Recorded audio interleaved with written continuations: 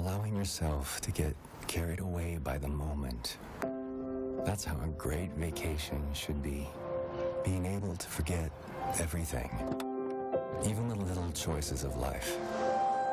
Having to choose between this or that, whether by car or on foot, whether visiting a museum or enjoying the terrace, whether reading a book or taking a nap, whether simple or sophisticated. Why not just leave it up to the moment and see where things take you? It's entirely possible when nothing is missing and everything is so close. Every path is the right path.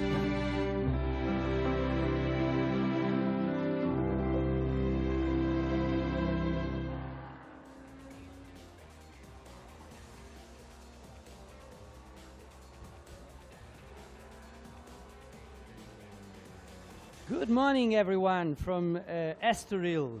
We are getting ready for the second day of this wonderful event, historic racing at its best, with wonderful, wonderful weather.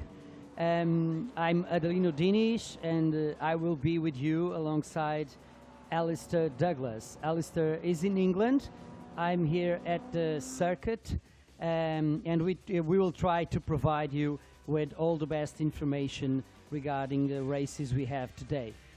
They are with very different types of cars. Alistair, what are you waiting actually? What is most?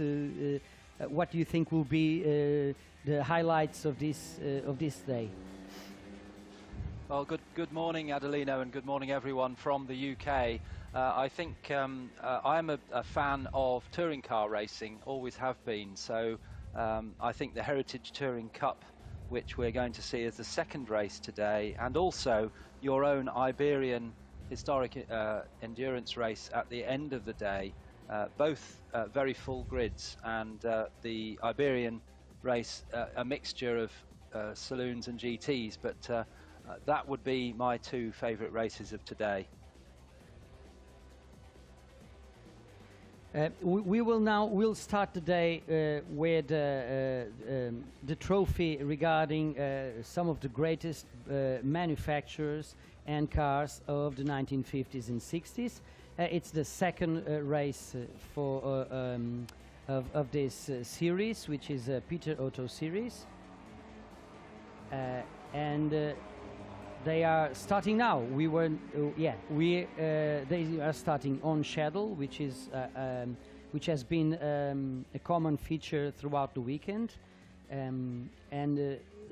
Alistair, can you tell us a bit about the cars that are racing here at the moment? Yes, well, the car's just turning into turn one, and we'll see them very good camera shots all around the circuit. We can see the cars as they go around. We're looking there at the very unusual DB.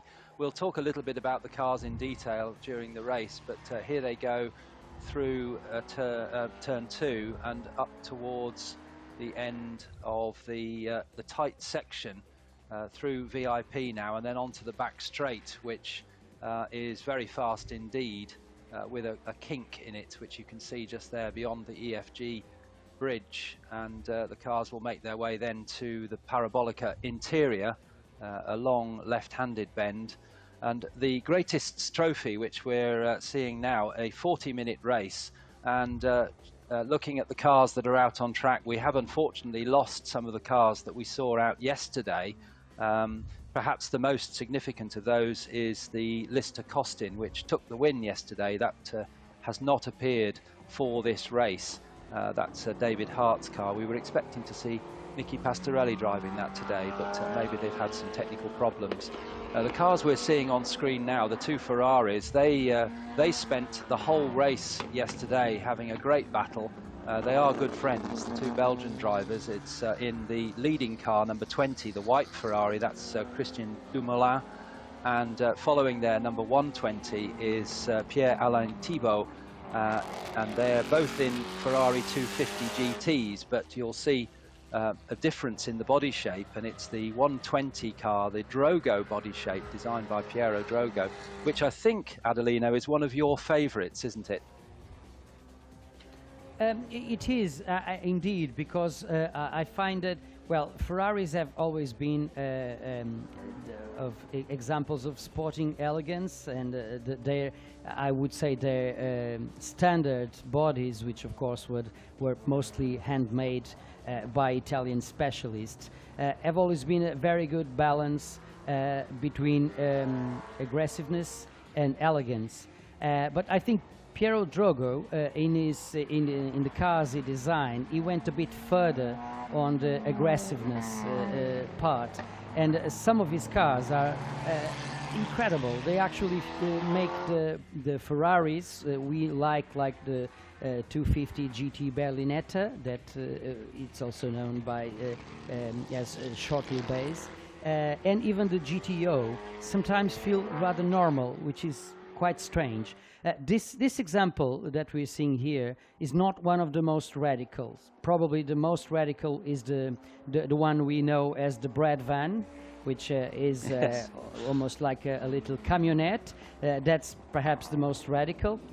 But there is another one, which was a body that was installed, replaced the original short wheelbase body in Rob Walker's car, which Sterling Moss took to victory in the Tourist Trophy at Goodwood in 1961. And that car received a Drogo body, and it came at Cascais, at the Cascais circuit for the Portuguese Grand Prix that was staged for Grand Touring cars that year. And the car was here, and as there was actually a 250 GTO in the same race, it became a legend, a myth, an urban myth of the two GTOs at Cascais.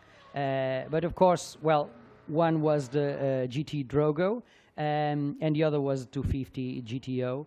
And this is, I think, a relevant history, because, as I told you yesterday, Sterling Moss has a connection with this car, and he was for us almost as if he was a Portuguese racing legend, because he raced here at several circuits, always mostly winning, and he was always very, very kind with the audience and the public, and he came quite a few times even after he retired, because of his big accident in 1962.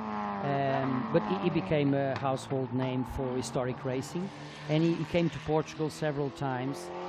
I had the fortunate experience of being with him for several of those occasions, and he was always very kind and attentive, always speaking to the last person as if it was the first one that he talked that day. So that's a really important feature for us. Sterling Moss was an important presence for us, and we miss him. I think everyone that accompanies historic racing misses his presence. But he will always be remembered when we see his cars and we talk about the history and his achievements. Also, we will have a celebration here of a Portuguese driver. You referred already to the Iberian Historic Endurance Race later on. It will be the last race of the weekend. It's dedicated to Nisha Cabral, internationally known as Mário Cabral. He was the first Portuguese Formula One driver, but he did way more than that. He was a gentleman, he was also a playboy, bon vivant, as we refer to him. But he was also a very handy driver in all types of cars. He raced Mini Cooper S's at Mallory Park. He raced Porsche 917 at Can-Am race at Watkins Glen. He raced in Cuba, in Havana, also in Africa, in Angola, where he had an accomplished career also. And he was also the first driver to win at the Autódromo of Estoril. The first race was a Group 2 race, in 1972, and Mario Cabral was the first winner. He would go on to win also the Group 1 race in that first weekend of racing at Estoril. So he's very well linked to what we're doing here, what we're living here at Estoril Classics. Just a final note to everyone who's at home, particularly the Portuguese audience. We're very sorry that we cannot share this with you this year because there is no access to the grandstands due to the pandemic times we live in. We will do, I know Alistair and I will do our best to make sure that you have the next best thing, and that is a live transmission of every race with insightful comments. With this, I now ask Alistair to give us an update of the race, because I got a little bit distracted with what I was saying. So, Alistair, please. Adelino, that's you do not need to apologise. The passion you have for motor racing generally, and Portuguese history and motor racing in particular, it's wonderful to listen to you. And I also met with Sir Sterling Moss, about 2 years before we lost him, to do an interview. And I agree with you. He was totally gracious.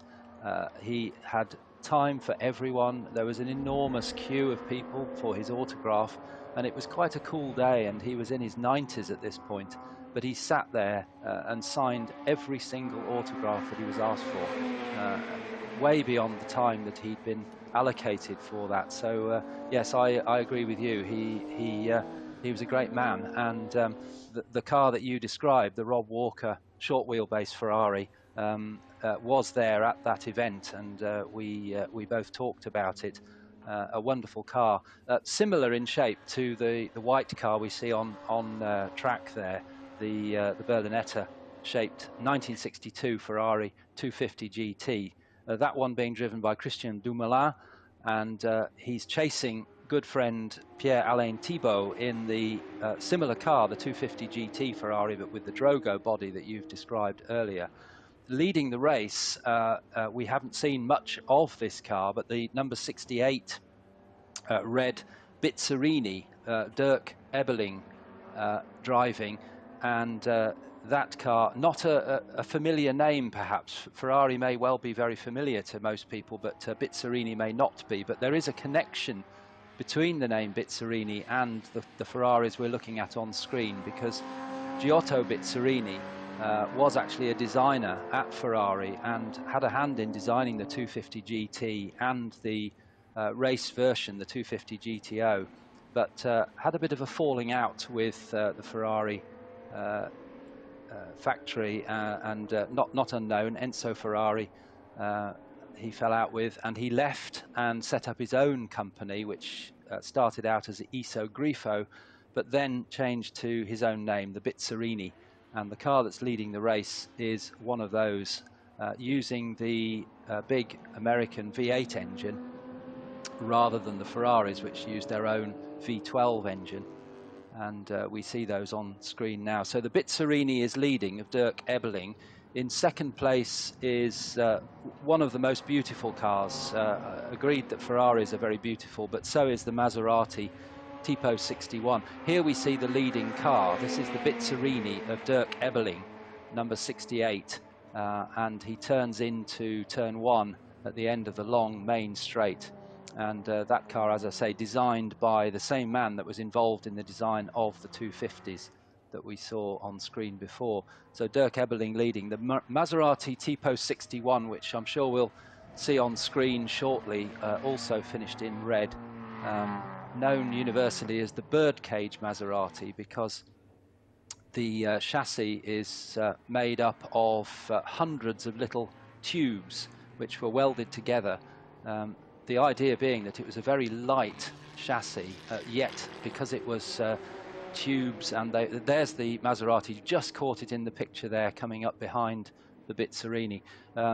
despite it being very light and the tubes being very small in diameter, because of the way they were designed and welded together, the car was very strong, and it's a great looking car. And we did get a shot yesterday when they came into the pits at the end of the race of down through the windscreen. We could see all the little tubes.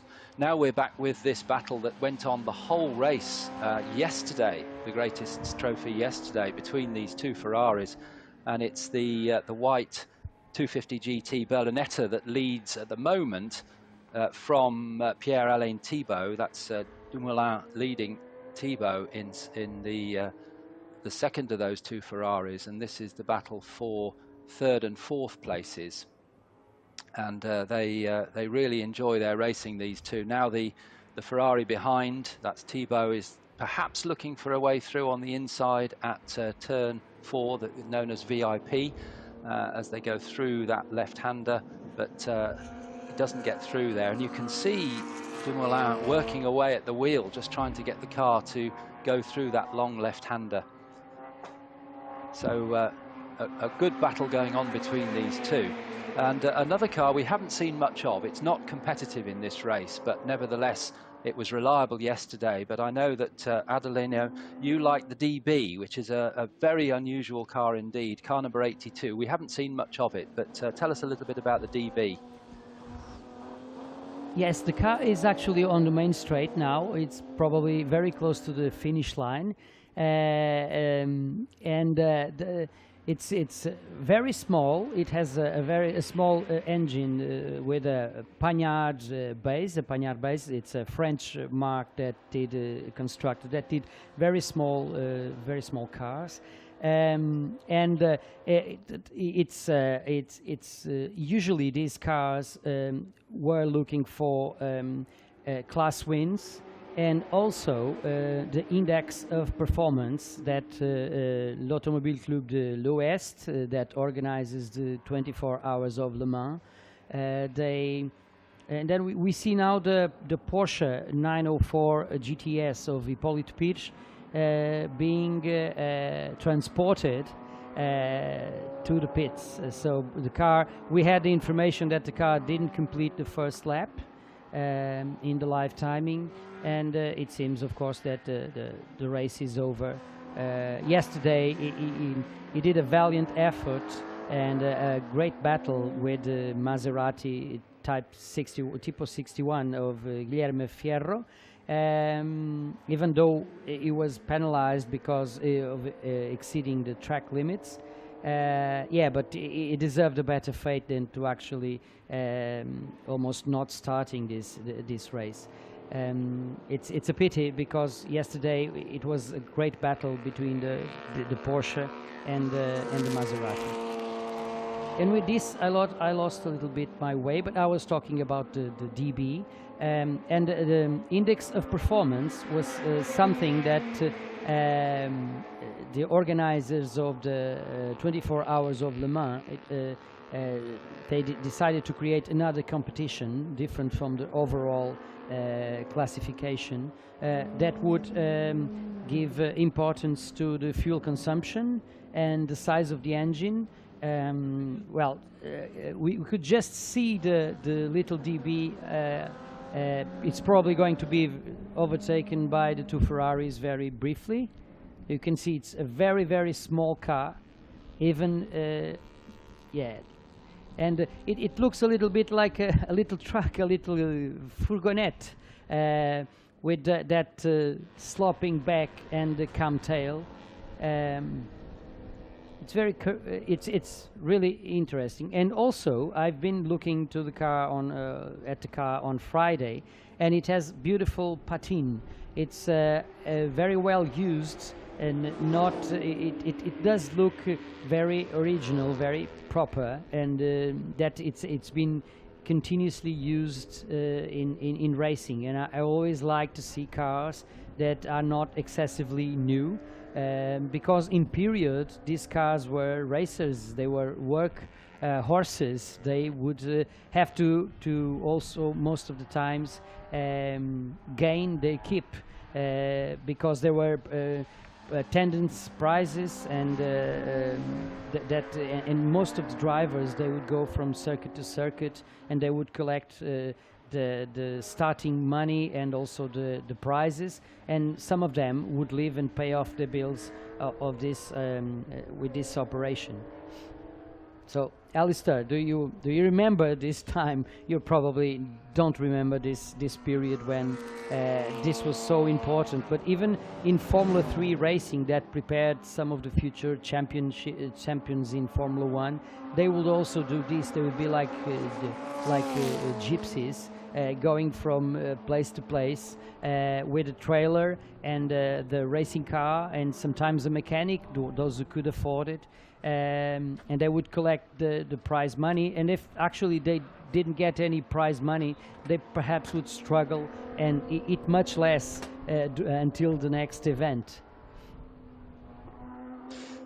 Yes, I do remember that time, and it was true of most racing drivers until quite recently. There wasn't really enough money in racing to be a professional racing driver, and generally Stirling Moss is recognised as perhaps the first professional racing driver, but even he had to do all sorts of races to earn enough money, and it wasn't he didn't just turn up and do a Grand Prix like most of the Grand Prix drivers do today. He actually would race perhaps in 1 or 2 support races at the same meeting, and then he'd go off the next week to somewhere else to do another race to earn some money. And it's very true, yes, they toured around Europe. We're looking now at this Maserati. I was talking about this earlier, we didn't have it on screen, but it is a very beautiful looking car with those wheel arches covering the wheels just higher than the body. This was in an attempt to make the car more aerodynamic, although as you can see there's no real aerodynamics in the car at all that we're used to these days, with wings and little fins everywhere. None of that. It's just a beautiful rounded car, and this is the car that's built up of these hundreds of little tubes, which if we get a shot of it going through the chicane where the camera is above the car, we've cut away now, but if we do get a shot of that from above, you'll see through the windscreen that you can see all the tubes. We've cut back now to this continuing battle between the two Ferraris of Dumoulin and Thibault as they come down the short straight to VIP, and I noticed that Thibault managed to get ahead a lap ago, but he's been passed again now by Dumoulin, so they are swapping places as they did throughout the race yesterday in these two cars. And it's great to see in the Greatest Trophy we see some of the great names of sports car racing from this period, and certainly Ferrari is one of those, although it's not repeated its wins at Le Mans for many years now. Despite trying, they've not managed it, and here we see them coming up through the chicane. This section of the track, Adelino was telling me yesterday that it rises 4 meters in a very short distance, so that's quite a steep uphill. It doesn't really come out on the pictures just how steep that section is, and it's very tight as well, isn't it, Adelino? Yeah, it is, and that's usually where some of the drivers exceed track limit. They tend to cut the corners. And the marshals are particularly careful with this. They describe this on the briefing, and they don't tolerate excesses here. But yeah, this chicane was introduced in the 1990s. It was a requirement because the previous corner that the drivers liked a lot, it was called tank corner. It replaced these two corners of the chicane. It was very fast, but didn't have a safety area that could provide an assistance and a safety exit if the car missed the braking point or needed a bit more space. So this had to be corrected for Formula 1, and the chicane appeared.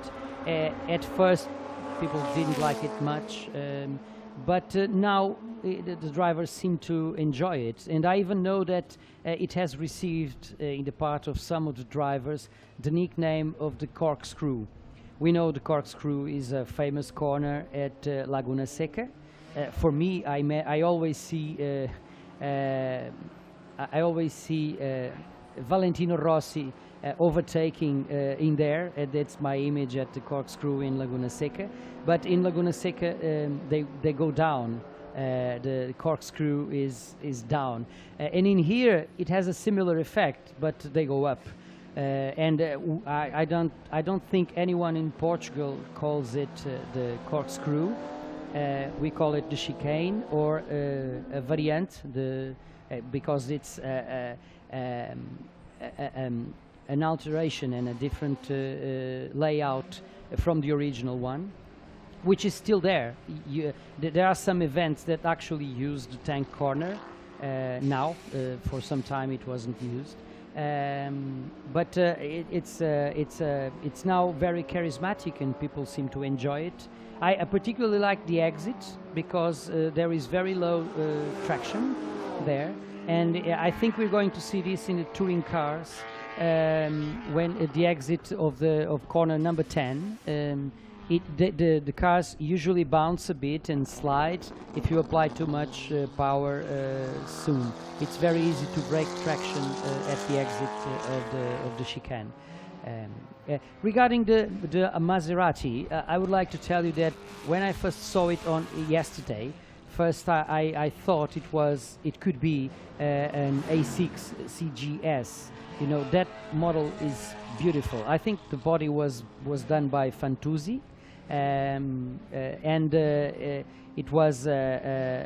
It's also like this. It seems like a sheet metal just put over the wheels, and in a way, this design of the Tipo 61, the bird cage, is a bit a revival of a car from the 50s, because you remember that between these cars, Maserati had the beautiful 300S, 150S.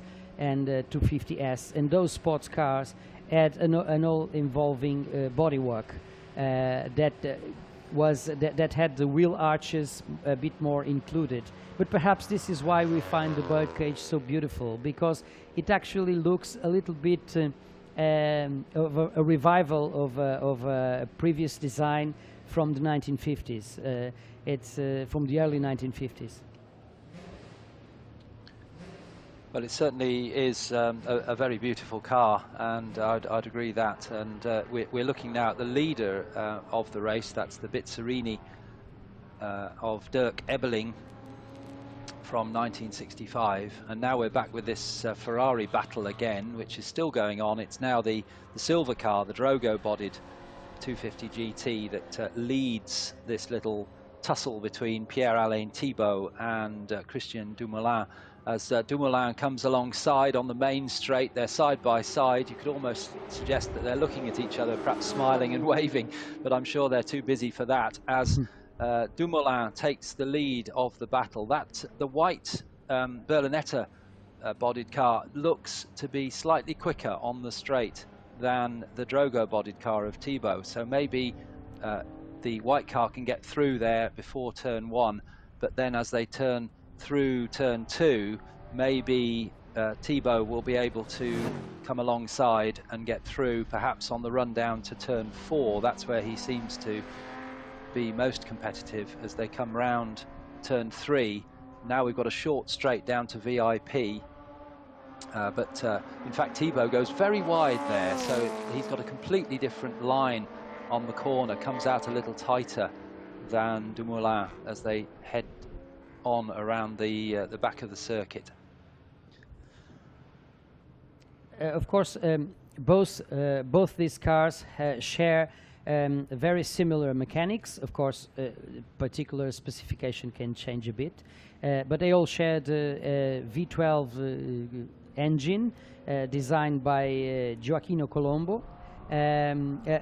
Design of the engine that actually was the mainstay of Ferrari models until the late 80s, if I'm not mistaken. So this is one of the classic engines, one of the better known classic engines of all times, and very with an incredible and distinctive sound. And in these particular models, they would range between 260, 280 brake horsepower, but later on the GTO would have a bit more and would have around 300 brake horsepower.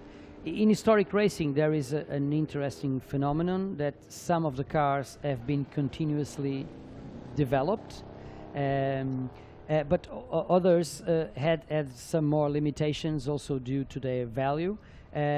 So in period, the Ferraris were usually the faster ones, but we've seen in historic racing the Jaguar, the E-types and the Cobras being consistently more faster and more competitive than they were in period. Is that the idea that you also have, Alistair?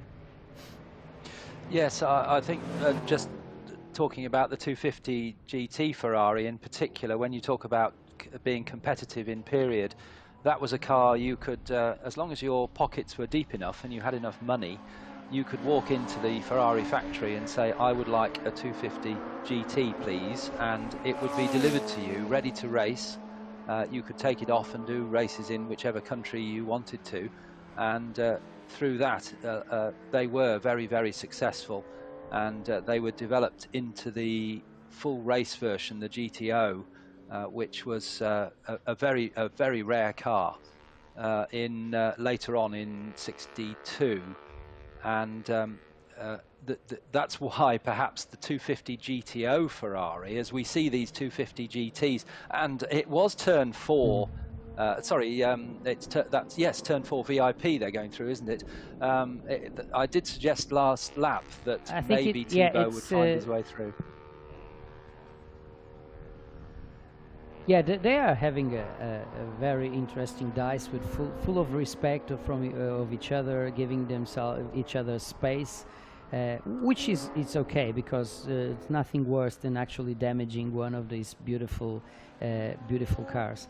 But yes, you had to, if you wanted to be competitive against the Ferrari, there were not that many choices you had. You could prepare a Jaguar, E-type Jaguar very well, and you'd be close. Or you had to perhaps have an Aston Martin DB4 GT, and then the Zagato, which could also be considered the true rival of the 250 GTO. But I think they were somewhat heavier than the little Berlinettas from Ferrari that had an advantage, I think, also in terms of road holding, and in the corners they were probably a bit faster. But yes, the Cobras were a good match because they were very, very powerful. And also had very good drivers. They had like Dan Gurney, Ken Miles, and they were very very competitive against the Ferraris, and the Daytona that we saw yesterday racing. We saw a few of those cars racing yesterday. They were very competitive, particularly at Le Mans, as they were considerably more efficient in aerodynamic terms than the Cobra, which was a traditional sports car.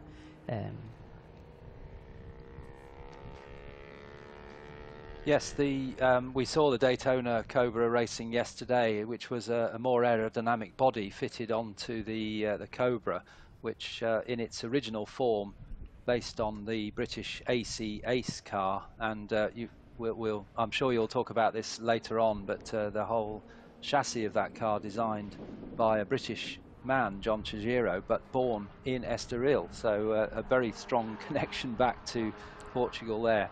They were trying to remain competitive with Ferrari's cars, and the Ferrari 250 GTO, of which there were only 39 made, and that's why they now command many millions of pounds when they change hands, which is very rarely.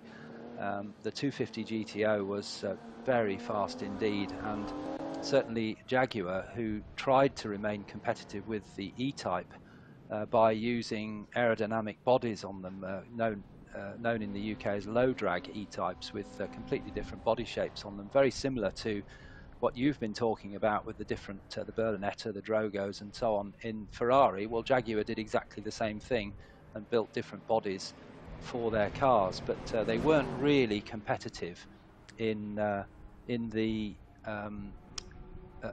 period, because the Ferrari was so fast. And you've mentioned the Aston Martin DB4 as well, very competitive, and they also built cars with different bodies. They had the design project cars, DP as they were known, DP 212 and 214 and 215, which all these cars still exist, and they do appear occasionally in race meetings.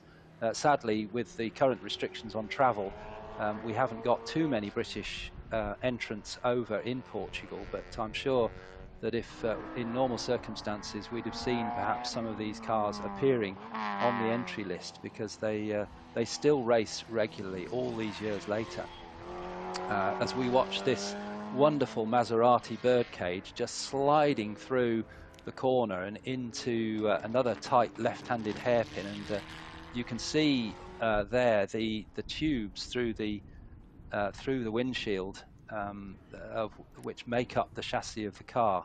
As we return to our continuing Ferrari battle, which is going through VIP, no, that's Parabolica Interior, I'm sorry, I think there, as they head off towards Aurelia, which for us in the UK translates to ear, which Adelino was telling me when we were talking about the circuit. The corner is shaped a bit like an ear. Well, that's a great name for a corner. As they turn into the tight section, turn 8 leads them into this new chicane, which Adelino was just describing to you. Very tight, there they go, left-handed and right-handed, steep uphill, and that leads them into the S's, which are fast sweeping corners we can see now on screen, the right and then the left. And then that takes us to the final long right-hander, known as the Parabolica Ayrton Senna, which leads them out onto the main straight. Very similar to the Monza circuit, which has the Parabolica, a long right-handed corner leading onto the main straight. Now we're looking at this little DB, a very unusual car, and you were talking earlier about the fact that it was built not so much for outright speed to win the race, but to win the index of performance, and that was all based on the usage of fuel. It occurred to me when we saw that car from the side how rather similar it is in body shape to the modern hybrid cars, such as the Toyota Prius with the cam tail at the back. Just a very similar idea about aerodynamics and keeping the car efficient as they go through the air. Yes, the big difference is now that all modern cars are designed by computer most of the time, and with production limitations always on mind. And these cars were all one-offs, and there was a true artistry to actually molding the body to look like this. Even though, well, I wouldn't say it's pretty. I wouldn't say it's the most beautiful shape ever made, but it certainly is distinctive, and it's a bit function before form, which is okay. I actually don't. I'm not sure if there were too many calculations in terms of aerodynamic drag, or if this was more like a feeling that if the car had this type of shapes, it would be aerodynamic efficient, and it would use up less fuel, and it would be faster on the straights. But it does look. I always enjoy when in the races you have several different types of shapes of cars and several different approaches. In here you have 3 Italian cars, then you have the French car, and even between the Italians they don't seem to agree which would be the best and fastest shape, even though there is of course a clear difference, because the Maserati we're seeing now is a sports car, and Ferraris are GTs. But still, it's wonderful to just see all this difference. And particularly yesterday we saw how you had a Morgan and an MGB and AC Cobras and Jaguar E-Types and the Lotus Elan, and all of them, they do well, they go very fast, so there's a different approach. And I think it's fair to understand that most of the cars today are very similar. And we lost that because the personality and even the nationality, the different approach the countries had and the manufacturers had to different solutions. That's what makes historic racing so rich. Well, the design of the bodies was obviously important to all the manufacturers, and so we, as you've just described, the different shapes of the cars. And one of the great designers of the period of the 50s and 60s, John Cooper, in his sports car, which had a type number 39, was also known as the Cooper Monaco, but that appeared with a cut-off tail, a flat back on it, rather like the Ferrari we're looking at there, with a very rather than the rounded shape we see in the white car, the very flat back on it. And we over here call it the Manx tail Cooper, but it was also known as the bobtail in America, and that was 1955, and it had this cut off flat back on it. And trying to sort of protect his idea, when John Cooper was asked why the car had this flat back on it, his reply was, well, it wouldn't fit in the back of the truck, so I just cut the back off it so we could close the door, which wasn't true at all, of course. He was just trying to protect his idea. We're on the final lap now, and we're looking at the leader. Yeah, I just said the Cooper Monaco, it had a central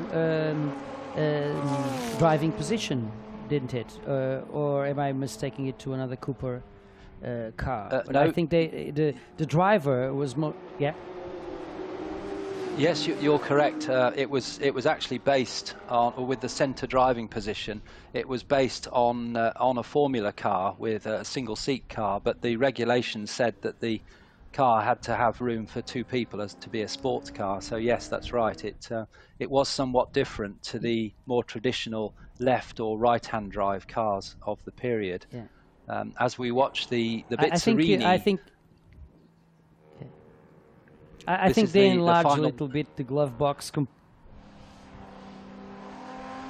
Yes, I was just saying that they arranged for some space there, padded, and they said that someone could sit there, even though, of course, it would be very difficult for someone to actually, in a real size, to actually sit there.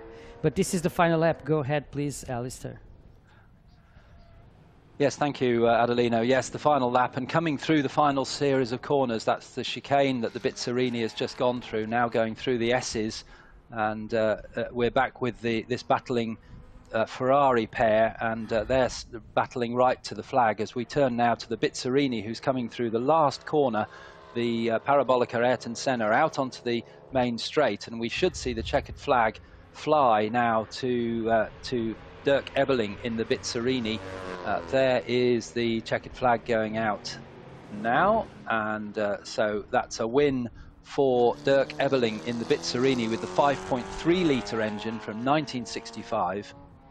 A really dominant win from him, but the Maserati is going to be second. This is Guillermo Fierro coming through not so far behind. I think the gap around about 30 seconds to the Maserati, and it's a shame he didn't have his race-long duel with the Porsche this time. And you mentioned earlier the Porsche retired on the first lap, unfortunately, but they raced together the whole race yesterday. The Maserati finishes in second place, Fierro. The gap in the end, 36.4 seconds. Now we've got this battle between the two Ferraris coming onto the main straight, and it's going to be a third place for Dumoulin, who beats good friend Pierre-Alain Thibault in the other 250 Ferrari with a different body shape. They cross the line third and fourth, And the gap between those two in the end was 0.6 of a second, which I think was about the most it had been the whole race, because they were swapping places throughout.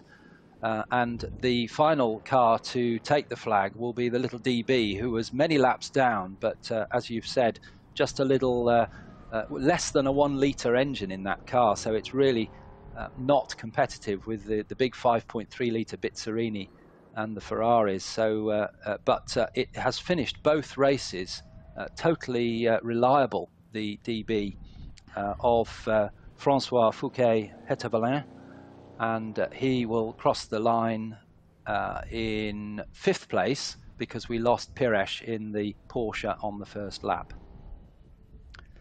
So the Bizzarini coming round to come back into the pit lane, and we should hopefully see the podium shortly. Adelino.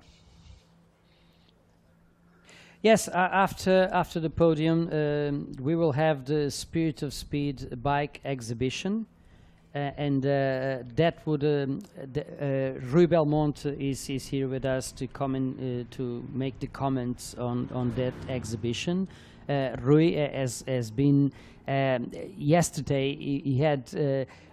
He was always bringing us great appointments of interviews with the drivers and the podiums, and it was really a great contribution to our transmission.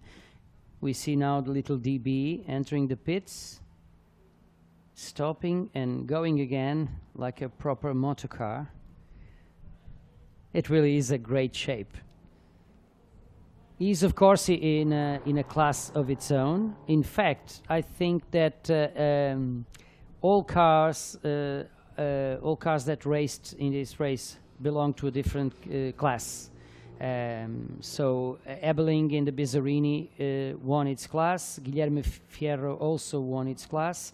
And even the Ferraris, they belong to different classes also. So yeah, just five car race. Still, the cars were beautiful and gave us a lot of opportunities to talk a little bit about these beautiful brands and important brands like Maserati, Ferrari, and even the DB and the Bizzarini.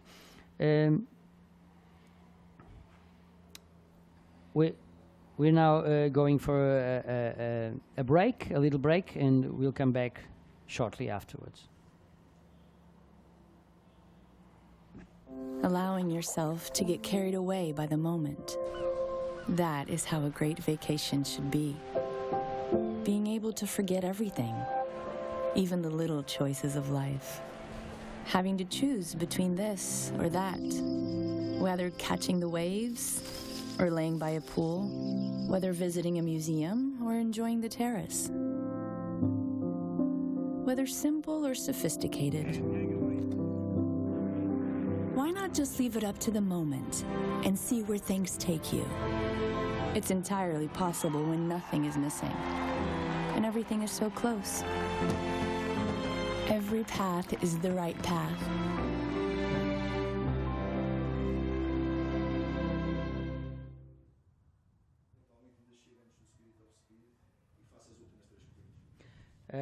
I have with me already Rui Belmonte, just in place to start describing us what's going to happen in the Spirit of Speed bike exhibition.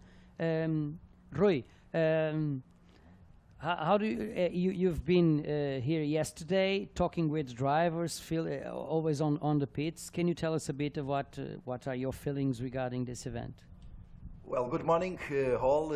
First of all, I think that the drivers are passionate about Estoril, about Cascais, and of course about the racetrack. It was a fantastic first day of racing yesterday. The last race was an awesome race.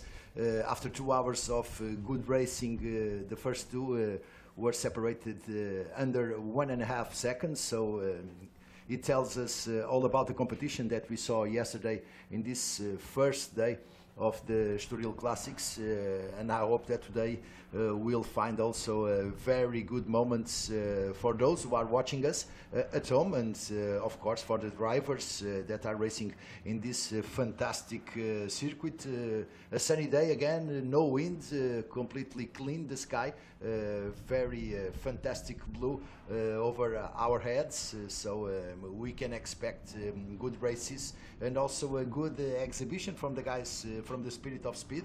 We'll have for sure good moments to remember. I was a few moments ago at the tent where the bikes are before they leave to the track for this 15 minutes exhibition, and we have historic bikes, fantastic bikes, bikes that were ridden by riders like Andrea Iannone in the MotoGP category, Ducati, a fantastic Ducati, also a Honda that Michael Rutter took in Macau to win one of these 7 wins. Fantastic bikes with a lot of history from World Superbike, Kawasaki from Akira Yanagawa, Works Kawasaki from Team Eckel at that time, also a Honda RC30 that belonged in racing spirit, of course, to Stefan Mertens, one of the pioneers of the World Superbike Championship back in 1988, and in the first years of that series. He rode probably the bike also here in Estoril in the first moments of the World Superbike Championship, 88 and 93. They were the first and the only moments that World Superbike was here at this racetrack. They will come back next week to end the 2020 season, so it will be also a good moment. They are leaving for the track at the moment. The bikes, we also have a pattern bike, a fantastic pattern, also Michael Rutter's bike, that's one with the British rider at Macau, an ex-Patrick Ponche Team Sonoto Yama 350 TZ from 1978. Beautiful bikes also ridden by famous riders, 2 strokes, 4 strokes, also a Northern 750 John Player Space Frame F750 bike from the transatlantic matches. It was a Works bike, also a Northern team back in 1976.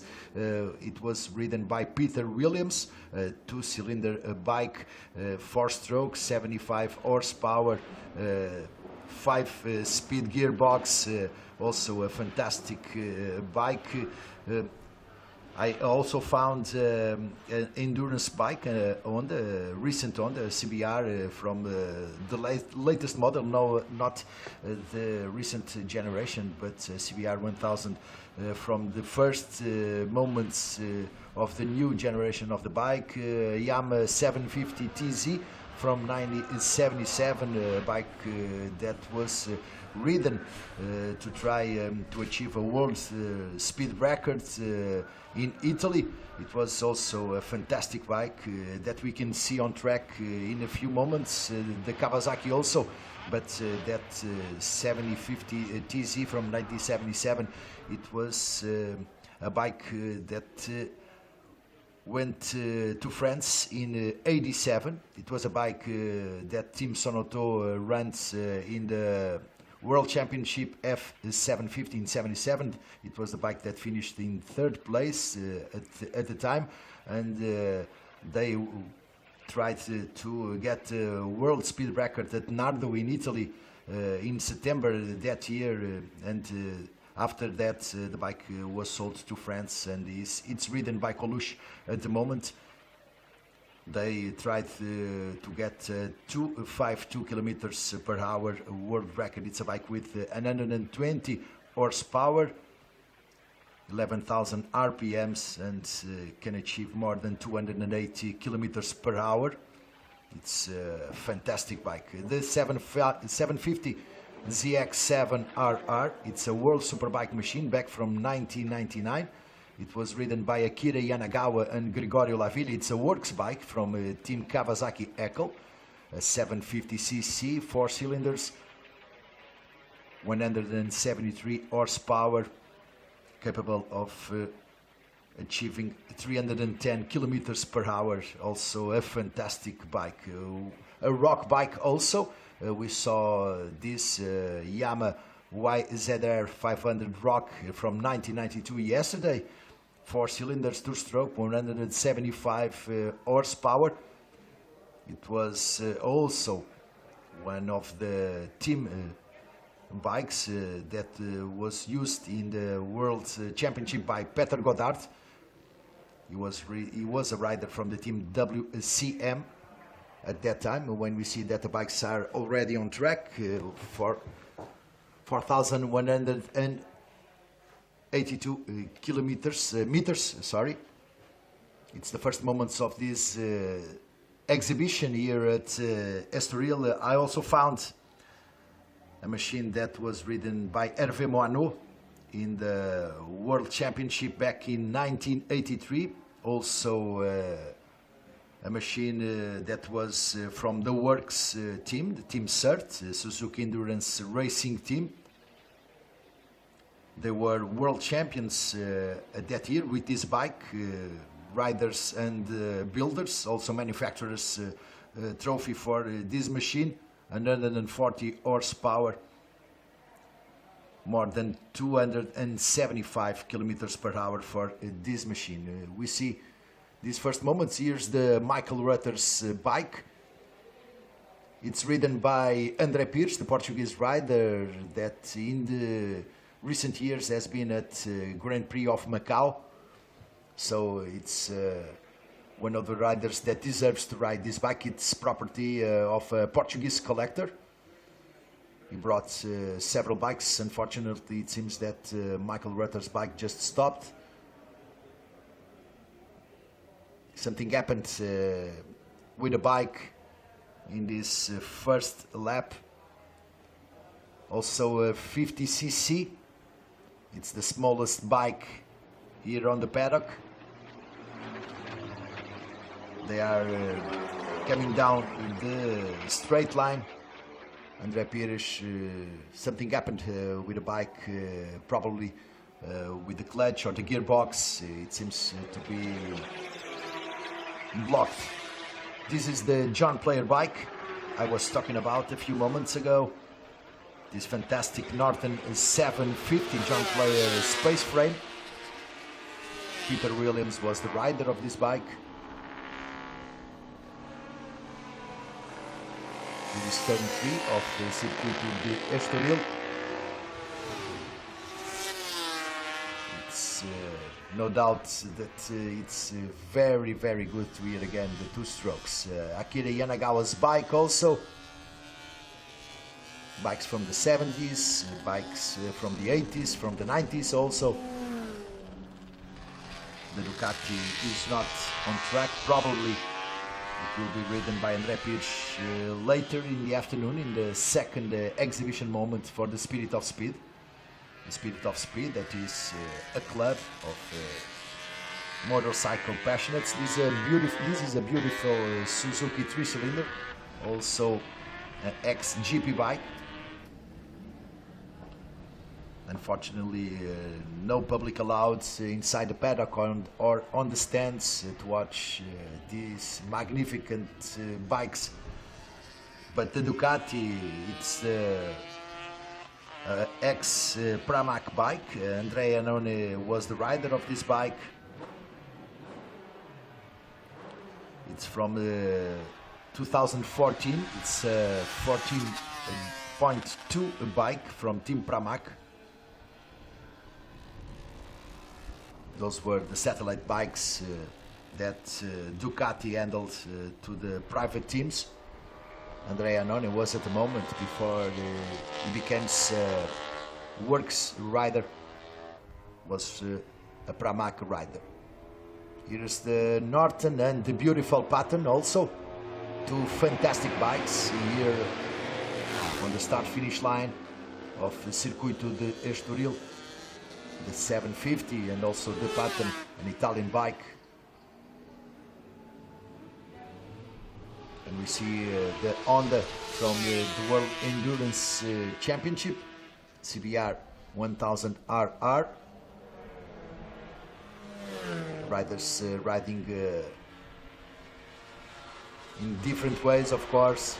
Some of them want to go fast, others don't want to go fast, and they ride as they want. This is an exhibition now. Beyond pulls the hammer down,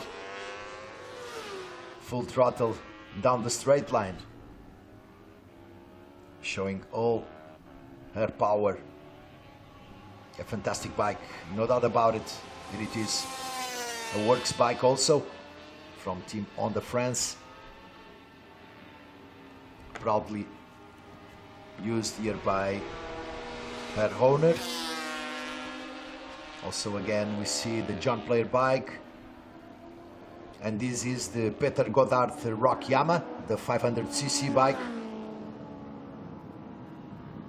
Back in the days of the 500cc's in World Championship, in MotoGP,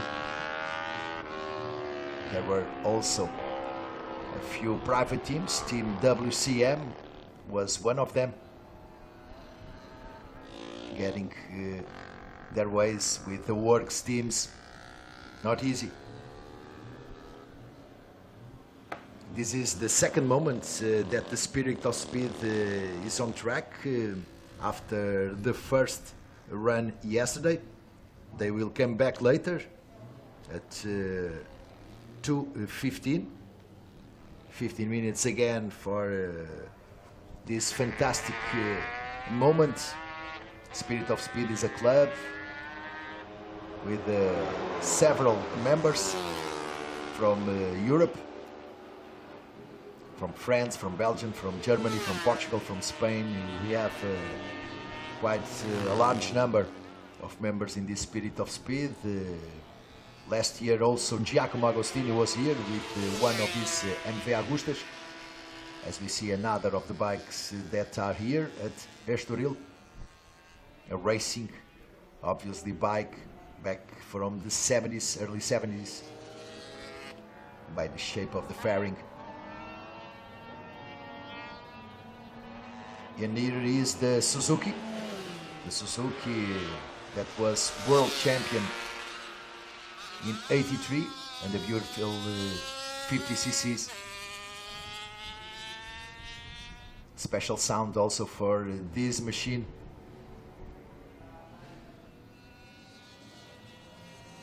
Also a very special way to ride these bikes. Angel Nieto was, of course, the famous name riding this kind of bikes. Here it is, the Suzuki, a works bike from the third team, a team from Dominique Melian,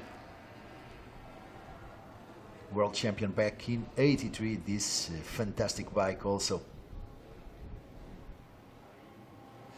A very special bike, no doubt about it.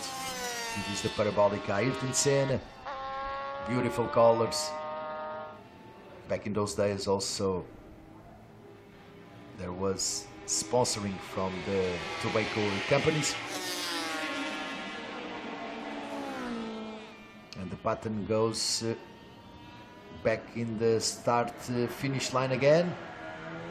Now this is not the pattern, it's also a four-stroke. Very beautiful bikes here at Estoril for these 15 minutes that we proudly show everyone that is watching us this beautiful Sunday. A sunny day, perfect day for racing in one of the best racetracks in Europe. Also another TZ. This is a 250. Another Yamaha. We have quite a few Yamahas, 750s, 250s, and also the 500cc from Team WSM. This is a 250 bike.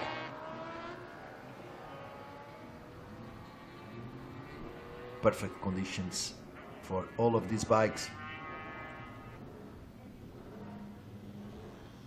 And also the Honda, once again, in the chicane. This is the slowest part of the circuit.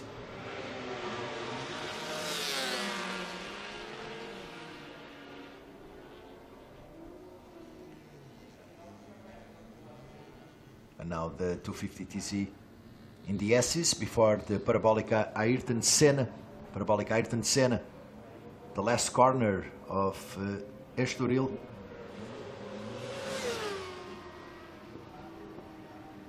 And there it is, the beginning of the start finish line.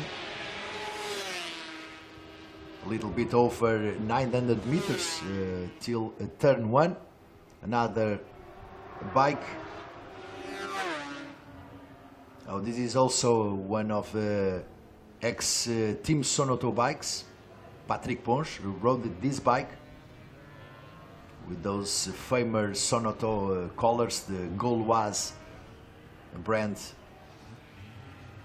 for very long period was together with Team Sonoto. The French proud, of course, also with the GPA brand of helmets. And here is the Rock 500cc. Some of these bikes were used here in their racing days. Last year that MotoGP was in Estoril was in 2012. Already in MotoGP and 4-strokes generation for all the classes. But in the year 2000, with the team WCM, Gary McCoy won here with Yamaha, with the beautiful blue colors from Red Bull at the moment.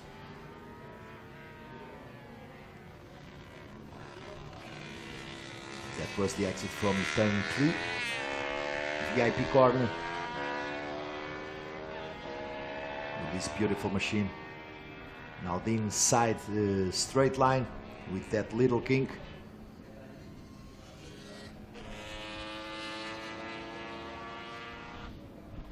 And the Parabolica, the inside Parabolica at the end of the straight. Fantastic. This 500cc bike from Team WCM. And this is Akira Yanagawa's bike alongside Gregorio Lavilla back in '99. Gregorio Lavilla, who is at the moment the sports director for the World Championship, the Superbike World Championship. Spanish rider alongside a Japanese rider.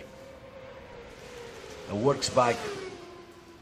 Perfect conditions also for this bike, 750 cc's. A very, very fast bike. Also a bulky one like all the Kawasaki's. Back in the days they ran 750 cc's engines. Also Honda with the RC30, Yamaha with the 01, OW01, and the Suzuki, the beautiful yellow Suzuki. The only two bikes with headlights, of course, the bikes from the World Endurance Championship. The World Endurance Championship that was here at Estoril 3 weeks ago. It was the last round for the 2019-2020 championship.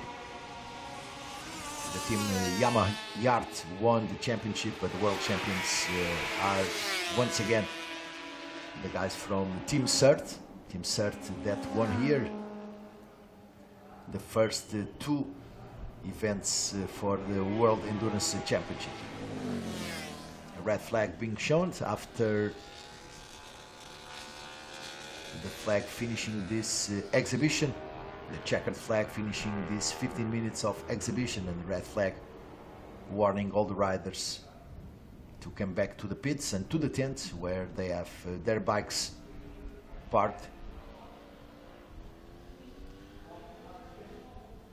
And here is the beautiful Honda RC30, a Dolda preparation bike that was used by Stefan Mertens, also in the World Superbike Championship, and with that beautiful one-sided swing arm. This was a bike that won the first two World Superbike Championships with American Fred Merkel. back in 1988 and 1989 with the Team Rumi colors, the famous black and pink colors from Team Rumi, an Italian-based team that gave on the first two wins in the World Superbike Championship. The Kawasaki from Akira Yanagawa, a works bike, a full works bike, 170 horsepower back in 1999. And all the riders are getting back to the pit lane after these 15 minutes. We also see already that there's a lot happening in the pit lane. Everything getting ready for the next race, Heritage Touring Cup. 1 hour race, that for sure will be a fantastic race before the Group C racing and the Classic Endurance racing. They will have 2 races today, 60 minutes for each of one. Then the Formula Ones will be on track before the coming back of the bikes, Spirit of Speed, a little after 2 o'clock. Bikes coming back to the pit, closing their first moment of the day. The Suzuki and the little 50cc, the smallest bike, a little B in this fantastic paradise that is Circuito of Estoril. Also the Norton, the 750 bike with the John Player space frame.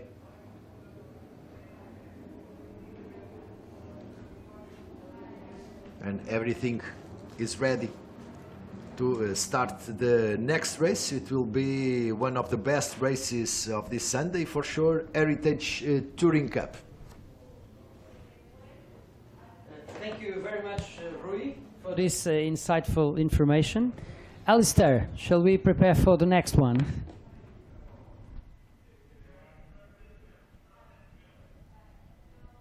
Yes, thank you, Adelino. We're on track again. I think we have, we'll have a short break and we'll come back just after it. Allowing yourself to get carried away by the moment. That is how a great vacation should be. Being able to forget everything, even the little choices of life.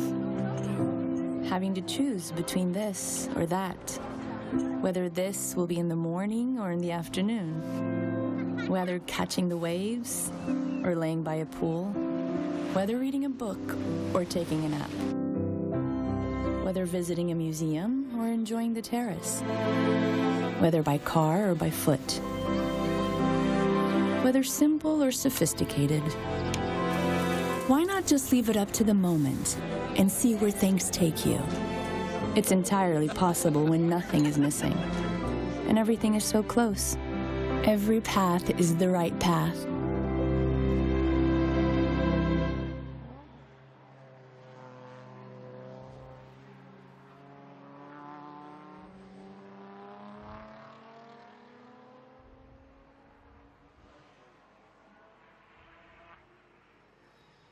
Thank you very much. We're Yes, back.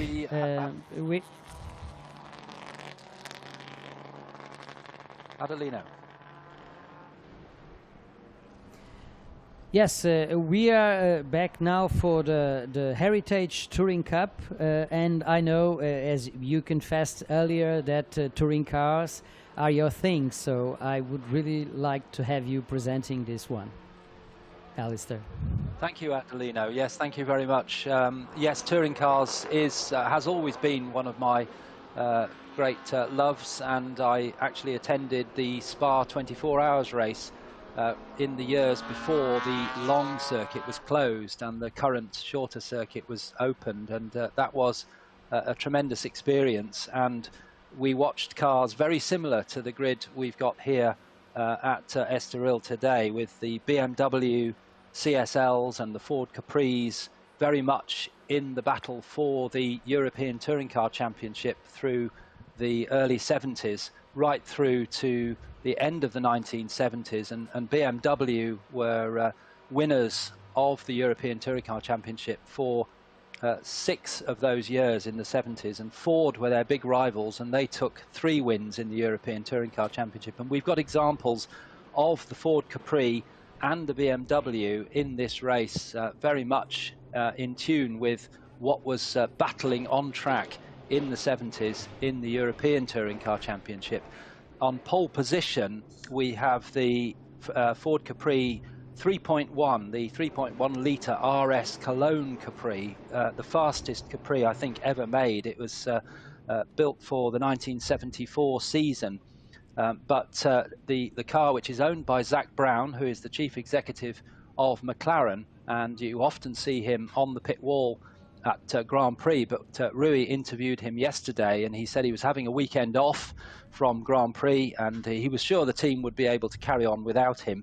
But his car, an absolutely wonderful car. We're looking actually at the car in second position on the grid, which is a similar RS 3.1 Capri, to be driven by Christian van Riet, car number 72, as you see, with the co-driver Caroline Griffney, and that's on second position on the grid. This is the pole position car, the blue and white Capri, which is an original Ford Works car, which was driven by Jochen Mass and Rolf Stommelen in 1973.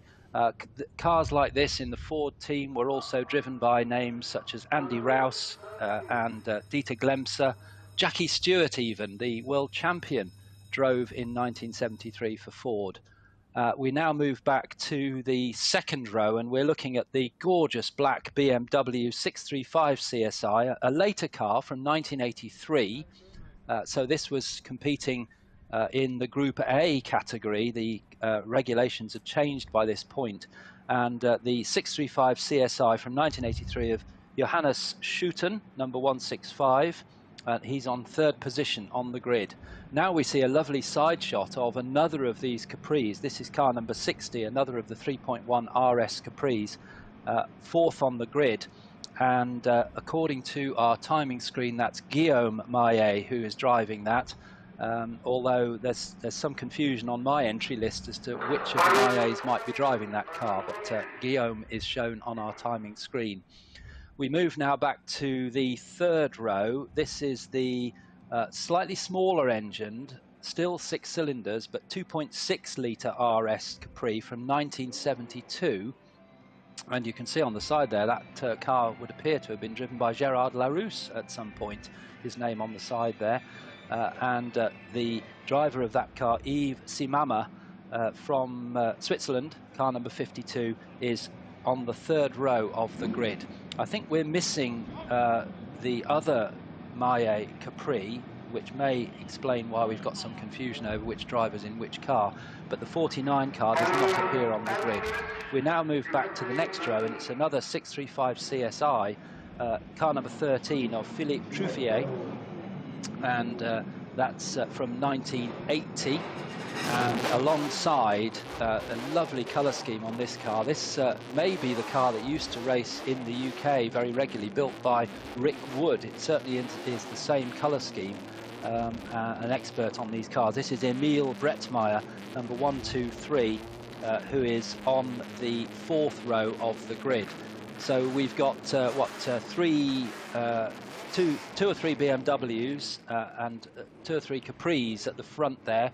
We're now looking towards the back of the grid from a long shot with the camera, and you can see the 2 cars on the left-hand side. Those are Escort Mark 1s, Ford Escort Mark 1s, very, very successful in saloon car racing. In the earlier years, they were released in 1967, replaced by the Mark II Escort in the mid-70s. But the Mark I Escort, very successful in Europe and in the UK, and took wins in the British Saloon Car Championship with Australian driver Frank Gardner at the wheel, prepared by a British preparer called Broadspeed, Ralph Broad, who ran that team. And I noticed in some of the pictures that Adelino sent me over the email on Saturday morning, Friday night, Saturday morning, that some of these escorts finished in broad-speed colours, which is lovely to see. The one at the top of the screen there, indeed, finished in broad-speed colours as the cars go off on their warm-up lap. And a very big grid indeed. As you see, we're scheduled to have about 20 cars on this grid. And at the back there, cars from an earlier era, the Ford Mustang. I'm sure we'll see some of those, some shots of those during the race. The big V8 Mustangs from a much earlier period, 1965 those. So not really competitive with the much later Capris and BMWs at the front of the grid, but nevertheless very exciting cars to watch, lots of power and not too much grip as we see the cars going round their warming up lap to the back end of the circuit following the safety car. We've been told that Dario Franchitti will be driving the Capri in this race. But we did find yesterday that sometimes it wasn't always the driver we saw on screen, but we're using that as our guide. Dario Franchitti, we believe, is driving the Capri of Zach Brown. And Dario Franchitti, I suspect most of you may know that he is a multiple IndyCar champion, 4 times IndyCar champion in America, and 3 times winner of the Indy 500. He also had huge success in saloon car racing in the DTM, the German Touring Car Championship, as well for Mercedes. So a very, very experienced driver who unfortunately had to give up top-line racing after a very, very nasty accident in an IndyCar race where he broke his back, was advised that he should never race again, which he didn't, and then after some years with the developments in medical science, he's had further operations and is now okay to race again, but not at the professional level. So does it purely for enjoyment. As the cars come through the S's, and they're starting to form up now side by side for the rolling start. So on the nearest to the camera at the front, the blue and white number 113, Dario Franchitti driving that. On the other side of the track, the red and white Ford Capri, Christophe Van Riet, another very quick driver indeed, alongside. Behind them on the second row, we've got the Ford Capri in blue and white of Guillaume Maé and the BMW 635 CSI in black of Johannes Schuten. As they make their way up to the start line, the pace car pulls in, so they're happy with the formation of the grid. The lights will be on at the moment, telling the drivers they can't yet start. When the lights go out, they will put the throttle down and they'll be on their way down to turn 1, and off they go now, and for a 1-hour race up to turn 1 they go, and it looks like Dario Franchitti has made a good start and holds the inside line as they turn into turn 1. Christophe Van Riet in second place, and the rest of the cars streaming through the right-handed corner at turn 1. Now they move down towards turn 2 and out of turn 2 into the tighter hairpin turn 3. Van Riet looking for the inside, but tremendous experience from Dario Franchitti. He holds that inside line, protects his lead as they head off towards VIP, where they go round now, and then down the back straight through the kink, which is flat out in these cars. They move to the left and then cut to the right to try and straighten that corner, and then they'll head off down towards the Parabolica interior, and leading is Dario Franchitti, but you can see Christophe Van Riet still close behind in that similar RS 3.1 Capri. Similar car in third place as well, the blue and white Guillaume Maé car.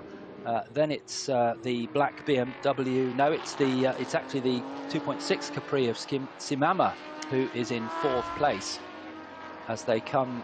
The yellow car is ahead of the black BMW, so a good start from Simama from the third row. In car number 52, you'll see the yellow car turning up now through the chicane with the black BMW of Johannes Schuten in fifth place behind him, and in sixth place is the number 13 car from row 4, which is Truffier's BMW. As the cars head round to complete the first lap, going through the parabolic at Ayrton Senna out onto the main straight, and we'll see them cross the line for the first time, and it's showing as Van Riet leading. Where is Franchitti? I think it may be, is Franchitti coming into the pit Franchitti lane? is pitting. Yeah.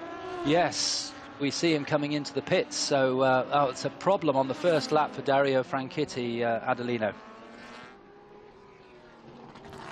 Yes, it's very unfortunate. This car was very dominant with Franchitti in practice. They were considerably faster than everyone else. And Franchitti was delighted, we saw it yesterday, to race this car here. So we really hope that they can solve the problem and that the car can return to the track. Even though it might be difficult for it to actually achieve a good position, but at least they could have some fun and we could see a bit more of this car. I'm very impressed with the quality of the liveries of these cars.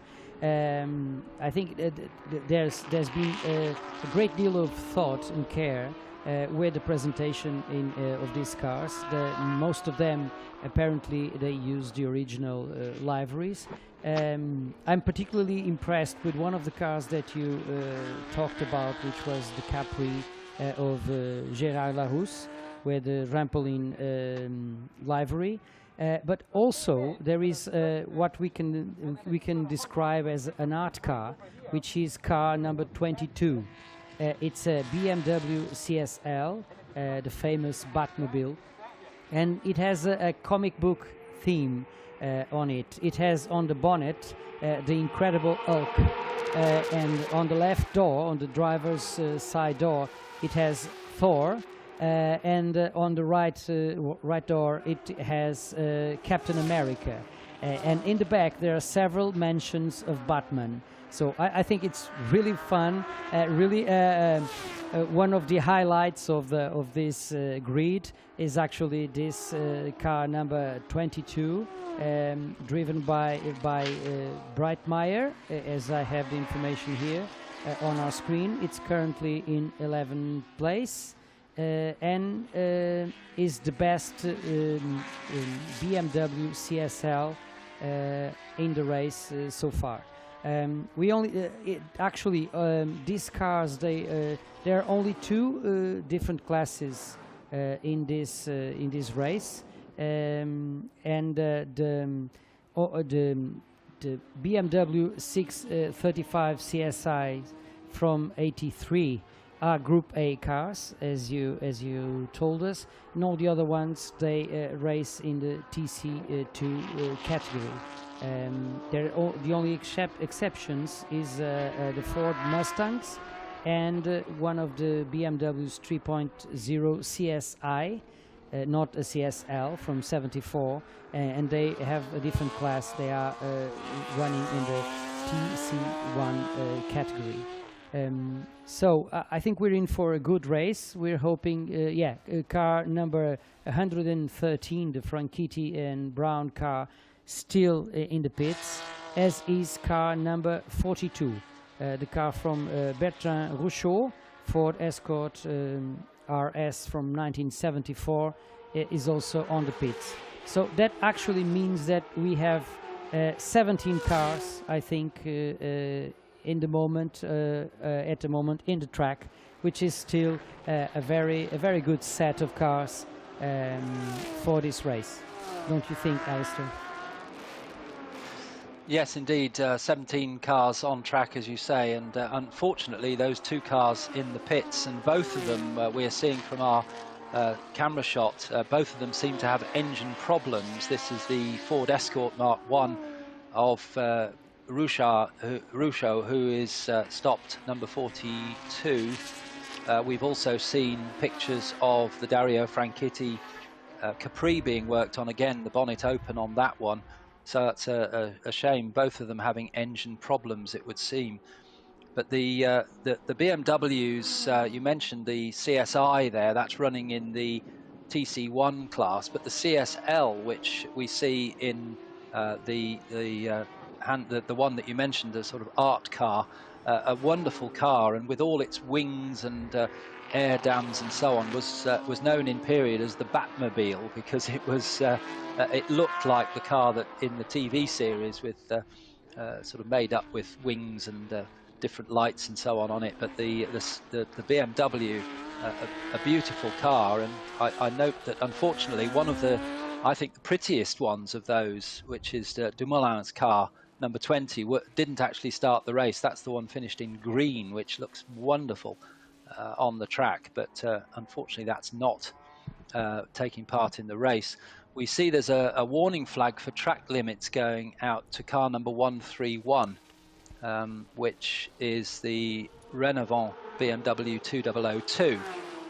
That's an earlier car from BMW, also very successful in touring car racing, but a smaller car with the 2-litre engine, and from 1971. We saw penalties dished out yesterday for track limits, and it did affect some of the results in the races, and some drivers didn't seem to understand that once they'd been warned, they needed to stop going over the curbs, because they were picking up quite hefty penalties.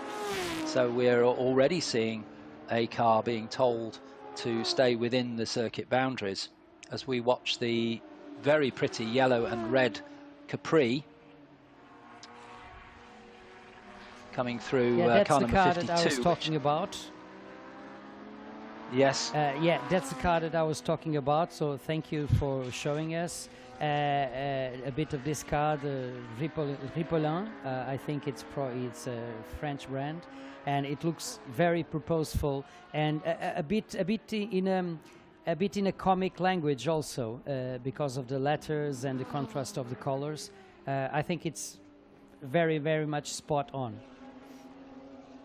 Unfortunately, it seems that the Escort is retiring.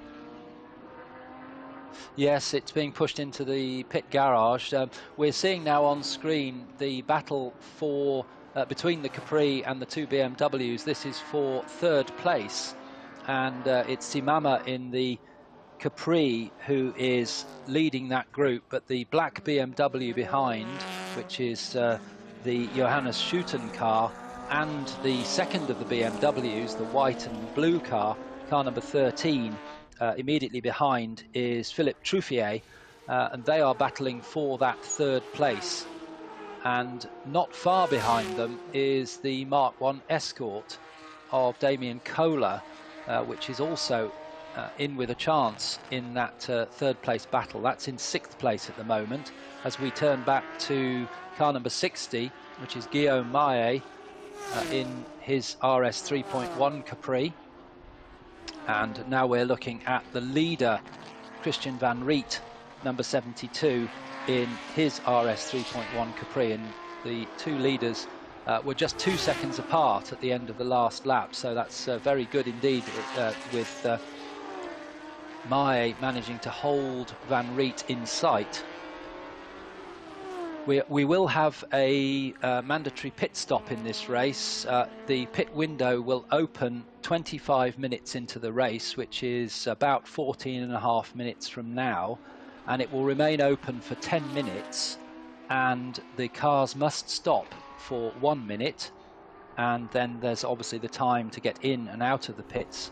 So the effect of the pit stop will be somewhere in the region of probably close on a full lap by the time they've done their stops, and some cars will be changing drivers as well, so we'll see a different driver taking the car over for the second part of the race as we watch the lead battle. And it looks to me as though Guillaume Maé is closing up on Christian Van Riet, the red and white Capri leading the blue and white one as they come up on a slower car into the Parabolica Ayrton Senna. So it looks as though Maé has managed to close that gap down to below 2 seconds as we look at the Ripollin car, the 52 car. Wonderful colours. Franchitti returned to the track, and he should be, well, he has a lot to recover because he lost 4 laps. So it will be interesting to see what kind of lap times he can put on. but currently is in 19th place, so a lot of ground to recover. Yes, I think even the skills of Dario Franchitti will struggle to get that car back onto into a good finishing position. And the owner of the car, Zach Brown, who he'll be handing over to, whilst we know him now as the other side of racing, if you like, in that he is the boss of McLaren. But in his earlier years, he was a very successful racing driver himself and took wins in the British GT Championship in the early 2000, the middle 2000s, 2012, I think it was the last time he took a win. So it's a good pairing with Franchitti handing over to Zach Brown. Adelino. Yes, I'm curious to see. I think that Franchitti is starting to warm up now to the Capri and the track. If there are no consequences regarding that problem that affected him earlier on. But I think that Franchitti is going to relish this challenge. I think racing drivers always need, if they have a good cause and an opportunity to recover ground, they can go all out, and usually they have lots of fun. But 4 laps is too much, but still, perhaps he can finish. He can bring the car with the help of Zach Brown, perhaps in the top 10. Let's see how it goes. Meanwhile, the fight between Schutten's BMW 635 CSI from '83 and Truffier in a similar car but from 1980 is still going on. But Schutten already had a warning for track limit. So. And now there is a penalty for car number 131, precisely the BMW 2002 from 1971. I think he had a warning previously, so that probably means that he did it again. And the marshals don't allow repeated infractions of track limit. Well, we're looking on screen now at the battle for the lead, and it just happens that Dario Franchitti has come out of the pits many laps behind, but he's in that lead battle. So he's really enjoying himself, and he won't want to affect the lead battle by causing them any trouble, because they're battling for the lead of the race and he's many laps down. But I'm sure if he gets the opportunity to overtake and unlap himself from 1 lap from the leaders, he will do. But not to cause any problems. But you can see now that Guillaume Maé has caught right up with Christian Van Riet in the lead, and the gap between them is well under a second as they come through the Parabolica Ayrton Senna to complete another lap. Van Riet still leads just from Guillaume Maé, and it's in 3rd place, and we're looking at that car now, the yellow and red Capri, the Ripollin sponsored car, number 52, is in 3rd place with Simama in driving that with the BMW of Schutten just behind, the black BMW, looking for a way through. Now they're passing a BMW from a different class. It's not as fast as the 2 cars just going by, and it's just keeping over to the left there to let them through. So the Schutten BMW stays right behind the Capri of Simama, and then the 3rd of those cars, the BMW of Truffier, is in that battle as well. Now we return to the lead battle, and you can see that Guillaume Maé is caught right up with Christian Van Riet. In fact, he's going to look for a way through on the inside as they come down into VIP, and he looks like I think that's VIP, or that may actually be it's Franchitti interior. Sorry, yeah, Franchitti. Oh, Franchitti hasn't lapped. Going through, yeah. Franchitti. Yes, Franchitti. He's faster right. than the leaders, and it's difficult because the cars are very similar, but the Franchitti car has a yellow band on the top of the windscreen, and now it's probably going to go away, so we will not have this problem again, confusing the two leaders with Franchitti. That's probably going to be the faster car in the next few laps. He already lapped at under 1 minute 64 on his fourth lap, but still the fastest lap is still belongs to Van Riet, the leader. Thank you for correcting me, Adelino. I hadn't seen the yellow band across the top of the car there, looking at the back of the cars, but you're quite right. Dario Franchitti it is who's unlapped himself, so he's taken that opportunity of just getting himself one lap further up towards the leaders without getting in the way of that lead battle. So it's still Van Riet in the red and white car who leads the blue and white Guillaume Maé, but they're both being led by Dario Franchitti in the similar blue and white car. We now turn back to the Capri versus BMW battle. This is for third place overall. Ivan Simama and Johannes Schuten in the black BMW. And I've just done some research on that Ripollin livery because you do like that very much. Well, that is a car, it's a replica car, it's not an original, built by Rick Wood in the UK, who I mentioned earlier. He's an expert in these Capris with the 3.1 and the 2.6 litre engines, and it's a replica of the 1972 Tour de France car entered by Ford for Gérard Larousse. So that's why it has Gérard Larousse's name on the side, as he just stays ahead of the BMW, and this battle goes on. Unfortunately, that other BMW looks to be smoking. That's the car of Truffier, so we may have an engine problem on that car, unfortunately, as they turn into parabolic interior.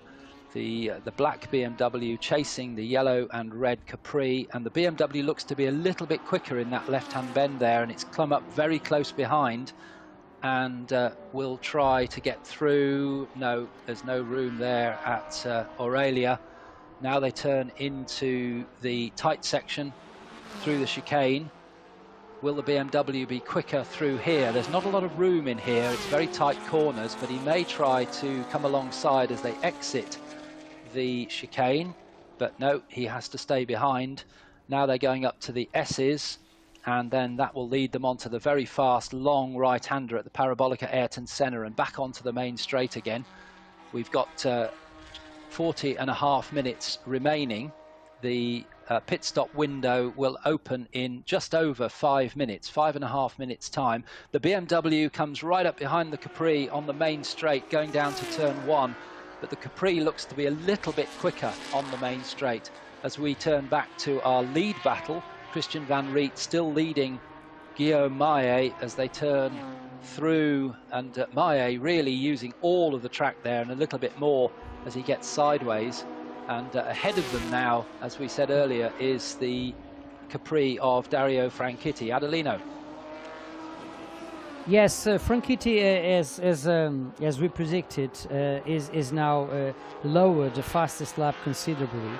He did a lap in 1:51,555 thousandths of a second, which is less than 2 seconds faster than what the leader has achieved.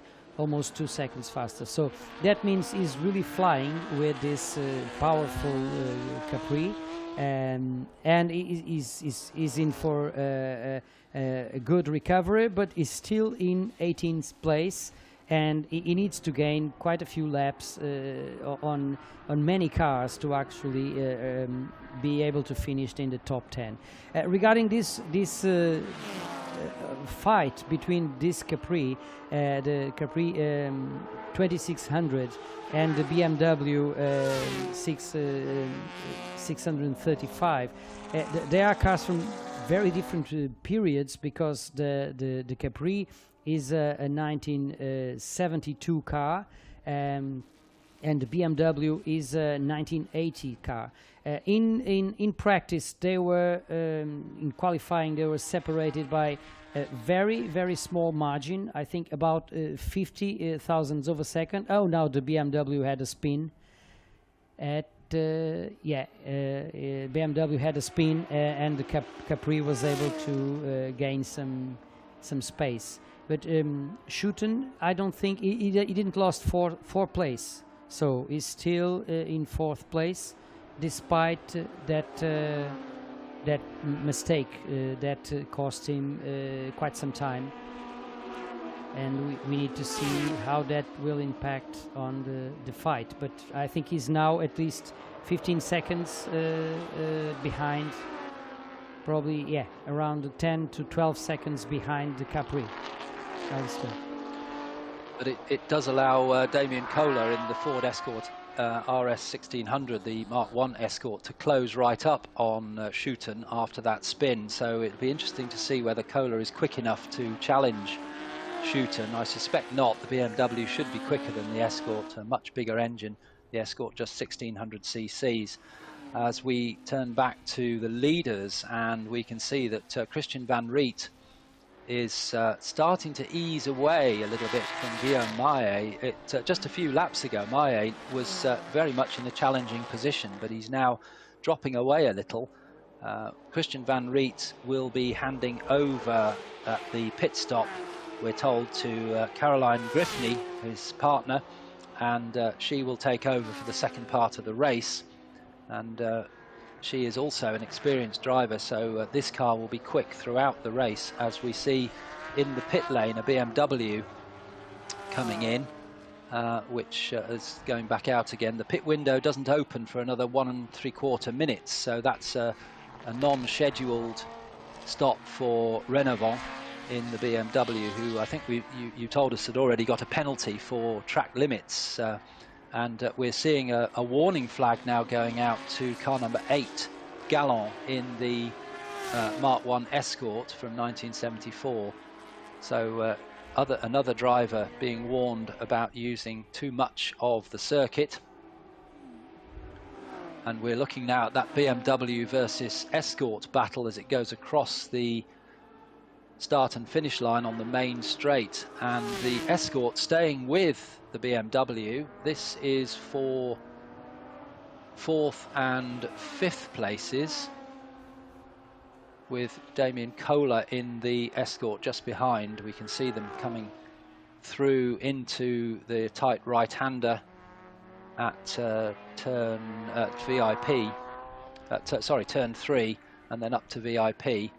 And the BMW just staying ahead. After that spin, he lost a little bit of time and allowed Damien Kohler to close up on him in the brown and copper-coloured Mark I Escort.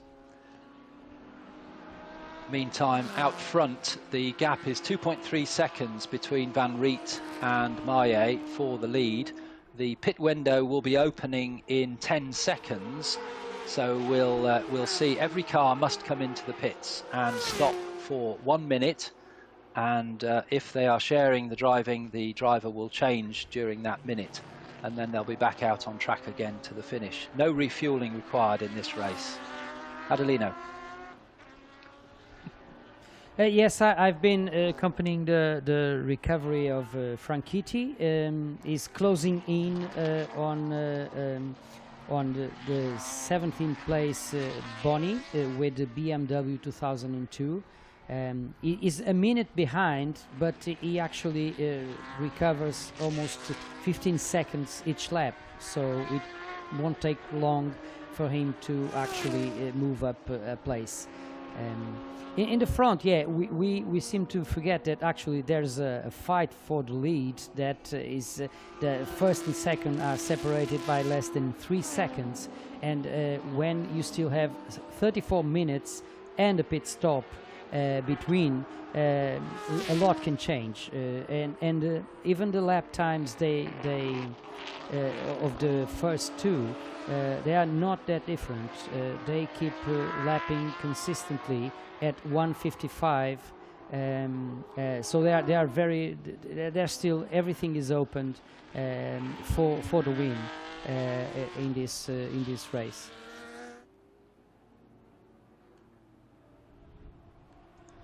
Well, we're looking now at the leader, Christian van Riet, in the RS 3.1 Capri. Christian van Riet from Brussels, where he prepares race cars. His company is called GP Motor, and he looks after racing cars for other drivers. And he comes across to complete another lap with just over 33 minutes remaining, and that is down to turn 1. Van Riet leads by just over 3 seconds from Guillaume Maillet in second place in a similar car, the 3.1 litre Ford Capri.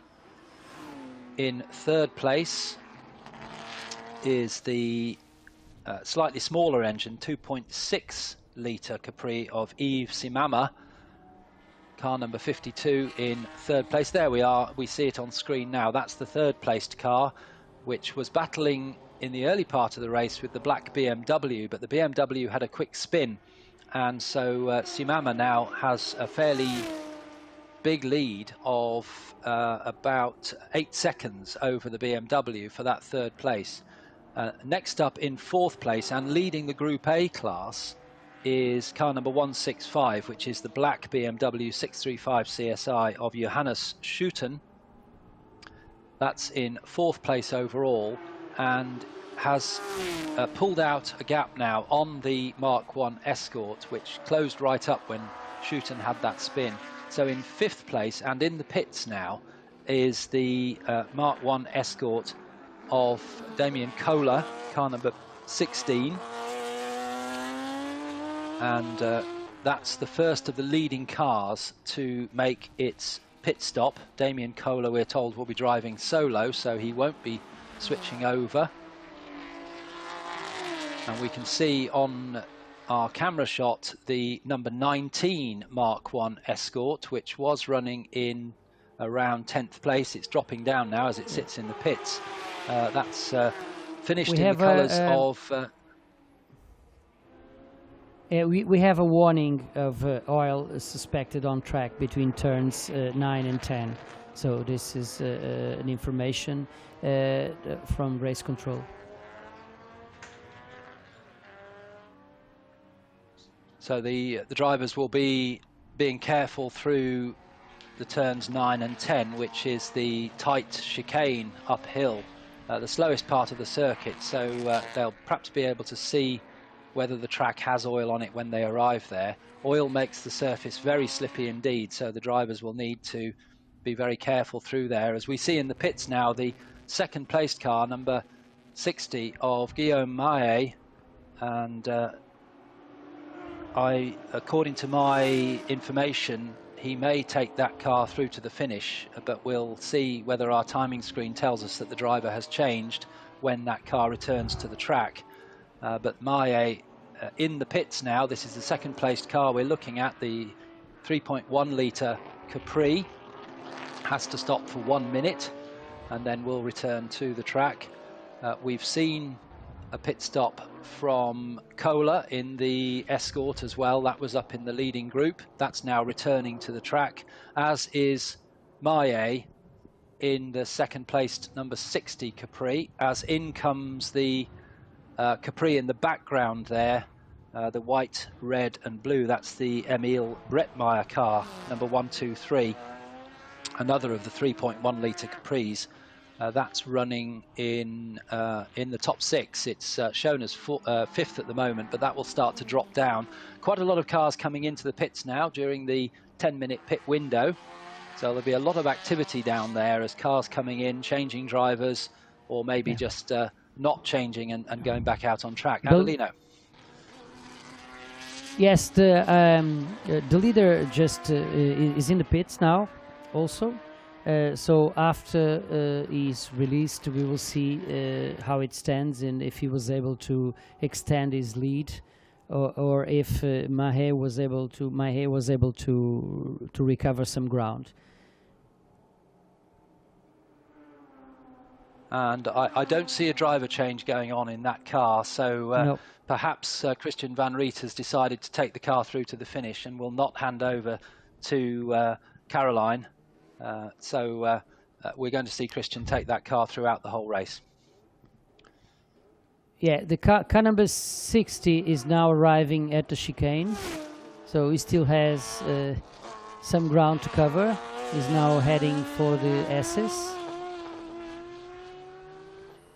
and entering the Parabolica, Ayrton Senna,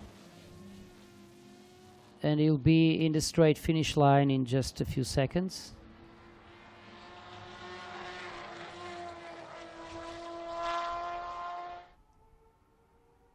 Car number 72 seems to be moving also, so they will be pretty close.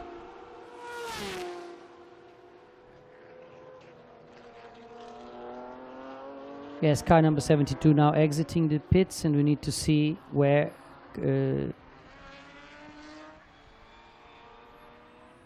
car number 60 will be. Yes, I think the distance should be similar to before the stops.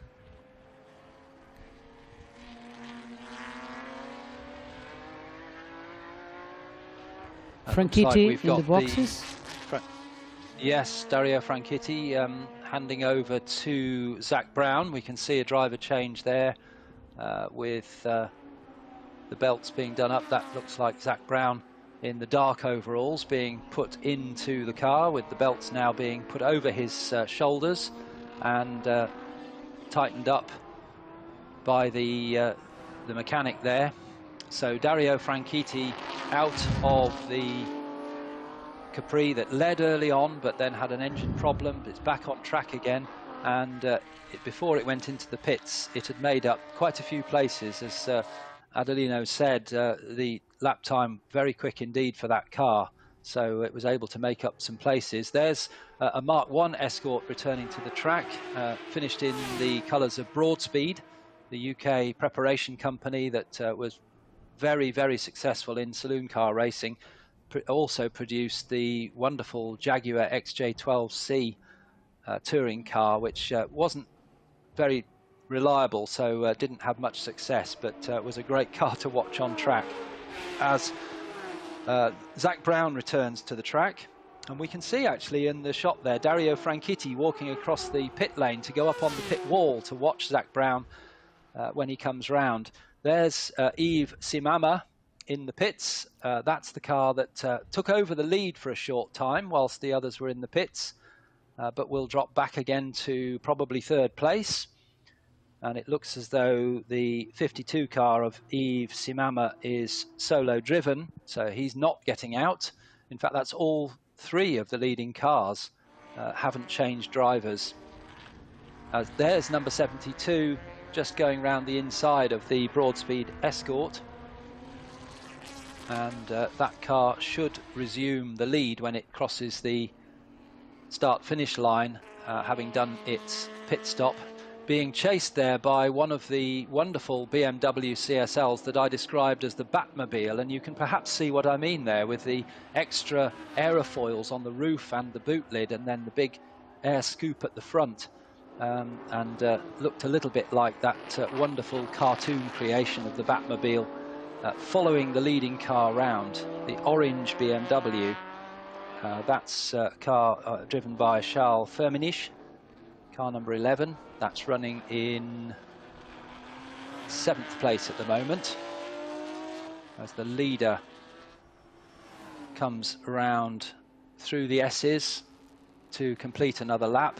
72, Christian Van Riet leads from Guillaume Maillet and Yves Simama. So no change in the running order in the top 5 cars, with Damien Kohler, after his pit stop, resuming in 5th place in the Mark 1 Escort. And Zak Brown, we can see now, shown on our timing screen as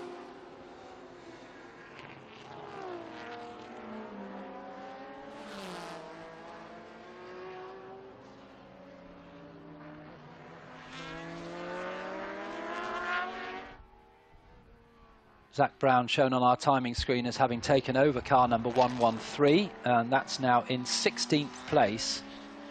And we'll see how much further up the running order Zak can get that car. after a very long pit stop. It lost 4 laps at the end of lap 1 with what appears to be an engine problem, which they fixed. And we can see there the first and second placed cars in the same shot. There is the number 72 leading car of Christian van Riet, and just briefly in the background we saw the blue and white Capri of Guillaume Maé, number 60, in second place. So the gap between them about 7 seconds now, so it's extended a little since before the pit stops. And then Yves Simama in car number 52 is around 50 seconds further back. Adelino. Yes, I was looking a bit about looking at precisely the BMW CSL, the cars from a bit. They will not fight for the win, but previously the Superheroes car of Brett Meyer was leading. It was the best placed BMW, but now it has been overtaken by Firmenich car, which is a car from 1972. They are in 7th and 8th place respectively. Zach Brown is doing well. He's recovering ground from the Ford Escort 2000 RS of Nobili, which is currently in 15th place. Still a long way to go.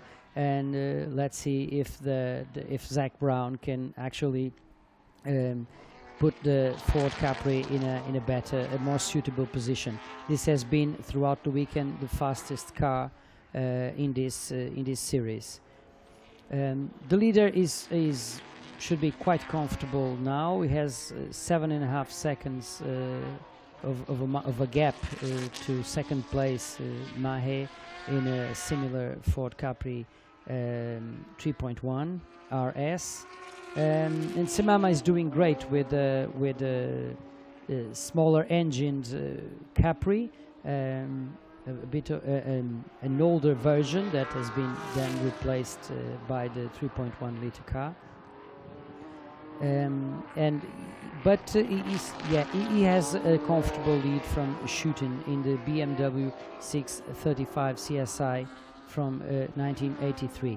We now have the information that the pit window is closed, but all cars have already pitted. The mandatory stop has been completed, and so we should go on at the last 20 minutes and 40 seconds to the finish, for the race to finish. So, Alistair. Well, looking at the leading cars and the BMWs, the whole of the 1970s, it was Ford versus BMW in the European Touring Car Championship in cars like this. And in fact, as I mentioned, Zach Brown's car, number 113, is actually an original. Oh, and Zach Brown has parked up his car as I say that. We call that in the UK the curse of the commentator. Just as we start talking about a car, it breaks down or spins. I'm afraid that's a retirement. But to go back to the story of the 1970s, the European Touring Car Championship was a battle between Ford and BMW. And in 1971, Ford won the championship with Dieter Glemser in a Capri, although he used an Escort as well in that early year. And then in 1972, it was Jochen Mass who took the Drivers' Championship. And then in 1973, BMW took the championship with Toyne Hazemans. Then it was Ford again in 74 with Hans Heyer. But from 75 through to 1979, it was BMW all the way with great drivers such as Siggy Muller and Alain Peltier, and the Belgians, Pierre Dudonné and Jean Senseval, and Dieter Quester, Umberto Grano, and then finally in 1979 BMW took the championship with Carlo Facchetti and Martino Finotto. So right throughout the whole of the decade of the 1970s, it was Ford versus BMW for the Touring Car Championship of Europe. And we're seeing now on track a very, very similar battle, really, with the Capris are certainly to the fore at the moment, but the BMWs also competing in the top 10. Great to see. and we're currently focusing on your favourite car, Adelino, the Repelin car, the car that was built by our own Rick Wood here in the UK as a replica of the 1972 Tour de France car driven by Gérard Larousse, Adelino. Yes, I find this early Capri a bit more pure in terms of design, even though I admire very much the toned up forms of the 3.1 cars that were, well, they were still developed further later on in the late 70s with turbo engines and preparations by Zaxpeed and the likes. So those cars were incredibly powerful, but I think that the first ones, the Mark I, and this should be in between Mark I and Mark II series of the Ford Capri. The 2.6 liter cars are the ones I liked most, and particularly with this decoration, and knowing now that it's a reproduction of a race car that raced in the Tour de France, Tour Auto.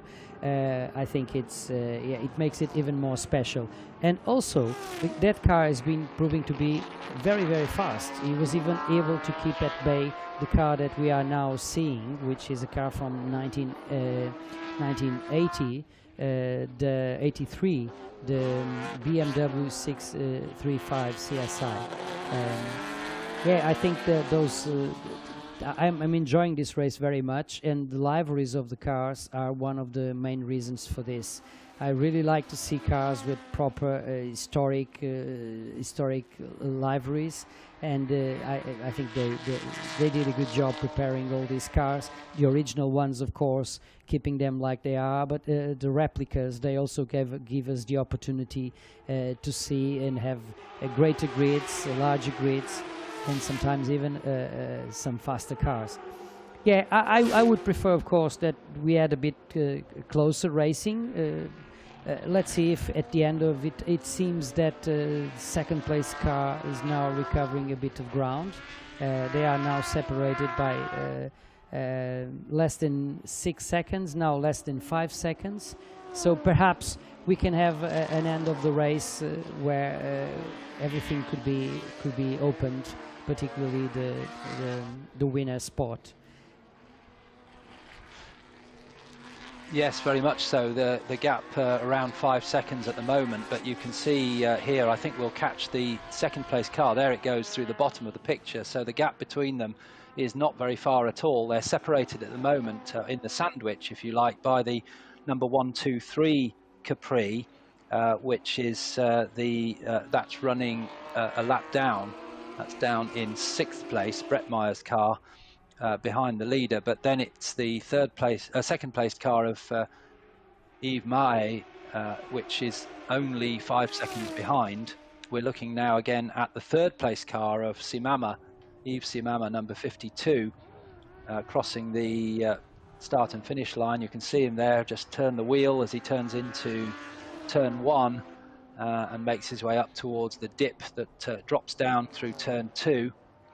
That's a lovely camera shot with the flowers in the foreground. It's very nice with the yellow flowers matching the yellow of the Repelin sponsored Capri as he turns through the right-handed turn 3. And we'll now see him come up to the left-handed hairpin at turn 4.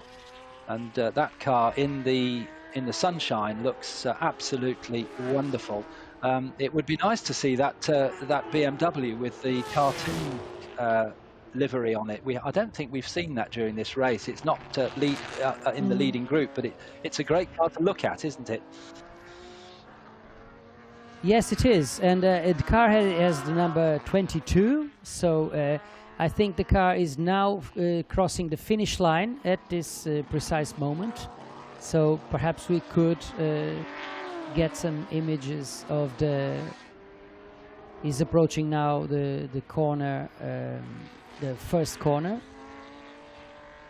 He's in a pack of cars. There are several cars following, and that could be also a fight that would be worthy to accompany. This Yes, group of cars there is now is, approaching corner number 3. Yes, that's a battle for what's Brett Meyer, and then there's Firmenich, the other Brett Meyer, and Miele all together, aren't they? Very close together. The 3 BMWs all having a fight together as we watch the second placed car, number 60, Yves Maé, going through to turn 8 and into the tight section. The gap between the 2 leaders is remaining around 5 seconds. It sometimes is a little lower, sometimes a little higher. So I think Christian van Riet has an eye on his mirror, and he's watching the blue and white Capri behind him and just making sure that he keeps a good gap between them. In third place, it's still the yellow and red Capri of Simama. Then it's the fourth place, the 165 Group A leading car of Johannes Schouten, the BMW 635 CSI, the black car, as the leader laps one of the Mark 1 Escorts.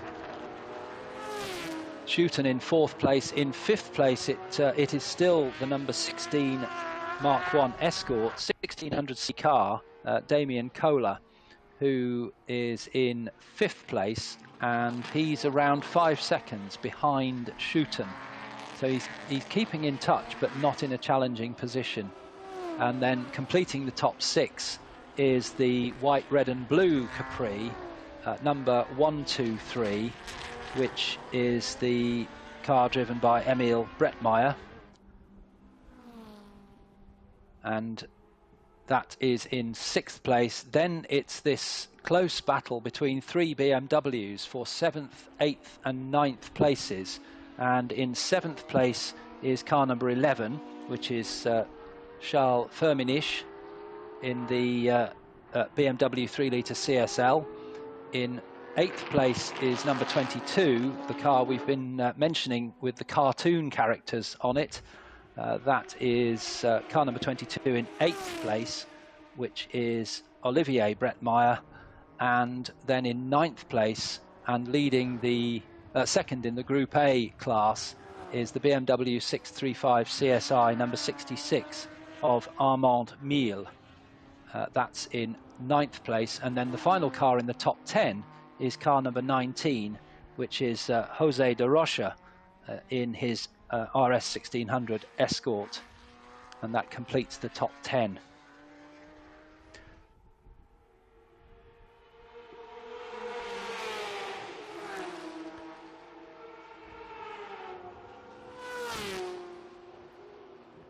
We are still with this is the leading car. Van Riet has been leading since Franchitti had that trouble in the first lap.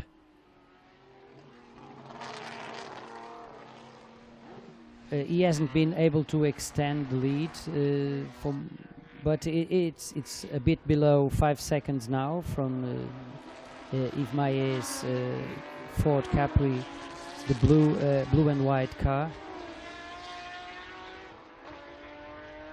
But he seems to be pretty much in control. They have been lapping consistently at 1 minute 54.5, 54.7. So they are quite matched at the moment. The pace is very similar.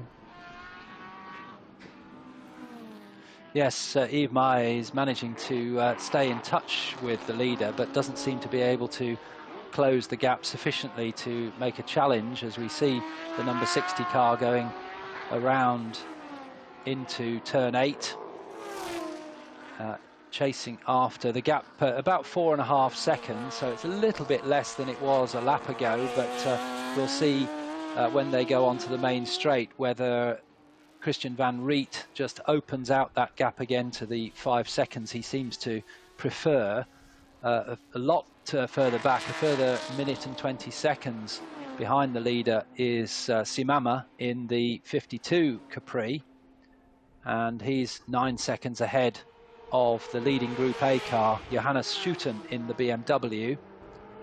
Here's the two leaders now. We can see them in the same picture as they come to the end of the main straight to turn 1. The gap at the timing line was 4 seconds, so it has come down by a second. So is the Maé car able to close up, I wonder, on the leader to make a challenge? We've got 8¼ minutes remaining in the race, so there's time yet for the lead to change. Here's the leader coming round turn 4, VIP, out onto the back straight through the fast kink, manages to just get past the BMW before the kink. There's the second place car we can see coming through the kink now onto the faster part of the back straight up towards the Parabolica interior. The gap between them was 4 seconds.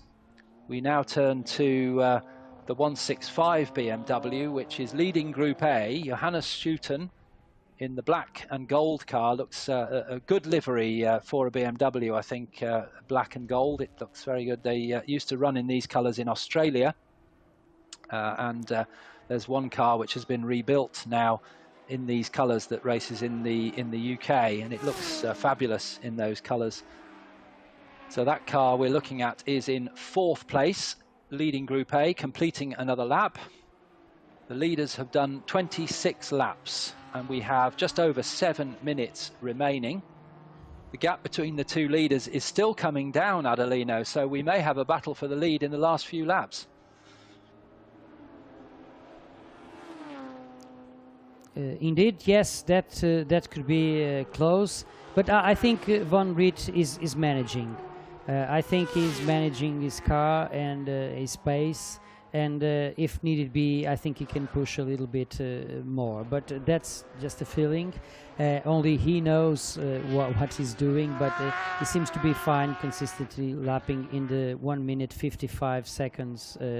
Now he did it close to 56, and Maé is keeping it to 55, mid 55. So yeah, perhaps, yeah, we would like to see another close finish. We were presented with a very good one on the last race of yesterday. It would be also fun to see this one going to the wire. Let's see if we can.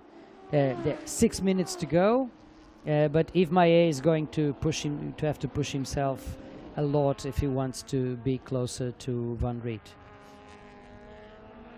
Oh yeah, we saw, yeah, the car number 11, and ahead it's the 22. So if we could see a bit more of the 22 car, which is just ahead of the car number 11.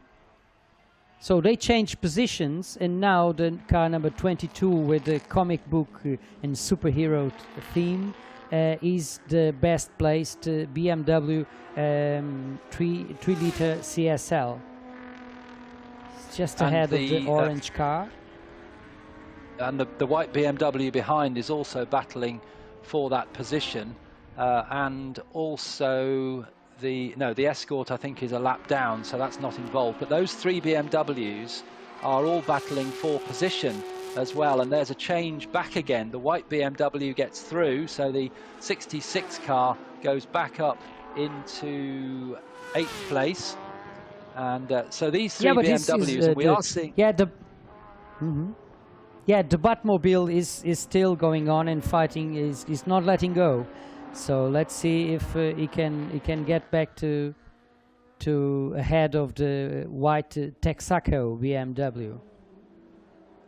And we're also seeing on screen the cartoon-coloured BMW as well, which is just ahead. It's the Bretmeier car, yes. Is 22.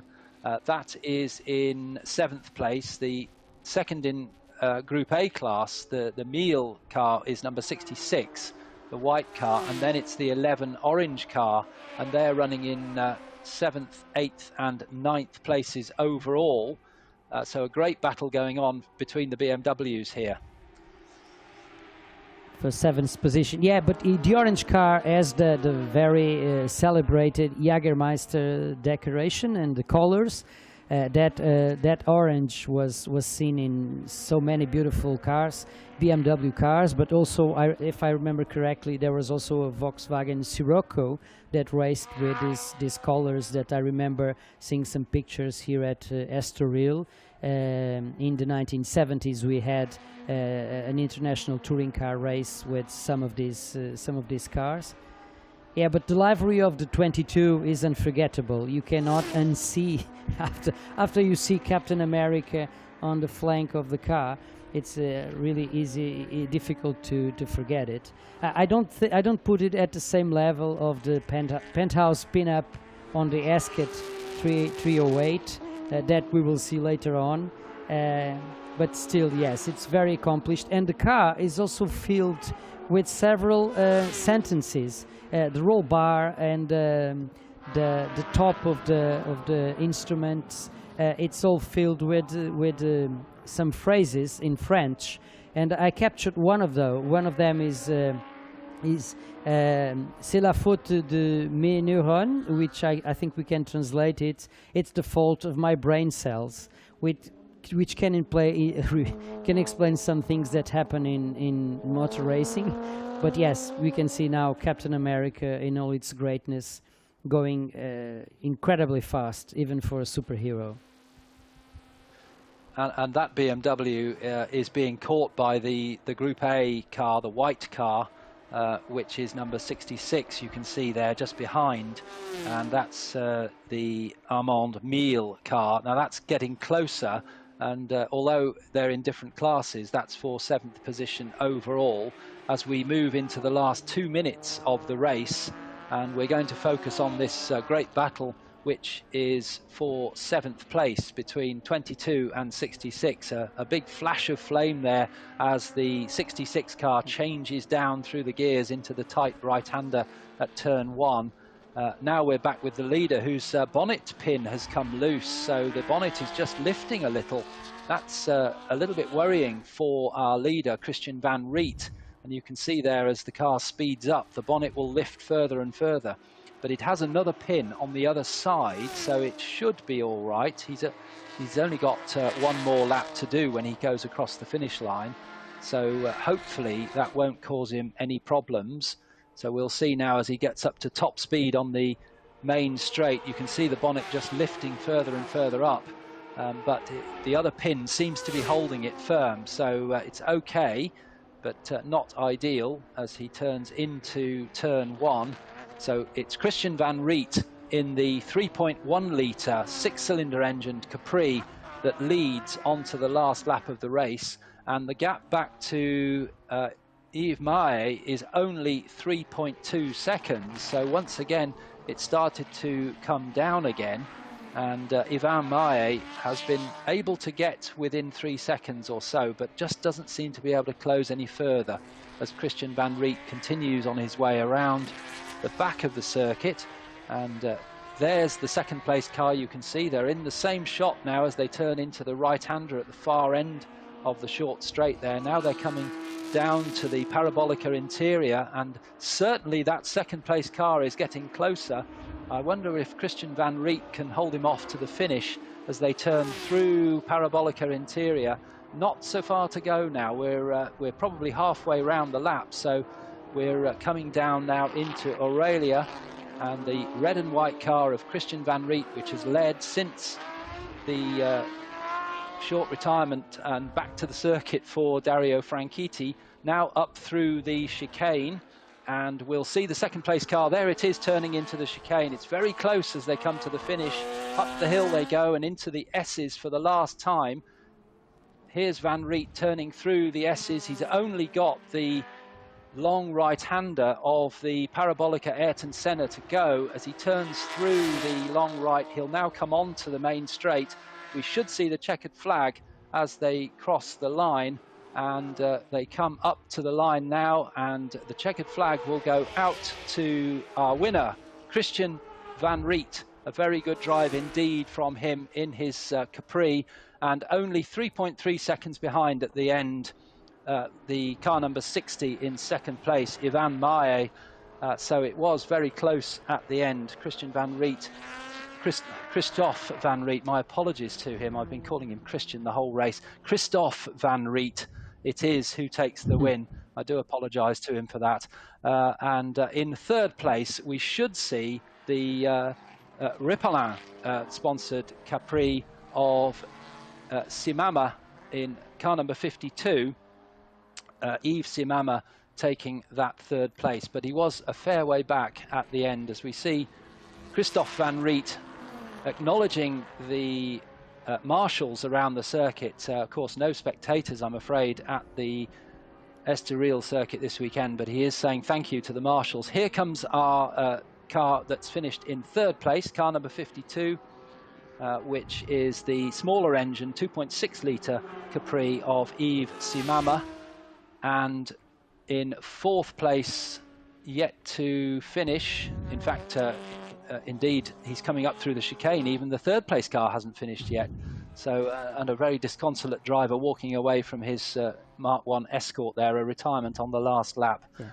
As we see Simama completing his race. Adelino.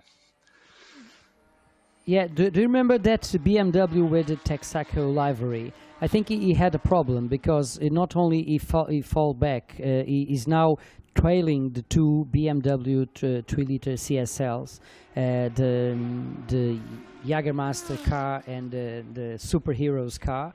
And he also seemed to have his front spoiler a bit damaged. Not really sure what happened. And actually, in the final lap, there were a few cars that parked on the side of the track. The Ford Mustang and also the Escort number 8 of Olivier Galin. He also stopped in the last lap.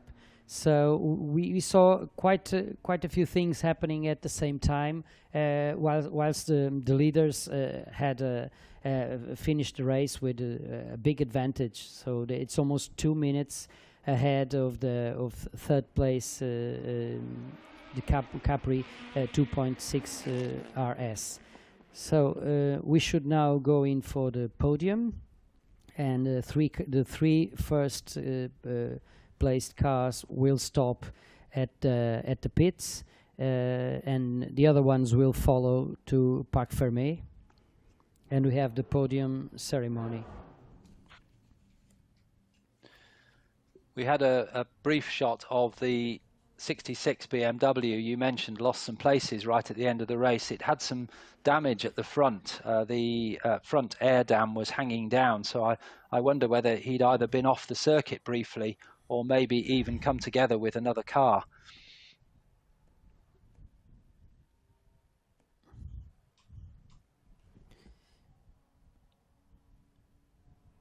Yes, the other cars that were around him, number 22, which is the Superhero CSL, and the Jagermeister car, they finished the race seemingly without much issue in 7th and 8th place.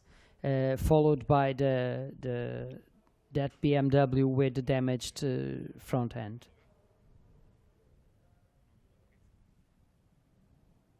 But his last lap was 2:46, which of course shows us that he had some considerable trouble in this last lap. And I can confirm now that the Ford Mustang of Uber was the car that stopped also. And we're now going for a break. We will be right back. Stay with us. Allowing yourself to get carried away by the moment. That's how a great vacation should be. Being able to forget everything. Even the little choices of life. Having to choose between this or that, whether by car or on foot, whether visiting a museum or enjoying the terrace, whether reading a book or taking a nap, whether simple or sophisticated. Why not just leave it up to the moment and see where things take you? It's entirely possible when nothing is missing and everything is so close.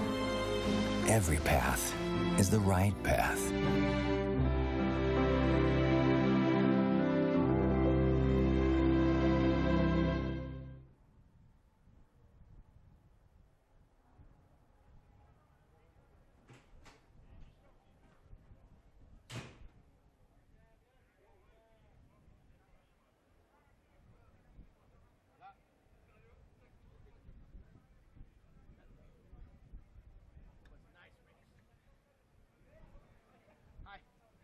Thank you.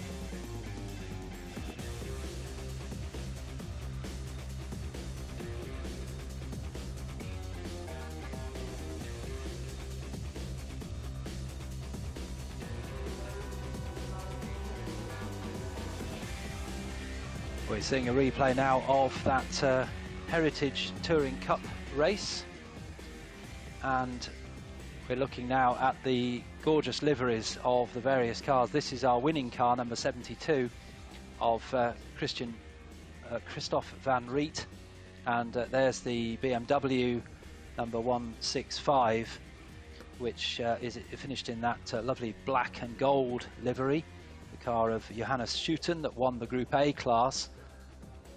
And now we're looking at the cartoon livery on the side of car number 22, Olivier Bretmeier and Emile Bretmeier, which in the end managed to win the battle of the three BMWs for 7th place, as the two leaders come up through the chicane and take the checkered flag. So it's Christoph van Riet who took the win, from in 2nd place Yvan Maé, after that absorbing 1 hour race for the Heritage Touring Cup. And we'll be seeing similar cars in the sense that we've got saloon cars and also some GT cars out at the end of the day for the Iberian Historic Endurance race, which we're looking forward to at the end of the day. A similar type of entry in that. But we're moving on next to our Group C race. We had a race for these cars yesterday, but they're next on track, and we can see the cars coming out onto the track now. Group C racing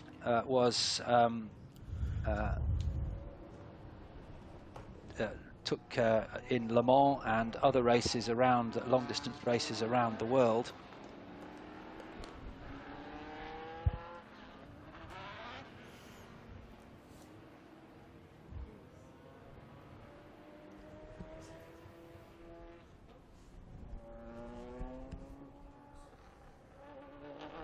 And Group C ran between 1982 and 1993, and it then moved on to a change in the regulations. But Group C encompassed the dominant Porsche mark. They started out with the 956, but then used a slightly longer chassis, the 962, when regulations required the driver's feet to be behind the front wheel line, the front axle line, for safety reasons, to protect the drivers in the event of an accident.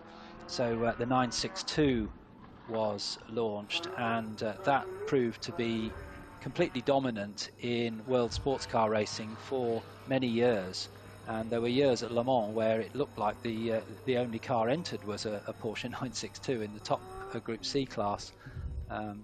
Such was its dominance and popularity, and they were customer cars as well, so you could, rather like the Ferrari 250 GT we were talking about earlier, you could turn up at the Porsche factory and hand over your money and walk out with a fully race-ready Porsche 962 to go racing in the World Sports Car Championship.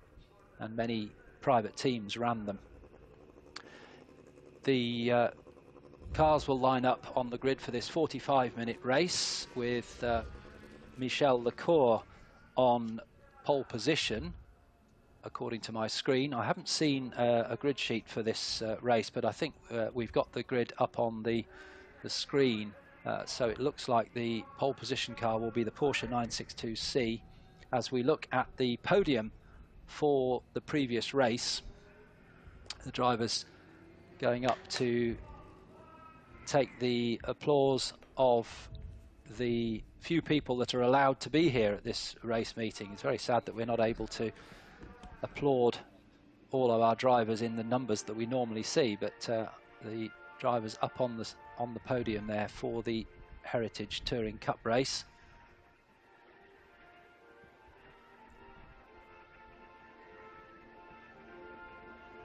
And they'll be able to pick up their cups and bottles. And in the Group C race we're about to see, I was mentioning that the car number 82, Michel Lecour, Raymond Narac, shared Porsche 962C, should be on pole position, and alongside the Nissan R90 CK, car number 27 of Pierre-Alain and Erwin France. We just see now in our screenshot the grid forming up as we congratulate our Heritage Touring Cup winning drivers, all up there on the podium enjoying themselves with their cups, and they'll now return to their teams in the paddock. So well done to the touring drivers.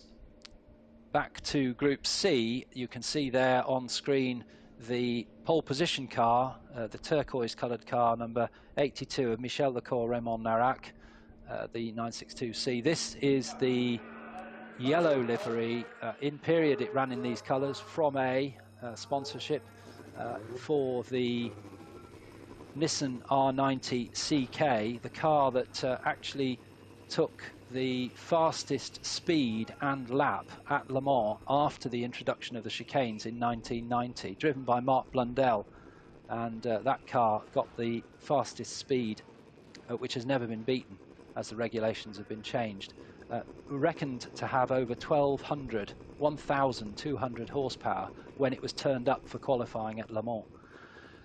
On the second row we should have the Spice SE92 number 10 of Allard Kauf and Michel Compagne, and alongside the ADA 02B number 105 of Ralph Huber and Benjamin Monet, as the cars are led off on the green flag lap, ready for the rolling start for this race.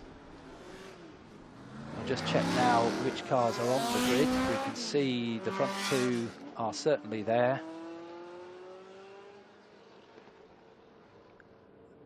Kauf is there. Now, he had problems yesterday with the engine on the number 10 Spice, but it's good to see him back on the track. And then we've got the ADA of Monet, number 105 is there as well. We can see number 51 at the back of the grid. That's Hubner's 962C Porsche, bringing up the rear of the grid. I don't see, sadly, the Jaguar XJR10 on the grid. That's another of Zach Brown's collection of cars. Just check as they go through the hairpin. Doesn't look like that's there. That had problems yesterday. Dario Franchitti was driving the car and unfortunately had to retire, and it would appear that whatever was wrong has not been fixed for the race today. That's a shame. That's a fabulous looking car. So a non-start for Franchitti and Brown in the Jaguar.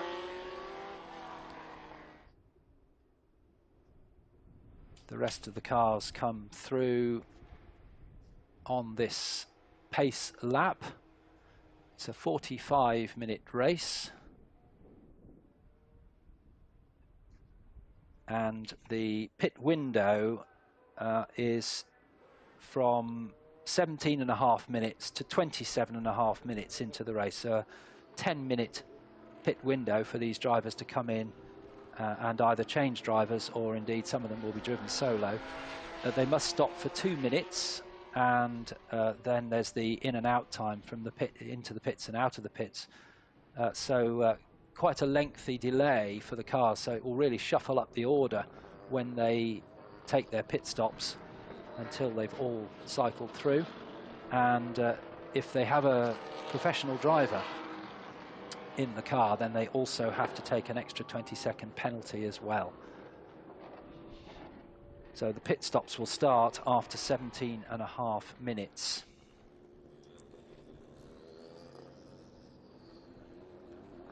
Coming up through the chicane now, they'll be making their way round to the S's at the conclusion of the lap, and then it will be a rolling start for the 45-minute race. The pace car coming through the S's now, and the cars starting to line up side by side, ready for the start. So we should see Michel Lecour moving up to the head of the group on the left-hand side of your picture, the right-hand side of the track. Then the from a Nissan R90 CK alongside with the France family car, if you like, the father and son driving team. Then it's the Allard Kauf Spice on the second row. The pace car pulls into the pit lane, so they're happy to go for the start.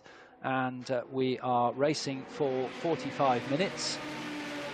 And down into turn one, will it be the Nissan or the Porsche that makes it there first, or indeed Allard Kauf, because he came through to second place in the start yesterday. But no, it's Porsche from Nissan from Spice as they turn through turn one up towards turn two, and still close for the lead. In fact, Kauf is up to second place, so he's done what he did yesterday, immediately jumps up a place from the grid. So it's Lecour leading Kauf as they turn into the left-hander at VIP, and it looks to me as though Kauf is going for the lead as they go down onto the back straight, through the kink and along the remainder of the back straight, the faster part, which leads into the tight left-hander at the Parabolica interior. But Kauf couldn't get through there. The power of the Porsche pulled it away. There's the Nissan in third place, which is coming under pressure from the ADA of Benjamin Monet.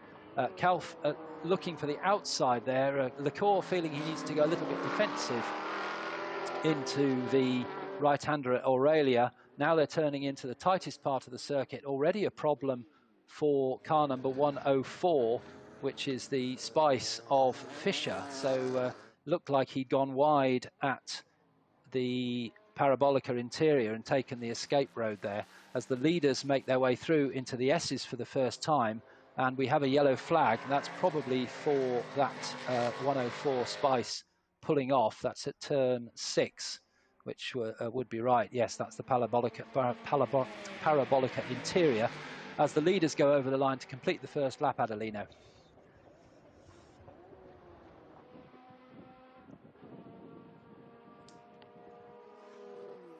We've got car number 104 stopped on the track. That's why we have the yellow flag down at turn 6. 104 being Peter Fischer in the Spice, and the leaders coming through, and it's Kauf has not been able to get through past Lecour on this opening couple of laps. And we've got marshals on track. There they are. We can see that straight away. The marshals and recovery crew recovering that car live with yellow flags to protect them. So the drivers will be aware with what we call double yellow flags, aware that there are people at the side of the track clearing that incident. The leaders have gone past there now. They're going into turn 8 and then up to the chicane. Porsche 962C, car number 82, Michel Lecour from Allard Kauf, the number 10 Spice, right behind. Yesterday, the Spice challenged for the lead, but unfortunately had an engine problem and started smoking when it was in the lead and then eventually retired to the pits. But hopefully that problem has been fixed for today. So Lecour leads Calf at the completion of the second lap. And the two cars well under the 1:40 time for the lap, so they're going very quickly indeed. In qualifying on Friday, we saw these cars reaching speeds of over 300 kilometers an hour. The Nissan R90 CK and the Porsche that's leading, both clocked at over 300 kilometers an hour on the main straight coming into turn 1.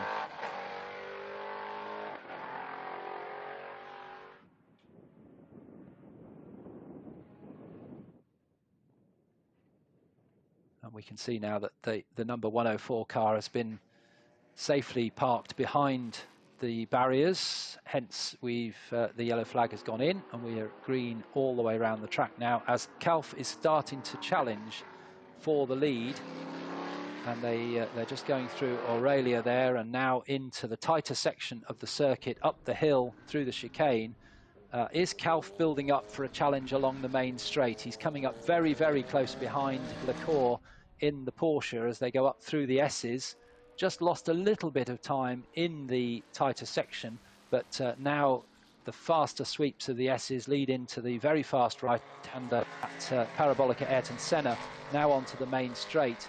Can Calf use the power of the Spice to challenge for the lead? Meantime, we look at the battle for third place, and the Nissan still remains in third place. The France car, which we're told on our screen is being driven by Pierre-Alain France, the father, and we'll hand over to Erwin, his son, for the second part of the race as they go across the line. And immediately behind is the ADA of number 105, that's Benjamin Monet.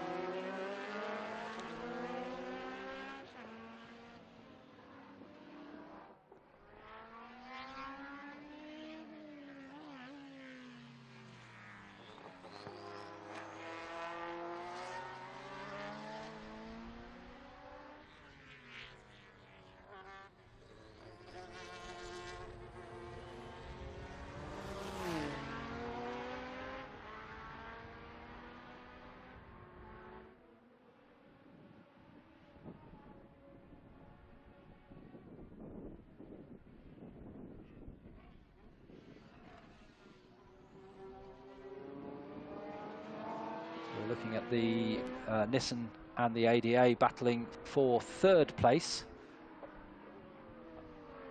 Nissan from 1990, car which competed at Le Mans, driven by Mark Blundell, and his co-drivers were Julian Bailey and Gianfranco Brancatelli, but unfortunately they didn't finish, although in qualifying Mark Blundell got the highest speed. I mentioned this earlier, the highest speed on the straight, between the chicanes, the first year of the chicanes on the Mulsanne straight, and Mark Blundell reached 366 kilometers an hour in this in the Nissan. That's 226.9 miles an hour for us here in the UK, and that was slower than the ultimate highest speed achieved on the Mulsanne straight, because of course the two chicanes were put in, so there was less of a straight for them to build up the speed. But the other team car from Nissan finished in 5th place at Le Mans in 1990, driven by a team of Japanese drivers, so they did have a 5th place with the Nissan R90 CK at Le Mans that year. Meantime, back with our lead battle, Lecour and Calf, and it's as close as ever as they come around Aurelia, but still Calf hasn't managed to find a way through. Now we're back to the battle for third place. The Nissan, the yellow car, the From-A sponsored car in front, the car that Blundell set that tremendous speed at Le Mans, followed by the ADA of Benjamin Monet.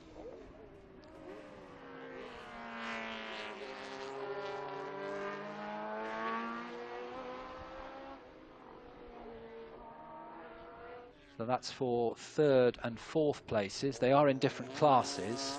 Benjamin Monet is leading his class. The ADA, a British manufactured car, ADA Engineering was the full name of the company that made it. The little red car you can see in the background there. And it was built in 1977. Race engineer Chris Crawford and the driver Ian Harrower. And they had some success previously at Le Mans. And they produced this car to compete in the World Sports Car Championship.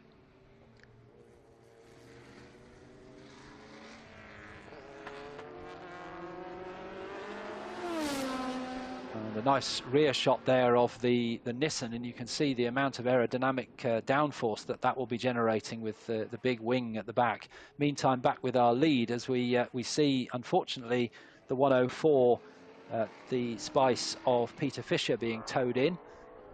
Now we're back to the lead battle, and it's still Michel Lecour who leads in the 82 Porsche 962. Porsche have really been dominant in sports car racing in up to very recently, when they withdrew from the top level of LMP1 class of world sports car racing.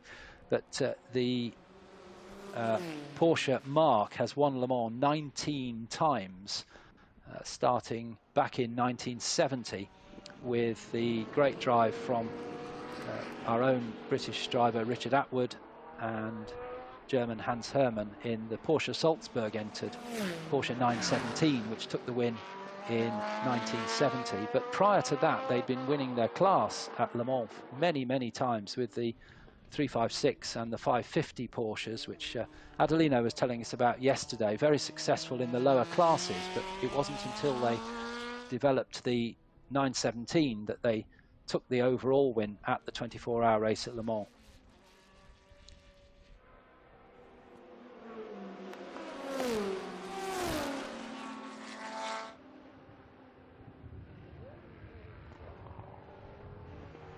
Still, the Nissan leads the ADA through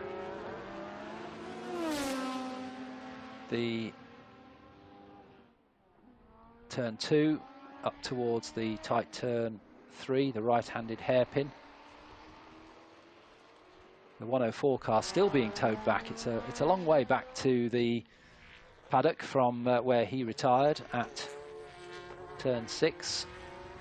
Having to be taken through the internal roads on the back of that recovery vehicle.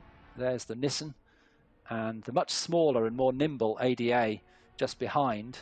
The Nissan, a very powerful car. The ADA less so, but lighter, so it's able to keep up with the yellow Nissan. Now we're with the leaders again, the Porsche 962C, the car that dominated sports car racing for many years in the hands of the factory, but also in the hands of privateer teams. But perhaps the most memorable colour scheme for that car would have been the blue and white Rothmans livery that was used by the Works team for some years, with drivers such as the great Jackie Ickx and Derek Bell sharing many wins in the Porsche 962.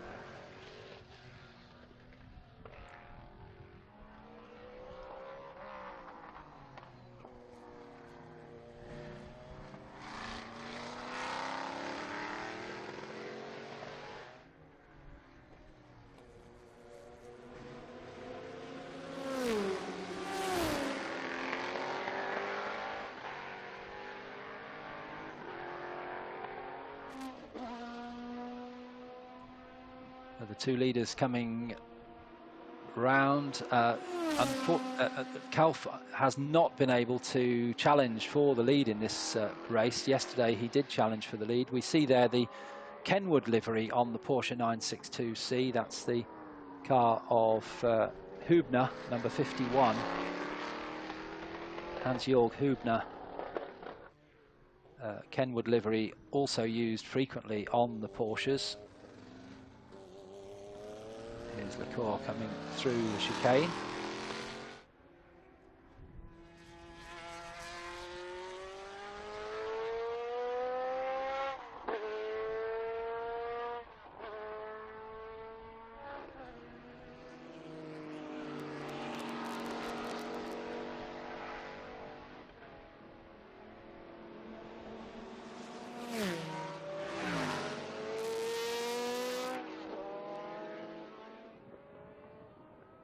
Car on screen now is that driven the car number 129. I'm not sure you can actually see the number on. Oh yes, just about see the number there in that side shot, but that's numbered 129. The red car is Vincent Leris, although I think we're told it's being driven today by Bertrand Rouchot, according to our timing screen. So Bertrand Rouchot aboard the Tiger GC288 from 1988.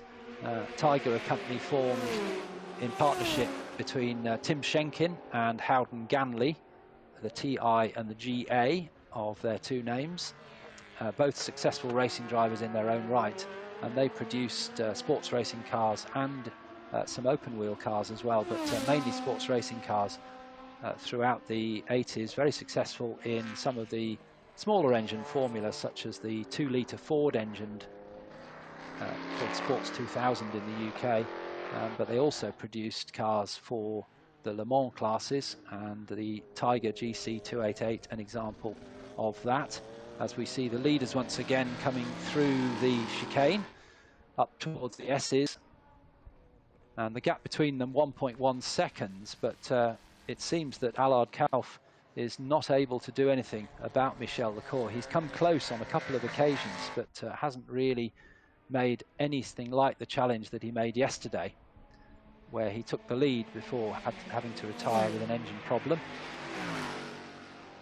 Remind you that the pit window opens in just about 2.5 minutes, so we'll start to see cars coming in, and we may see some driver changes as well. We'll try and pick those up from our television screen pictures, as the ADA having a really good go at the Nissan now as it comes into the S's. Benjamin Monet got closer than ever there to the Nissan through the tighter section, but I think as they get onto the straight now, we might see the Nissan just start to pull away with that very powerful engine.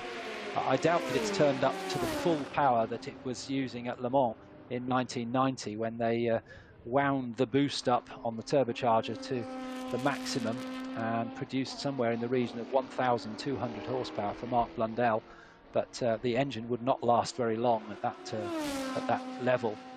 I think probably only one lap of Le Mans and then it was finished. So they would use a much lower boost level and lower power for the race. Cars, the leaders now coming up to the chicane once again. They won't call into the pits on this lap because the pit window doesn't open for another minute, but they could choose to call in next time around, because by then the window will be open. Leaders coming through Parabolica Ayrton Senna.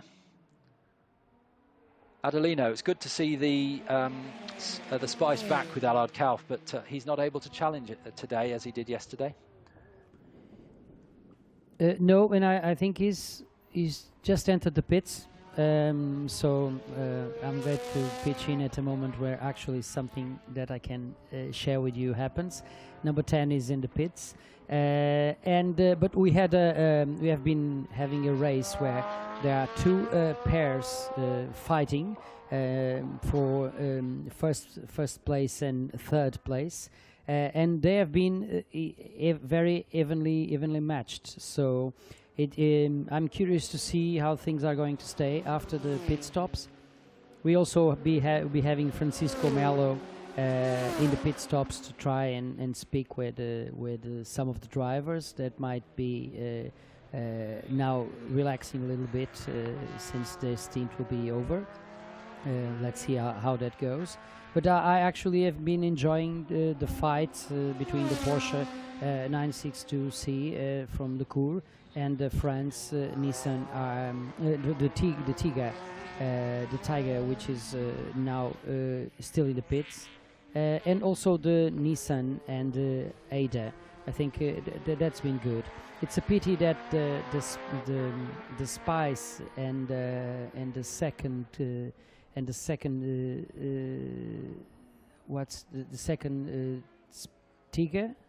No, it's the second Porsche. They have been quite lonely during the races, and so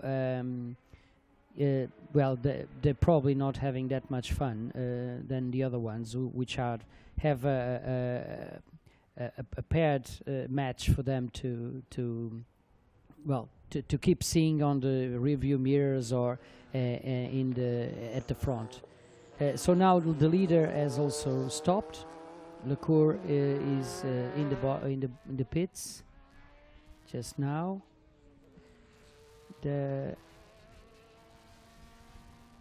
Okay, so now I have the information that Rui Belmont is in the pits. Rui, what's happening in there? Yes, but I remember I watched, because here in Portugal, until '96, we could watch the Formula One in Eurosport. Yeah. And I prefer to watch on Eurosport than on Africa. Can I? Good morning. Good morning. Once again, we are here for race 2 of Group C racing, and now we are here with Mr. Allard Kalf. Allard, hello. Hello. I can see that you had a problem with your car. What happened with your car? We had a problem on Friday, and we thought it was a broken spark plug.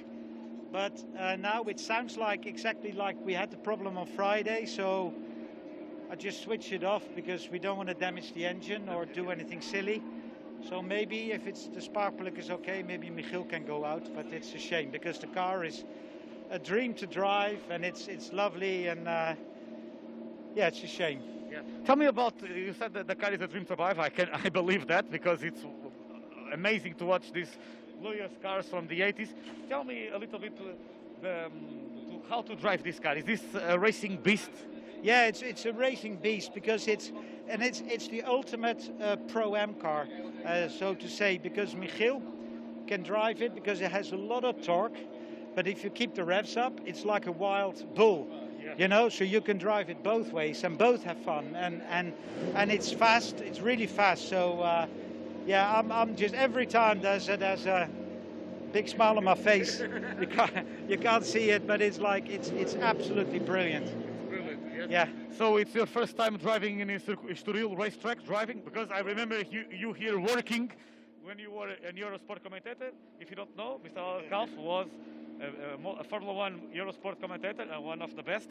So driving at the Circuit Estoril was your first time? No, it's actually my second time. And the first time I was here in Estoril was 1988, when we did the Opel Lotus Championship. Yes.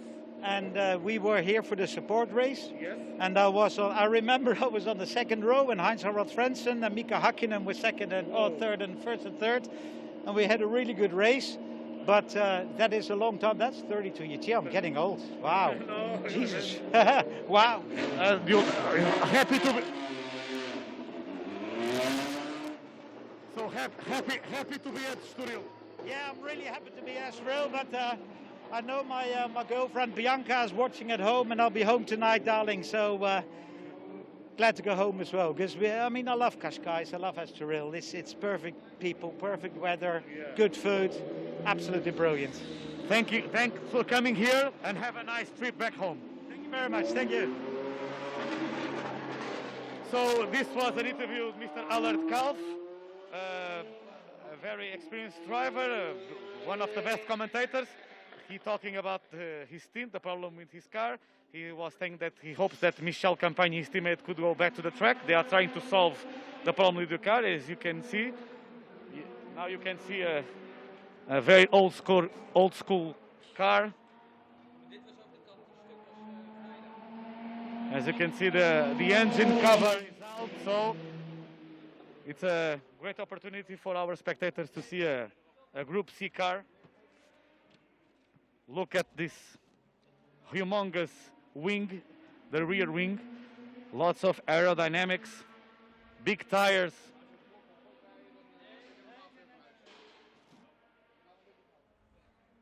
A beast from the past, as we said earlier, and great memories of the Group C days.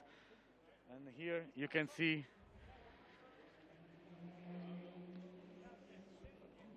the engine, the exhaust. Look at the size of these tires. So much mechanical grip and so much downforce as well.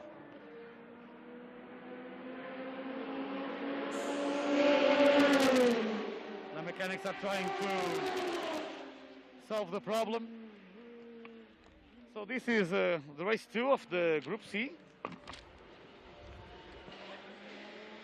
Yesterday, in the C1A class, the victory went to the car number 82 of Michel Lecour and Raymond Narac.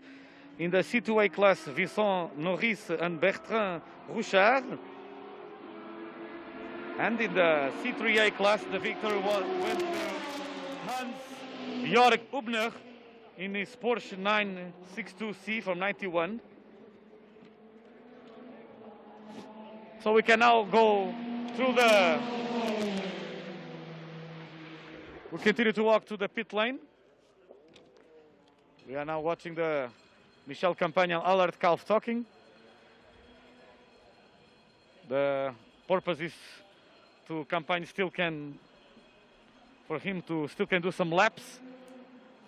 But in terms of competitiveness, the race is over for the number 10 car. But as we heard Allard saying, great fun, great track, amazing memories when he raced with Frentzen and the two-time F1 champion Mika Hakkinen in the Formula Opel Lotus, which was one of the main support races of F1 at the time.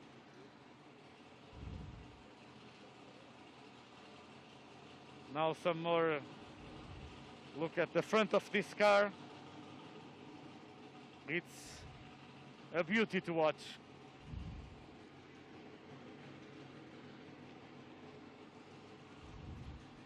And afterwards, you, we'll Francisco. try to interview Dario Franchitti and Zach Brown. So we'll come back in a short. Okay, thank you, Francisco. As you noticed, this was not Rui Belmont, but Francisco Melo in the pits. And we'll be looking again at an interview after the end of the race. Alistair, so number 10 is out. It's a pity because the Spice was actually putting a good show and at least showing some the possibility of some fight for the lead, which now seems to have disappeared. Yes, indeed. It's a shame.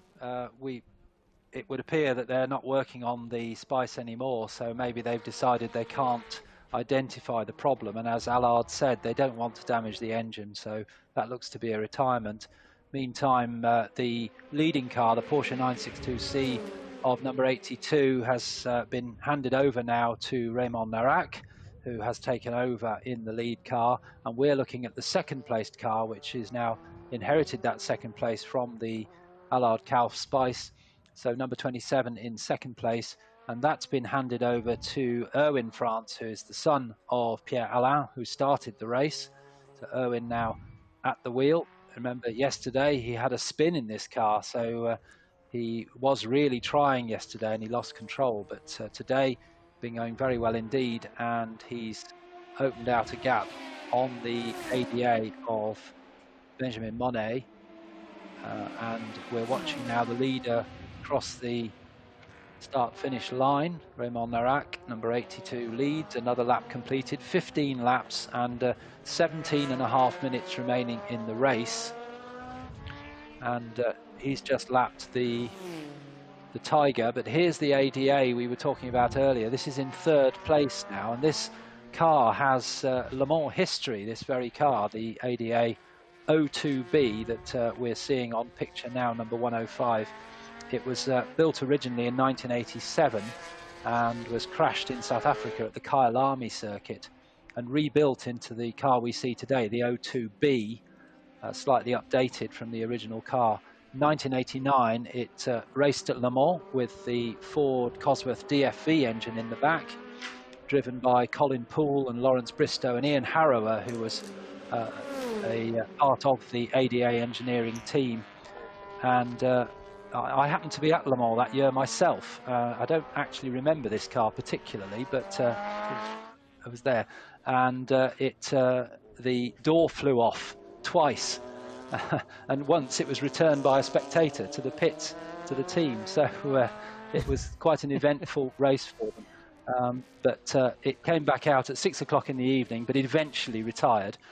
Slightly not much better the following year. In 1990, this car was at Le Mans again in the hands of Ian Harrower, John Sheldon and Jerry Marney. And once again it retired. So not a very auspicious history for the ADA 02B that we're seeing on track, but was raced in period at Le Mans. That's been lapped now by the leader, Raymond Narac, who goes on his way, and completed now 16 laps.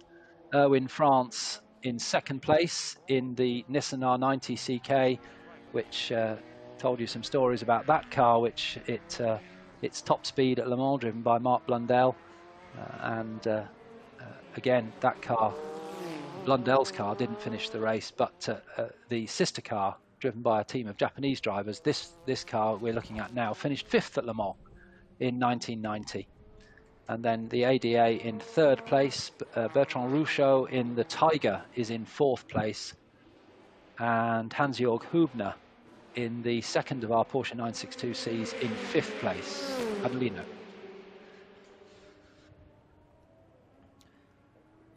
Yes, yeah. Well, it's we now are less than 15 minutes until we have less than 15 minutes until the end of the race. Following this, we would have the classic endurance racing 1.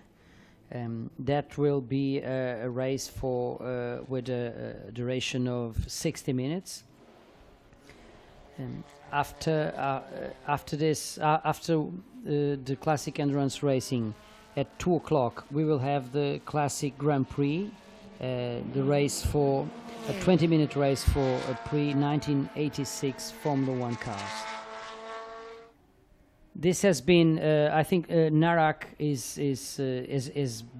has done the fastest lap of the race, and he's been keeping a very, very good pace.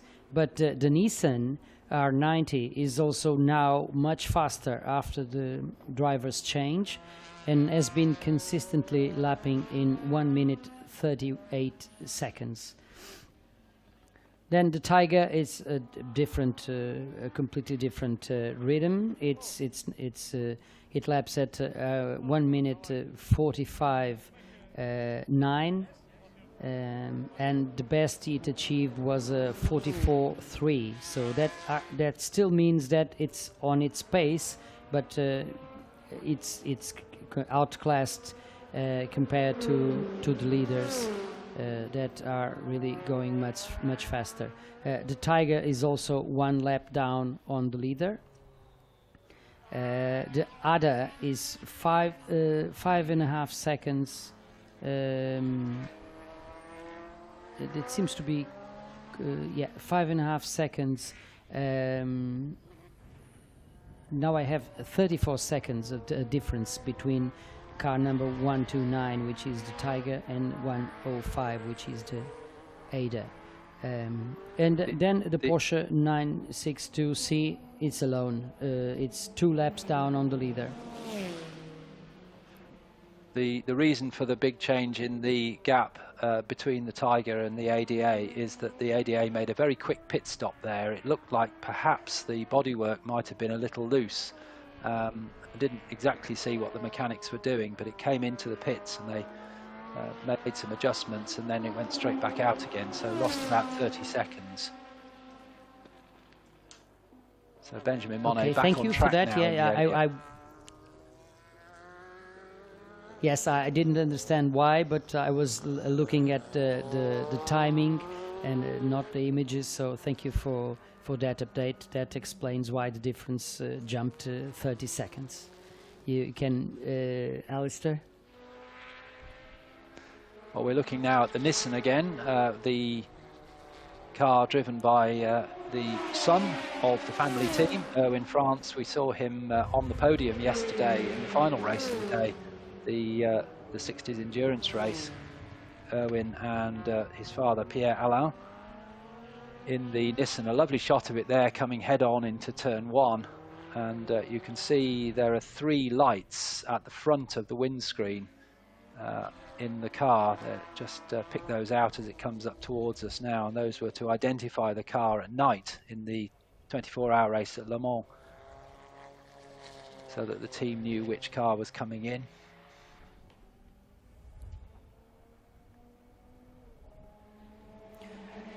And Francisco Melo is coming in with us now with another interview. You can go ahead, Francisco. Okay, thank you. We are here with Mr. Pierre Alain France, or Monsieur Alain France. It's more, it's correct like this. Driving the Nissan C90. You are in second place in the general class, but first in class. So tell me about your stint and how the race is going. But the first part of the race, I was driving the car, and for me it's a very hard car to drive because it's a modern car with carbon brakes, with chassis carbon also, and it's very, very hard for me because I'm 70 years old, and it's more and more difficult. But my son is doing the job for me.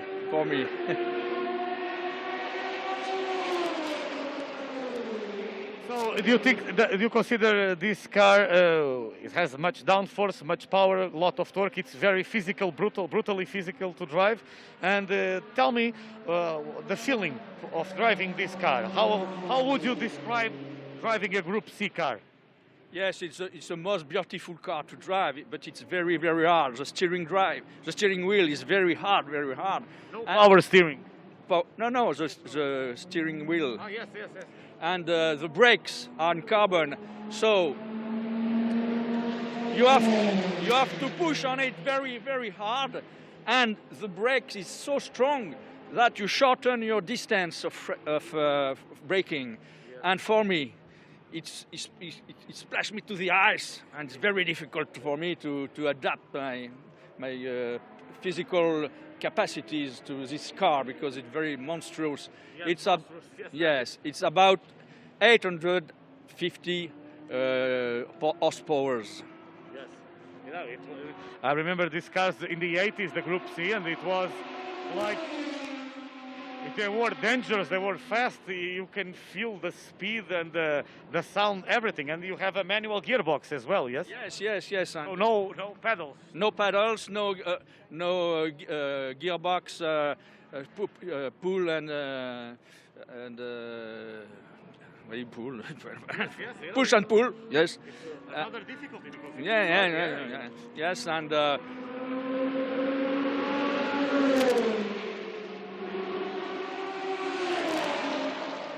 you have to train to adapt your physical condition to this car. Yes, and your sight too, because it's very difficult.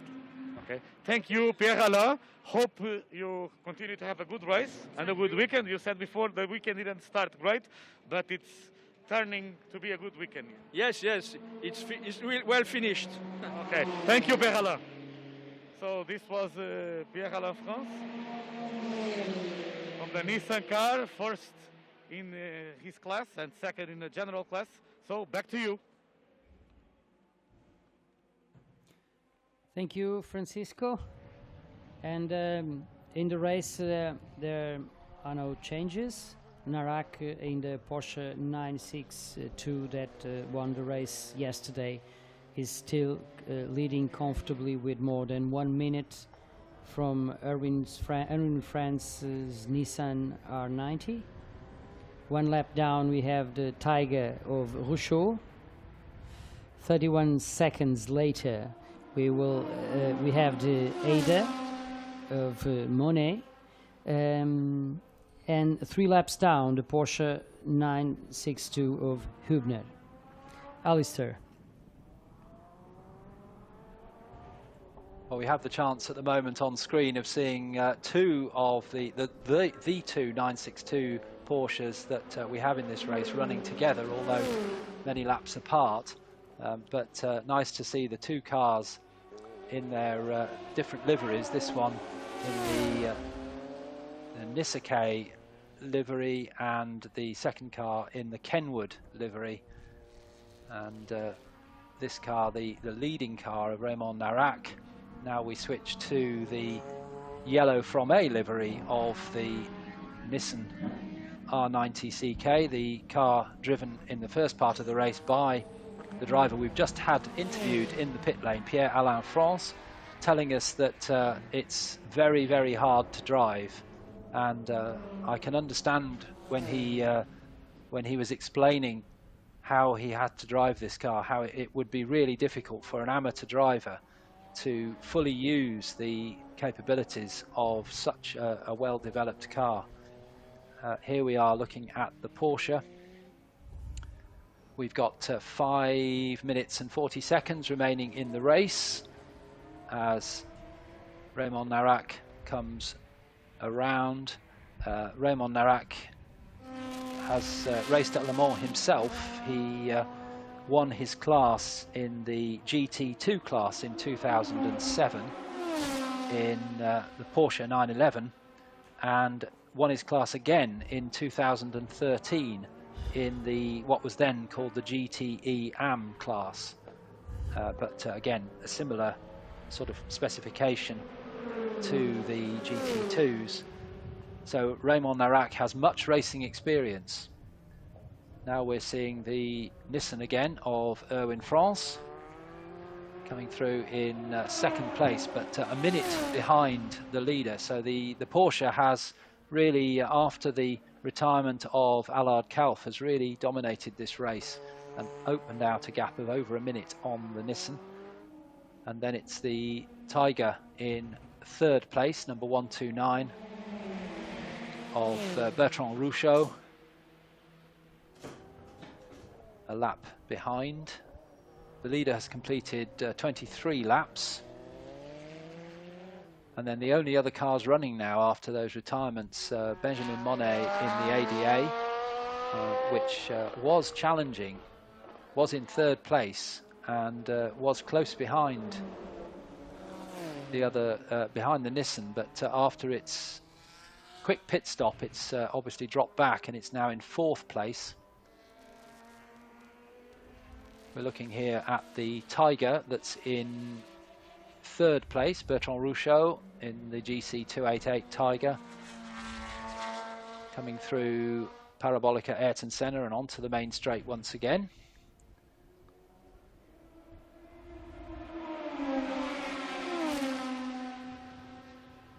Down to turn one, and Rouchot in third place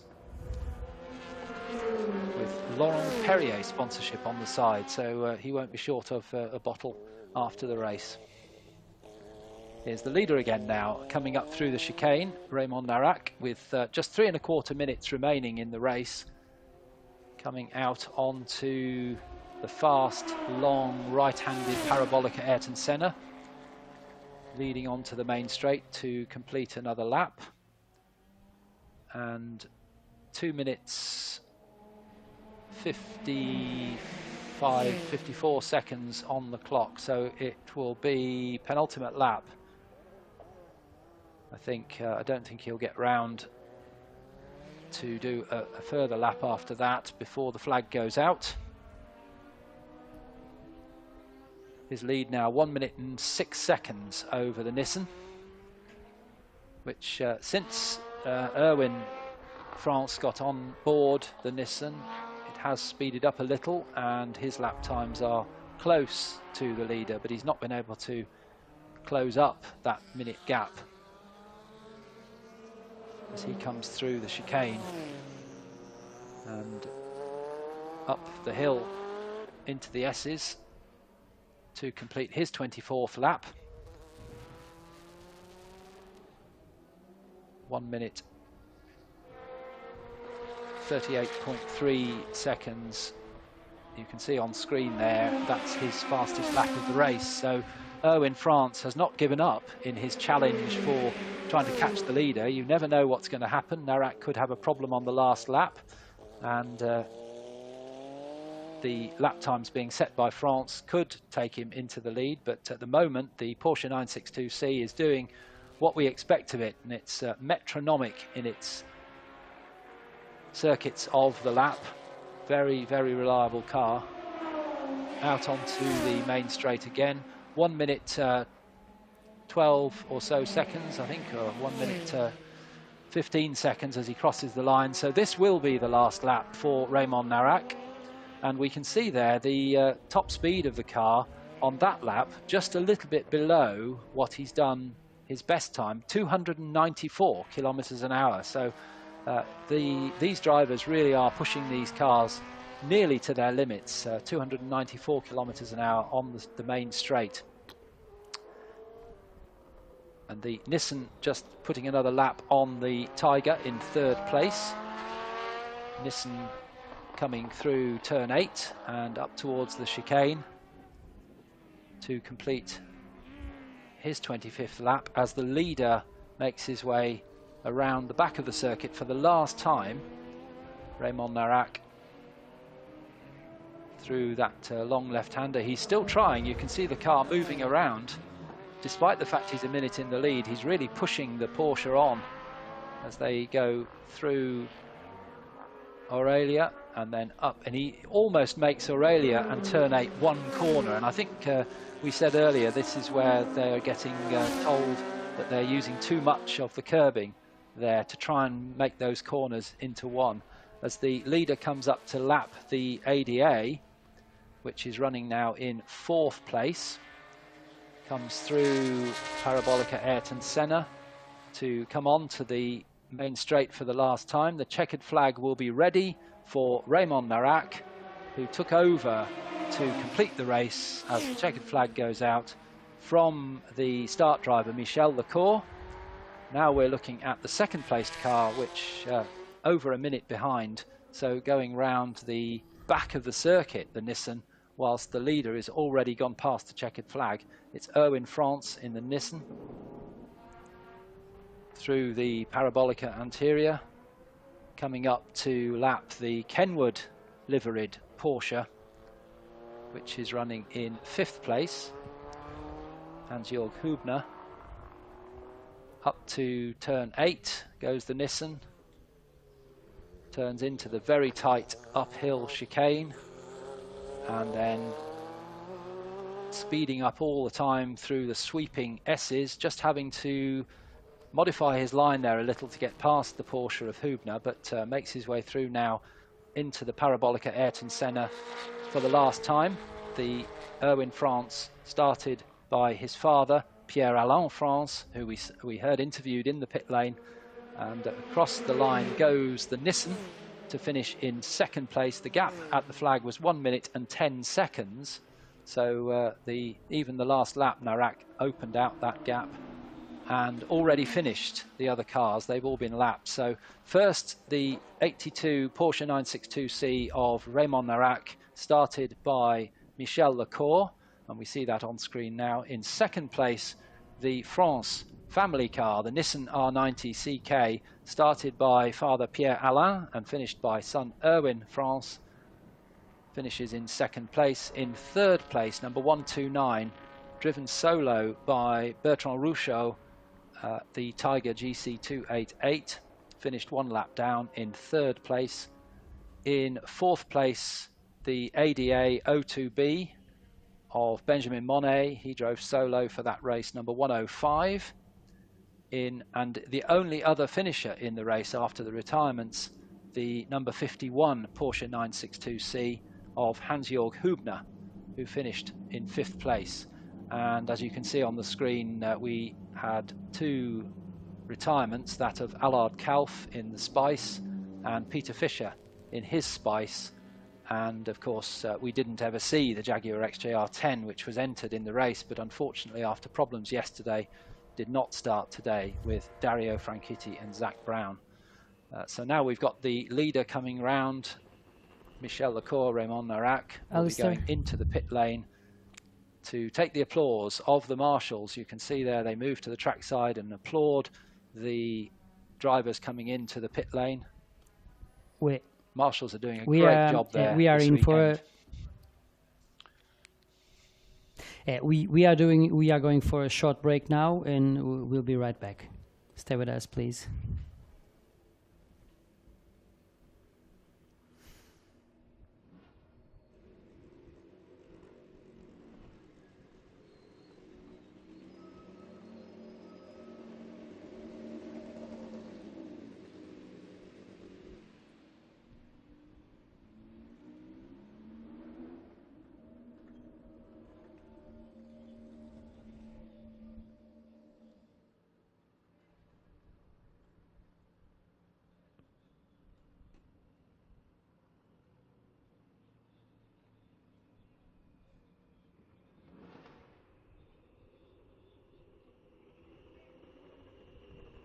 Allowing yourself to get carried away by the moment. That is how a great vacation should be. Being able to forget everything, even the little choices of life. Having to choose between this or that, whether catching the waves or laying by a pool, whether visiting a museum or enjoying the terrace. Whether simple or sophisticated. Why not just leave it up to the moment and see where things take you? It's entirely possible when nothing is missing and everything is so close. Every path is the right path.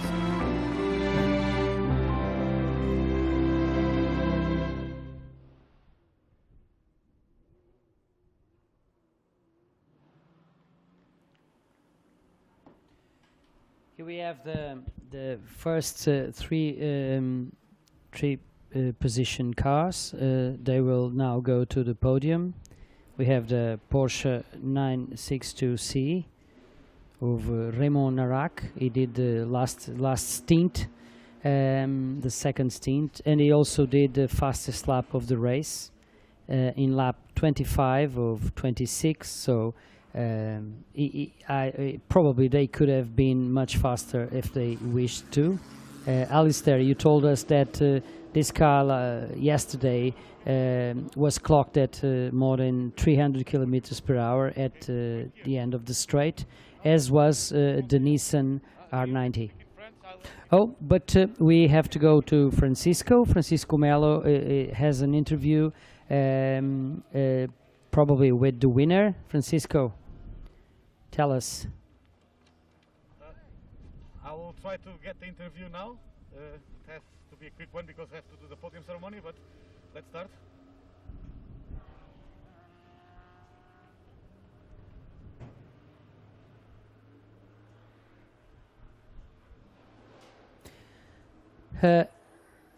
And these are the highlights of the race. Alistair, there were some good moments in the race. Yes, they were indeed. Yes, I mean, the cars just standing still look as though they're going quickly, don't they? They're amazing, these Group C cars. And yes, we've got the Porsche. Okay, I'm sorry to interrupt you, Alistair, but we seem to have the winner with Francisco Melo. Francisco, go ahead, please. Okay, second time will be the time. I'm joking. Hello, sirs. We are here with the winners. Now we are live. Okay. Congratulations to both. Great victory. Can you tell us a bit of this race? Well, it has been a little bit easy because we were first on the grid, and then I pushed a lot to stay at the first place. And then when my friend Raymond drove at this turn, it was also easy because we had 15 seconds, if I remember, front our friend France. Yes. Yes. So, congratulations, great victory. Thank you. And thank you for coming to Estoril Classics. Thank you. It's a nice place. Oh, yes. Very nice place. Thank you.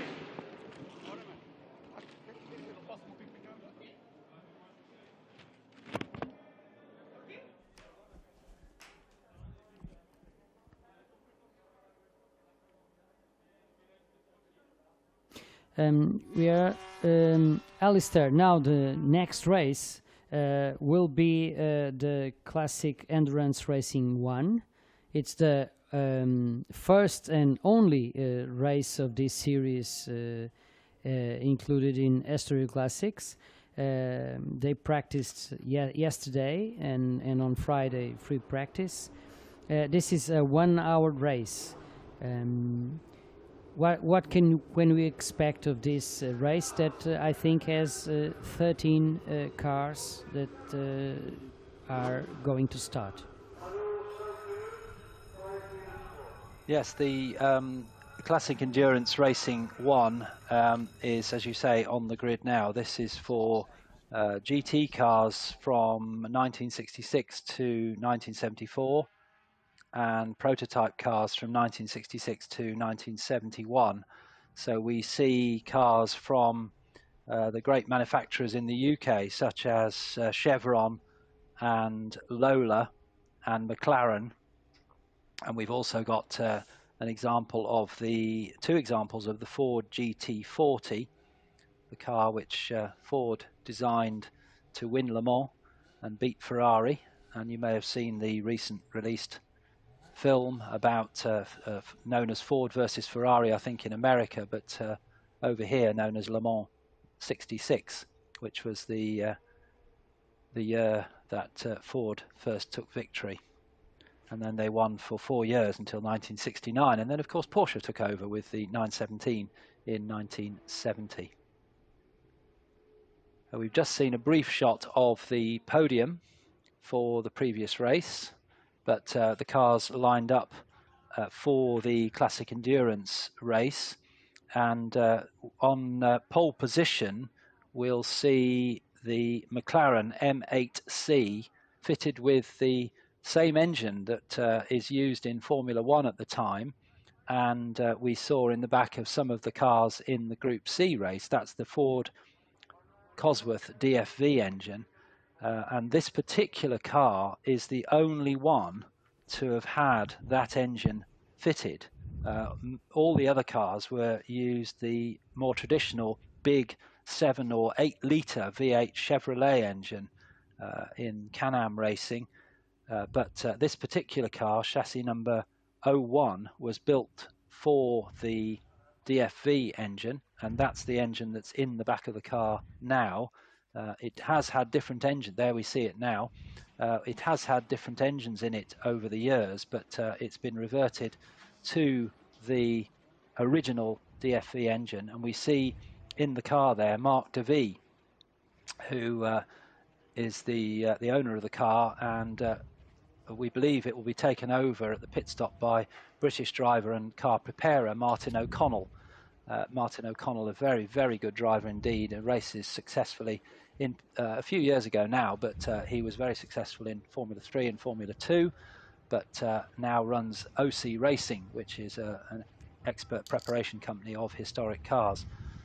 So we see Mark DeVee will be taking the car at the start. So that's the McLaren M8C on pole position, as we see the podium just completed for the previous race, the Group C race. Congratulations to the drivers there, taking away their cups and bottles. The McLaren was built for the Evergreen Racing team and driven by British drivers Chris Craft, Trevor Taylor and Brian Redman, as we see the cars move off now on their warming up lap. And it took a first place with Chris Craft driving in Sweden in 1970.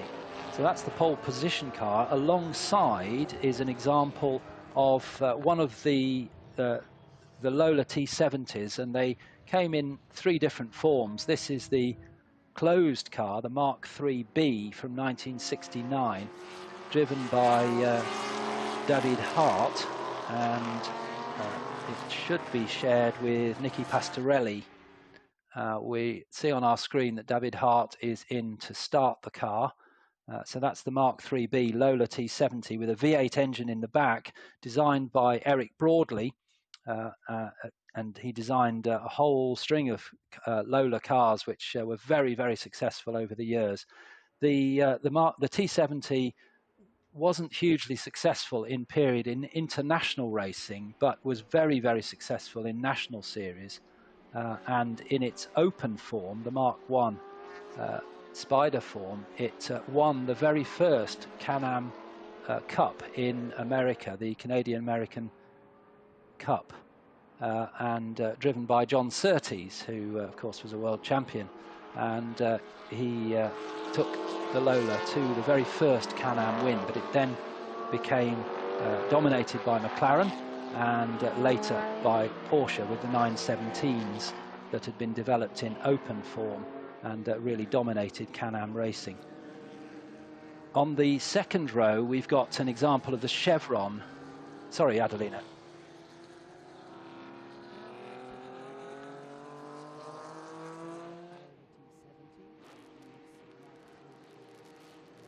Configuration was also very popular in Portugal, not particularly by the use of Portuguese drivers, but because Mike Diadi won Villarreal twice in a Lola T70 Chevrolet. It was also the car that Teddy Pillet and Gustave Gosselin used to win the 1970 500 kilometers of Villarreal. So it's a popular shape of that period and a successful car also in one of the best Portuguese circuits, if not the best, which is at Villarreal. Well, the cars have taken the start, and immediately into the lead from the outside of the front row has gone David Hart, number 34 in the car you're just talking about, the Lola T70 Mark IIIB, has got past Marc de Vie, and in fact Marc de Vie is going to lose a place, I think, to the second of the Lolas. No, he just manages to defend his line through there. The second of the Lolas, the white with the green stripes, started by Steve Brooks, and that car should be shared with Robert Beebe. They normally share together, but Steve Brooks took the start. So those three cars starting to pull away from the fourth placed car already, which is British driver John Emberson, in an example of the Chevron B19, and through the left-hander they go. In fact, John Emberson's hanging on to them through the tighter corner there. The Lola's much more powerful but heavier, and John Emberson is able to hold on in the B19 from 1971. That's a smaller engined car, and that should be shared with Bill Wickham. The two of them regularly share cars such as this. And in fifth place, it's the number 56 yellow and black Chevron B19 of Campos Costa and Biero, as they head off to the final corner and complete the first lap. And it looks as though Hart leads from de Vie, and then in third place is Brooks, and then Emberson as they cross the line for the first time. And a good battle for the lead, and another good battle for third place as they turn now through turn one. And the McLaren of Marc de Vie has closed back up on David Hart in the Lola as the rest of the field stream through. An example there, the white car with the black stripes. We're not seeing that now, it's further back in the field, but that's another of the Chevrons. And now we're looking at the Lola being chased by the McLaren, the Lola, and the Chevron of John Emberson, who leads his class. He's the, as I say, the smaller engined cars, the under 2 litre car, and the three cars ahead, all using bigger engines. The Lola's using the V8 Chevrolet engine, and the McLaren using the Ford Cosworth DFV 3 litre engine, as they turn now into the left-hander at Parabolica Interior. And still David Hart manages to hold on, and going a little bit wide there, Steve Brooks in the second of the Lolas, but holding on to the McLaren of Marc de Vie. And we do have the interest in this race of a pit stop and of course driver changes as well. We're expecting Martin O'Connell to take over the car in second place, and we're expecting Nicky Pastorelli to take over in the leading car. Both Pastorelli and O'Connell are very quick drivers indeed, and had long histories in racing before they turned to historic racing. And Steve Brooks should be handing over to Robert Beebe in the third-placed car. And as I mentioned, John Emberson in the leading 2-litre car should be handing over to Bill Wickham. Adelino. Yes, just a quick note to refer to the back marker. I think it was, well, I talked with Fernando Soares, which will be sharing the drive with Miguel Vaz of a Porsche 911 Carrera RS 3-litre. Usually a very competitive car, but against similar cars. In here, it is totally outclassed by these sports cars and prototypes. So they will not stand a chance to do much more than finish the race. In qualifying, they were 5 seconds slower than the slowest of the sports cars, which was the Lola T212 of Christophe Baudon. And Fernando Soares, I met him yesterday in the pits, and he told me that he misjudged this participation because he was counting on having several other 911s also racing in this race. It sometimes happens. He ended up being the only one with this type of car, and so we'll be seeing him a lot, but only when he's been lapped by the faster cars. It's a nice, beautiful 911. We're very well prepared, white and with the blue stripes, and we'll be seeing him whenever the faster cars will be lapping him, which shouldn't take long to start with. Well, on track we're seeing the classic smaller engine car keeping up with the bigger ones, with being lighter and more nimble. And John Emberson in the under 2-litre Chevron B19 is in fact is that a problem for Steve Brooks in the Lola T70? Seemed to be a little bit slow coming onto the main straight as they were coming down there, and John Emberson has gone up into 3rd place. So leading is David Hart, 2nd place Mark De Vries, that's Lola from McLaren, then it's the Chevron of John Emberson. Remember, just a little 2-litre engine in that, keeping up with these big V8s, and the American V8 leading, and the Cosworth V8 DFV engine in 2nd place. Then it's John Emberson, then Steve Brooks and Campos Costa in the 2nd of the B19, 2nd in the 2-litre class, in the yellow and black striped car there, just going through the bottom of our picture, in 5th place. So the 5 leaders all still very close together, and the 2-litre sports car series that raced in Europe in period, using cars like this Chevron B19 and the Lola T212, was fantastically competitive, and it was it travelled around a bit like the circus travelling around, like we were talking about earlier. The drivers would load their cars onto trailers and move on to the next circuit, and it was really competitive, and it's great to see these cars still racing. And the Chevron and the Lola Mark were the main 2 competitors in that 2-litre sports car championship that we saw.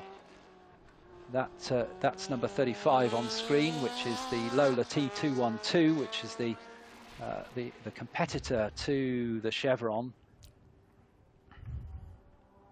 The Alistair, pit stops mentioned. Do you have? Yes, Avelino.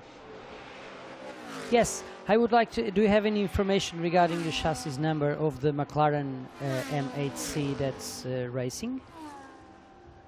Yes, you may have been doing something else. I gave a history of the car. It's chassis number 1, and it's the only one of the M8Cs to have the DFV engine fitted, which it did from new, but it subsequently had other engines fitted, but it went back to the DFV. Yeah, I missed the number of the chassis, but I have to tell you that this car raced at Villarreal with Chris Kraft in 1970. This is actually a race won by a Lola T70, which can happen also here. But the McLaren was very fast in practice, and if I'm not mistaken, it actually did pole position for this race in Villarreal in the distant year of 1970. So this exact car that we're seeing in the second position has a bit of Portuguese history racing at the Villarreal circuit. Yes, the driver there you mentioned, Chris Kraft, he took the car to a win in Sweden in 1970 as well, and subsequently, after the Evergreen Racing team sold the car, it had a different engine fitted into it, but it's now been restored, and we see it on screen there, restored to its original DFV engine, which is unique to this car, as it looks like a quick spin there for the 5th place car of Campos Costa, the Chevron B19. We just caught a very quick glimpse of it next to the Armco. Looked like he'd had a spin and was recovering to the track as John Emberson goes through to complete 5 laps in 3rd place, but he's being challenged on the inside by Steve Brooks in the Lola T70, but Brooks just could not get the car turned in, so John Emberson able to sweep round the outside in the much more nimble little 2-litre Chevron V19 from 1971, and the heavier Lola not able to challenge as they went into that corner, but the Lola is more likely to be able to challenge on the longer straights, perhaps on the back straight down towards Palaborica Interior, or the main straight between the final corner and turn 1. So we'll keep an eye on that. But ahead is the McLaren of Marc Davy, and a fascinating race we're watching as once again Steve Brooks challenges on the inside to try and get past the John Emberson Chevron. Steve Brooks, property developer, but also enjoys flying and owns a Spitfire, which he flies regularly, and will even take people for passenger rides. Steve Brooks, a great aviation and car enthusiast. I have some information regarding the... Yes, I have some information regarding the maximum speed attained by these cars. And we have on top of the charts, it's during practice. The Lola T70 reached 249.5 kilometers per hour. The Chevron B19 with Alexandre Beirão driving 245.6. The other Chevron B19 with Emberson 242.4. And the Chevron B8 with the Siebenthal driving 230 kilometers per hour. The McLaren MC8 provided only 227.9 kilometers per hour, yet they could have improved that perhaps in qualifying.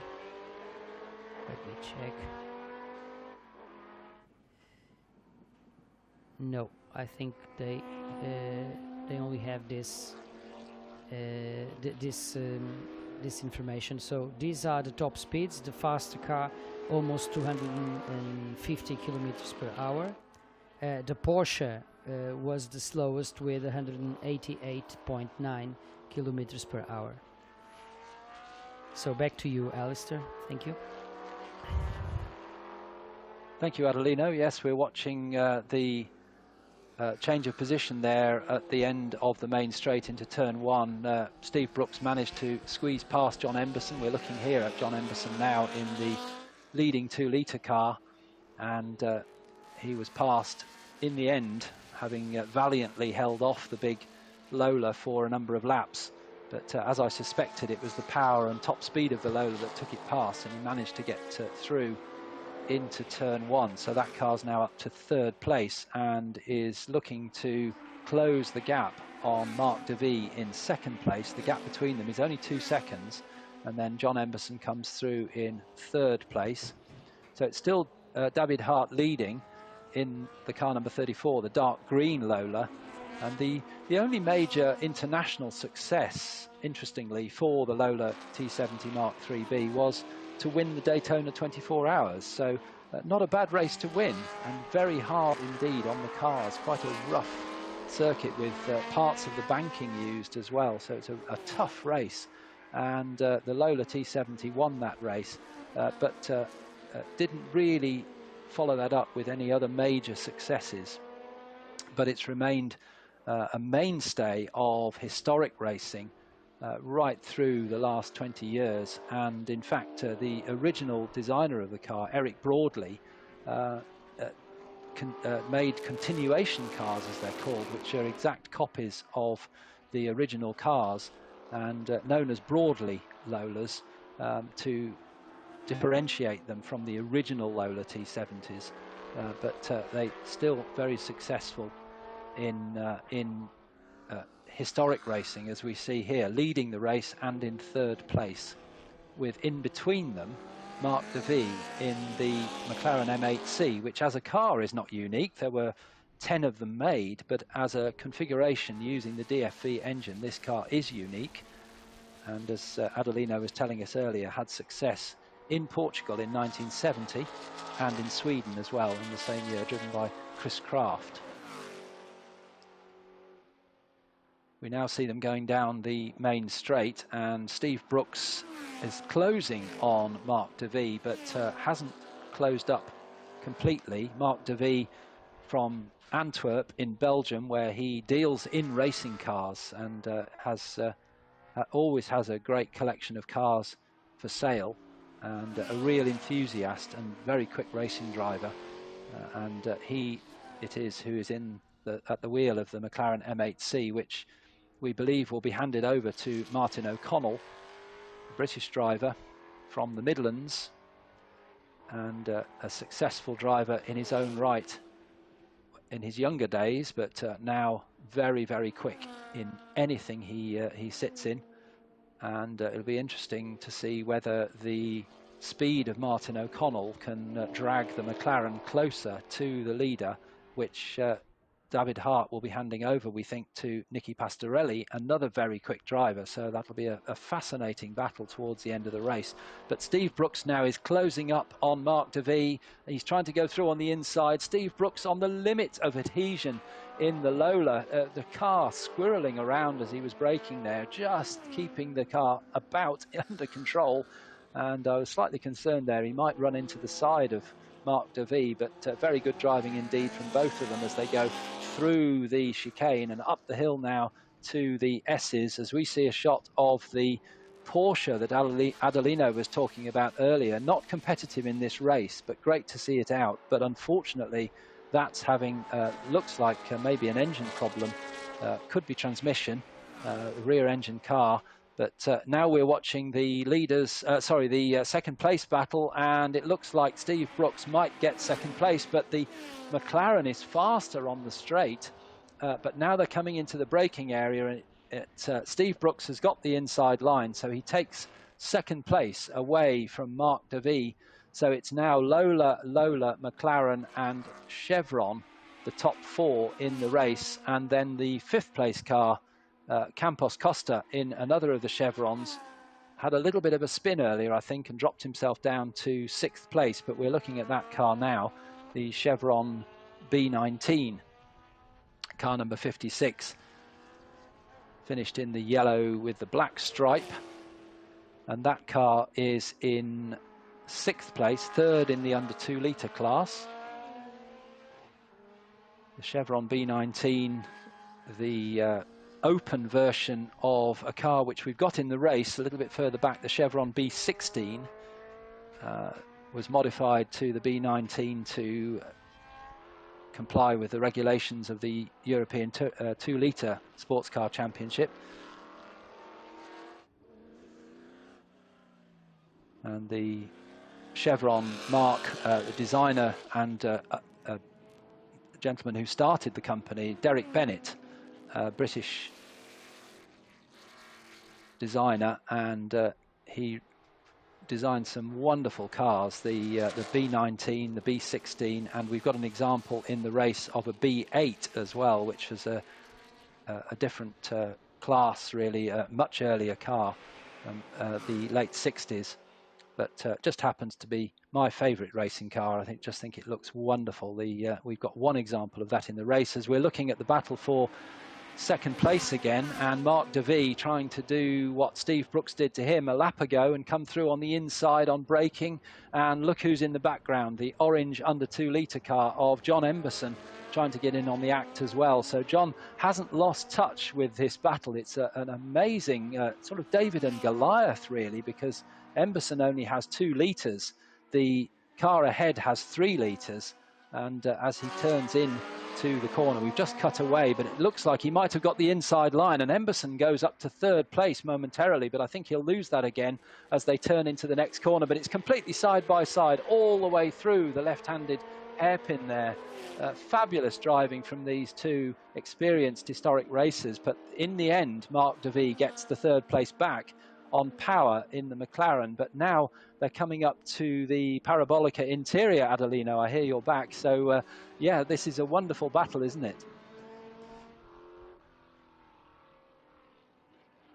I was very surprised by that place for trying to overtake, but it actually makes sense. So, but it's perfectly natural that most powerful cars then in the stretch, in the straight line, they have much more speed and more acceleration than the 2 litre cars.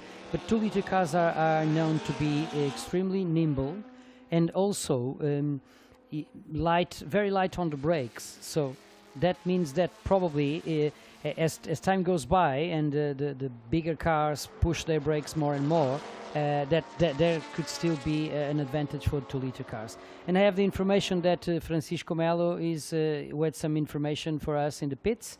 Go ahead, Francisco.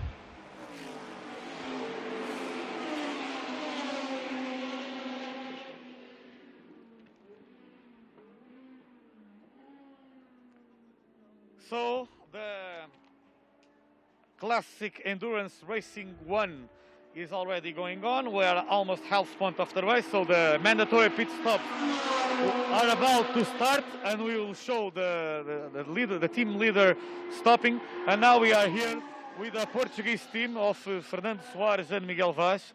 Hello, Fernando Soares and Miguel Vaz. So I can see that you had really bad luck today. Bad luck because we had a problem in the gearbox. So we are trying to solve it now so that we can go back to the race. So, but the qualifying, you already had problems in the qualifying, or only he appeared today? It was only today that we had this problem in the car. Yesterday the car was fine, so no problems at all. Yes, it was a bad luck in your home race. So, do you think it is still possible to do a few minutes? I think so. Maybe in the next half an hour. Yeah, the race is 1 hour, so I think we will go back to in some time now. We hope so. Now we're going to speak a little bit of Portuguese. Então já podemos ver que tivermos agora sim, já estamos aqui. Isto realmente é muito azar, nem sequer começaram, suponho, não é? Nem sequer. Isto aconteceu à segunda volta. Segunda volta. Estes carros são muito sensíveis de caixa, a passar de quarta para quinta, não meti bem, a quinta não entrou e o carro deu rotações e partiu o martelo de válvula, o que acontece normalmente nestes carros. Espero que consigam ainda fazer uns... Espero que consigam ainda fazer alguns minutos. Vamos tentar. Vamos tentar. Claro. Obrigado. Okay, so this was the Portuguese team of Fernando Soares and Miguel Vaz. They explained in English and in Portuguese their problems. They hope still to come back to the car. They still come back to the race, I mean, and take part still in this classic Endurance 1 race, which, as we said before, we are almost half time. So the pit stops are, the pit window is about to open, and as you can see, the crew, the family, everyone working in the car to try to get back this car to the race. And the pit window is about to open. In 2 minutes' time, the pit window will open. We will get back with you, to Francisco, as soon as the cars start to pit. Thank you very much. Back to the race, Alistair. Fernando Soares explained in Portuguese that he was the one driving the car, and because the car had problems with the gearbox, he was unable to shift from 4th to 5th gear, and he exceeded the revs for the engine, and the valves probably gave way. He said it's a common problem in these cars when this problem happens. So in the meantime, we have the information that the team manager of car 159, that will be the Lola T70, currently in 2nd place, it was summoned to race control, and the pit window will open in less than 1 minute. Alistair? Yes, I didn't notice any warning flags going out to 159 Steve Brooks, so I don't know why the team manager has been called up to race control, but it might be that he has been exceeding track limits, and we didn't spot the message. The pit window opening 30 seconds, so we could get some early stoppers in the pits, but at the moment we're watching this tremendous battle between the over 2 litre Mark DeVee McLaren and the under 2 litre John Emberson Chevron, which is having a great fight for what is now 4th place. Steve Brooks having got past and gone away in 2nd place. He's about 5 seconds ahead now, and 12 seconds down on the leader David Hart, as we look now at the battle for 3rd place coming up through the chicane, and still Mark DeVee is able to hold off John Emberson. John Emberson also races in a Morgan as well. He's a long time Morgan enthusiast. Morgan, the British car make, although now owned, I think, by an Italian company, if I remember correctly, but still made not far from where I live and where I'm talking from, in the middle of the UK. And John Emberson out in his Chevron B19, which he'll be handing over to Bill Wickham for the 2nd half of the race, we understand, as we look at the 159 Steve Brooks car in 2nd place. And that's being followed by the Lola T212 number 42, which is in 10th place. That's driven by Christophe Baudon. And here's the battle for 3rd place, with Mark DeVee just ahead of John Emberson. John Emberson couldn't be much closer, could he? He's almost under the rear wing of that McLaren as they head off down to the Parabolica interior, and they're catching the Lola T212, which is an under 2 litre car of Baudon, and looks like they'll get through on the run up to Aurelia. Francisco Melo has another another interview ready for us. Go ahead, Francisco.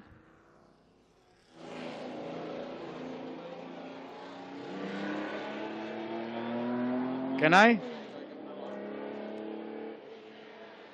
Okay, we are here with Nicky Pastorelli. Nicky, you are about to enter the car, so hammer time. Yeah, we go for it. David did a good job in the first stint. We are P1. Let's see if we can finish it to the end. Of course. Okay, this was Nicky Pastorelli, one of the best GT car drivers of all time. Fantastic racer, and he's about to enter the leading car, number 34 car. He's the leader, the team of David Hart and Nicky Pastorelli, who is about to enter. David Hart is out, Nicky is going in. And so we can see live the driver change.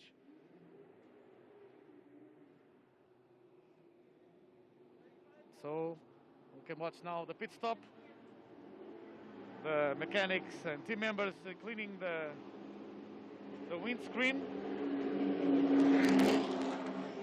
Now the seat belts are being adjusted. This the driver has to do this. They have a mandatory time at the pit stop.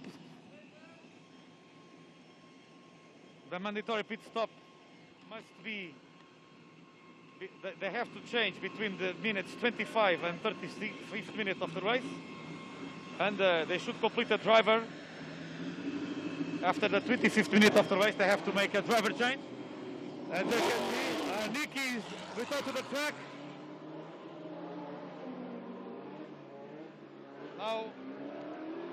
Now we're going to talk. We want to talk with David Hart. Try to make an interview with. To talk with David Hart. Just waiting for the signal. I'm just waiting for the signal. And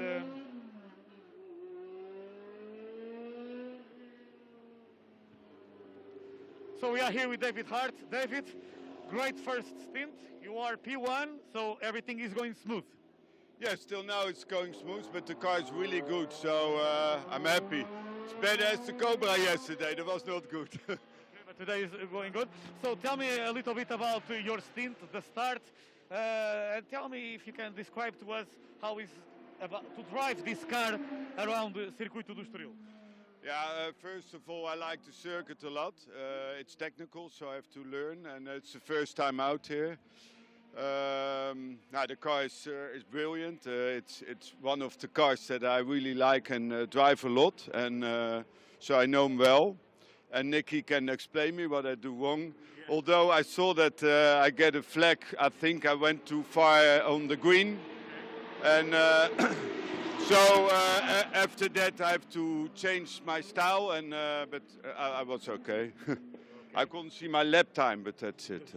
But great first stint, and now let's see if Nicky finished the job. Okay. And best of luck. Okay, thank you. So this was the leading team. We heard David Hart talking about his stint and how it's like to drive at Circuito do Estoril. And as we can see, more mandatory pit stops going on. And now these cars are going out. That's the correct way to put it.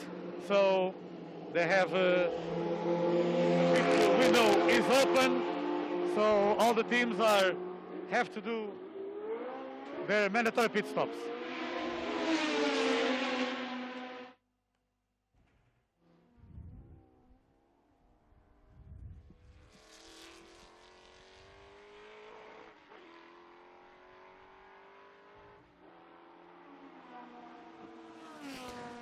Well, yes, so we have witnessed first pit stop and exchange, and it was the leading car with now Nicky Pastorelli driving, relieving David Hart that did the first stint.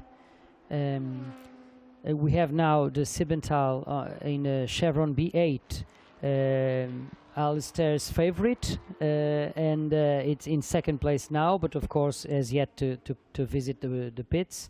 Then we have BB's Lola T70 in third place, already having changed drivers and doing the mandatory pit stop. O'Connell driving the McLaren. We're all anxious to see what this driver can do with the powerful McLaren with the DFV Cosworth engine. And Emberson was doing great leading the 2-liter class. Let's see how this unfolds also. At the moment we only have two cars, I think, that have yet to pit. Second place, the Siebental, and Baudon with the Lola T212 from 1971. Alistair. We're seeing there the place change. Martin O'Connell wrestling with the steering wheel of the McLaren as he gets past Robert Beebe in the Lola T70. And I did notice that John Emberson has been into the pits and he's remained in the car. It's the same helmet for John Emberson. So it looks like Bill Wickham will not be taking over the chevron number 15. John Emberson has remained in the car, but we're now seeing, after the pit stops, we've only got one car remaining to go into the pits, which is the Baudon Lola T212. The pit window will close in just under 2 minutes, so he needs to come in on this lap. But here we see Martin O'Connell. Now, in qualifying, Martin O'Connell set a time in this McLaren of 1 minute 44.739, which is significantly quicker than anybody else. Although Nicky Pastorelli, now he's got on board the David Hart number 34 Lola, has already set a time of 1:45.7. As we see in the pits there, the Chevron B8, we haven't seen much of that. It's not really competitive with these much later and more powerful cars, but the Chevron B8 coming into the pits to do its mandatory stop. Here's the Lola of Robert Beebe, number 159, making his way through the S's, but ahead of him is Martin O'Connell. Martin O'Connell up to second place. The gap, we now need to keep an eye, Adelino, on the gap, because I'm expecting Martin O'Connell to be able to close the gap on Nicky Pastorelli. It's 22 seconds when they came out of the pits by the... Yeah, he just did fastest lap with 1:45.755. Slightly better than the fastest lap Pastorelli did previously. So they are evenly matched, even though they are separated for by 22 seconds, which is considerable. I think we could, but let's see. I'm relishing to see the fight of that O'Connell can bring to this race, which from the start had only Emberson there trying to keep up with the bigger guns. Let's see how that goes. Well, it should, if Martin O'Connell can keep the car right on the pace. Remember that time of 1:45.755 was his very first flying lap out of the pits, and he had to pass Robert Beebe as well. So he could well go faster than that on this lap. And the gap between them, 22 seconds, it is a lot, but we've got 24.5 minutes left in the race. So we'll see now whether Martin O'Connell can close the gap on Nicky Pastorelli. And the last car to take its pit stop, the Baudon Lola T212. Yes, we have Francisco Melo with another interview. Francisco, go ahead. Thank you, Adelino. We are here with the team number 32. We're here with Mark. Mark, he will speak in French because his English is not perfect. Can you tell us a little bit about your race? It's perfect. Everything is perfect. The track is wonderful. Race is perfect. The car driving perfectly. Everything fine. Thank you to everybody. Thank you, Mark. Wonderful weekend around the circumstance with the virus. It's a privilege to be here today. We thank you for that. Is the first time here at the Estoril racetrack? No, I come in 2008 with Van de Viver. So also a fantastic memory for this track. Now, the country is wonderful. The track is nice. The people are very nice. Oh, very nice. Thank you. Thank you. Continue to have a nice time. Thank you. Thank you to you. Back to you, Adeline.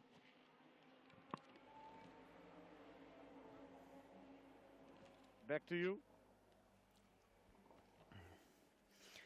Thank you, Francisco, for the interview. We keep seeing now the leader seems to be losing quite some time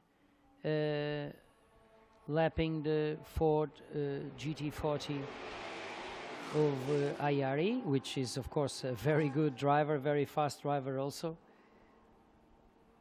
But this could help O'Connell to reduce a bit the gap, don't you think, Alistair? I think that's very likely, yes. We're now switching to the battle behind, which is John Emberson moving up into third place, passing the Lola T70 of Robert Beebe. So John Emberson has done a really fantastic job with this under 2 litre car to get it up to third place overall, having passed now the white Lola with the green stripe, the T70, which has a much bigger and more powerful engine. But John Emberson able to hold that car back on the main straight. Now he's into the corners. I think he'll start to pull away because the Chevron B19 is much more nimble than the big Lola. So John Emberson, a great job there, up into third. Meantime, ahead, the lappery of that GT40 has indeed helped Martin O'Connell a little bit. He's closed the gap to about 21 seconds, first to second, with 21 minutes remaining. But Nicky Pastorelli in the leading car is driving very quickly indeed. O'Connell just put on the fastest lap of the race with 1:45.507. So taking up a whole second from Pastorelli in the previous lap.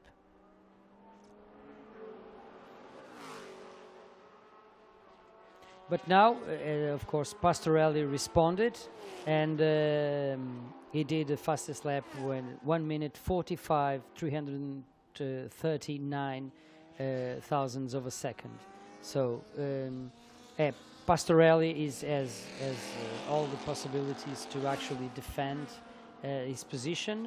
Let's see. The gap is quite large for cars that are practically at the same pace. Yes, the two leaders are very, very evenly matched, aren't they? There's just a couple of tenths of a second between their lap times, and it goes one way and then the other. There we see Martin O'Connell now, number 11 in the McLaren, and working hard. Good with the open car and the low windscreen. We can really see how Martin is having to hustle this car through the tighter corners. Lovely shot there as it goes away from us through the kink on the back straight, coming up now to the left-handed parabolica interior. So again, we'll see Martin working away at the steering wheel, just keeping the car in the position on the track that he wants. That lovely long shot with the pampas grass in the background, that's really nice shot there on the screen. There goes Martin O'Connell, again having to correct the slide as he brakes for the right-handed Aurelia. Now he's into the tight section. If we follow him through here, here we are. We can see right down into the cockpit now from that camera position. A great shot, that close in, watching Briton Martin O'Connell working away in the McLaren M8C. He'll now be coming through the S's and now into the parabolica Ayrton Senna before he completes his 22nd lap. And he's coming round the Porsche back out on track again. So that's good news after that problem with the engine. But back out. Yeah, but O'Connell might be trying too hard since he has been flagged with warning for track limits. So he needs to be careful about this, because next time he will probably get a penalty, and they are expensive. They are 45 seconds each by the standard of the marshals at Estoril. So it's not worth it. Oh, it seems O'Connell is slowing down. Is it his car? Yes, it was. That was a rear view of O'Connell's car, so something wrong, and he's pulling off. Okay. Oh dear, what a shame after all that effort from Martin O'Connell. Yeah. He's parked at the exit of corner 2 and entry of corner 3, if I'm not mistaken. So we will be having yellow flags very soon between those two corners, at least. But he parked the car outside the track, so that doesn't represent a real danger at the moment. But here he is, double yellow at turn 2. Well, I was going to say that if anybody can fix the car at the side of the track, it will be Martin O'Connell, because he runs his own race team, OC Racing. He's an expert mechanic, and I see that he was we cut away, but it almost looked like Martin was jumping back into the car again. So I wonder whether he has fixed whatever the problem is. And yes, he has. He's jumped back in again. Yes, he great. has. Thank you, Martin. It proves the point of Martin O'Connell. It's quite handy. Let's see. Yeah. He might be able to bring the car in the pits, and then let's see what can be done about, because he would deserve to do a few more laps at the circuit. Let's see what happens.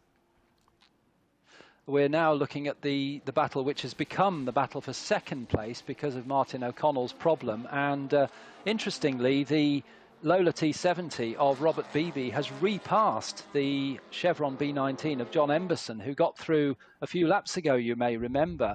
And for some reason, Robert Beebe has suddenly perhaps found another gear there in the Lola, and he's got through into second place. So we're now looking at John Emberson just lapping the Porsche.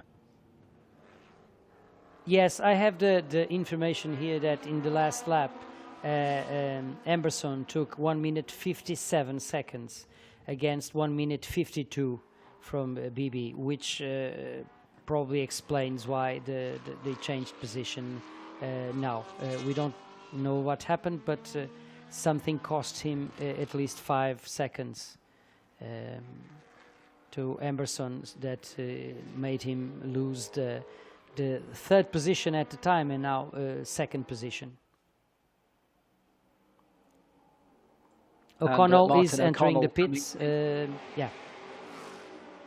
Coming into the pits, Martin O'Connell. So after getting the car going again at the side of the track, he's come in to the pits, and it may be that he can tell the team what the problem is and they might be able to fix it, but he's dropping down the order. He's now shown in 5th place, and we're looking at the leader, Nicky Pastorelli, in the Lola T70, which now has a comfortable lead of a minute over Robert Beebe in 2nd place in the similar Lola T70. And then in 3rd place now, John Emberson, who's quite close behind Beebe. And then moving up to 4th place is the Lola T212, second in the under 2 litre class, car number 35, which is Armand Miel. And then leading the GT1 class is experienced driver Soyala Ayari, the French driver, car number 69, in Mr. John of B's Ford GT40 from 1968. Ayari is actually the second fastest car on track at the moment. Pastorelli is doing 1:49.7, and Ayari is doing 1:50.066. So is at the moment the second car. Is way faster than the Emberson, which seems to still struggle. There's some problems surely with the car. And it certainly looks that way, yes. Doing very well, as expected. John Emberson seems to have speeded up again, so I wonder whether, and he's slowing down again now, so I think there's an intermittent problem with, he's really slowing now. He's pulling to the outside of the track, so that's a great shame, because he was doing a really good job of keeping that little 2 litre car right up with the leaders. He's now pulling across to the inside of the track to keep out of the way, and there's an exit point there he can get to, hopefully, or at least the marshals will be able to push him to that point. So we'll have yellow flags showing at that section of the circuit.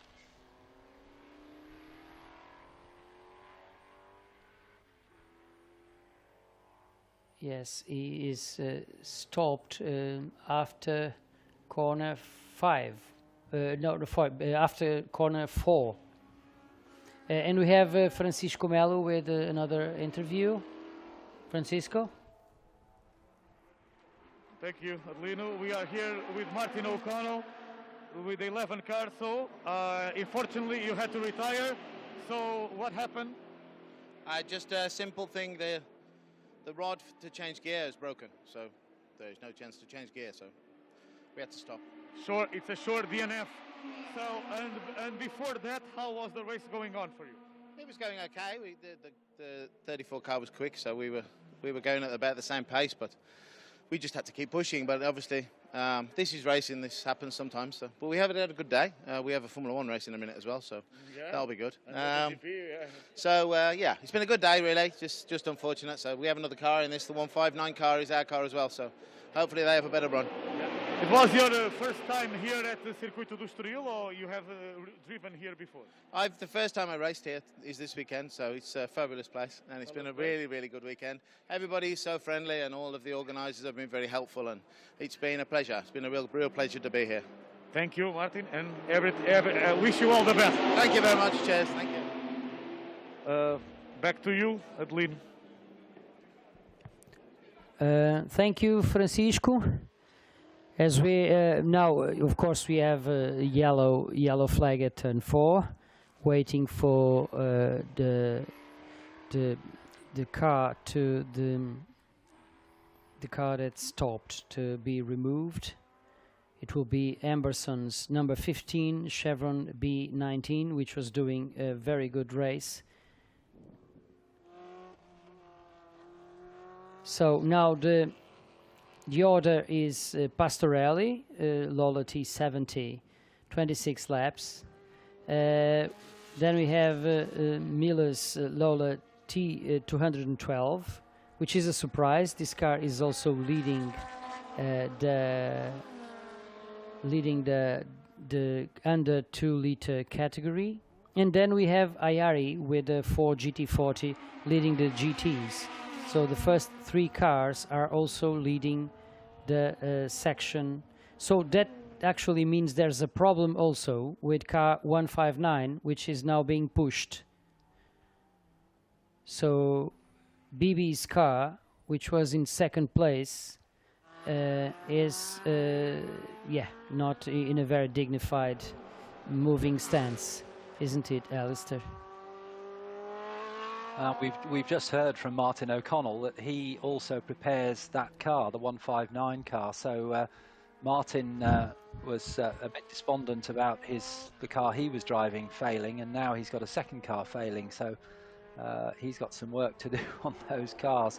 That's a great shame, but that means that we have Lola's first and second with the T70 of Nicky Pastorelli leading, and the car on screen, number 35, in second place. That's the Armand Miele 212 Lola.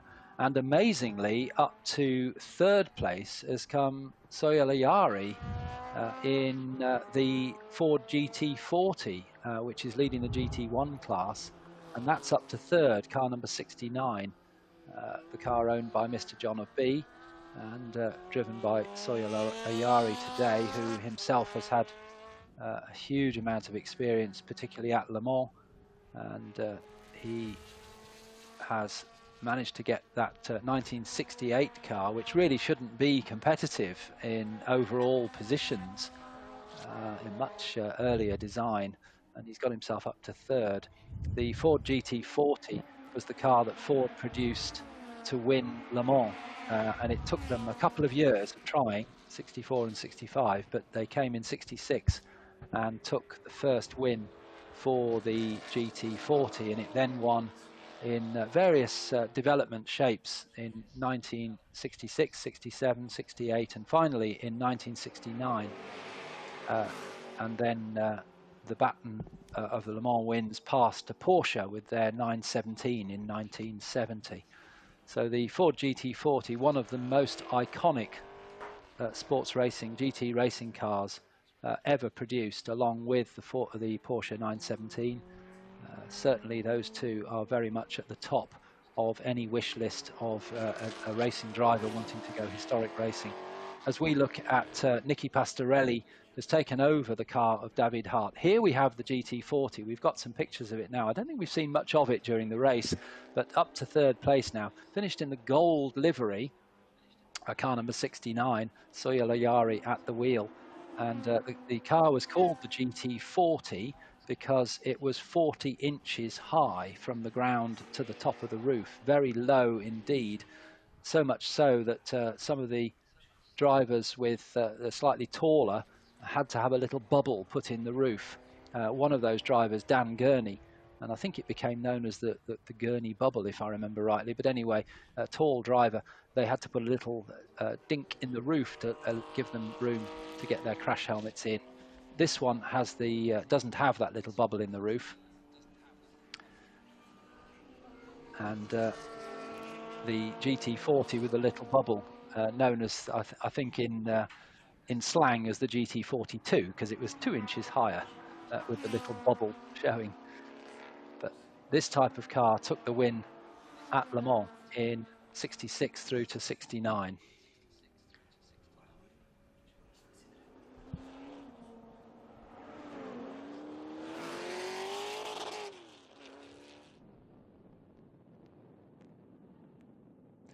The final win at Le Mans for the GT40 coming in 1969 for the 6-time winner of Le Mans eventually in the years of his racing, Jackie Ickx, the Belgian driver, and British driver Jackie Oliver, who shared the GT40 in 1969 and took the win.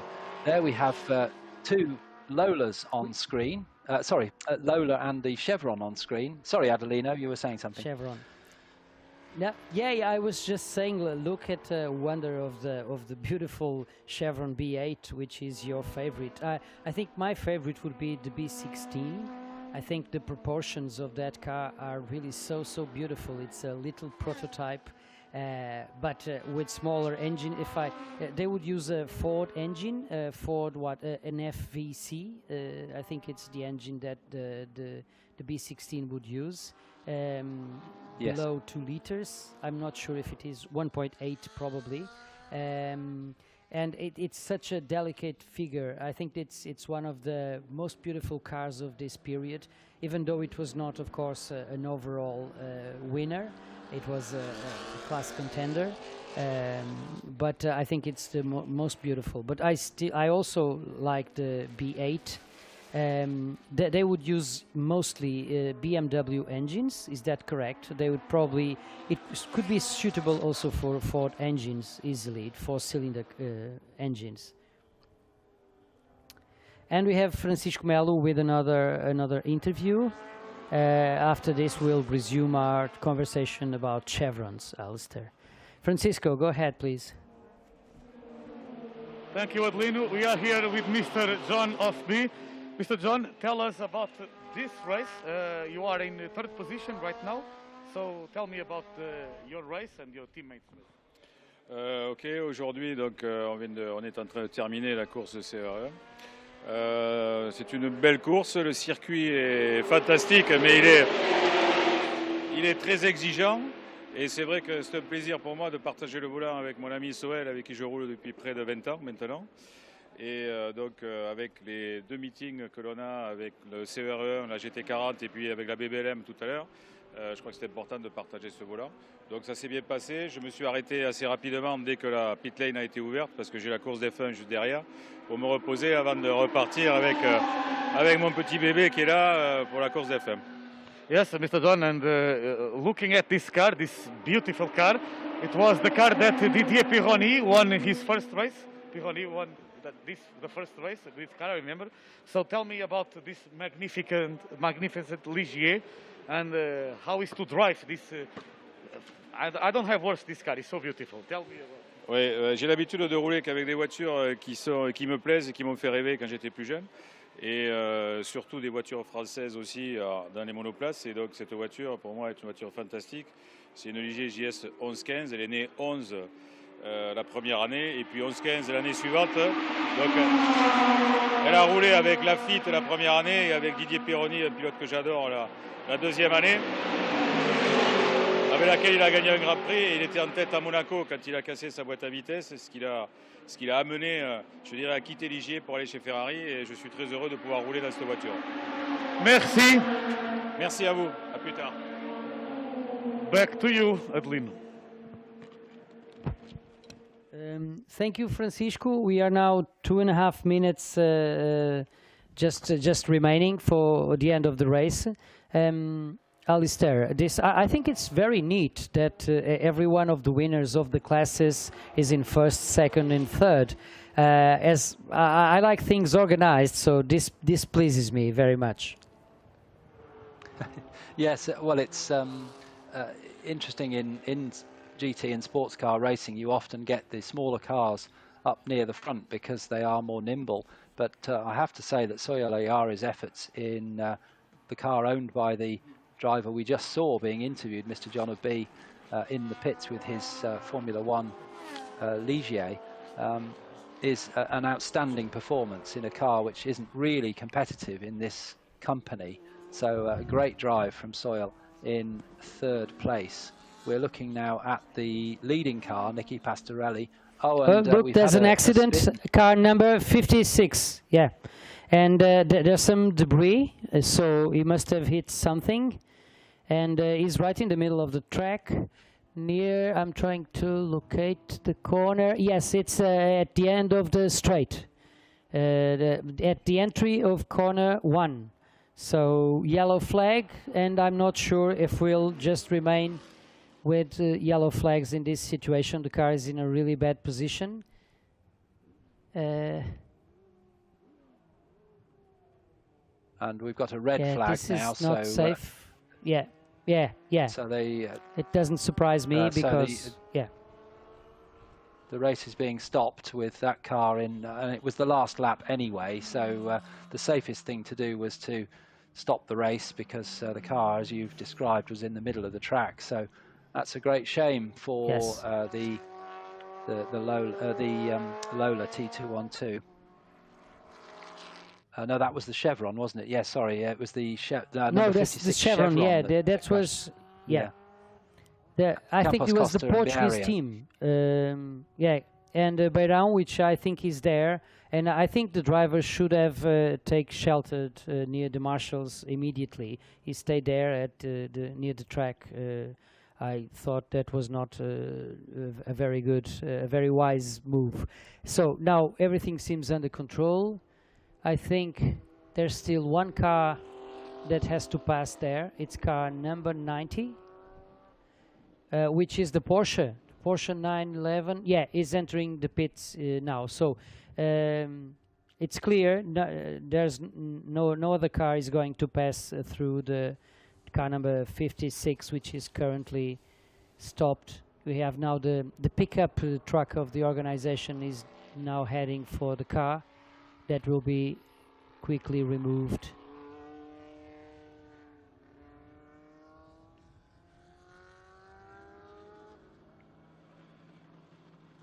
So, Alistair, can we go through the results?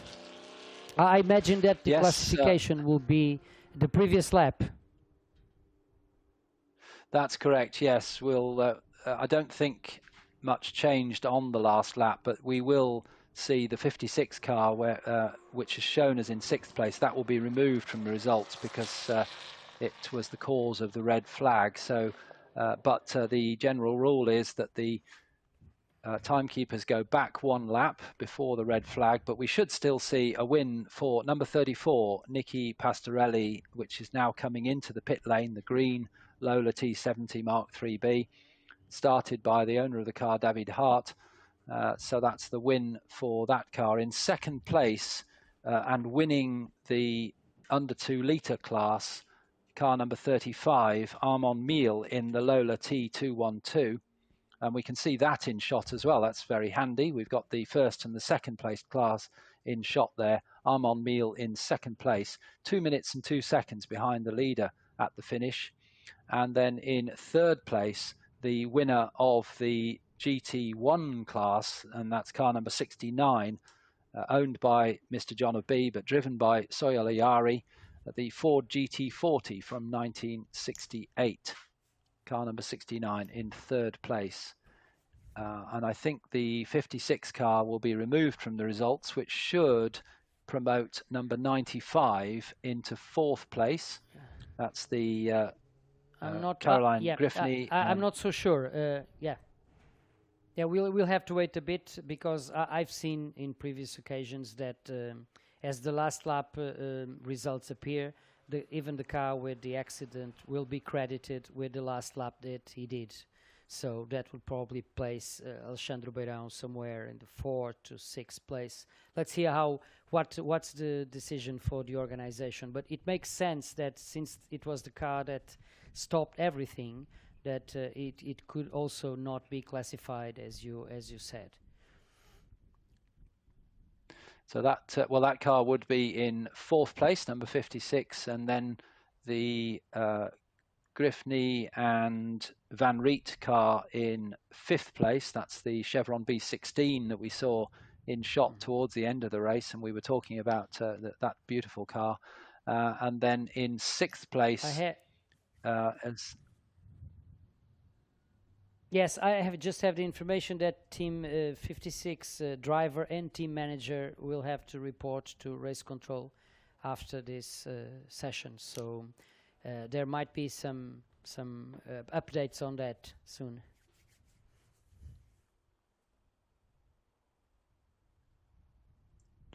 So continuing with the results, in 6th place, number 32 is Henrique Jean-Pearl and Marc de Siebenthal from Switzerland in their Chevron B8. That finished in 6th place, 4th in the 2-litre class. And in 7th place, car number 42, the Christophe Baudon Lola T212, although I did see a message about an investigation into their pit stop. We thought they'd missed the pit window in that car. It looked like he'd come in just shortly after the pit window closed. But again, we'll leave it up to the officials to decide on that one. That car shown in 7th place. In 8th place, but won't be classified because that retired. So only 7 classified finishers, I think, in that race, with Robert Beebe retiring towards the end in the Lola T70. And John Emberson, of course, we saw retire towards the end of the race as well after a really good drive in the under 2-litre Chevron B19. And the rest of the cars, Martin O'Connell retired as well. As we look now in the pit lane at the Ford GT40, Soyal Ayari getting out of the car with the car's owner. We can see them now in the back of the shot there embracing, and I'm sure Mr. John will be congratulating Soyal on his great drive to 3rd place. Out of David Hart's car comes Nicky Pastorelli after taking that to the win. And there's David Hart now congratulating his driver. Hayari's best lap was under 1 minute 50, which in the Ford GT40 is quite an achievement. Not many more drivers did this in the race, so it's very, very impressive. And we now go to the pits with Francisco Melo. Francisco. Thank you, Lino. We are here with the winners, David Hart, Nicky Pastorelli, Team Netherlands as well. So, is that Team DHG? That's the correct way to say it. So, congratulations, fantastic race. I think you were P1 from the start to the finish. So, what can you tell us about the race? Actually, for me, it was really easy because he did a really good first stint, created a big gap. So I had no pressure from behind, so I just had to keep the gap. Then we were lucky because the other ones were out of the race, but it was anyway easy for me because of the first stint. So David, you make it easier. Yeah, for me it was more fun. I had Mark de Vis in the back, and but I drove slowly. I have to learn first time out here, and but every lap it gets better and better. And yeah, it was a pity that he has to drive for the. But anyway, he did a good job. First time both of you racing in Estoril, or you already? No, I've been here many times before, and happy to be back because it's a great circuit. Great circuit. Yeah. Okay. So congratulations, and now let's go to the podium ceremony. Okay, thank you. Back to you, Adeline.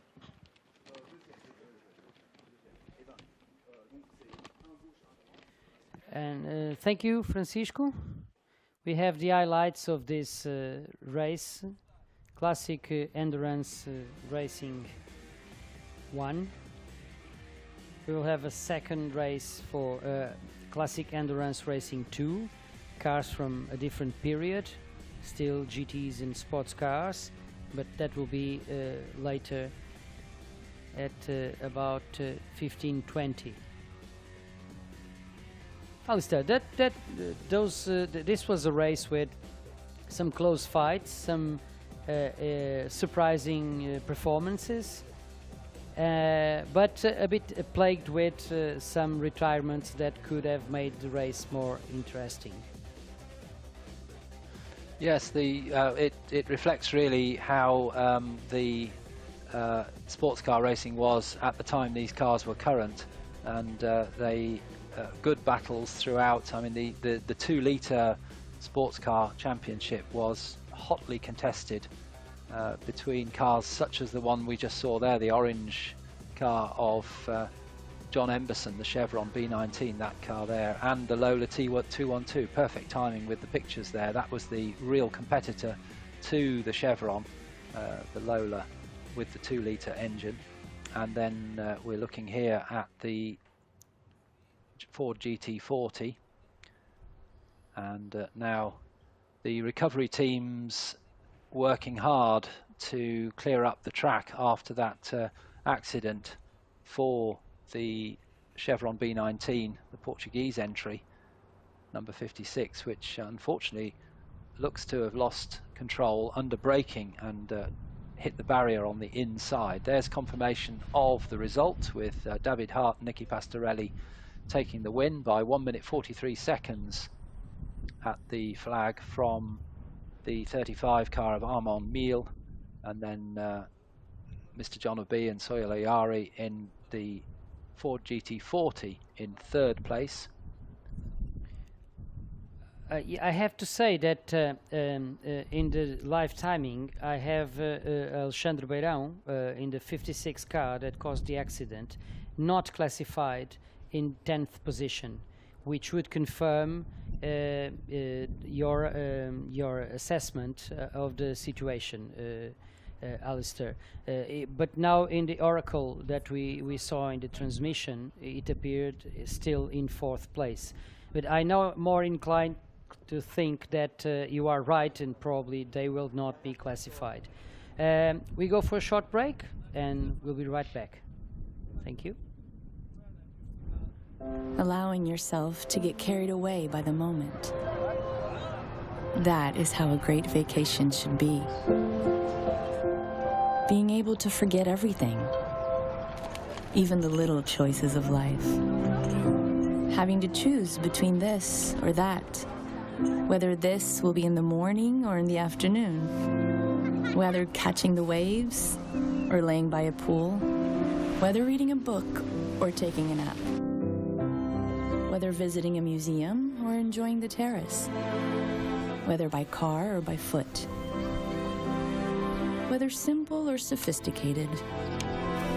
Why not just leave it up to the moment and see where things take you? It's entirely possible when nothing is missing and everything is so close. Every path is the right path. Allowing yourself to get carried away by the moment. That's how a great vacation should be. Being able to forget everything, even the little choices of life.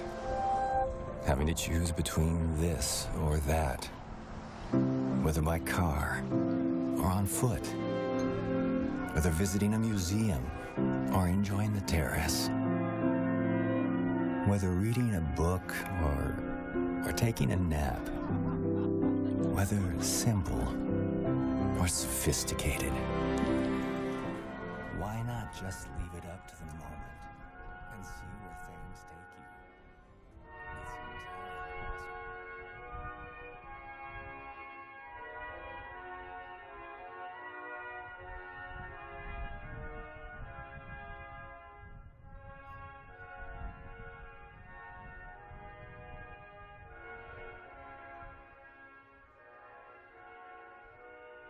For this race, Classic Endurance 1, David Hart and Nick Pastorelli as the winners.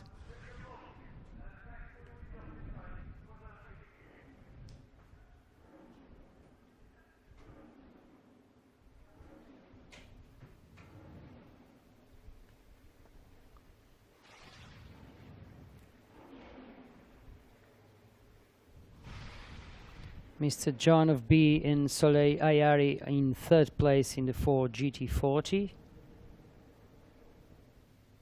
And Armand Mille in the Lola T212.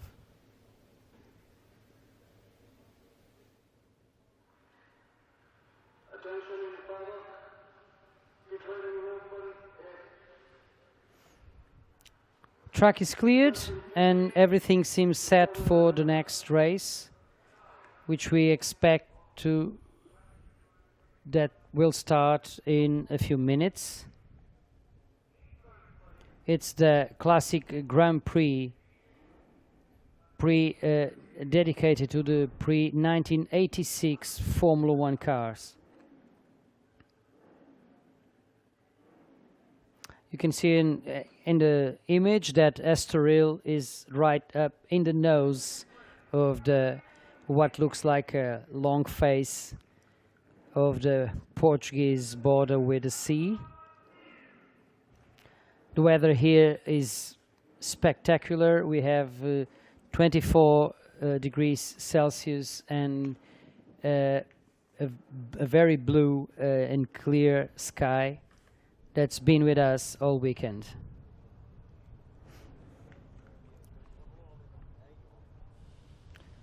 Class wins, still for the Classic Endurance Racing 1, one of the series that Patrick Peter and its Peter Auto organization brought to us this year for the Estoril Classics 2020.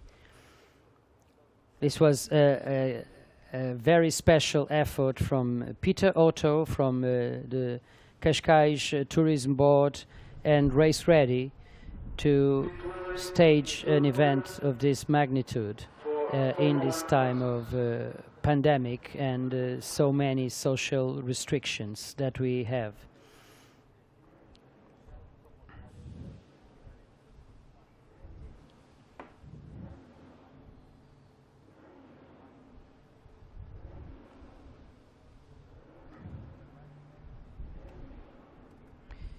We are now having we're going to have the race of the Classic Grand Prix. Yesterday we had race 1, won by Michael Lyons with an Escort 308E 1976. It's a very easy car to spot because it's blue, but it has a pin-up on the side of it because this car was initially sponsored by Penthouse magazine.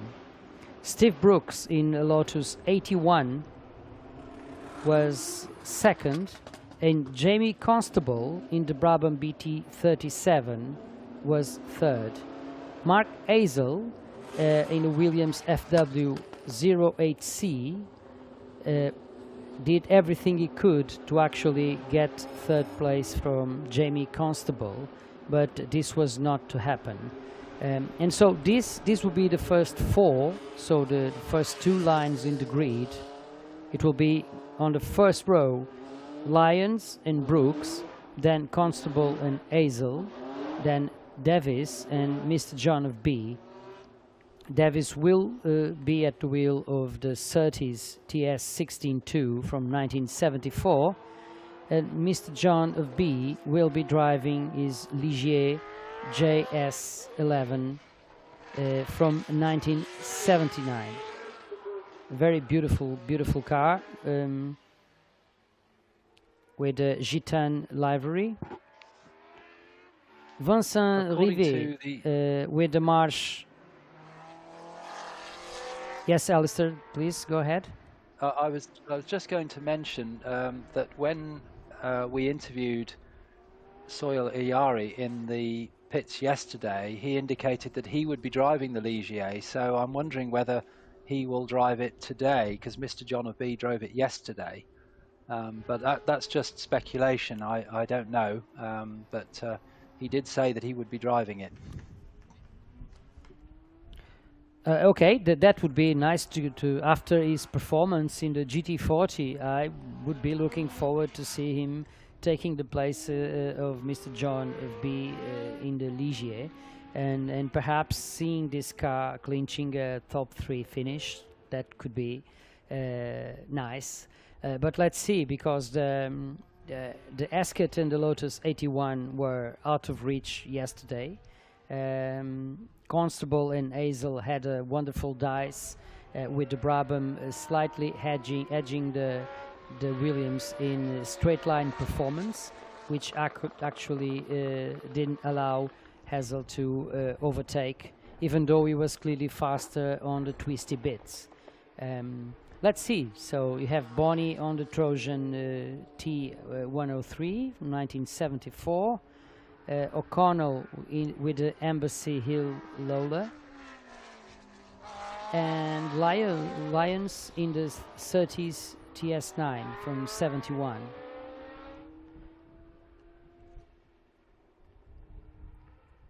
So the cars now forming up on the grid, and we're looking there at Vincent Rivet's March 811 chassis number 06, and you can see the name Daly on the side there behind his helmet. That's Derek Daly, the Irish driver, and sponsorship from the Irish beer company Guinness, very appropriate there.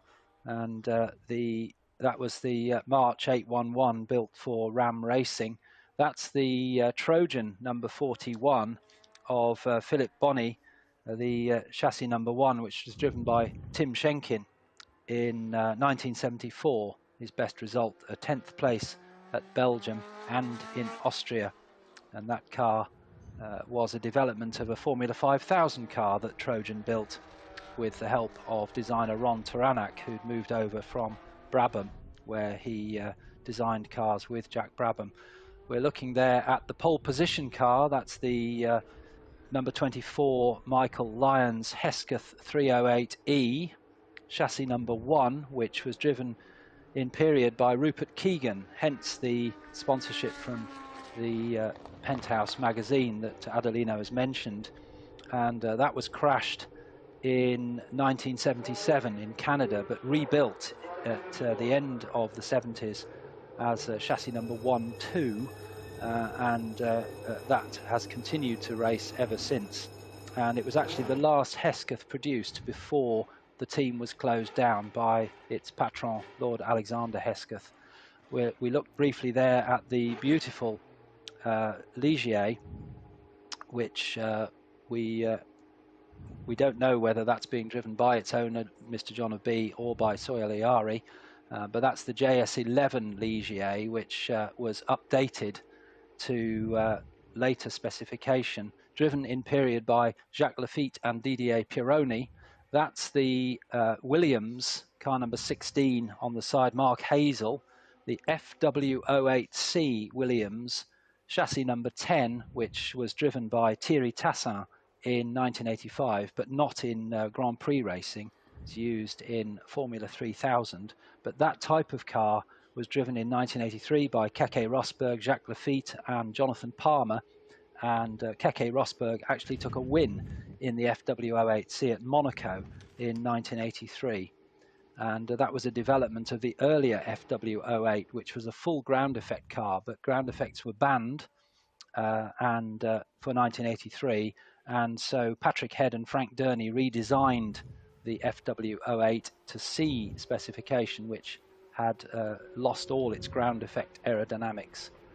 As the cars make their way up to the grid, and there's the that's beautiful livery, the Essex livery of the Lotus 81 chassis number 1, driven by Steve Brooks, who we saw out earlier in the sports car race. Steve Brooks races this car regularly. This very car was driven by Elio De Angelis in 1980, and then later in the season was handed to Mario Andretti to take over in the later part of the season.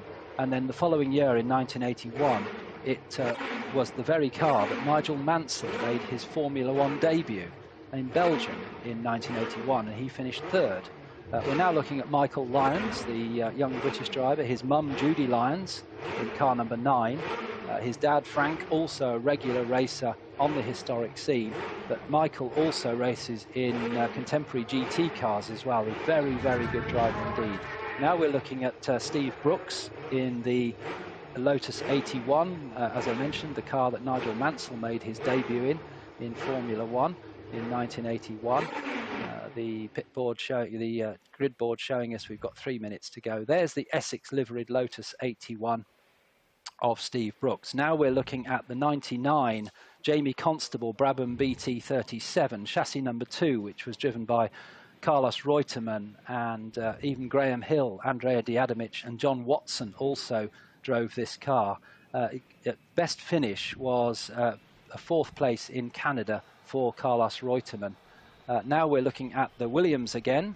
This is the number 16 car of Mark Hazel, the FW08C, and you can see there the side pods of the car quite far back, close to the rear wheels. This is because the ground effect side pods that went all the way to the front wheels had to be removed for this season. Now it's Mark DeVee, number 18, in the Surtees TS16 with Matchbox and FINA sponsorship. John Surtees attracted that to his team. And Carlos Parche, the Brazilian driver, drove this car to 4th place in Brazil in 1974.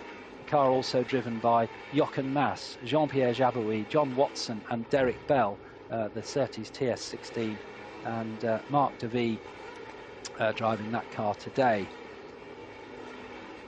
Looking now from the rear of the grid, and we should also have taken our camera back one more row, because then we'd have seen the close-up of the beautiful Gitan livery, number 69, which we're going to see from a little bit further away, but that's a really fantastic looking car. Car number 69 on your screen, the Ligier JS11, updated to JS15 specification with better aerodynamics. And this very car driven by Jacques Lapisse and Didier Pironi in period, and it finished, it took a win with Didier Pironi in Belgium in 1980, and also 2nd place in France for Pironi, and 3rd in Canada and South Africa. So a very, very successful car. And we also, Alistair, sorry, Adelino. There's a I just wanted to mention that the Constable has a problem. The Brabham B37, BT 37 had a problem and a bad start. So yeah, he's been push-started, so he should be able to make it back round. He's catching up now. And that Brabham BT37 was actually the first Brabham that raced under the control of Bernie Eccleston after he took over the team. So this was the first car they raced with Bernie in charge. Bernie went on, of course, to control Formula One for many years until quite recently, when it was bought by Liberty Media. So quite a history really in motorsport for the BT37. We should also mention at the back of the grid, assuming he's made it to the grid, Martin O'Connell. He certainly indicated that he would be there. As we see Jamie Constable making his way back to his correct grid position, there is Martin O'Connell in the Embassy liveried Hill. Yes, I confirm that the Embassy Hill is on track, in the track. Hopefully he will have better luck this time and will be able to finish the race. The Embassy Hill was the team. Yes, the helmet of Graham Hill. The helmet of Graham Hill would be perfect for this Embassy Hill, even though because of the association of Graham Hill, who was responsible for this team, and he still raced some embassies, didn't he? Before he took on a more managerial position.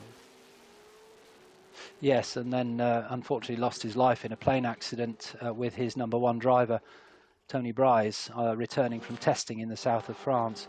But this particular hill was designed by Eric Broadley of Lola, hence it's got the name of the Lola T370, although it was raced as the Embassy Hill Lola, and raced by Graham Hill himself, raced this car, as did Guy Edwards and Rolf Stommelin. And at the wheel today, Martin O'Connell, who we heard from in the pits after the retirement of the car he was driving in the previous race. And Martin O'Connell was certainly right up at the sharp end, challenging for the lead when unfortunately he had to retire yesterday. So do keep a watch out at the back of the grid for that white and red Embassy Hill coming through the midfield and hopefully being able to catch up to the leading group quick enough to challenge for the lead as the cars now pull up to the line. So we've got Michael Lyons on the left of your screen, and then Steve Brooks in second place on the grid, Hesketh from Lotus at the front, and then it's Jamie Constable, Brabham, and Mark Hazel, Williams, on the second row as they head off down to the first corner. And Michael Lyons going in on this second warm-up lap, although they have started the clock, which is slightly confusing, but we are running the race. I thought for a minute there they'd put a second green flag lap, but no, we are racing. The clock had started, which isn't unusual. It often starts on the second green flag lap, but we are racing. So we're looking for the leaders coming down to the Parabolica interior, which is Michael Lyons leading from Steve Brooks in second place. Third place is Jamie Constable. And fourth is Mark Hazel. Has Martin O'Connell made any progress? Yes, he has. He's up into sixth place in the Embassy Hill. And they go down towards the chicane. And a good battle there for third place, which is our friends Jamie Constable and Mark Hazel. We watched them in the race yesterday, the whole race, and Mark Hazel couldn't get through. Jamie Constable actually is wearing a Hill style of helmet, isn't he? The London Rowing Club colours that Graham Hill used, and then his son Damon, world champion as well, of course, also used, Adelino. But yes, do you think there's the possibility that the Williams had some changes in order to be more effective on the straight? It doesn't seem like it, because he was almost alongside the car, but as soon as they started accelerating down the straight, the Brabham BT37 again took the lead. So yeah, but I thought that helmet would be perfect for the Embassy Hill. Not so good for the Brabham BT37, which I think Graham will never drove. But still, it's a beautiful helmet. In Portugal, there was at least one driver at the time, César Torres, which of course had a great impact in the Portuguese motor racing, not so much as a driver but as an organizer of the Rally of Portugal. And in the 1960s he had an helmet that imitated the helmet of Graham Hill, so he had his fans and admirers everywhere.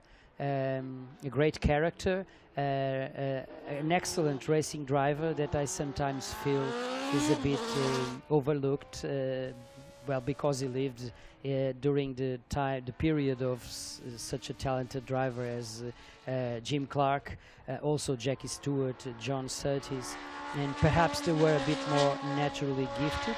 But Graham Hill was a valiant driver. He was also very organized, very well prepared, and this is also very, very important for success in the past and still today. Don't you think, Alistair? Yes, Graham Hill, twice world champion, 1962 and 1968, and a great driver and a great support to the Lotus team when Jim Clark was so sadly killed in 1968. He took over the mantle of the team leader. He did actually drive the Brabham BT37, so it's very appropriate that Jamie Constable uses a Graham Hill style helmet in that car. Graham Hill, a very good driver indeed, and in one of those sort of quirks of the way things work out, his son Damon Hill supported the Williams team when Ayrton Senna was killed in 1994 and assumed the team lead role and rather did what his father did for Lotus in 1968. So these drivers, they've had a really a difficult time in those 2 years. And we're looking now at this battle between the Brabham BT37 and the Williams FW08C. And we surmised yesterday that the cars are very similar in terms of their power because they've got the same engine in the back, and they are limited to 10,000 RPM to keep the cost of running these engines down. So they are very, very similar, but we think that the aerodynamics of the Williams is holding it back on the straight, and that's why we see the Brabham going ahead on the straights of Jamie Constable. Now we're looking at a great battle between Martin O'Connell, who has caught the Ligier now. Martin O'Connell in 6th place, now going past the Ligier on the main straight. So Martin O'Connell moves up to 5th. And where is he in terms of, he's 11.5 seconds behind, no he's not, 19.5 seconds behind the Williams-Brabham battle ahead of him. So that's quite a lot to catch up. But he is, yes, but he's, even though he's making very good progress, he's been lapping slower than the first 4 cars. So we have Lyons lapping 1:36.1, Brooks 1:37.1, and then we have the twins, the Brabham BT37 and the Williams FW08 in mid 39s, 1:39.4, 1:39.6, and then we have O'Connell in 1:41.2. So let's see if he can catch up, but at the moment he's still losing time. Also, just a side note, but Graham Hill was a master at one of the most demanding tracks at the Formula One Championship, the Monaco Grand Prix, which he won 5 times, I think. He also won the Indy 500 in a Lola, if I'm not mistaken, and he completed that with a win in the 24 Hours of Le Mans, I think in 1972, sharing the ride with Pescarolo or Sever. I think it was one of those. I think Sever, probably. So he did something that no other driver, until the moment, no other driver was able to achieve. Yeah, it was Henri Pescarolo who shared with Graham Hill 1972 win at Le Mans in the Matra. And the only driver, and a driver who's trying to achieve that Triple Crown as we speak, is Fernando Alonso, who's trying to win at Indianapolis to complete his Triple Crown of wins at Le Mans. Yeah, but there was another one that was very, very close to doing that, and I think he's the only driver that can actually dispute with Sir Stirling Moss the ability to win in any type of car, in any type of racing, which is Mario Andretti. I think he was very close because he placed second at the 24 Hours of Le Mans, even though he tried very hard and many times to win that one, but it has always been proved elusive. He won the Indy 5000, I think, in 1967. He was a world champion for Lotus in 1978, 79? I'm not sure. 78, I think. 79 was Jody Scheckter. And he also won anything that you can imagine in America. The dirt track, ovals, the Daytona 500, NASCAR's most important race. And of course several Indy Series titles. He was also the first of my favorite drivers, because when I started watching Formula One, I should be about 5 or 6 or 7 years old. He was driving the John Player Special Lotus, and I liked his name, and I liked the car, and he was winning races. So I think he was my first favorite driver, Mario Andretti.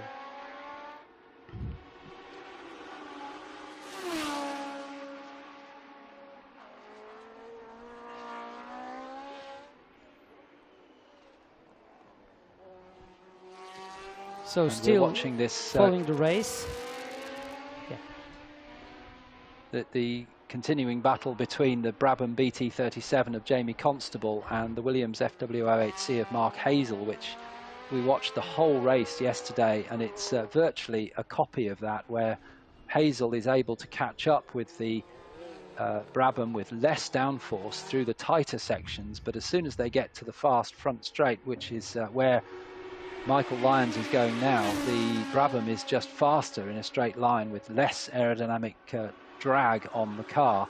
As we watch Michael Lyons turning into turn 1 with just over 10 minutes left in the race. Michael Lyons 6 laps completed, and he's also set the fastest lap of the race with a 1:36.118, which is not quite as quick as he did yesterday. He was in the high 35s yesterday. Here's this great battle between Constable and Hazel tries to go around the outside that time at turn 1, but he doesn't make it. They drop down into the dip through turn 2.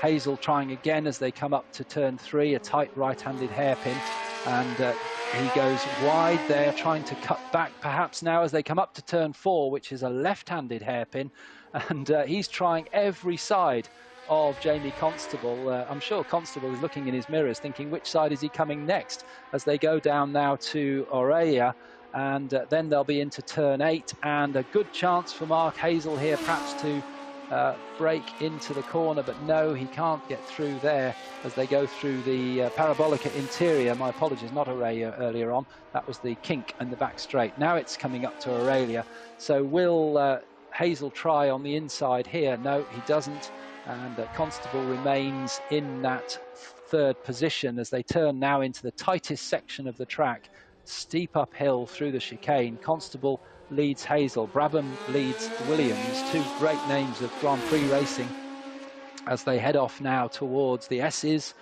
and then the Parabolica Ayrton Senna, and round to complete yet another lap. And these cars battling for third place, as round the outside of the Parabolica Ayrton Senna he goes, and he can't get through there, and now he drops in behind, and here we go again. Jamie Constable pulling away on the straight down into turn 1, and he turns in now into the first corner on the circuit, and Mark Hazel once again closes up. Now will he try as they go down into turn 2? No, he's not close enough. But ahead of these two, Michael Lyons and Steve Brooks in the Hesketh and Lotus. Now they're turning through turn 3, and it's still the Brabham just ahead of the Williams as they turn in now to VIP and then head off towards the kink on the back straight. And these two battling for third place. They can't be separated as they come down to the end of the back straight. And we cut now to the leader, Michael Lyons, with 7.5 minutes remaining in the race. And you can see on your screen there that the top speed recorded for Michael Lyons on the main straight, 281 kilometers an hour. Very, very quick indeed in these 3-litre Formula One cars, not turbocharged, and none of the electrical energy they carry these days. These are just petrol engines in the back of the cars driving the rear wheels. And there's Michael Lyons now coming down to turn 1 in the Penthouse and British Air Ferries sponsored livery that was run by Rupert Keegan in period on this car. And now onto the main straight again, we see Jamie Constable just holding off Mark Hazel, and now as they get up to the faster part of the straight, Jamie Constable pulls away, has a quick look in the mirror there just to make sure that Mark Hazel's not coming through on the inside. He doesn't want to cause any issues. Mark Hazel closes right up now, he's looking for a way through on the outside. Now they'll go down into turn 2. And they've got Judy Lyons there, lapping Judy Lyons on the run up to turn 3. And now through turn 3, once again Hazel takes that very wide line, which he now cuts back to try and get a better line for the VIP hairpin as they go round there back onto the long, fast back straight. Quick shot there of Steve Brooks in second place in the Essex-sponsored Lotus 81 chassis number 1, and another attempt from Mark Hazel on the inside of Parabolica Interior there, but again, it didn't come off. Now we're back to Michael Lyons again, leading the race by 6 seconds from Steve Brooks. And a big effort there from Mark Hazel on the inside, but not able to get through. And now they go into turn 8. And it seems to me that Mark Hazel, Adelino, has had more opportunities in this race today than the one yesterday. Yes, I think they clearly, there's a change of strategy and perhaps some fine-tuning in the car. Although it seems that on the straights the car keeps losing against the power of acceleration and speed of the Brabham BT37. Also, I think that John Constable is using very well the track and track positioning, always fair, but he makes his car incredibly wide for the smaller opportunities that Hazel has to put the car by its side. And I think Constable just left the track, or the embassy. Yes, Constable. Yeah, that is another example of what we call the curse of the commentator. We are talking about Jamie Constable, and he goes off the track. So and that will put Mark Hazel up into third. This time it's my fault. I was praising him because he was doing very defensive lines and using up the best qualities of his car, and then this happens. But I think we have to commend Mark Hazel for pushing the Brabham's driver so hard that even a small mistake can actually change positions. So this is also a part of racing in Formula One. Every small mistake can change the outcome of the race. Looking at Michael Lyons, the leader, and I noticed that Martin O'Connell has dropped back in the running order, and that's because he's made a pit stop. We didn't pick that up on the camera because we were following that great battle for third place, but unfortunately, Martin O'Connell in the Embassy Hill Lola has once again had some technical problems and he's had to make a pit call. But he's back on track now as we watch Michael Lyons in the Hesketh, leading the race now by 6 seconds. So the gap to Steve Brooks hasn't opened out. Steve Brooks is keeping that 6-second gap. There we see Brooks coming up behind Michael Lyons. Steve Brooks in the distinctive Essex livery on the Lotus 81 in second place, running very, very wide all the way around the left-handed corner there, and that was the Parabolica Interior. Now up to Aurelia, and then it'll be a short run up to turn 8, turning into the tight section of the track, the uphill chicane. Just 2.5 minutes remaining in this race. Michael Lyons leads in the Hesketh from Steve Brooks in the Lotus in second place. In third place, it's now Mark Hazel, with Jamie Constable having a little bit of a spin a lap ago and dropped himself down to fourth place. So that puts Hazel in the Williams in third, Constable in the Brabham in fourth, Mark DeVee in the Surtees in fifth, and Mr. John of B in his Ligier in sixth place. Then it's Vincent Rivet in the March in seventh place. In eighth place is Philip Bonney in the Trojan. Ninth, Martin O'Connell after that pit stop in the Embassy Hill Lola. And completing the 10 cars that are running, Judy Lyons in the Surtees TS9. As Michael Lyons has a little bit of a problem there, lapping the Trojan, and he did raise his hand after that. I wonder whether that was to say thank you for moving out of the way, or why did you move across on me, because it almost looked as though the Trojan chopped in front of Michael Lyons, but we didn't see the whole picture, so maybe that's being unfair. But there is Steve Brooks in second place. The gap has come down because Lyons had that problem with the lapping, but only a minute and a bit to go. Adelino. I was under the impression that Lyons was saying sorry for the overtaking maneuver being so harsh, but I might be wrong.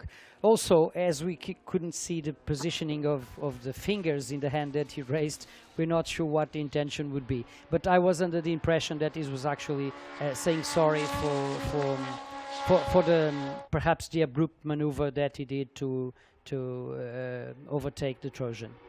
But we'll see soon. He doesn't seem to have lost much time. He's still almost 5 seconds, leading 5 seconds from Brooks. Hazel is 30 seconds behind, and Constable 42 seconds behind. So I think for Constable, the race is not going to be in the podium this time. If I noticed another thing that's interesting is that Hazel, without Constable ahead of him, is lapping 1.5 seconds faster. So the car, clearly the Williams is faster in the circuit, but overtaking is clearly a problem because in the straights the Brabham had an advantage. And Constable has got a penalty anyway. I didn't say at the time, but the way he came through the field after he had stalled at the start, that's not allowed under the regulations. You have to start at the back. You can't make up places on the green flag lap. So that penalty has now been applied. It's 25 seconds, I'm afraid, for Jamie Constable, but he's about that ahead of Mark de Vries, so it may not lose him a place, but Jamie Constable being penalised for not starting in the correct position.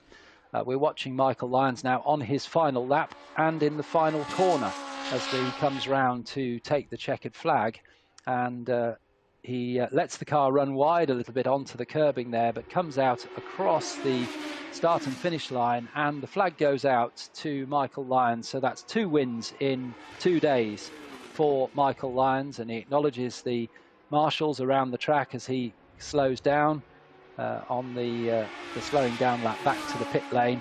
In second place, it's Steve Brooks in the Lotus 81, and the gap at the flag was 5.9 seconds. And then in third place, we should have Mark Hazel in the Williams FW08, and Jamie Constable in the Brabham next up, as Hazel crosses the line, finishes in third place in the Williams, as we watch Michael Lyons waving at the marshals in thanks for them coming out and making racing safe for our drivers. And in fourth place, Jamie Constable, number 99. Yes, I think with the penalty, Constable will probably be behind Davis, the Surtees driver.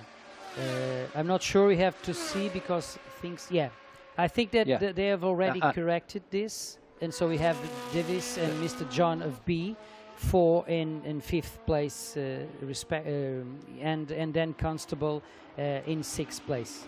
You confirm this? Yes, that's correct. They've applied the penalty of 25 seconds, and it's dropped Jamie Constable down 2 places. So Mark de Vries finishes in fourth place in the Surtees.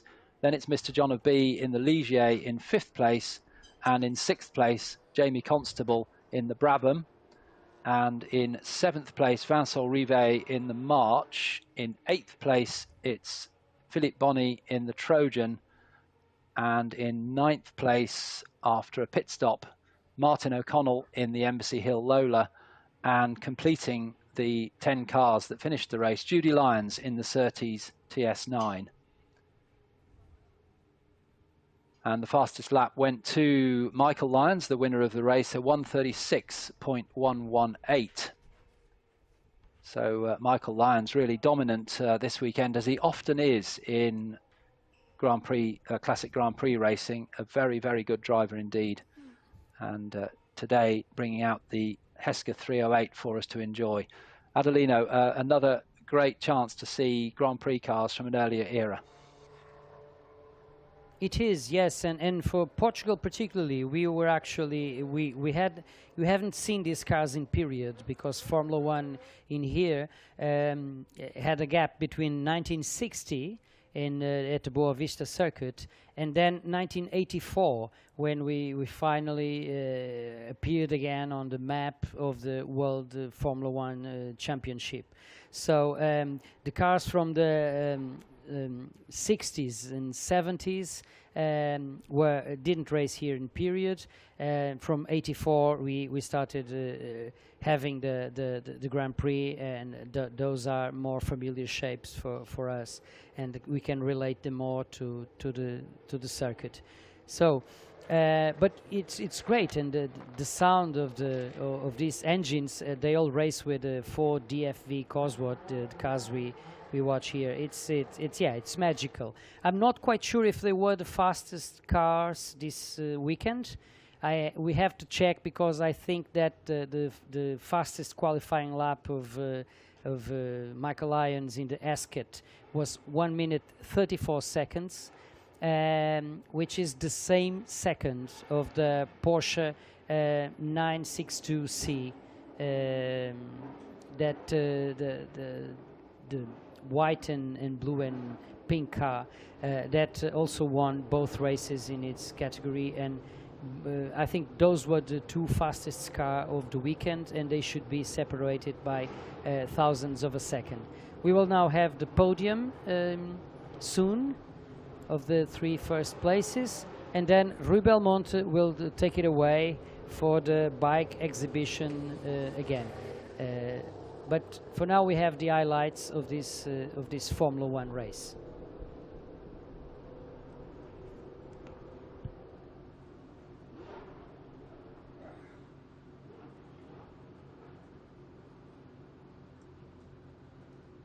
Well, we saw the winner of the race, Michael Lyons, there. Now we're watching the great battle for 3rd place, as it was at the time. Now we're looking at the Trojan battling with the March for the lower end of the top 10. Now it's the Williams, and back to Michael Lyons, the winner of the race. And still this battle went on for 3rd place between Jamie Constable and Mark Hazel, which was only resolved when Constable had a spin.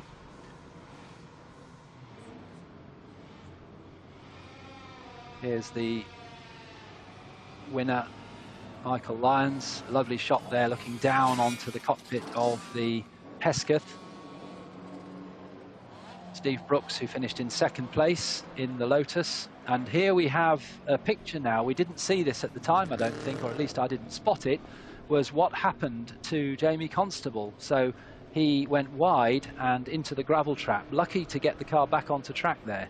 So that was where he lost that 3rd place. And here comes Michael Lyons.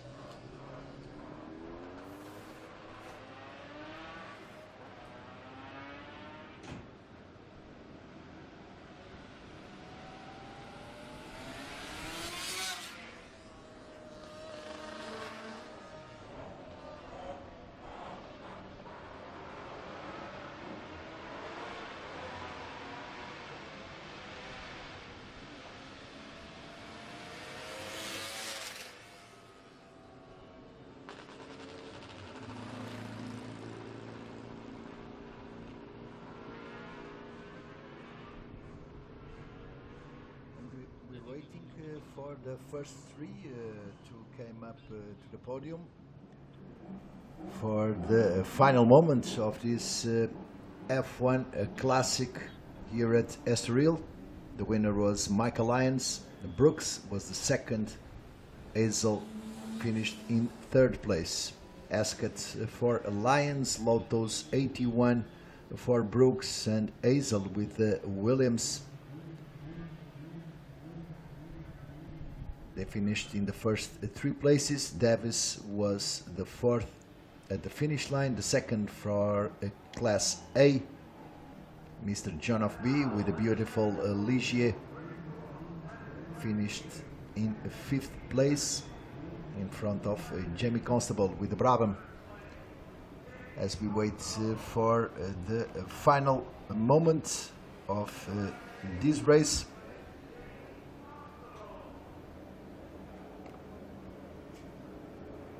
At the same time, we have already the bikes for the Spirit of Speed. They are already on track. This is the bike that Peter Goddard rode, the Rock. Yamaha engine for the bike.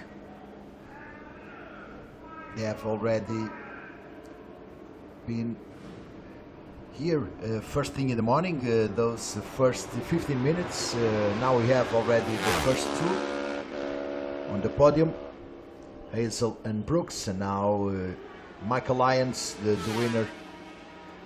He also won the race yesterday, and he finished again in first place. Two victories this weekend here at the Estoril for Michael Lyons with the Esket from 1976.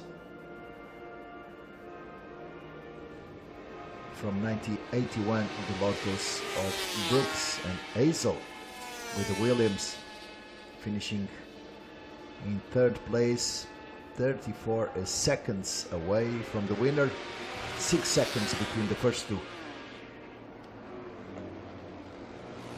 And we have the bikes, beautiful sunny day here at Estoril. This is the beautiful Kawasaki from Akira Yanagawa and Gregorio Lavilla. It was works full factory bike in neat condition.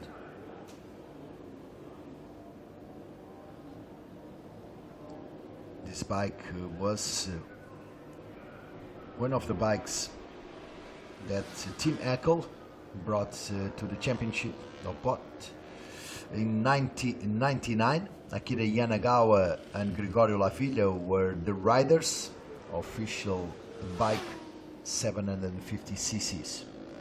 Here's the 91, also one of the bikes that are here in this exhibition. It's a beautiful pattern, Moto pattern, Italian bike. As we see also the first three in Formula One in the podium, celebrating their performance at the end of the race. Another beautiful Yamaha TZ. It's the 21. Series of beautiful bikes on this sunny day. There's no wind today. Yesterday we had some winds, especially at the end of the day, but not this Sunday. A beautiful sunny day.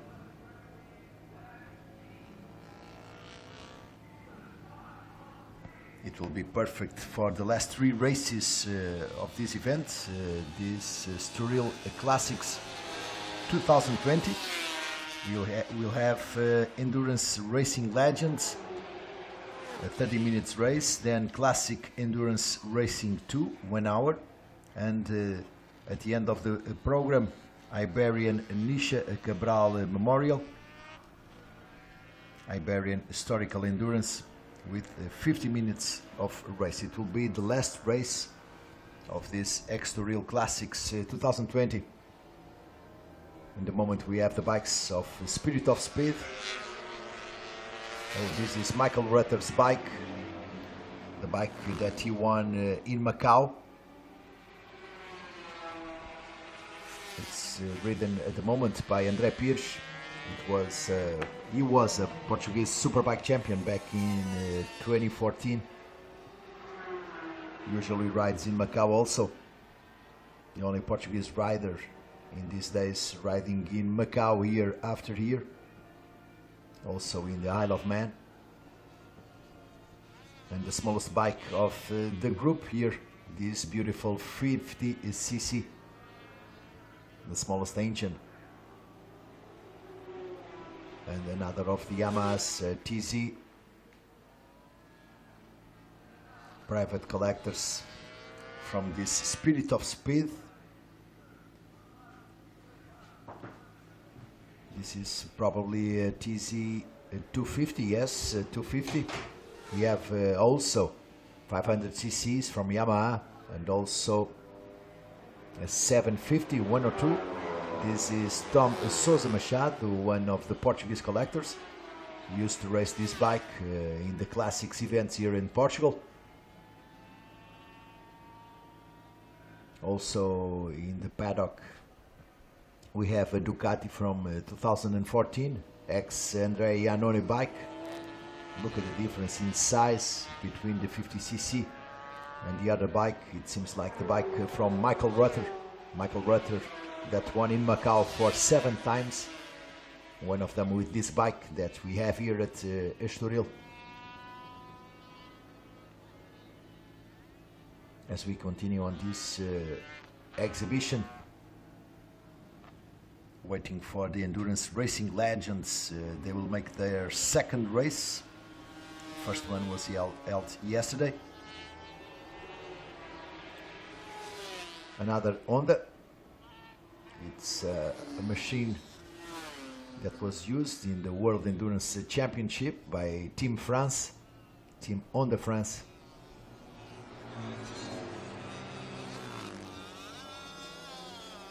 Oh, the 50cc will lack the momentum after that stop at the chicane. Now the S's.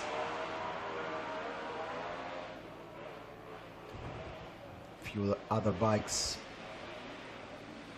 on track. This is the Rock,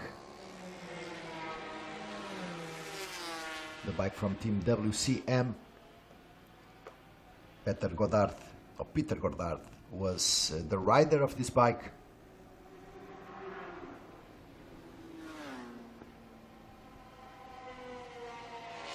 It's from 1992, this beautiful Rock. Also a fast bike, of course, 500 cc's. Team WCM won here in 2000 with Gary McCoy, with a similar bike, not a Rock chassis, but at the time Yamaha full spec chassis.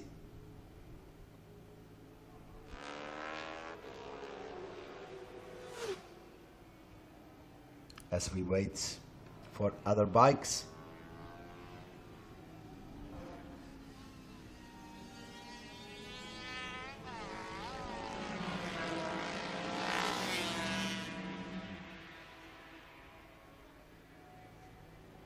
And here's again the endurance Honda, a Sonoto Yamaha, a bike that was used by Patrick Ponche, a 250cc bike.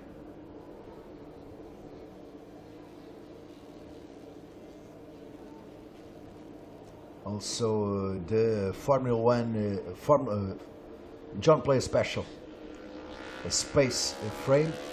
It's a Norton.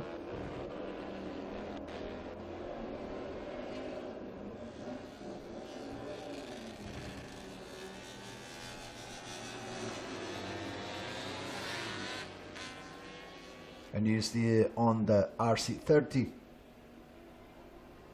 It was the bike used by Stefan Mertens. It's a Dolda preparation bike.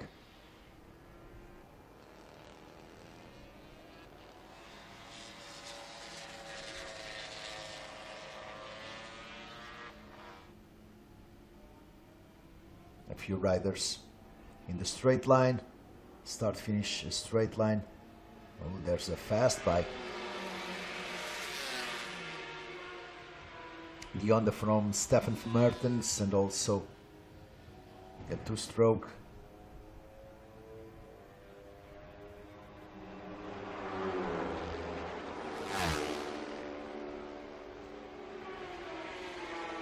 There are quite a few bikes, historical bikes. Here's again the Kawasaki from Akira Yanagawa.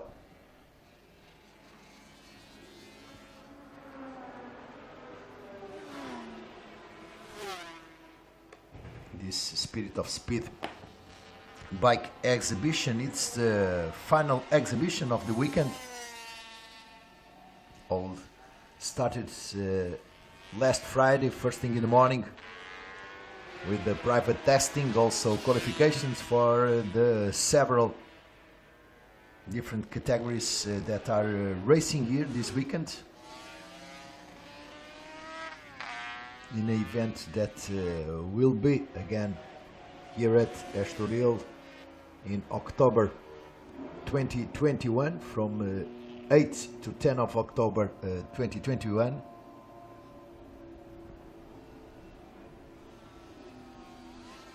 Again, the 50cc bike.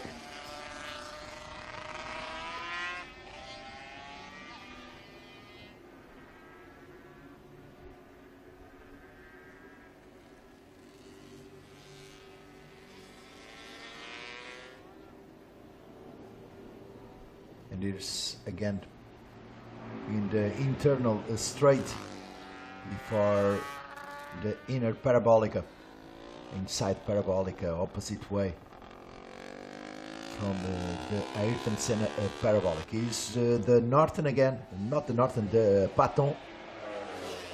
And here's the beautiful Honda RC30. This model was the winner of the first 2 years of the World Superbike Championship, 88 and 89, with Fred Merkel and Tim Rumi. This bike has official colors and all the preparation.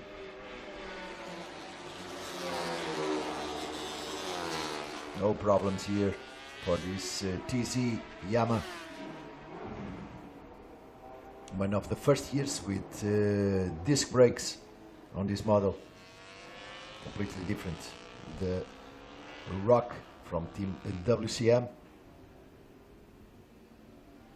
Very special machines.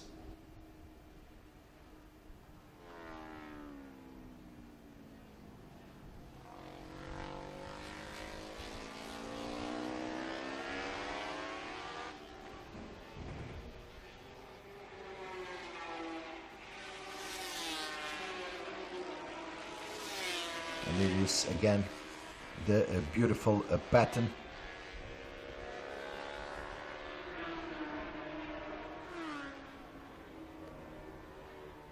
Now quite a few bikes here at the inside straight. It is the Norton John Player Special space frame for this bike. A bike that was used in the TT races. Also a very special bike here at Estoril, and they have been ordered to come back into the pit lane. They finish their exhibition time.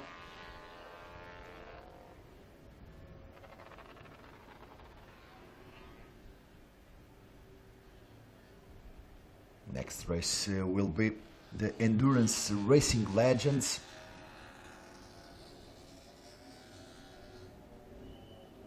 Endurance Racing Legends next race.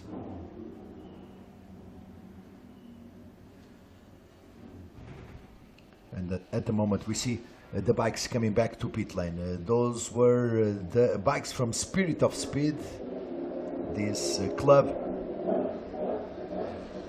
of real petrol heads passionate about motorcycle racing and motorcycles, of course.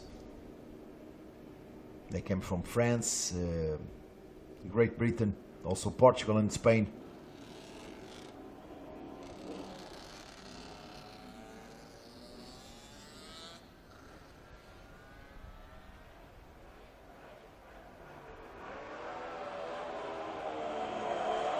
Back in the pit lane, back in the tent, in the paddock, where you can see all these bikes. Unfortunately, not allowed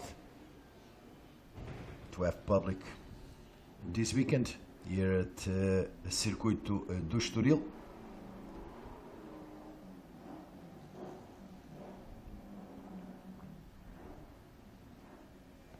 As we wait for the last bikes. Here's the 88, also a Yamaha TZ.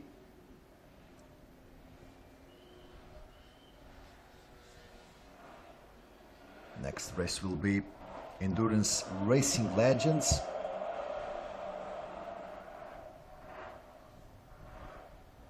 Problems for the Patton bike.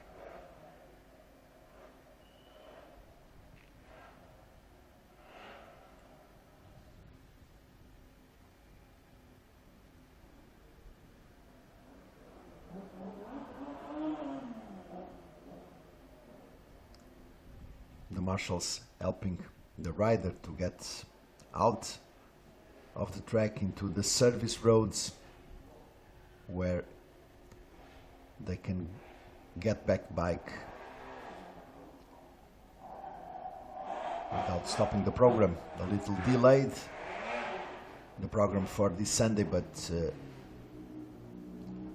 everything running again without complications, as we see that we have 13 cars in the starting line, in the starting grid for the next race, the endurance racing legends. Then we'll have the classic endurance racing and the Iberian historical endurance Nisha Cabral Memorial.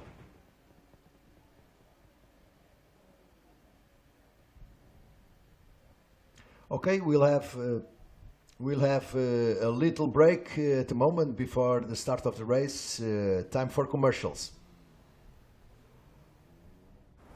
Allowing yourself to get carried away by the moment. That's how a great vacation should be. Being able to forget everything, even the little choices of life. Having to choose between this or that, whether by car or on foot, whether visiting a museum or enjoying the terrace, whether reading a book or taking a nap, whether simple or sophisticated. Why not just leave it up to the moment and see where things take you? It's entirely possible when nothing is missing and everything is so close. Every path is the right path.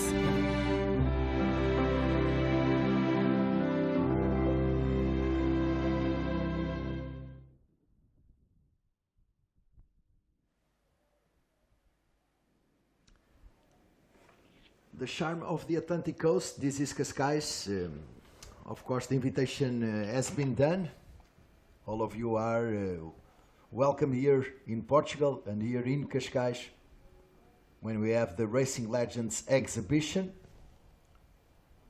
As yesterday, not a race, unfortunately. We have this beautiful Porsche roof, a yellow roof,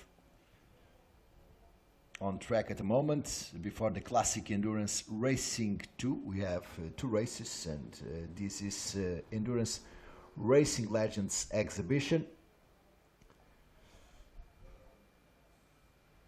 Of course, that you are all invited to visit Cascais and Portugal, of course. This is what we have for all of you.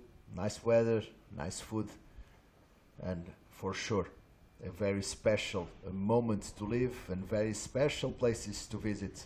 Circuito de Estoril, it's one of them. Here is the beautiful yellow Porsche. Simply amazing, this car.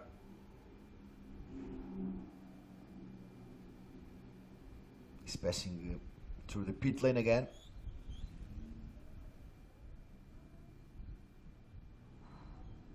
Stopping at the pit lane at the moment. I guess that will be the only car in this Endurance Racing Legends exhibition in Circuito de Estoril for this Sunday. First race held here was back in 1972, the day of the official opening of Circuito Estoril. Cars, motorcycles, even sidecars were here for the first day of the Circuito de Estoril. It was a completely different circuito, not in this in the track design. A few changes have been made throughout the years, but especially different circuit in terms of all the structures around it. The garages were completely different, also the control tower, the media center. A few differences also in some of the corners. There was no chicane back then. Turn 1 was also completely different. A very special racetrack, a narrow one, a old school track, of course. And throughout the Circuito Estoril history, there has been races for Superbike, MotoGP, Formula 1, all kind of events, endurance world racing also in 2 wheels. Last one of them 3 weeks ago. Also quite a few other major championships came to Estoril since 1972. Also Rally of Portugal with this famous slalom at the end of the rally in the Group B era, when the rally was also run nearby in Sintra on those fantastic special stages in Sintra. It's the mountain that is near the Circuito de Estoril, in the north side of the Circuito. As we continue to see the Porsche now in the straight line, start-finish line. This beautiful yellow Porsche, fast car for sure.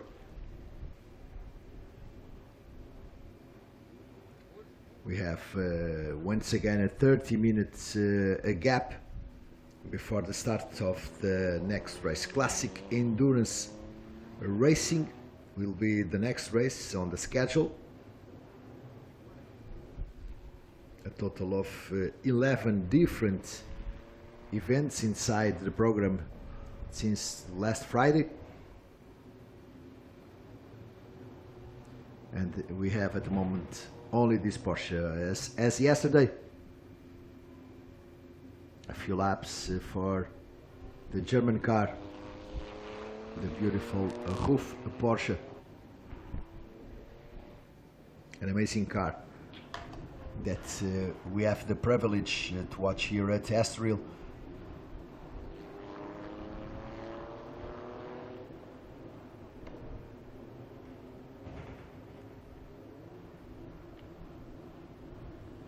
This is the chicane. Circuito de Estoril will have once again, for the 3rd time in history, the Superbike World Championship next weekend. Unfortunately, once again without the allowance of the local authorities to have public in the stands. The same as this weekend here with Estoril Classics.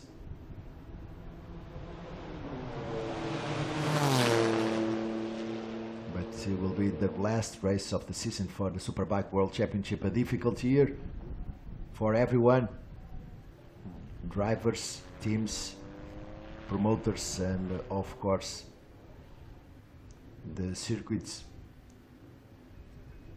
With the pandemic scene, we've been without engines for quite a long time, and in the second half of this 2020 year, fortunately, a lot of events have been held here at Estoril. This is one of them, one of the most important ones, the Estoril Classics, that will be here again next October 2021. Hopefully with our lives back to normal, without the sanitary restrictions that keep us outside the paddock, outside the events. But fortunately for all of us also, we have this kind of transmission. We are broadcasting for everyone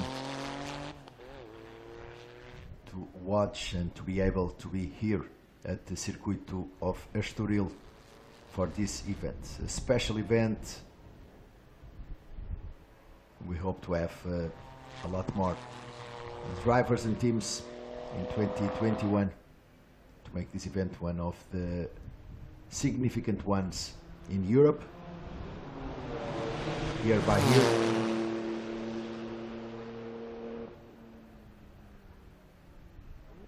Again, the roof Porsche back on the start-finish line. I have also Adelino with some interviews. Adelino, good to hear.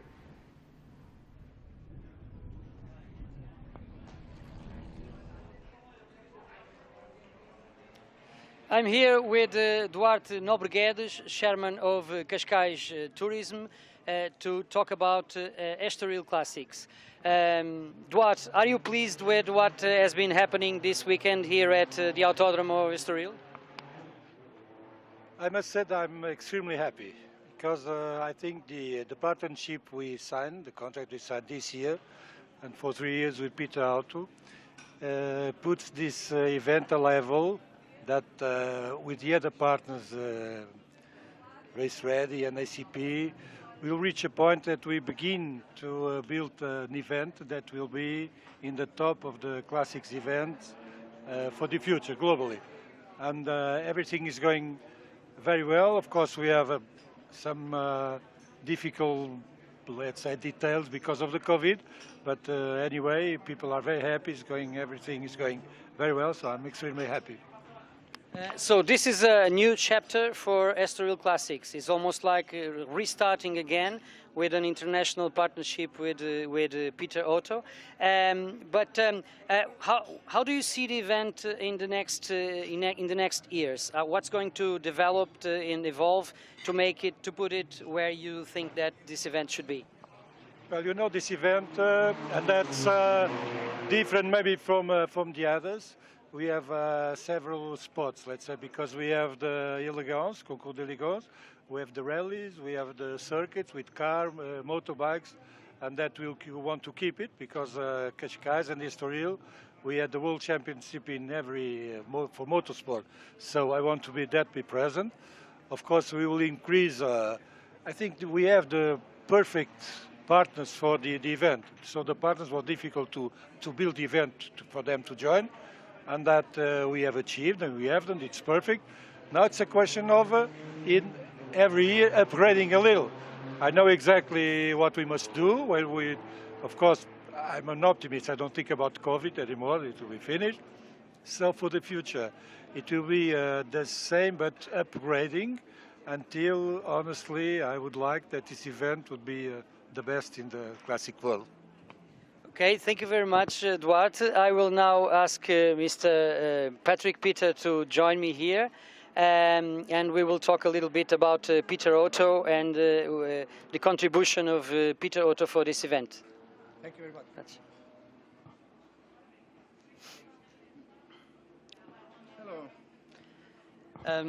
hello, Mr. Patrick Peter. Can you tell us a bit? Well, you're doing and organizing events since the 1980s, if I'm not wrong, an impeccable record of some of the most important motor racing events.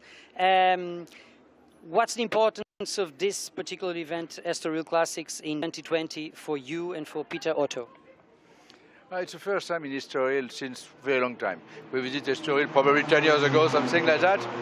And we had good discussions with Cascais and tourism. And it was important this year because it was supposed to be the finale. And in fact, it is the finale, but it's a finale with a very difficult season, you can imagine, because we canceled many events, etc. But all the drivers are very happy because the racetrack is fantastic. And there's a very good relationship between the Portuguese and all the drivers, and everybody is very happy. Now they want to come back next year in better condition, not better condition from Portugal, but better condition with the COVID, etc., which is impossible this year. I had several drivers saying to me that this was actually the first race of the year for some of them. And they were particularly happy because they had the opportunity to take the cars out of the garage to go to the track. And there's been also some very good racing, particularly yesterday with the Cobras until the last moment in a 2-hour race. What can you promise us for next year? I can imagine because I have to stay very prudent. But normally we have the double of car. Normally we're supposed to arrive with 250 cars.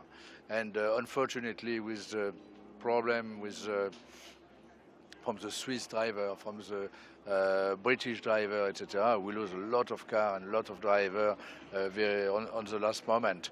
But the idea is to come back with probably 8 different grids and 250 cars with big program with normally a minimum 30 cars in each grid. Of course, big battle, etc., which is impossible when you don't have in-house car. But we need to be happy because we cancelled many races this year, and for everybody, for the driver, for the team, the team work just for the driver, etc. And if there is no race, they have no works, and it's important to organize. Everybody is happy. Okay. Thank you. We are certainly very happy to see you here and your group and your organization here with us. One last question.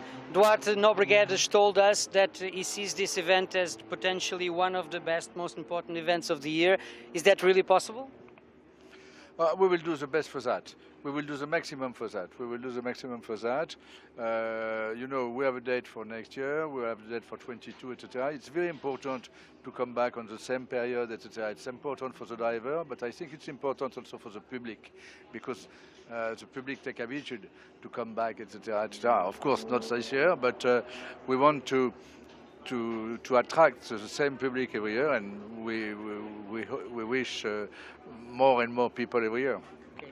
Thank you very much. Thank you. Patrick Peter, the responsible of Peter Auto, just telling us a bit about what happened this year and what will happen next year. I'll just perform a small operation here, just to make sure we try and keep everyone safe. And now, already with me, a man who doesn't like to wait, is always doing things, Diogo Ferrão from Race Ready, and he's the Portuguese partner of the organization here of Estoril Classics. Diogo, a tough year, but coming here, it should be a relief for you to arrive here and see all the cars and people happy. What do you feel at this moment? Well, I think the most important thing for this year is make the event happen. There's a lot of events that didn't happen, so having so many cars, almost 200 cars this weekend here, it is fantastic. And the weather is great. We know they come from a long way, and you can give this Portuguese feeling from the event. The Mário Araújo Cabral celebration. Some can show our heritage in terms of racing in Portugal, and try to make this one of the best events in the classic car world. Well, some of the races have been very good. Is there a favorite for you? I know that you were accompanying very carefully the 2-hour race yesterday. Can we expect other similar races as emotive as that one? Well, yes. Yesterday, end of the day was really a highlight. The race was 2 hours long. In the last lap, the first two were by 1 second, the leader.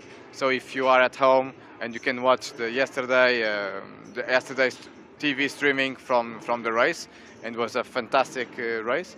Today, I have to say, the last race of the day as well is a fantastic race with 44 cars and very different machines, and I'm sure it will be quite emotive fight until the end of the race as well. Finally, what would you like to say to the Portuguese audience that was not able to attend at the grandstands due to the conditions that we now unfortunately have? And I know the organization did everything they could to provide the next best thing, which would be a live streaming transmission. What are your thoughts on that? Well, let me correct you. The audience that comes to Estoril Classic is already very international, not only Portuguese, but we have had a lot of spectators that buy tickets from Spain, from France, from Italy, that come to different events. Also enjoy the welcomes of Portugal and see fantastic cars in this circuit. To all this audience, the Portuguese that are our people, but of course the foreigners that we welcome very respectfully. We are really sorry you cannot attend, but are the government laws for this year, and there is nothing we can do. We try to, of course, to make the public come, but if the public health in the first place, and this was the best, and all hope next year everyone has health and security, so we can come here and enjoy the event even more, with even more cars, with more spectators, with more environment, because the public is also a very big part of this weekend. Thank you very much, Diogo. Thank you very much, Adelino, and thanks for your help, and everyone at home chatting on YouTube and Facebook, thank you very much for the chatting and give us suggestions. Please keep doing that job. Thank you very much. Well, that's all from here now. I interviewed three strong men of this organization, and I give back to Rui Belmonte, and we will talk soon.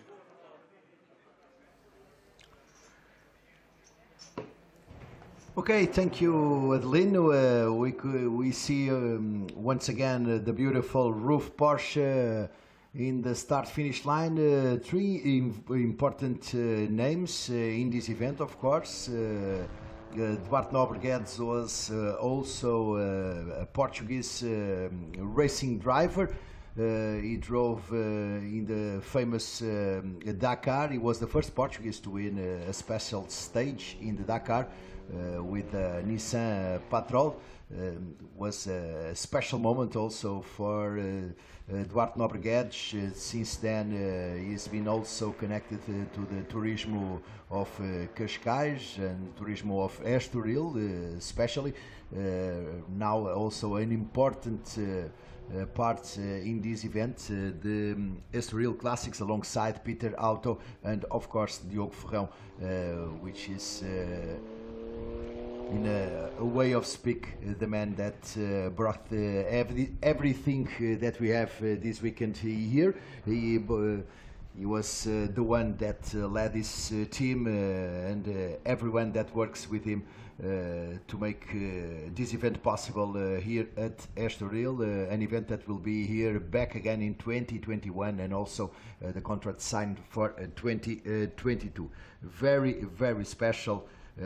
These moments we wait for the endurance racing legends to finish. We wait also for the next race. Pit lane will open at 3:10 for the Classic Endurance Racing 2. It will be a race.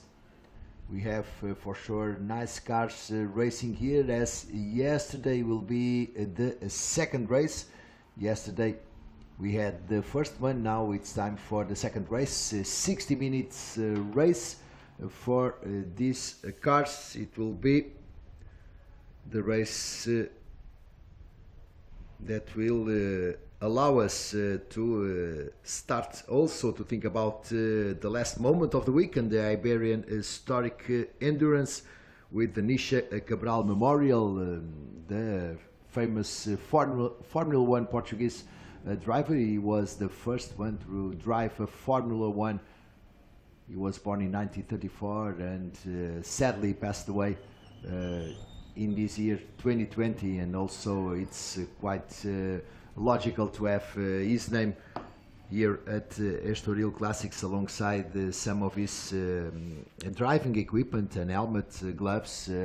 Very, very also special racing driver here in Portugal. We have some action in the pit lane. The starting grid is getting ready in the paddock, and before we see the first cars in track to get the way to start the race, we take a little break once again. Allowing yourself to get carried away by the moment. That is how a great vacation should be. Being able to forget everything, even the little choices of life. Having to choose between this or that, whether this will be in the morning or in the afternoon, whether catching the waves or laying by a pool, whether reading a book or taking a nap, whether visiting a museum or enjoying the terrace, whether by car or by foot, whether simple or sophisticated. Why not just leave it up to the moment and see where things take you? It's entirely possible when nothing is missing and everything is so close. Every path is the right path. Allowing yourself to get carried away by the moment. That is how a great vacation should be. Being able to forget everything, even the little choices of life. Having to choose between this or that, whether catching the waves or laying by a pool, whether visiting a museum or enjoying the terrace, whether simple or sophisticated. Why not just leave it up to the moment and see where things take you? It's entirely possible when nothing is missing and everything is so close. Every path is the right path.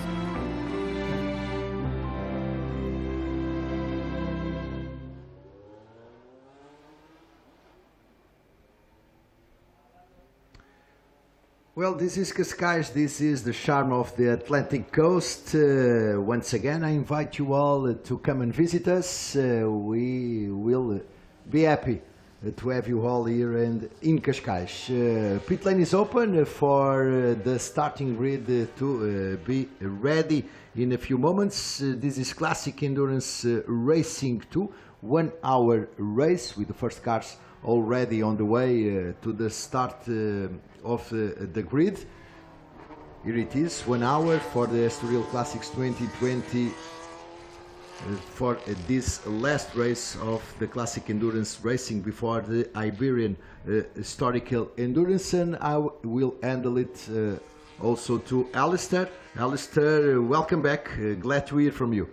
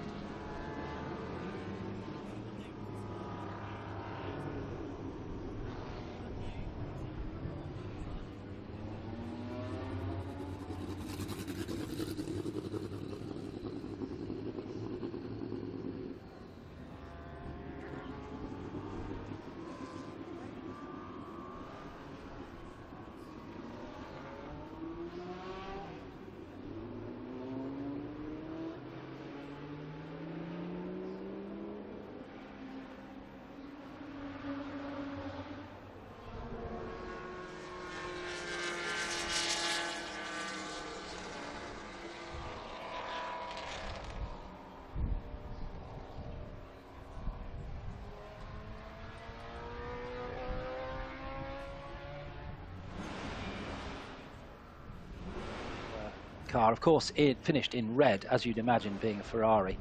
We're looking now on the grid at car number 2, which is the Lola T298 of Frédéric de Rocha, which sits on the 3rd row of the grid.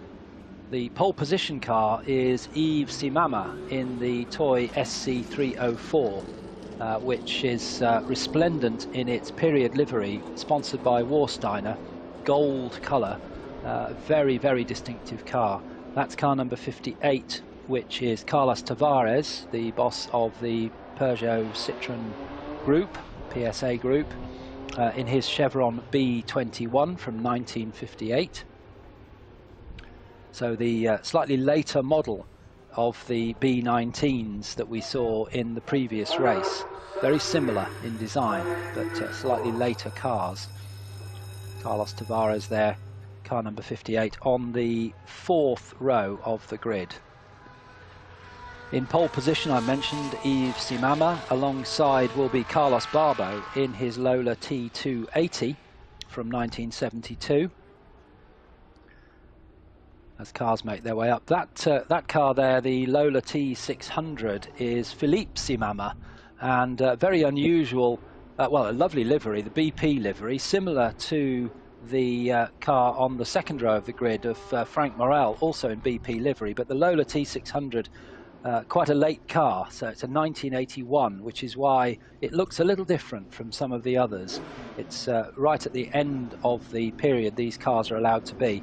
And it ran in America in IMSA GTP, which was the class in America, and also in Group C with a variety of engines, including a 6-litre V8 Chevrolet engine in the back of that.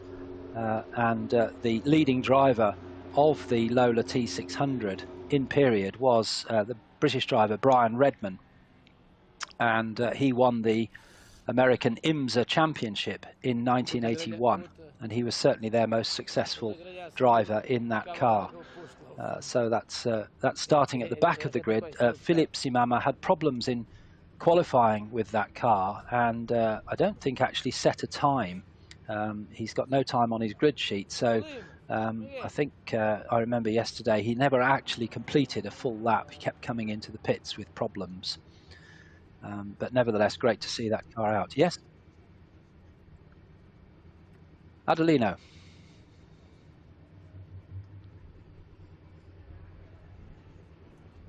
Hello again. I'm here with Bernardo Correia de Barros, president of Cascais Tourism. Bernardo, como é que está a viver este fim de semana? Oh, sorry about this. Sometimes it's difficult to maintain speaking so many different languages in the same day. Bernardo, how's this weekend going for you? Oh, this weekend is being extraordinary.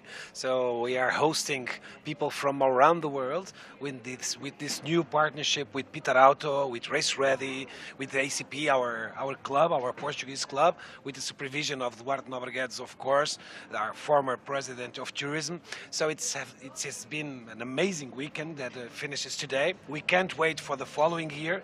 That can be even better. We are missing the crowds, of course. So, but it's been an amazing experience.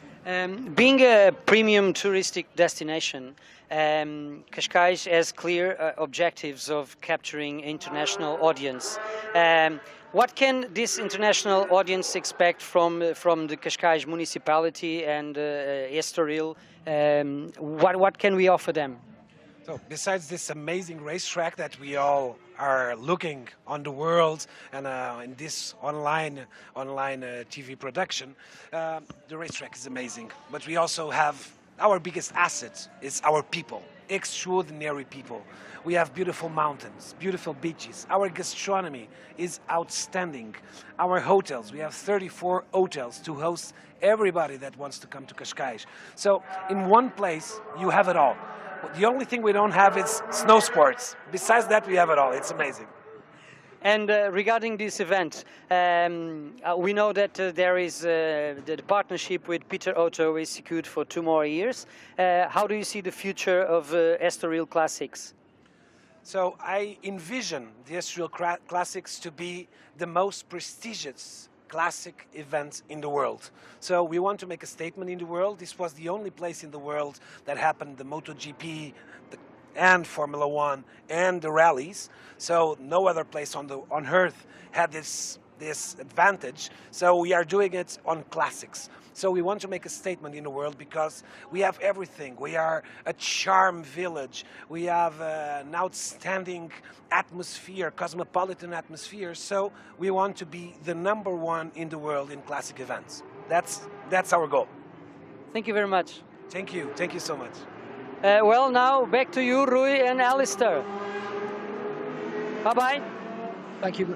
Thank you very much, Adelino. We've got the cars out on track now for our race, and you can see there they're on their green flag lap round to the start, and you can see there the gold livery of Yves Simama's Toy SC304.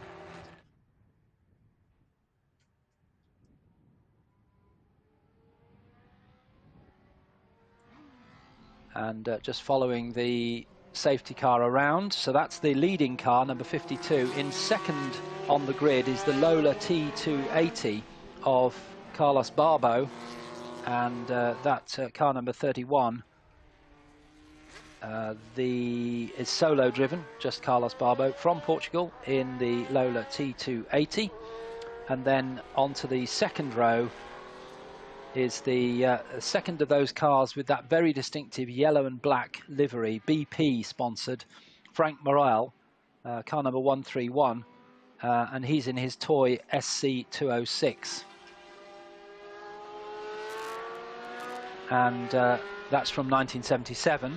And fourth on the grid is the Chevron B26, number 21, of John Emberson.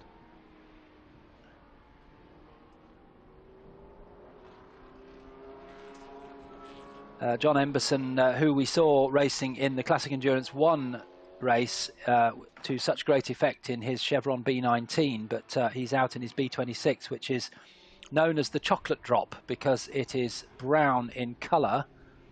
I'm hoping that car is on the grid. I don't see it. I think, yes, he's just gone through. Yes, he has. He is on the grid. The John Emberson car, the chocolate drop, was the works entry for Chevron.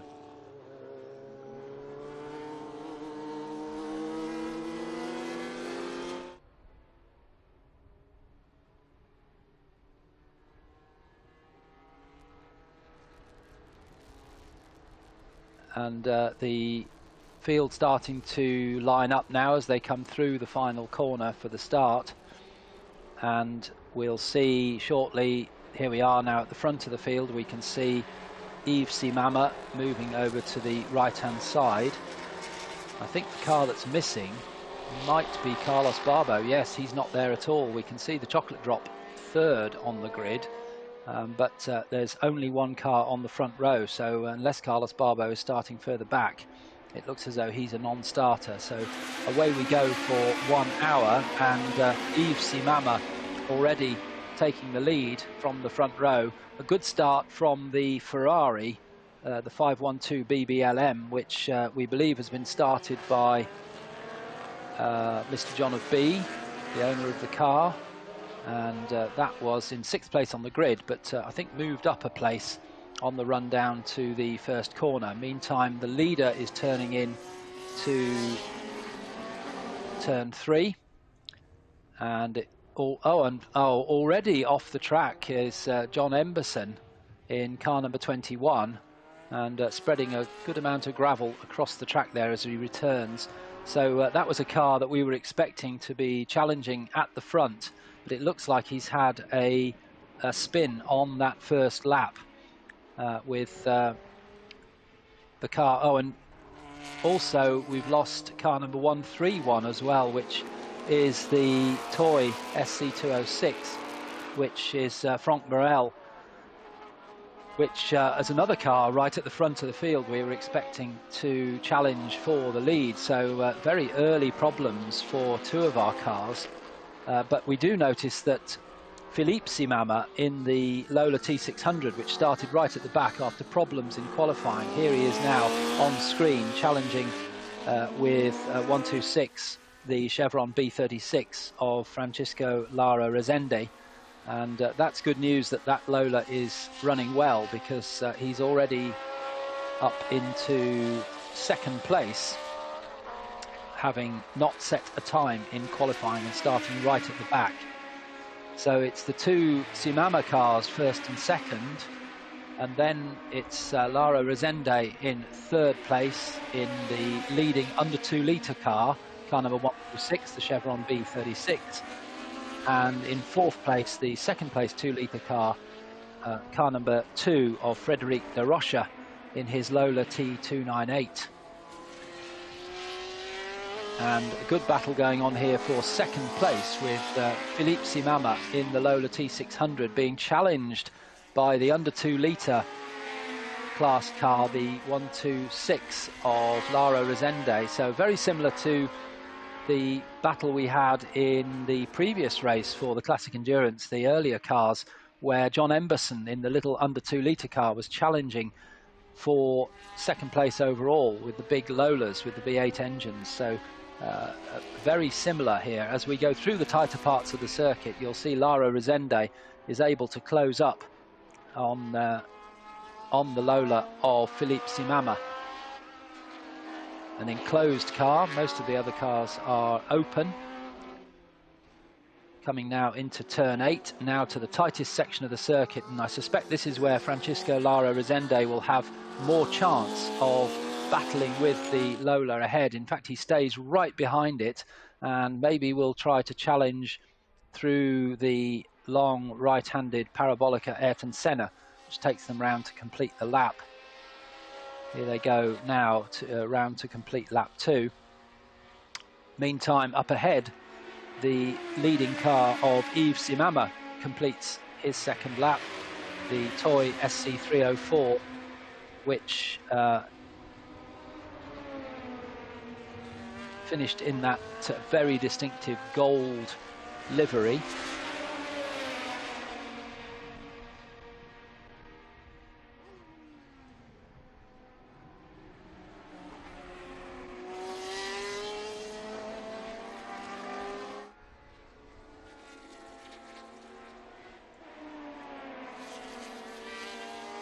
So the leading car using all of the road, as we've seen with many of the cars today, and we've already had some penalties dished out yesterday, particularly some big penalties, 90 seconds to one car for breaking over the track limits.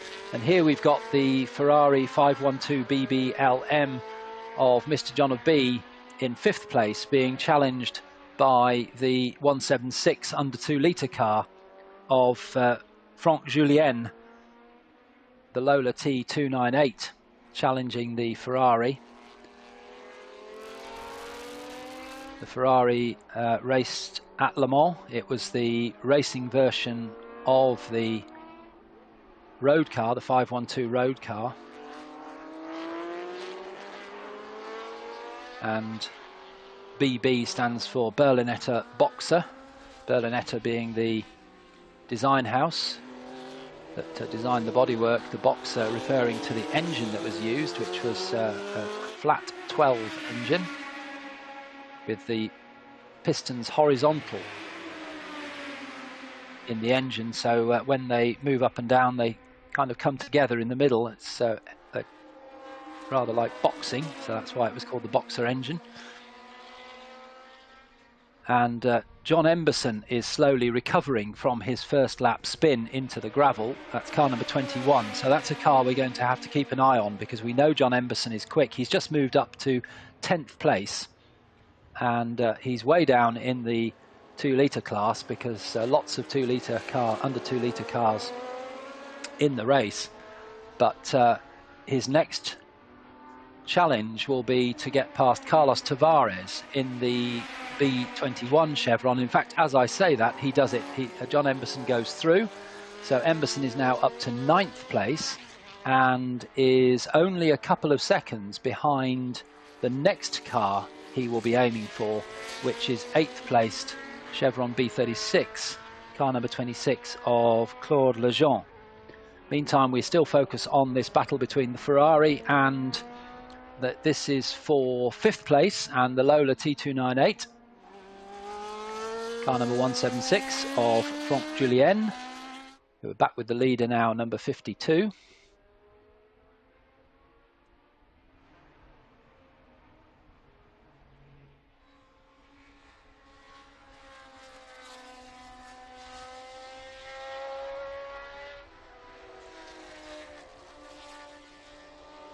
And leader crosses the line, and still this battle goes on for 2nd place. This is a great battle going on between the second of the Simamas in the Lola T600. This is Yves Simama leading in the gold toy.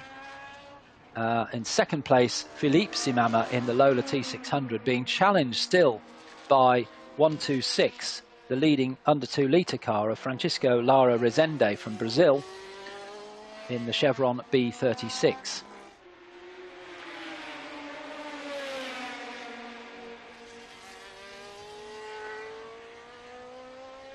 And a lovely rear shot there of the toy being sliding through the corner, and still this great battle goes on between Simama and Lara Rezende, and this is exactly what we saw in the previous earlier classic endurance race with John Emberson in the little under 2 litre car challenging the bigger engined higher powered cars, and through the tight sections of the circuit you can see they're closing right up onto the Lola T600, but once they get onto the fast back straight and also the main straight, the Lola is able to pull away, and we saw that in the Classic Grand Prix race as well, with Jamie Constable being able to keep ahead in the older Brabham of the Williams of Mark Hazel as they lap another car as they go out through the S's.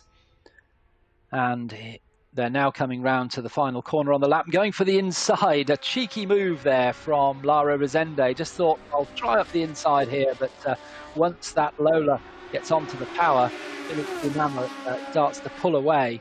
But you can see Lara Rezende trying to stay somewhere close, but the differential in top speed of the Lola to the Chevron means that by the time they get to turn 1, the Chevron is many car lengths behind, but now it will start to close up again. And we can see on screen that Mr. John O'Bee in the Ferrari is still ahead of the Franck Julien Lola T298, down in 5th and 6th places. They're close. Another chance here for the Chevron to get through. Lara Rezende goes around the inside of the hairpin turn there. Now they're going up towards the kink in the back straight, and this is where the speed of the Lola really takes over. So once again Lara Rezende is left in the dust of the Lola. Now they're turning into the left-handed long hairpin of Parabolica Interior, and Lara Rezende thinks, I'll try around the outside here. This leads up to the right-handed Aurelia turn, so he's maybe thinking he might better just nip through on the inside there, but Philippe Simama able to hold on. Now they're going into the very tight section of the circuit. Not a lot of room here, but I think the Chevron is going to try and outbrake on the inside, but just not enough room through that tight left and right-hand corners as they now go towards the S's once again. And we saw Lara Rezende have a go at the inside here. He's closing right up as they get to the Parabolica Ayrton Senna, but we know now what's going to happen. The Lola is just going to pull away on the main straight, but that doesn't stop Lara Rezende having a go. He pulls alongside. Now he has to drop in behind, and you can see that the speed of the Lola is just pulling that gap open as they go up towards turn 1. And once again Lara Rezende has another go and will close up into the dip at turn 2.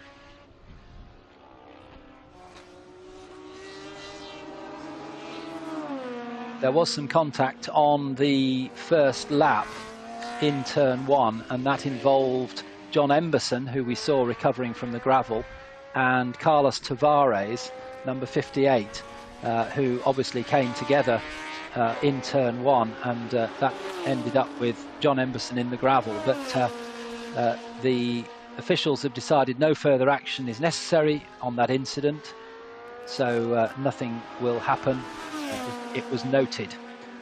Now we're coming up behind a slower car, and Lara Rezende sees a chance here, goes around the outside of the Porsche 911 and comes up to the inside of the Lola for the next corner, but is he going to be able to get through? Yes, he brakes later and goes through into second place. So the Brazilian Lara Rezende, great move there, but I'm afraid the Lola has come back at him in turn 8. And as they go up now to the chicane, the Lola just quickly locks a brake there. So that will give Lara Rezende some hope that he can get through. And he pulls up alongside as they run up to the S's. So he's on the inside for the first of the S's, the outside for the second. But will he cut back now for the inside for Parabolica Ayrton Senna No room at all. Philippe Simama keeps his Lola right in the inside of the corner, and they head off back down the main straight once again. 47.5 minutes remaining in this race, and once again we've got a massively absorbing battle between these two cars. It's great to see the difference in the cars, where the Lola much quicker on the straights, the Chevron much quicker in the corners, and the best chance there for Lara Rezende. He did get ahead but lost it again on the run into turn 8. So we're now down in turn 3, which is quite a tight hairpin corner, right-hander, and now we're up to a slightly less tight but long open hairpin left at VIP. And then we go onto the back straight through the kink, which is probably flat for these cars. They just keep the car over to the left and then cut to the apex of the corner. Now the long back straight down into Parabolika Interior. Simama keeps the car ahead, but now Lara Rezende, this is where he managed to get through last time around, so will he have another try as they go into Aurelia? He got ahead here, but no, he didn't do it that time. As we cut back to Yves Simama in the toy SC304.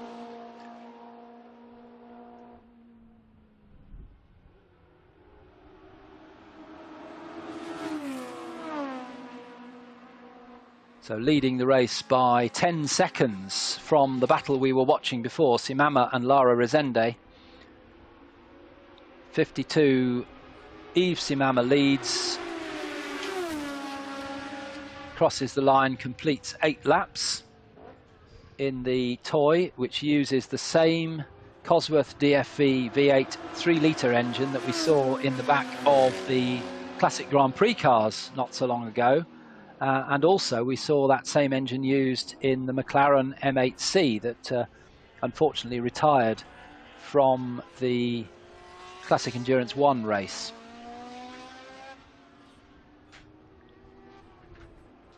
And now suddenly 126, we didn't see this on screen, but suddenly Lara Rezende has a good lead over Philippe Simama. So I wonder if he pressured Simama into a mistake and was able to get through. But we watched that battle for some laps and suddenly it's turned around. So Lara Rezende now in second place and 3 seconds ahead of Philippe Simama in the Lola T600.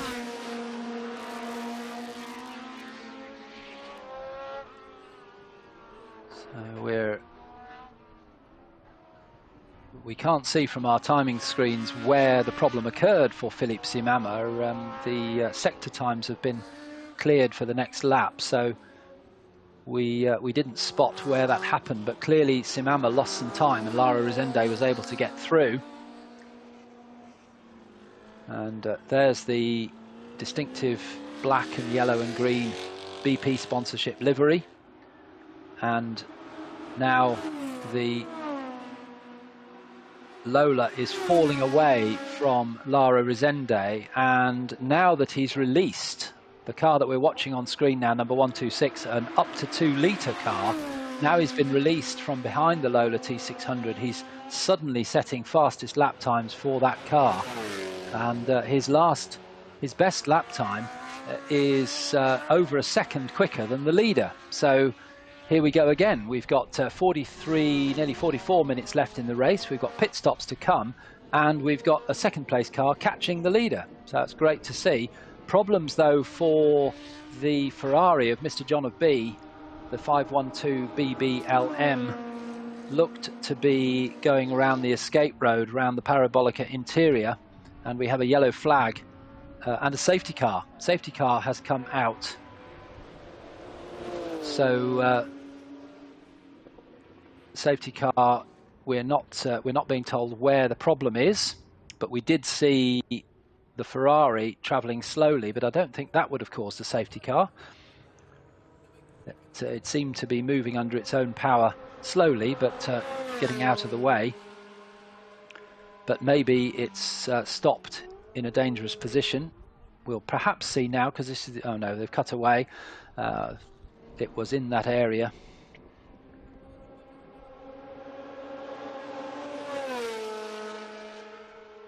So the leader is Yves Simama in the 3-litre Toy SC304.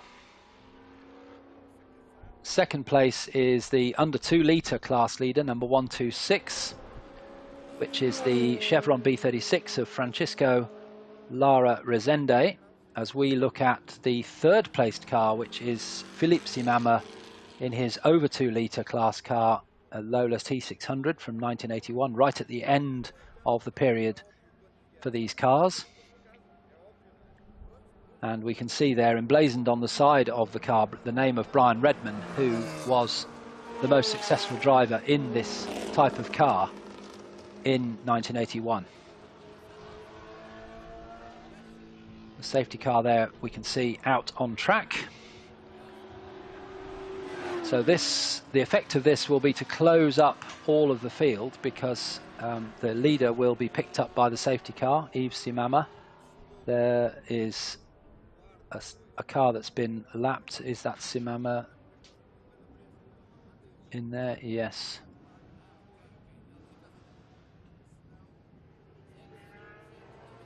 And the second place car looks to be behind some slower cars.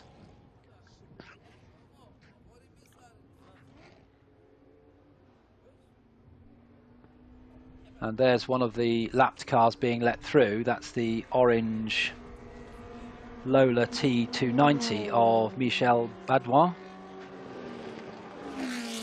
So that's been let past the safety car, so that can now do a full lap and hopefully catch up to the back of the train. Although that didn't happen yesterday. We saw the cars not catching up the back of the queue. But now the safety car has picked up the leader, Yves Simama. And is that Lara? Yeah, look, it looks like Francisco Lara Rezende has managed to stay just behind the leader. There is a slower car between them. So the first car behind the safety car is our leader. The second car is lapped. And that's 21. No, that's not John Emberson. That's one of our other slower cars. But then the next car back is our second placed car, which is Francisco Lara Rezende. And then the fourth car in the queue is third placed Philippe Simama. So they may well wave past that slower car that's between the leader and the second placed car.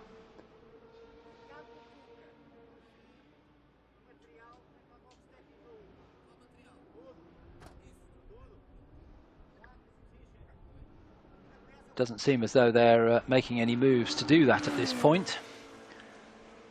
So we've got the leader behind the safety car. Pit window opens. That's going to throw something into the mix. And right on the screen, we're now told why we have the safety car. There is oil on the track at turn 4. Now that's the area where, or shortly before the area where we saw Mr. John of B driving slowly in his Ferrari. So I wonder whether he had a problem with the engine in turn 4 and it lost some oil at that point. And then he, there we see the marshals hard at work to clear the oil from the track using the absorbent material on the track. And I wonder whether maybe Mr. John of B had an engine problem and it dropped some oil at turn 4, and then he coasted to turn 6 where he's retired. That's the most likely explanation. So a little bit of time to clear up that oil.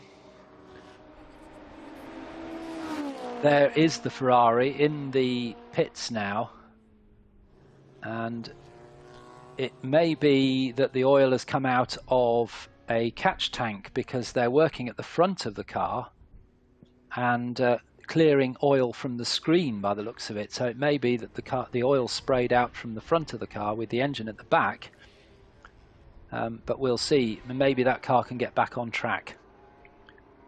Marshall's just indicating to the drivers to keep out so that they can clear the slick of oil from turn 4. The clock continues to tick down, and the pit window opens in 2 3/4 minutes. So this could really mix up the order if the safety car is still out when the pit window opens. Remind you that before we had the safety car, once 126, the under 2 litre leading Chevron B36 in second place overall of Francisco Lara Rezende, once he'd managed to get past Philippe Simama in the Lola T600, he immediately set the fastest lap of the race. And we were expecting him to gradually close down the gap to the leader, Yves Simama, in the Toy SC304. That's a 3 litre car. But now, of course, it's all changed because Lara Rezende has a slower car between him and the leader, but he's only just a few seconds behind. And when the race resumes, if he's able to continue the pace that he was showing before the safety car, we've immediately got a battle for the lead. Safety car is going round again. So I'm afraid we've got another slow lap, but that does allow all of the cars to catch up the back of the train. So I think there are 10 cars running, with the Ferrari of Mr. John of B in the pit lane, and Franck Morel also in the pits in the Toy 2 litre, the SC206.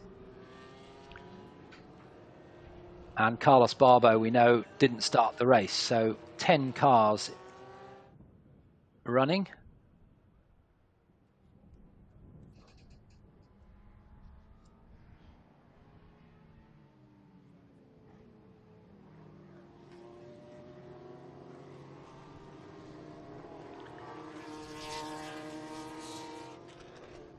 And the last of the Toy cars, the Team Obermoser Jorg, the reverse of the driver and team owner's name, Jorg Obermoser, the German driver, was produced in 1978.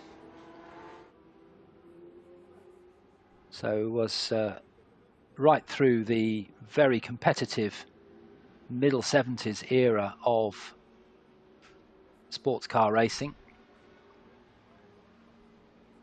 And cars just making their way through. We've got 35 minutes, so the pit window is now open.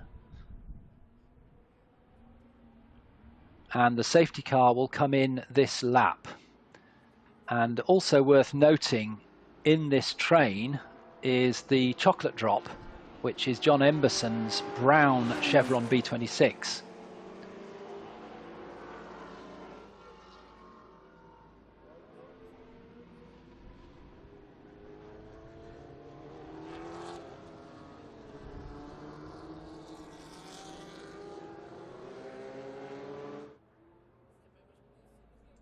So John Emberson, another driver who's capable of mixing it with the leaders. So we may well see the number 21 car running in 5th place at the moment, but very close behind the leaders with this compressed field now behind the safety car. As Yves Simama starts to back up the pack as he prepares to restart the race, as the safety car pulls into the pit lane. Who's going for the pits? Well, the leader's going for the pits. Also, the lapped car is going in the pits, and also Philippe Simama going in. In fact, most of the field are going in. The only car to decide to carry on is the Francisco Lara Rezende that we see on screen now. I think his strategy is he's very, very quick. So if he can do a lap or 2 laps on a clear track and really set some very, very quick times, then he may well, when he does his pit stop, come out ahead of the Toy of Yves Simama, which has led right from the start. And I'm sure that will be Lara Rezende's strategy as he comes to that section of track with the absorbent material on it, just to pick up that oil.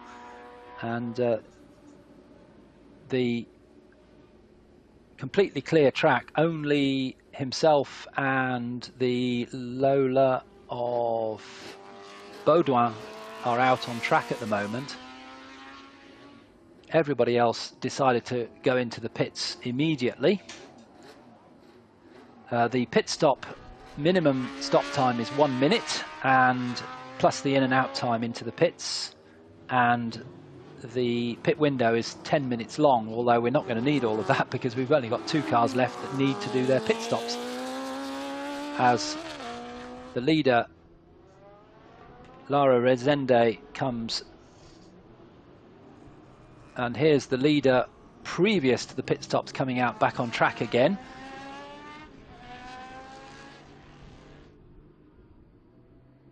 And completing the lap, Lara Rezende. So he hasn't gone in the pits immediately. So now we have the leader completing lap 14.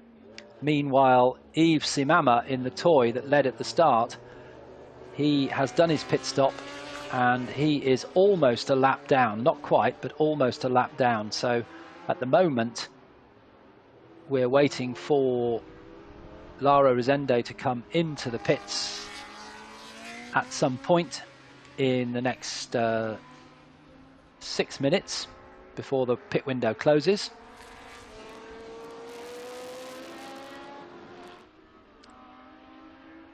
He's not met any traffic that's come out of the pits ahead of him that is slowing him down, so he's still able to set quick times. His lap time, a 1:42.988, which is just over a second quicker than Yves Simama in the toy SC304 number 52. And there we're looking at the only other car not to have pitted yet, the orange Lola T290 of Baudouin, and there's the Lola T600 of Philippe Simama, which is currently in 3rd place.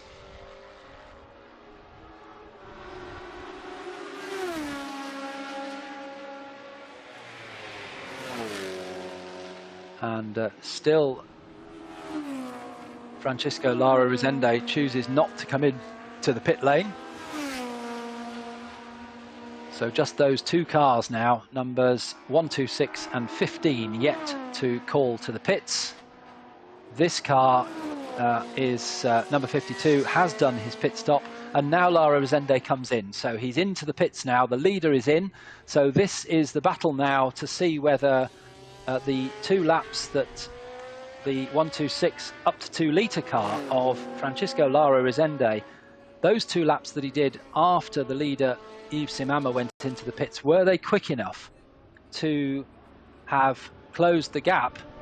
And we can see there a long shot of Lara Rezende in the pit lane, and he'll be back out on track. But will he come out ahead of this car, which is round at the back of the circuit?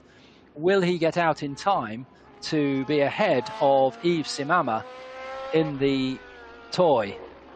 Yves Simama coming into turn 8 up to the chicane, so it's not far to go on the lap. He's got the tight left and the tight right, then through the sweeping S's, and then the long right-hander of the Parabolica Ayrton Senna, and then of course the long main straight before he will pass the end of the pit lane, where we're waiting to see Francisco Lara Rezende come out. Will he come out ahead? We're about to find out, because onto the main straight goes Simama. There goes Lara Rezende out of the pit lane. It's going to be very close, isn't it? Down he goes to the pit exit line. Once he gets past the exit line, he can accelerate. Now he can accelerate up to top speed as he comes out of the pit lane. He's got the right-handed exit of the pits to go out onto the track. And will he be ahead or behind? I think he may be behind, because I think that, yes, there he is, just behind. So there's not much in it, and that's into turn 3.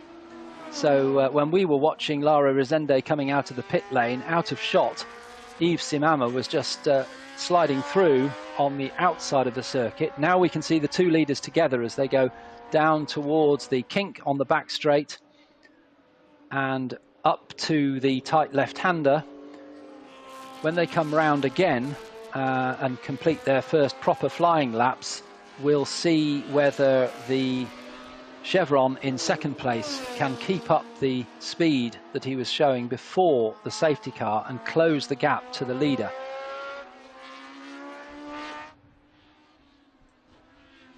Here comes Yves Simama up through the tight chicane, through the S's, and you can see in the background the second place car of Francisco Lara Rezende coming through the S's up to the Parabolica Ayrton Senna, and there again we just got a flash of the second placed car as they come round to complete another lap.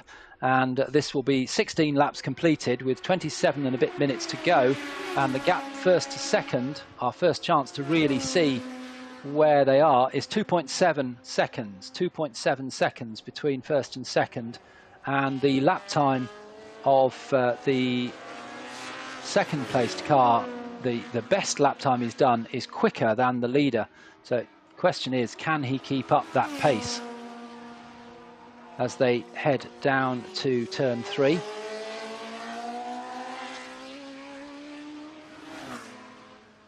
And then up to the similar but left-handed turn 4, which leads them on to the back straight, the VIP corner.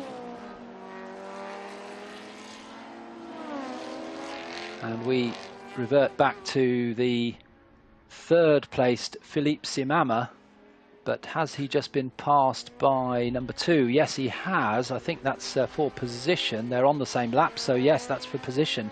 So the number 2 white Lola T298 of Frédéric de Rocha has just taken third place away from Philippe Simama in the Lola T600, the car behind now as they go through the Parabolica interior.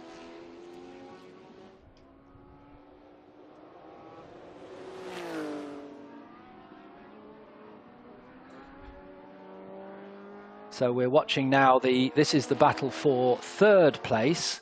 The gap between first to second is now down to under 2 seconds. So the answer to my question that I posed a lap ago, can Francisco Lara Rezende keep up the pace and close the gap on the leader? The answer is very much yes. And so we should see a great battle in the remaining 25 minutes. There is our leader coming down to turn 1. So Yves Simama is being caught by the Chevron B36. Remember, this is a 3-litre car. The car behind is a 2-litre car. It's an amazing drive by the Brazilian in second place. The gap has opened out a little bit to 2.5 seconds, but that's at the end of that long straight. I wonder whether it's through the tight sections at the back of the circuit that Lara Rezende is able to close up on Yves Simama in the lead. De Rocha in third place has pulled away to the tune of about 3.5 seconds from Philippe Simama in fourth place. Then it's John Emberson. John Emberson is very close behind Simama, so we've got yet another battle brewing now for Philippe Simama, I'm afraid, having been second at one time, is sliding backwards through the field as he's passed first of all by De Rocha and I think shortly by perhaps John Emberson. And I think this the camera has picked that up. Yes, that's the Philippe Simama Lola T600 being caught by John Emberson in chocolate drop. That car coming up behind, that's an under 2-litre car battling with an over 2-litre car, similar to the lead. And John Emberson looking for a way through as they go up to turn 8 and then up to the tighter section of the circuit. And he's going wide. Look how much wider he goes into the chicane. Now he's trying to cut back and perhaps come underneath the T600 Lola, but that doesn't work, so he stays behind. But he's close as they come through the S's, and then they'll head out through the right-handed Parabolica Ayrton Senna onto the main straight. And I suspect this is where the T600 Lola will pull away on with extra power. The car that's behind, the chocolate drop, as it's known, because of its brown colour, is one of the most famous works Chevrons ever produced. It was entered by the factory for Peter Gethin, Brian Redman, John Watson, Ian Schechter and John Lepp in period. And a spin for and that's a puncture, I think, isn't it? A puncture for Philippe Simama. Looks like the left rear tyre has gone down. And Philippe Simama getting out of the car. That looks like the run into turn 1. So we've got another safety car come out. And after working very hard over the so-called lunch break, when I managed to grab a quick sandwich, as we see the spin, and that's why there's a puncture, because he hit the barriers. Philippe Simama hit the barriers quite hard with the Lola T600, hence the deflated tyre. So that was as a result of the contact. I'm just saying that having taken a short lunch break earlier on, I know Adelino is back. Well done, Adelino. Thank you for coming back and talking to me. Yeah. Thank you. I think that this car had this out and this crash in the same place where Alexandre Beirão had the accident in the second the race we've seen previously, the Classic Endurance Racing 1, with the Chevron B19. As you can see, there even are the marks of the cleaning attempt of the marshals to do the cleaning of the area with the oil that the Chevron dropped. I actually met Alexandre Beirão when I was out, and he was near his car, and he told me that what happened was that his left rear wheel suspension mounting broke. And the car, as he approached braking, he started braking. This happened, and the car swerved violently to the right and hit the guardrail in a manner that's probably very similar to what we happen to see with this car right in front of us. So, in consequence, the crash in the guardrail damaged the suspension and obviously the body work. We've seen body parts of the car scattered around that area. So, as there are still 20 minutes on, I think the safety car deployment is a wise one, and let's see if the marshals can take care of the car that has the accident, the Lola T600, and if racing can resume. Thank you so much for holding the fort while I was in a different duty, and I'll be looking forward to listen to your commentary for this race, for this remaining 20 minutes, and I'll be here if you need me. Thank you very much, Adelino. Yes, I agree with you. The accident that's just happened to the Lola T600 of Philippe Simama, which we're looking at now, looks a very sorry sight. I suspect if we'd caught the previous accident there on the camera, which I don't think we did, we haven't seen a replay of it, I would think they were very, very similar. And I would question whether something broke on the Lola when he braked, because we've seen that replay a couple of times. And the car's being told, I think, to go through the pit lane. Yeah. Yes. Yeah, they're being told to go through the pit lane to avoid... Oh, the Porsche doesn't seem to want to do that. It wants to carry on. But the safety car is going through the pit lane. And there's another car decided to go down the track as well. They've not understood the instruction that they don't want cars going down through turn 1 to allow the marshals to clear the track down there. But I would question whether Philippe Simama suffered a breakage on the car, because he seemed to brake in his normal place, but then suddenly the car turned right and spun into the barriers. So I do wonder whether that's something very similar. broke. That's actually that's the description that Alexandre Beirão gave to me while I visited him in the paddock. What I think is that it seems to me that this crash was a bit more violent than the one that Alexandre had, but also this car, the Lola T600, is faster, probably faster than than the Chevron. Is a more modern car, and perhaps yes, but at least the drivers are all okay, and that's the most important thing.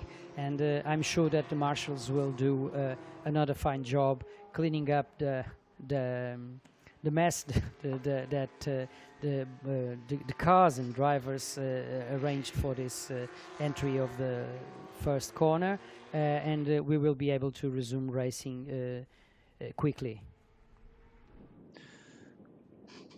Well, we do have an interesting conundrum for the officials now, because those three cars that didn't go through the pit lane have actually moved their way up through the running order, and they are not allowed to do that under a safety car. So the officials are going to have to somehow sort that out, because John Emberson has ended up right at the back of the field, but he wasn't before the safety car. So they're going to have to somehow get a message to those three drivers who didn't go through the pit lane as they should have done. One of them was the Porsche of Hübner. Another one was Tavares in his Chevron, I think, in the one with the white stripes we're seeing there. Car number 58. We're seeing that. Yes, Carlos Tavares, yeah. Yeah. Yes, Philippe Semama's car, Lola T60, T600, was clocked at 248 kilometers per hour near the area where he starts braking for corner one. So that's a great deal of speed to actually have something braking on the car. Well, this time it would appear that all the cars are following the instructions of going through the pit lane. So the three that have changed their positions in the order are the Porsche, the orange Lola of Michel Baudouin, and the Carlos Tavares number 58 Chevron B21. Those three were the ones that went down the main straight rather than through the pit lane. And we have a shot now of the cars just trundling through the pit lane, which gives the recovery crew a much better chance of lifting the stricken Lola T600. And that's going to be quite difficult to move. They'll need to lift that onto a lorry, I would suspect, because it can't be towed on its wheels. And it's going to be quite a difficult job. We've got 15 minutes left in the race. Safety car still circulating. Everybody has pitted within the safety car window. And the cars now making their way round at the back of the circuit.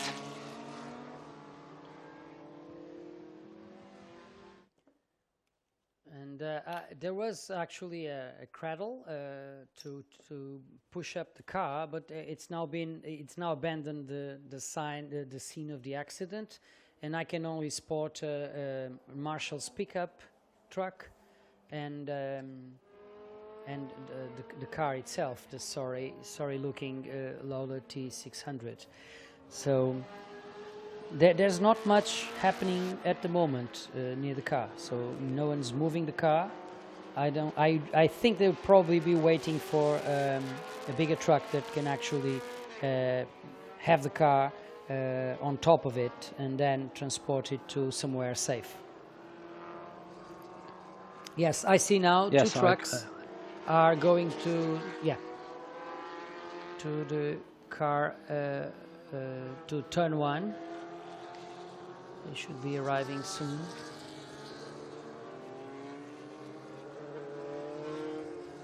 Yes, it will need a truck to lift the car onto it and place it on the back rather than towing it behind. So yeah, that will be the best way to move it. We're being told that car number 15 pit stop is under investigation. That's the Lola T290 of Michel Baudouin. While we wait, I also met Carlos Barbo, that was about to enter the Lola T280, the 1972 car. And I asked him where the limit was, and he said it was at corner number 7, if I understand correctly. But he said that he hasn't seen, we're talking about the Lotus Elan penalty in the car in the race we saw this morning, he said to me that the penalty was for track limit, but he saw no warning, so it was a bit of a surprise when he found out that he was actually having a penalty. But he was in good mood. He was about to enter the Lola T280, and he will also race in the final in the Iberian Historic Endurance. So he still is too busy to actually think too much about the penalty he had driving the Elan. Well, he actually non-started in this. He non-started in this race, the Lola T280. So between when you spoke to Carlos and the race, he obviously had some problem with that car. That's a shame. Okay, so that's what happened. I was out and with no information, so that. But yeah, he's looking forward to the final race of the day, the Iberian Historic Endurance, the Nisha Cabral Memorial, in which he will be driving the Merlin Mark IV. That is actually in the front row. So that's something to look forward for Carlos Barbo. He didn't seem too bothered about he's such a nice guy and a gentleman driver, lots very experienced also, and he's here mostly to have fun. So now we have 2 trucks near the Lola, and they are now trying to put the car on top of one of the trucks.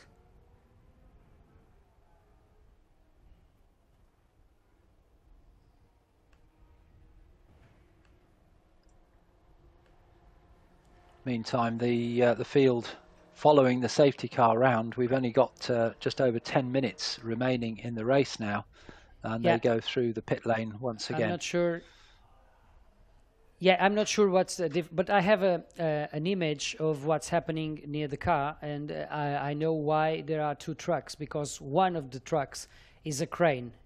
So this crane will try to pick up the car and help put it on the plateau of the second truck. I think that's what's happening. There's lots of people also near there, but they seem not to be able to move the car by themselves. So the crane will have to intervene. This doesn't look as it's going to be an easy or quick operation. So we might have this race finished behind the safety car. There was also an option of having another start. I don't know if that would be possible with the time remaining, because it was not that much. But that would delay the program of the races, and I know that the organization really likes to keep on schedule. We were lucky not to have too many accidents and things that would delay the program. Yesterday it was very nearly perfect. Today we had 2 accidents that compromised a little bit the schedule of the event. Yeah, there's clearly something wrong with the way the car reacted under braking. I think that's a pretty straightforward conclusion, yeah. Yeah, it certainly looks as though something went wrong in the car, and I think with regards to another start, I think the clerk of the course would have taken that decision by now and put the cars ready to restart the race as soon as the car is cleared, but they've chosen to carry on with the safety car in the hope that they can get this car cleared and then restart them for maybe 5 or 6 minutes, maybe a little bit less, after they've cleared the Lola from turn 1. It's still possible. What I can assure you is that the team at the spot, they are working non-stop to try to solve this as soon as possible. I can see the efforts. I count at least 10 to 12 people around the debris and the Lola and the truck with the crane and the truck ready to bring the car to the pits. So well, the cars are coming around the last corner onto the main straight now, so they'll have to certainly do another lap whilst they try and pull this Lola up onto the lorry. You can see the lorry bed has been lowered to allow the car to be pushed up onto it as the cars go through the pit lane once again, with just under 7 minutes remaining now, and it's taking them 2.5 to 3 minutes to do a lap, so we are going to be lucky to get any racing laps in this race, unfortunately.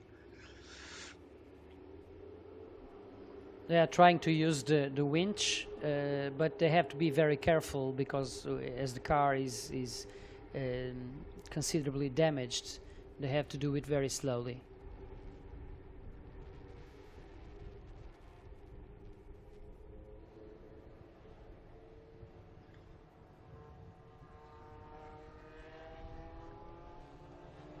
Yes, but I think that in less than a minute, I think the trucks will clear the area. Then let's see, perhaps we can still have a couple of laps without a safety car. That would be way better than finishing behind the safety car and passing through the pits. Yes, the trucks look like they're about to move off, so as you say, we may well clear them for a lap or two of racing before the end of the 1 hour for this race.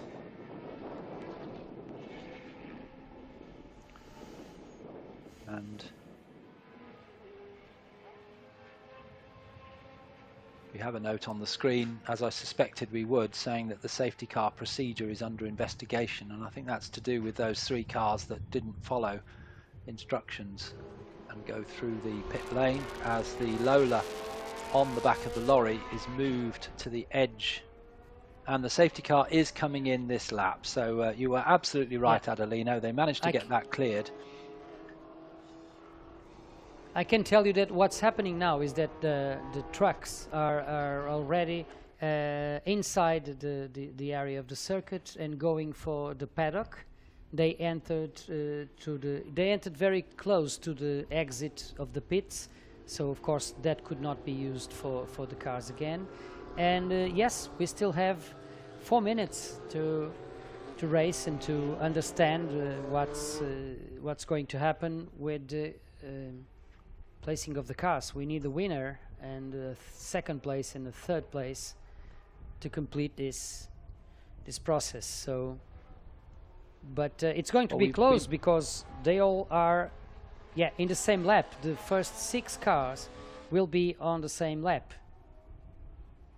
And the green flag flies, so we're racing again, and we may get as many as 3 racing laps in the 4 minutes. And the leading car of Yves Simama, the toy, pulls away immediately from the car in second place, which is Francisco Lara Rezende. We're now coming into the section of track which the Chevron B36 is a little bit quicker than the toy ahead of it, so you can see already the car in second place closing up as they go through these tighter sections. But Yves Simama is having to really drive very hard indeed to keep Lara Rezende behind him, and the car sliding around as they go out now onto the back straight through the kink, taken flat out in these cars, just moving the car across the track to straighten it as much as possible. Now down to the tight left-hander, and a problem for car number 15, that's Baudouin, who has had problems earlier in the race, and he's pulling off to the side. So we've now got a yellow flag in that area, but it looks like he may have recovered to the side of the track and is making his way slowly around the outside of the circuit. Meantime, back with the leaders again, up to the tight chicane, and this is where the 2-litre car, the Lara Resende car in second place, is particularly quick. But he's got a hard job to get past the 3-litre car ahead of him, because they're coming up shortly to the very fast main straight. But Lara Resende goes for the move as they go through Parabolica Ayrton Senna, and they're going to come round and complete the lap with about 2 minutes and 17 seconds on the clock. So we should get another 2 laps of racing in this race. So down to turn 1 they come, through the area where the Lola crashed, and they turn through turn 1. This is where the car in second place will start to close up as they go into the tighter sections. Now they're coming up to turn 3, a tight right-handed corner, and once again Lara Resende looks for a very tight line through there to keep up with Yves Simama in the lead. Now they come up to VIP. This leads on to the fast back straight again, so here we go down the back straight. This is where the gold car in the lead will probably start to pull away with that 3-litre power pushing it along. And now we come into the section where it seems that Lara Resende's more nimble car is able to close up again as they go through the Parabolica interior.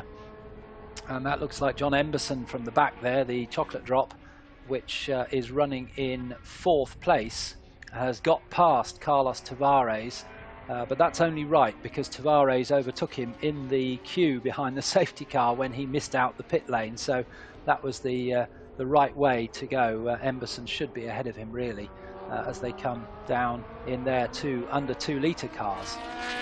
And Emberson in 4th place in that brown car with a yellow stripe going through turn 8. Carlos Tavares there in shown in 5th place, car number 58. Here's the leaders again now as the 15 car recovers to the pit lane, and across the timing line they go, and Yves Simama goes on to his last lap, so he's got to hold off Francisco Lara Resende for one more lap, and they go through turn 1 down towards the dip at turn 2. We'll see the brake lights flick on there as the toy is turned into the right-hander. Now we're up to the much tighter right-hander at turn 3, and already Lara Resende is closing in on Simama. Adelino. Just a mistake from the leader, and just a mistake from the leader, and the Chevron can take this. So this is actually down to the wire again. So anything can happen. There's not much track left. It's about they only have half a lap to. But I think that was a very extreme braking from Lara Resende, but he has to take everything out because losing by 1 second or 10 seconds, it doesn't really make much difference. So he has to go for it, and we are again presented with a beautiful duel here at Estoril Classics. So close, so close. They're coming up through the chicane, and Lara Resende is right behind, and he's going to make one last effort, I'm sure, into the Parabolica Ayrton Senna. This is his last chance, because once they get onto the main straight, the power of the 3-litre car will pull him ahead.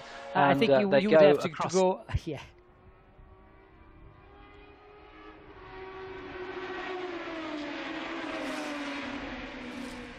So that's a win for Yves Simama in the toy 3-litre, the SC304, and second place, but a win in the under 2-litre class for Francisco Lara Resende.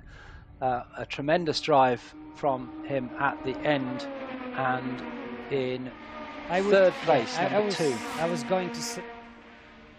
going to say that Lara Resende would need to do a Villeneuve pass on the outside of Parabolica, and that's really not easy. In fact, there are not many examples of successful attempting this.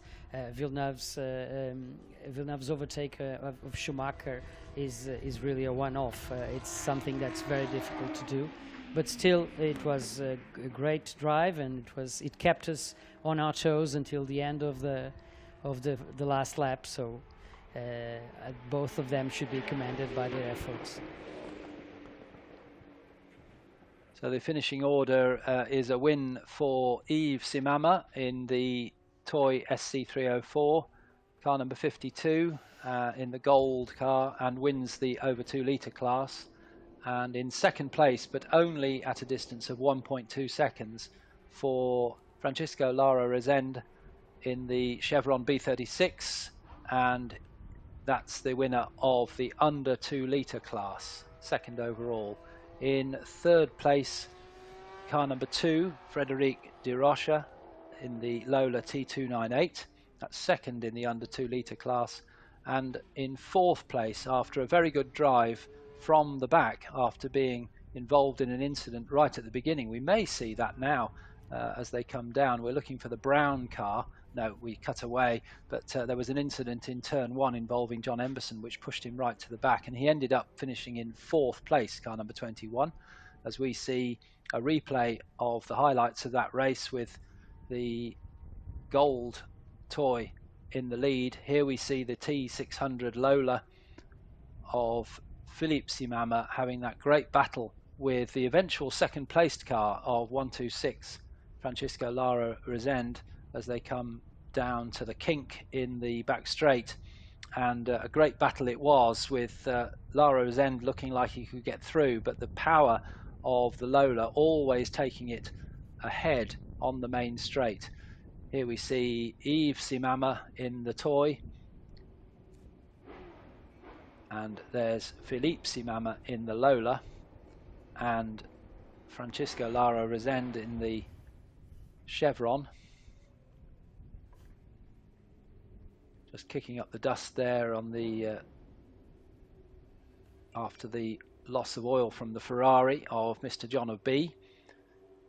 And now Lara Rezende chasing after the leader, Simama, and then we see the Lola having that violent accident at braking for turn 1, and then after the restart we had this tremendous battle to the flag between the 3 litre toy of Simama and the 2 litre Chevron of Lara Rezende that went right to the flag, which we see now with Simama taking the flag from Lara Rezende by just 1.2 seconds. And in third place, the white car number 2, we've just seen Da Rocha in the Lola, Emberson in fourth place, and in fifth place, Carlos Tavares in his Chevron B21, and completing the top 6 is the car number 26, Lucien Rossio and Claude Lejean in their Chevron B36.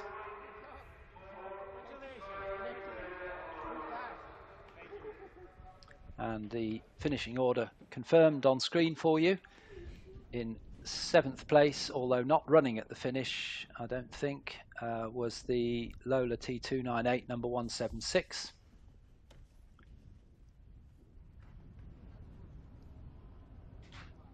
Franck Julien and Guillaume Gagnard.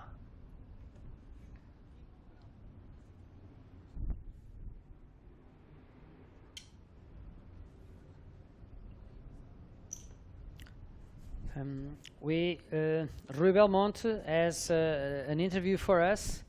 Go ahead, Rui. Thank you, Adeline. It was a fantastic finish for this race. I will try to talk to Yves. Yves, please. Yes. He was the winner of this race with this fantastic toy with the Warsteiner colors.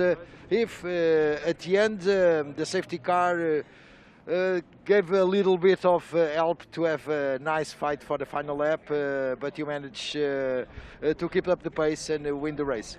Yes, I mean it was pretty difficult because he's a young guy here, he's super fast. I have a little advantage with the car as far as straight speed, but in the tight spots, he was right on me. I mean, just he drove perfect and very, very good driver. But it was fun. Yes, I would have rather have a little more space, but that's fun. Okay, thank you, Yves, the winner of this race with a beautiful toy with the Warsteiner golden colors. I'll handle it to you again, Adelino. We are about to start the last race of this weekend. Beautiful race for sure, with a lot of cars. We have 21 grid lines for the next race of the day. It will be the Nisha Cabral Memorial. 50 minutes of racing, pure racing here at Estoril in a beautiful sunny day. It's a perfect day. Thank you, Rui, for another great interview. We'll be hoping that after the last race you can meet us here for a final conversation and our goodbyes. We're just very near the end of Estoril Classics 2020. This has been a new chapter in the history of this event, with the association of Peter Otto, Race Ready, the ACP, and the tourism, Cascais Tourism. It's a landmark. This event will become a landmark in the next few years, according to the organizers. Yes, we are now hoping to finish with a great race. That's what we expect now, Alistair, isn't it? Yes, indeed. We've got a very big grid indeed for this race, and all the cars making their way round to the grid. I have this race has a particular aspect that should be highlighted. This race received the name of memorial for Mario Cabral, Nisha Cabral. Mario was born in 1934. He passed away just a few weeks ago, and he was born in a very wealthy family, one of the families with textile companies in the north. He was born at Porto. He had a classical education. He spoke French at least as well as Portuguese. He played piano and violin, and he was also an athletic gymnast. He injured his foot, but otherwise he was in the national team for the Helsinki 1952 Olympics. So he had achieved a lot early in life, particularly in music and in gymnastics. But then he turned his attentions to the automobile and motor racing, and he quickly transformed himself from a rookie driving a Volkswagen and an Alfa Romeo and other interesting but not very fast cars, and ended up convincing Scuderia Centro Sud from Guglielmo Dei, Italian from Milan, to lend him some very good cars. He shared Mercedes Maserati 300S at the Nürburgring in 1958 with Maneno Garapinto, and after that he was on the front row to get a Formula One car for the Portuguese Grand Prix in 1959, which he did. We now have the podium for the previous race, the Classic Endurance Racing 2. Well done for all of them, congratulations.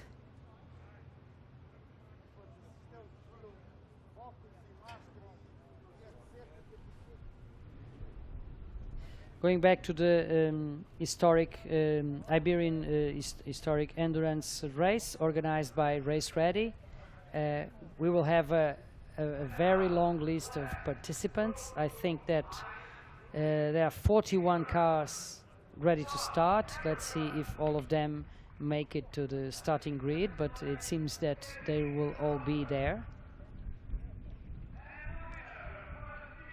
We have some sports cars, some prototypes, and even some touring cars. This is going to be a very we have a wide variety of cars here waiting for us, and they will be racing for 50 minutes. Alistair. Yes, it's not often you see an entry list which includes a Saab Sonnet and also Datsun 1200s as well. Not the most obvious of racing cars.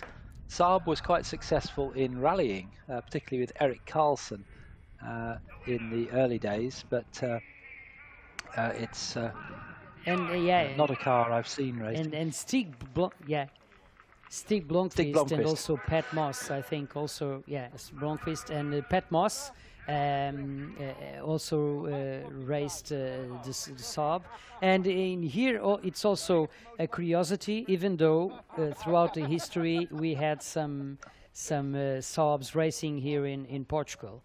But yes, it's different. The Datsun Sunny 1200, it's a Portuguese specialty. Actually, in Europe there were two very strong markets for this car, countries that could not be closer and similar to each other, Portugal and Finland. So actually no relation almost whatsoever, but those were the two markets where the Datsun Sunny of this generation was very popular. In Portugal it was very important because the agent, the Portuguese agent for Nissan, Entreposto Comercial, organized a trophy that was supposed to be a development for drivers. So it was easy, cheap, and it provided enormous grids. Sometimes you did have qualification races before the final because you had so many entries. And this Datsun trophy lasted for 3 years, if I'm not mistaken. 71 was the first race, but the first year actually of the trophy was 72 and 73. I'm not quite sure if 74 they still had the trophy. I have some doubts. But in 30 years later, José Megre decided to do a revival of the Datsun trophy, and that everyone was trying to find a car like this in good condition. Pensioners were raided to sell the cars to young gunners who wanted to go racing. So all of this happened, and apparently there was an advantage for cars with 4 doors because they had a stiffer body than the 2-door versions. This I learned when I was accompanying the preparation of this second wave of the Datsun trophy. So it's a very important car for us. It's very cherished, and it did circuit racing, hill climbing, and rallies, and it still does. That's why we have so many and so good cars. You will see that some of these cars are really fast. They should all be between Group 1 and Group 2 specifications, but yeah, you'll see. They are on the back of the grid, of course. There are cars that are way more powerful, but they could provide us with some interesting complement to the racing that will happen in the faster cars. So back to you, Alistair. What can we expect, and can we go through the starting grid? Yes, I think we're having the memorial, is it, to Nisha Cabral now, with all the drivers going to the front of the grid, by the looks of it. Yes, and I think we're going to have particularly in memory moving. of Nisha.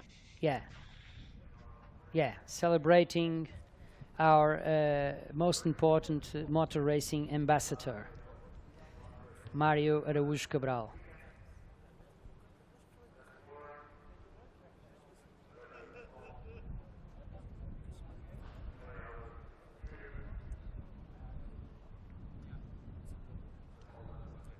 After Formula One, after appearing in Formula One in the Portuguese Grand Prix in 1959, he raced with Scuderia Centro-Sud, Cooper Maserati.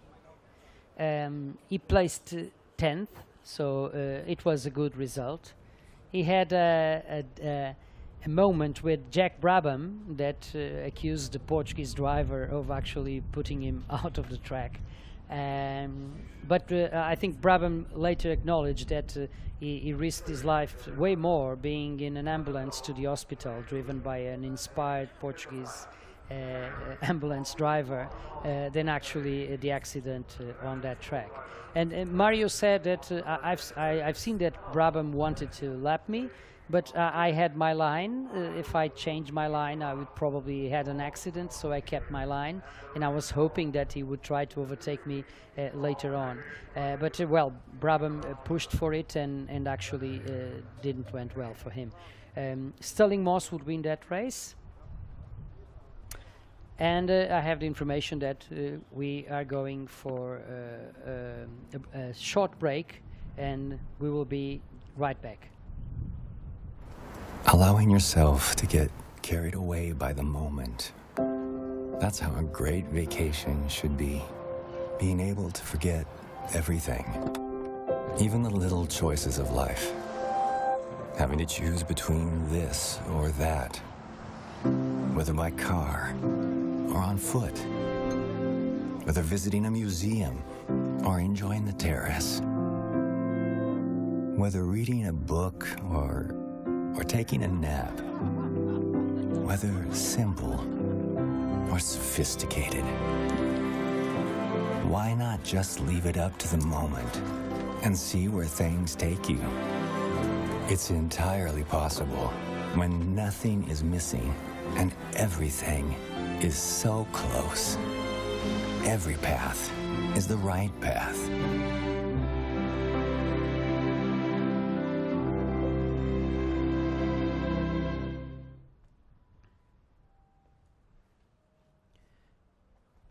And we're back. The drivers are now getting back to their cars. Lots of drivers, because we have lots of cars. We have 41 cars in the grid. And it's quite a long walk for the drivers at the back, isn't it? Yes, the guys from the Datsun Sunny 1200 need to be real enthusiasts, but they will get on with it. This is Carlos Barbo. He will be starting from the front row with the Merlin Mark IV, a very light and agile car that yesterday in qualifying topped the scoreboard for quite some time until it was and until the Ford GT40 of Tanconi actually made a faster lap. The Merlin Mark IV that Carlos Barbo is driving uses the 1600cc Lotus twin cam engine in the back of that car, and that engine, the same engine that was used in the Lotus Cortinas, the Mark I Lotus Cortinas, and also the early twin cam Escorts as well. An engine developed for hot Fords initially, but then used in all sorts of racing cars since, and that sits in the back of the Merlin Mark IV on the front row of the grid alongside the Ford GT40. And we've talked about the Ford GT40 before, a car that was developed by Ford with a great amount of help from Lola. In fact, the Eric Broadley connection there worked on the original designs for the Ford GT40, and if you ever see a Lola Mark VI, that looks very much like a GT40, but it isn't, and that car was designed. It does very closely, but they didn't make many of them, perhaps 3 or 4. I think there were very few. But then the idea, yes, it was a good basis for Ford to develop the Ford GT40, which was a car developed by a committee in at least 2 countries by several teams. So actually it took a long while for them to make it work. And actually, the movie that went to the cinemas last year, telling the story of Carroll Shelby and Ken Miles, actually describes this exactly, the difference between Ferrari, where everything was decided by just one person that took the directive and the strategy, and it was a small organization, but very quick in deciding. And then Ford, an industry giant, where everything had to be decided by several people in different departments, always with the marketing guy wanting to do something different. That's why it took so long, because it was a huge investment for Ford to actually win the 24 Hours of Le Mans. But the result is, of course, one of the most iconic racing cars of all time, and a personal favorite, of course, I think for everyone that accompanies these types of races, and for myself. I was very fortunate to actually drive the GT40 that belonged to Carlos Gaspar, a car that had some Scottish history, as it was driven initially by Eric Liddell. Then it was sold to Carlos Gaspar, who raced it in Portugal. Then again, it went to England and was used in hill climbs by John Bamford. I think he raced under the pseudonym of Spotty Mulder, I think it was his name, and he did very good with that car. And later on, it was starting to be considered a classic car, an historic car, and it was not used so much. Then it went to sleep for about 20 years, and it was then bought by a Portuguese collector, and is now used by Diogo Ferrão in some selected races. And it placed third at Goodwood at that incredible race just for GT40s. Do you remember that race, Alistair? I do, yes. I wasn't there, but I saw it on television. Yes. It was tremendous, yeah. I saw it too. That, I think, was the year where Kenny Brack actually drove the winning car. And there is some footage that when you see it, you can never forget it. Him driving the car in the rain with instant and millimetric corrections. It's really mesmerizing. Yeah, but we shall not take our attention apart from the race. This is an important race, historic endurance, Iberian historic endurance race. They will be in for the warm-up lap.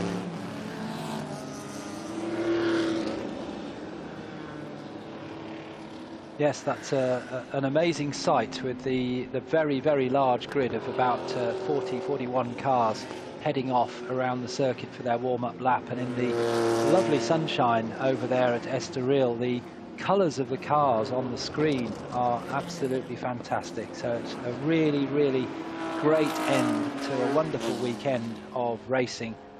And here we see now at turn one, we get a real impression of the size of this grid. It just disappears off into the distance under the Estoril banner that's across the track there. Now we cut to the cars leading the way round through turn 3. And we've got examples of the Mark 1 and the Mark 2 Escort in amongst this. A couple of Porsche 911s there. One of my family favourites, the Alfa Romeo, in the middle of the pack there.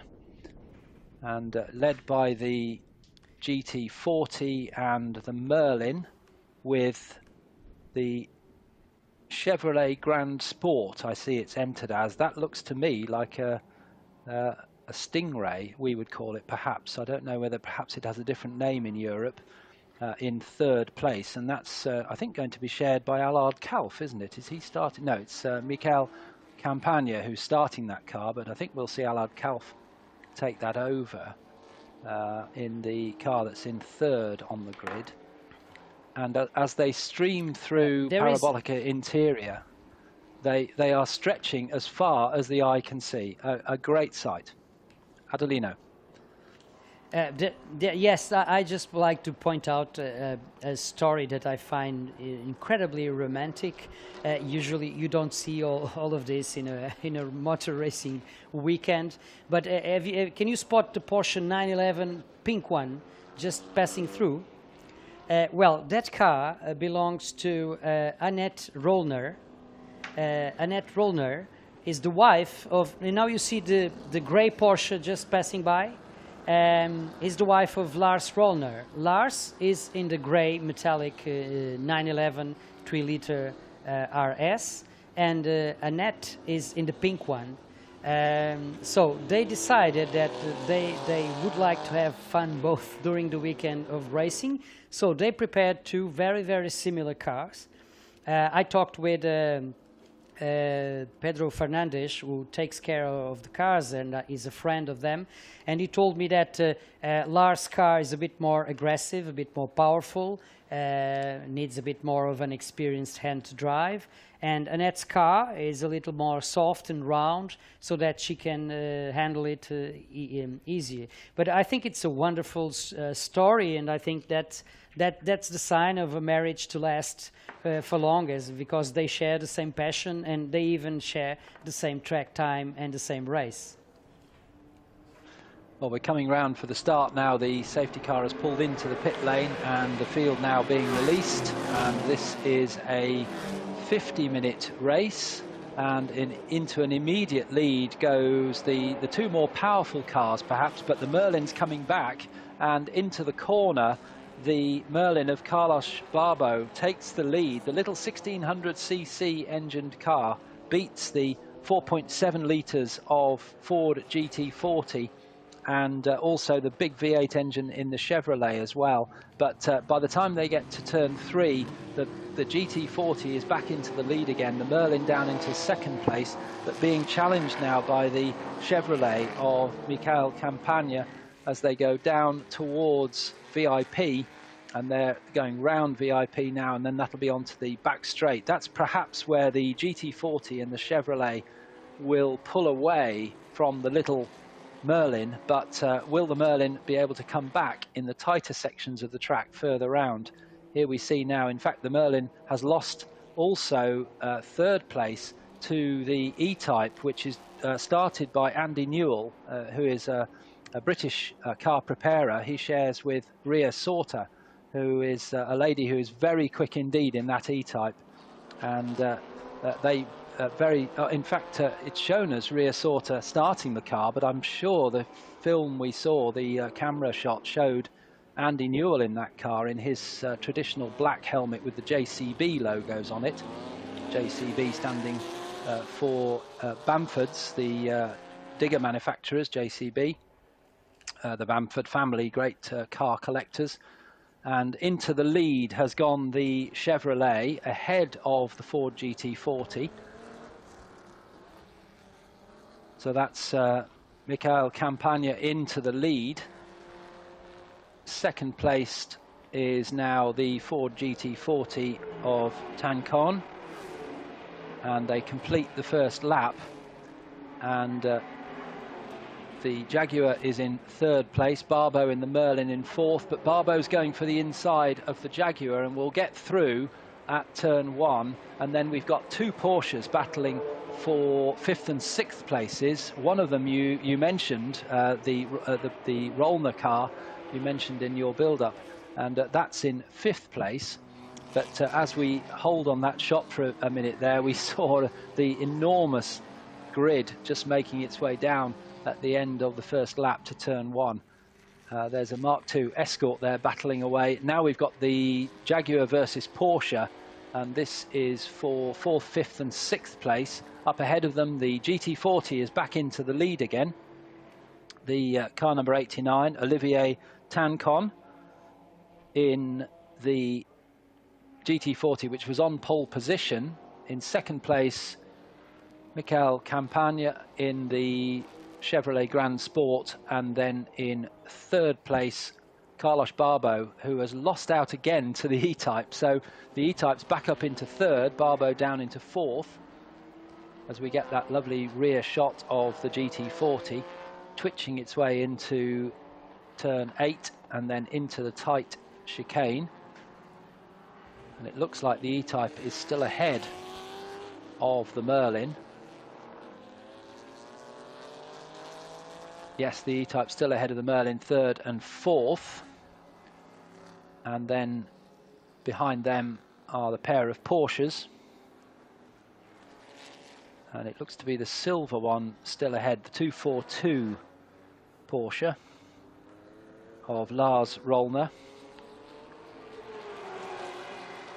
Just ahead, yes, the Merlin has lost out to the one of the Porsches, not the second one yet, but it's just the little 1600cc engine being outgunned at the moment by the 4.7 litres of the GT40, the Jaguar 3.8 litres, and the two Porsches 3 litres, and the little 1600cc really struggling a little bit as we see a car in the pit lane. That's the BMW 2002. That seems to have some problems underneath with the car up on the jacks, with the mechanic working underneath there.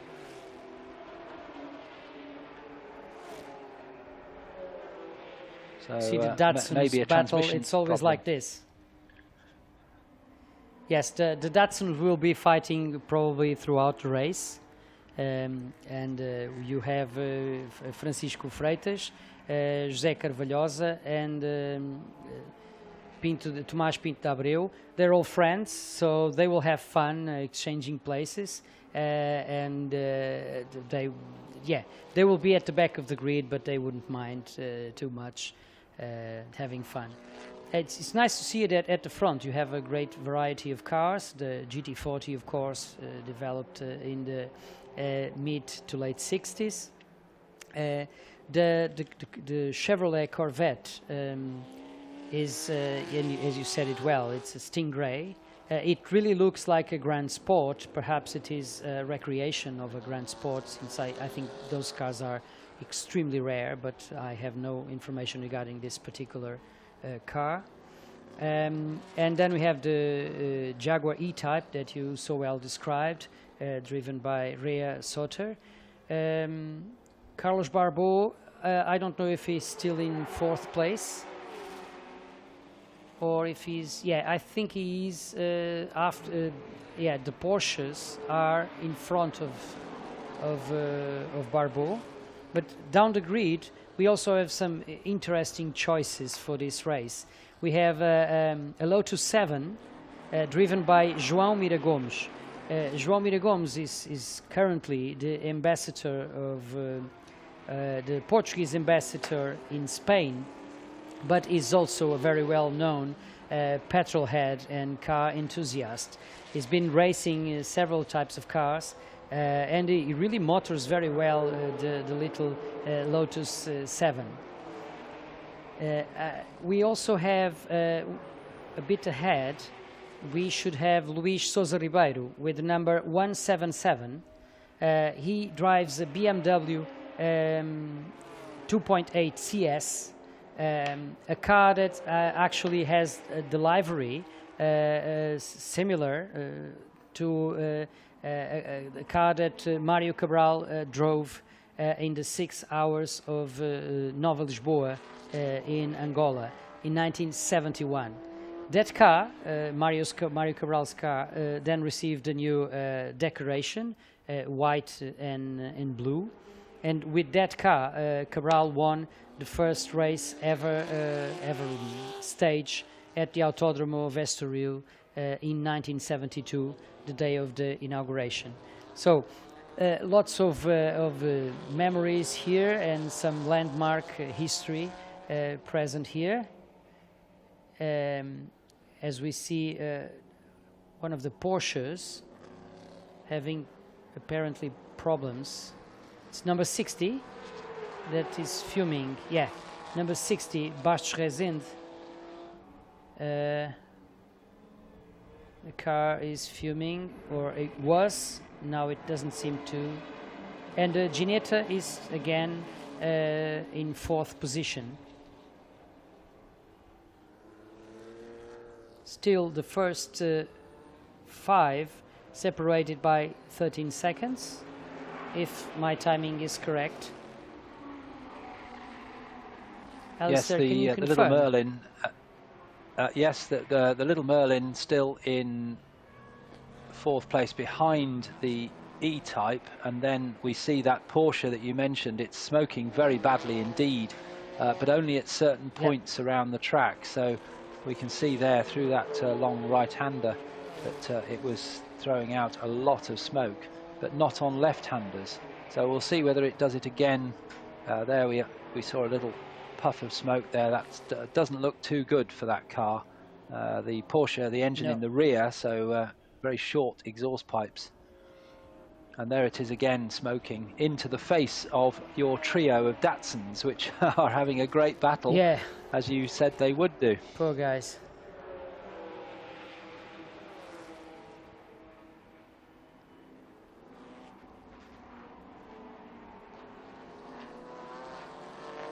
Carlos Barbeau is getting perky.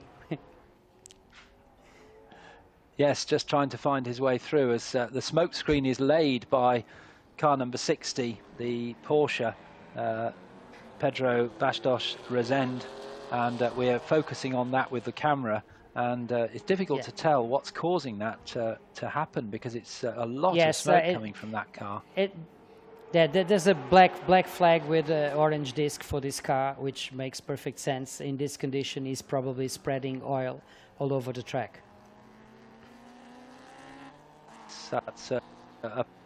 So that car will have to come in to the pits, and we see now the leading Ford GT40, another Porsche in the pits, the 83 car. That's Bruno Iglesias Duarte in having attention to the engine, and looks like they might be changing spark plugs in that car. With the spanner being used there by the mechanic. And here's the smoky Porsche, number 60, coming in. Number 60, Bastos Rezende. And again, the engine cover comes up. I don't know if you noticed the name on the airbox in front. It's Aurora. Aurora is a very famous tuning company, and that prepares lots of racing cars and has specialized in Porsches. They are located in Porto, and it is a household name for Portuguese motor racing. And now it is. It prepares several cars for historic racing here in Portugal. Well, we have a picture on screen of the oil pouring out of the back of, I think that's the Porsche we're looking at there, by the shape of exhausts and the bumper.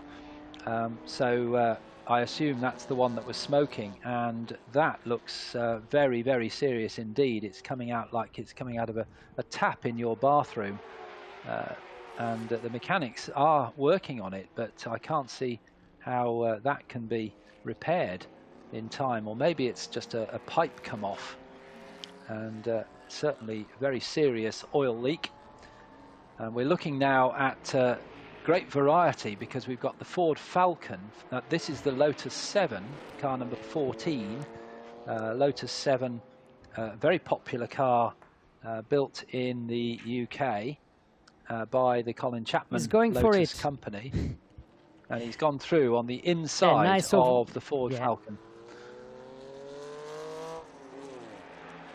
Nice overtaking move by João Mira Gomes. He will be sharing the drive with Nuno Afoito, according to our information, and they are really motoring the little car. It's usually very fast, and of course it weighs almost nothing. So it can go around most of the cars and brake way later than the heavier ones. So it's nice to see them having fun. Oh, there was a moment there when you saw this Escort Mark 1 with the black hood. Have you noticed, Alistair? Yes. I think, well, the curse of commentators is perhaps attacking again the Austin 7, but that twin cam Escort is one of the earliest cars of that type here in Portugal. And and those cars were very popular in Portugal for some time, until they were, of course, superseded by the RS versions. But this particular car was the first Ford Escort twin cam that came to Portugal. It came for Francisco Santos, which was a Portuguese driver, very keen on Ford. Previously, he had raced some Cortina GTs and then Cortina Lotus, or Lotus Cortina, which usually you prefer. In Portugal, actually, you always refer to that car to the Ford Cortina Lotus, but of course, in Great Britain, you always refer to him as the Lotus Cortina.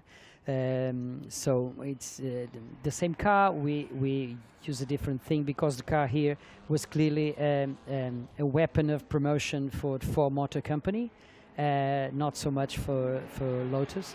But as I was saying, this was the first. It's a genuine twin cam with competition history, and it's been driven by Manuel Ferrão in this race. Well, the engine in the front of that Escort you were describing, the twin cam Escort, is the same engine used in the back of the Merlin, which is now challenging the E-Type for third place. And it's a great little squabble, this, with, I think I'm right in saying that is Andy Newell at the wheel of the E-Type. Certainly, as I said earlier, the shot we had on the grid showed Andy Newell in the car, and he's having a great battle with Carlos Barbo in that little Merlin Mark IV, as we focus now on the leader, the Ford GT40, number 89. The red car looks wonderful, and an Alfa there on screen. A good chance to look at the Alfa as the leader comes round to lap it. The type of Alfa that used in the very famous film The Italian Job. The police had those cars, and they were, of course, beaten by the three little minis, which got away with the gold. And we see the leader going down the main straight. Yeah, actually, Andrea de Adamic won a rally, an international rally of the ACP in 1964 in an Alfa Romeo Giulia, naturally with the typical colors the works car had, which were white with the colors of the Italian flag. I think they are very, very interesting cars, and in period they were very, very fast and competitive, even though they used a 1.6 liter twin cam engine, the famous Bialbero from Alfa Romeo. And we're about to see the leader lapping the two Datsuns that are still battling. Datsun has been renamed in Europe as Nissan now, so that's but it used to be called Datsun years ago, and these cars from the period when it was known as the Datsun, and they're about to be lapped by the leader coming through in the Ford GT40, coming round to complete 9 laps. And we're looking there at the little Lotus 7 and the pink Porsche you mentioned earlier on, the pink Porsche number 241 of Annette Rollner. And here's the battle again between the E-Type and the Merlin. It's still going on, and the E-Type having a lovely slide there, being drifted through that left-hand corner, and it's absolutely side by side between the E-Type on the left and the Merlin on the right. And oh dear, there's contact there between the two of them, and unfortunately it looks as though Carlos Barbo didn't realise that he hadn't fully passed the E-Type into that corner, and he turned in hoping to take the line, but of course the E-Type was still there, and that pushed him off the side of the track. But he's got going again, and hopefully no damage to either car. It's just I think what they call these days a racing incident. Neither driver was really at fault there, just close racing. So the Jaguar goes on, and still chased by the Porsche of car number 242, which is the Lars Rollner Porsche, and that in turn has Carlos Barbo now just behind. Adelino. In the meantime, our Facebook is being bombarded by requests to show the Saab Sonnet. So perhaps our team could help us with fulfilling this wish. It's the car 170. 170. So if production can actually find it in the midst of these 40 cars that are still racing, we will try to help with the location of it very quickly. But so many admirers, they actually deserve that we try and find the car. You can see Luis Sousa Ribeiro's BMW there, actually exiting very, very fast and wagging his tail. Oh, another Porsche Aurora, Porsche from the Garagem Aurora, from Mestre Eduardo Santos. Yeah, that's the end of the race for car number 83.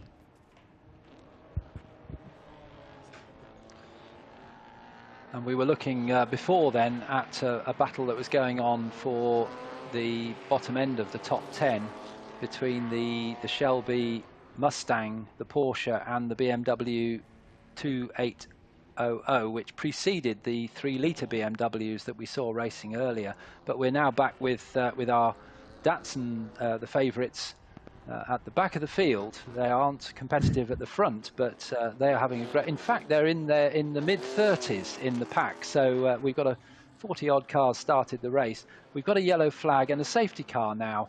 And we're showing an oil flag as well, or a slippery surface flag. So it may be that one of the cars that's retired, perhaps that Porsche that we saw pulling off, has dropped some oil on the track. That's a shame. Now the pit window is opening now.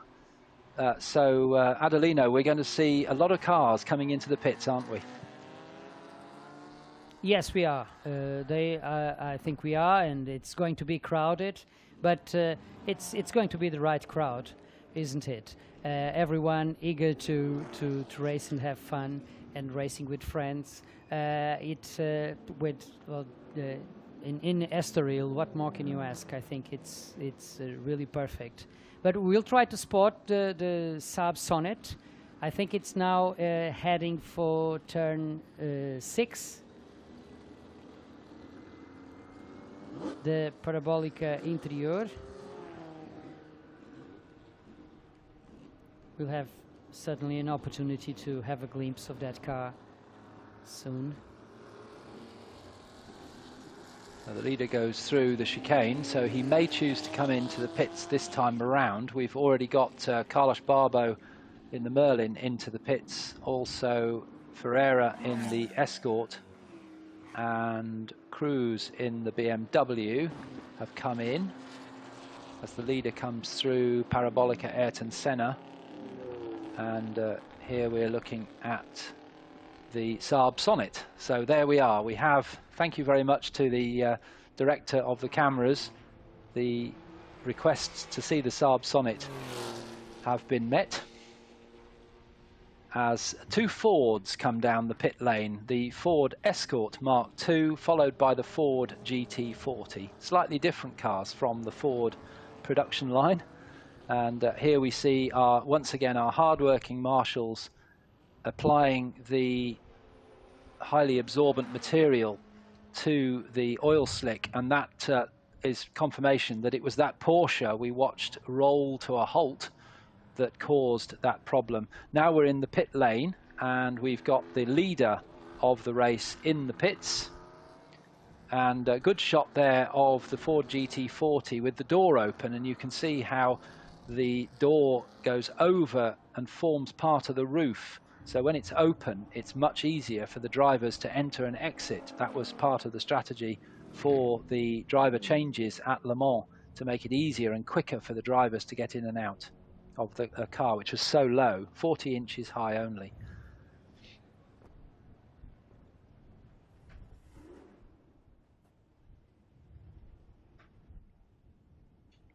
Door is shut on the leading car and will now be coming out of the pits at the end of its stop. We've got just about 26.5 minutes remaining in the race, and the team indicate that the time is up for the pit stop and indicates to the driver that he can move back out onto the track again. So that's our leader back on track. That temporarily puts the Chevrolet Grand Sport of Campania into the lead, and the Jaguar E-Type, the green car, into second. Tancon returns to the circuit in the GT40. There's the safety car.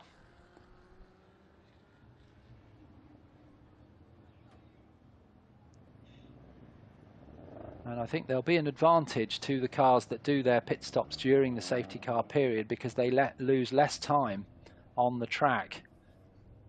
So it would be as well to come into the pits during this safety car period if at all possible.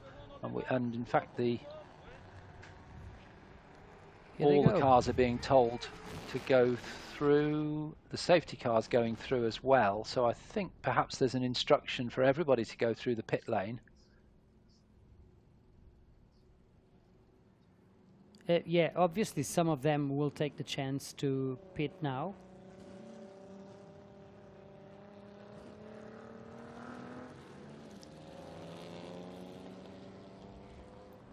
The E-Type number 52 and the Chevrolet just ahead, they are now leading the race, and they're coming up through the S's. There's a Ford Capri, a Mark II Ford Capri, a slightly later car from the late 70s.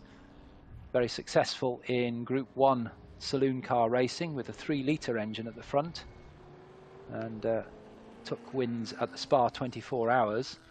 Now we've got the cars going into the pit lane, which I think they have to do anyway. I think they're being instructed to follow the safety car through the pit lane, but as you say, a lot of them will take the opportunity to dive into their pit boxes and take their mandatory pit stops. So a very, very busy pit lane indeed. And we can see here the Merlin returning to the track. So one of our leading cars, Carlos Barbo, is back out onto track. And I think is that original Escort twin cam you told us about earlier that's just following it out onto the track there, Adelino? Yes, it is. Isn't it beautiful? Even though a Mark I Escort, I'm doubtful that it could be considered very beautiful, but what it represents. And this car is very narrow at the front. Just at the back, it is a little wider. But it looks so pretty and so unmolested, and it's been a car restored with great care. It's not the fastest car around, but it is a really beautiful car to see in this condition. So, and we still think that when things calm down, I think we now have I think the timing considered that all cars have stopped, but I'm not quite sure they did the mandatory stopped already. We have to see how this clears up, because yes, they're counted as having been through the pit lane because they are behind the safety car, but we don't know whether they actually stopped and did their pit stops, because the counter that shows us whether they've been through the pits is just triggered by the car entering the pit lane, not stopping at its pit. So, I think what it did is the cars that already, the cars that have mentioned that they stopped twice, those are the ones who already pitted. I think, but we have to rely on this, because I know the Ford GT40 stopped and did the mandatory pit stop, and it has the information that it pitted twice.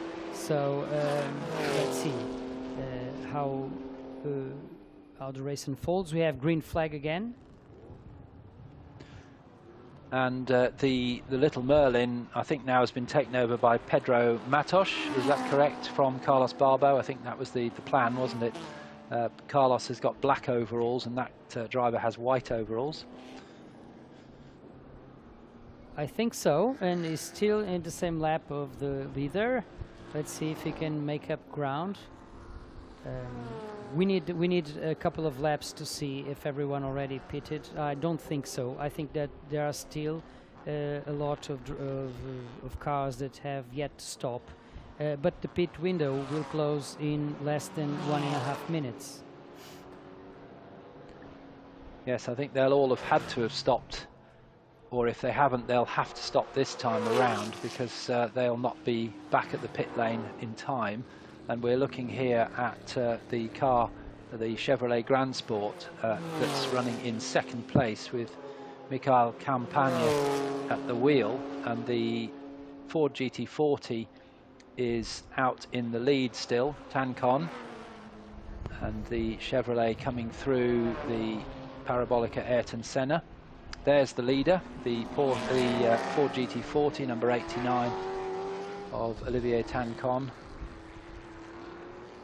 and about to catch another example of a Ford car, the Ford Falcon, which was very successful in saloon car racing in the 60s. Uses the same engine, maybe not this one. I haven't looked what the CC of the Falcon is, but if it's 4.7 litres, which they often are, yes it is. It's the same engine as in the GT40, the 4.7 litre Ford V8 engine used in both those cars. And just very neatly following on behind them, it looks like a Ford Capri. So we've got 3 Fords in a row, the GT40, the Ford Falcon and the Ford Capri. And ahead of them is the Porsche.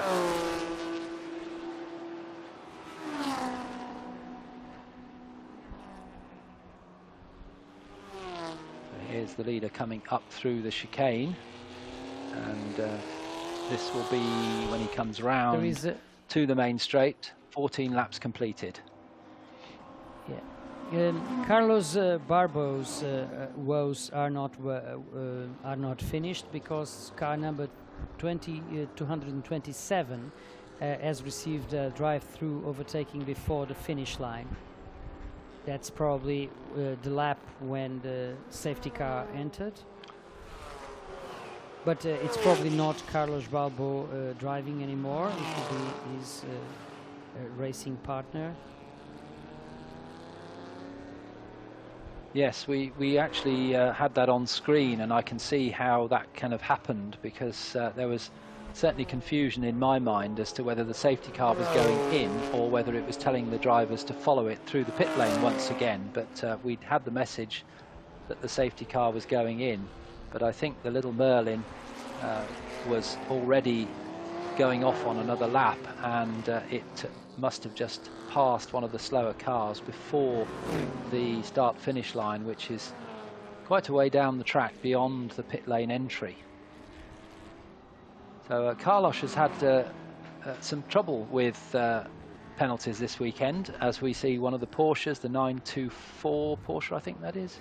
No, it was the 9146. 914, yes, with the 6-cylinder engine. So that's running in 17th place, Vieira.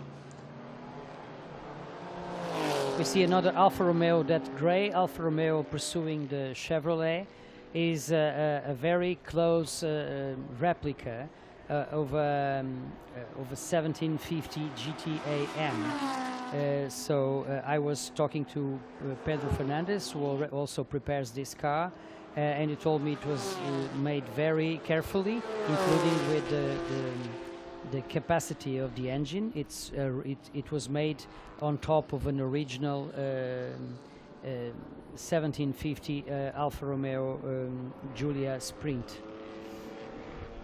So we can also see now behind the Chevrolet the Jaguar E-Type of Robert Frovine. He told me that this car was prepared according to the specification of semi-lightweight Jaguar E-Types. It's a roadster with the hard top, and the engine mildly prepared for this. So Robert is a gentleman driver that takes great fun driving here in Estoril, and actually I think is spending more and more time in this area. It's a good example of someone who adopted Cascais as his second home.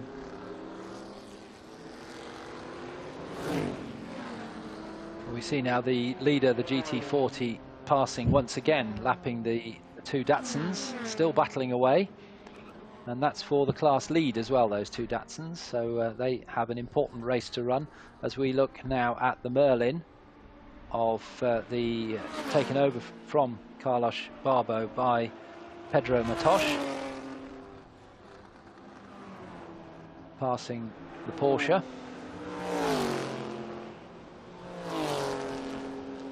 And I think that was is that the 242 Porsche? Yes, that was for position. So Barbo, sorry, Matos has moved up to third place with the Merlin, having got past the Rollner Porsche number 242 on that lap. Yes, that's the pair husband and wife. So it's Lars Rollner, the pair of the pink 911 3-liter RS of Annette Rollner, that's currently in 16th place. They are certainly going to win the husband and wife award in this race, as long as they both finished, which will certainly happen. Well, we have a message on the screen that there's a drive-through penalty for the car we're looking at now, the 227 Merlin, for what we were talking about earlier, overtaking before the finish line at the end of the safety car. I haven't seen that car come through. It's showing as being through the pits twice, which would be right with the safety car laps through the pits. So I think we'll probably see the car come in the next lap or two to serve that drive-through penalty. And that will drop it back behind the Lars Rollner Porsche for fourth place. The next car back is car number 8, the Cobra Daytona of Tankon, and it may well lose a position to that as well. Here we see the Merlin coming down the main straight, so he's chosen not to take that drive-through penalty on this particular lap. I think he will have to take it within 3 laps, so he must come in and serve that penalty. Otherwise he'll be told to come in and park the car and not rejoin the race. As we look at the leader coming through the chicane in the GT40, the leader by 43 seconds now in the GT40 number 89, Olivier Tankon, 43 seconds ahead of the Chevrolet Grand Sport number 110 of Michael Campagne. Coming around to complete lap 17.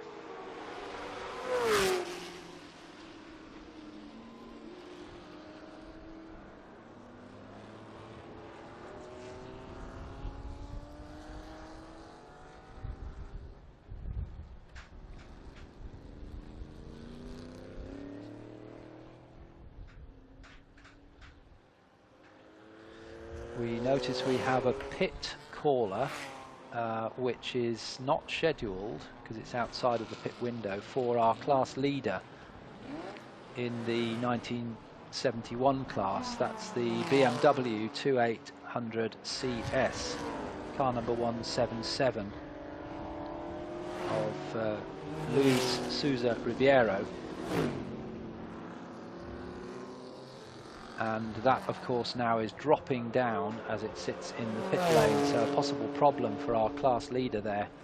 And it was running in 8th or 9th place overall.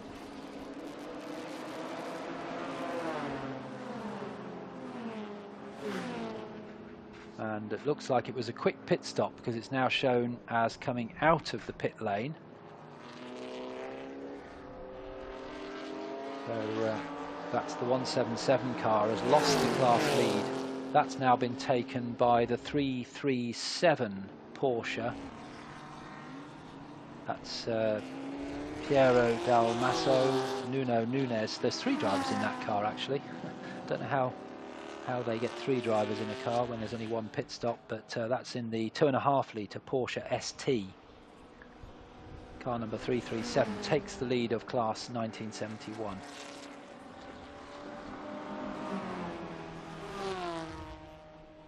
And we noticed also the Porsche 914 that we saw slow a couple of laps ago on screen has slowed again.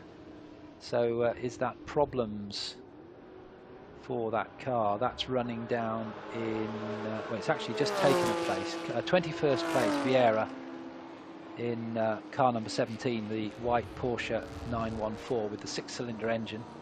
There it is on screen, actually, at the back of this group, just ahead of the Mark II Escort, the red car with the blue stripe, and the second of the Datsuns waving the faster cars through, Adelino. Yes, they are, but we can spot also the Saab Sonnet of Paulo Sousa, the red car between the Alfa Romeo and the grey Porsche, the metallic grey Porsche. It's the Saab Sonnet, front-wheel drive car, a very unusual shape.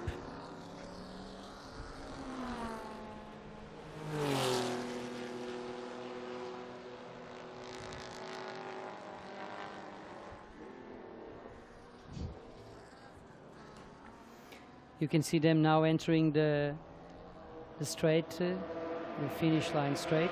10 minutes to go. And the 227 Merlin is taking its drive-through penalty.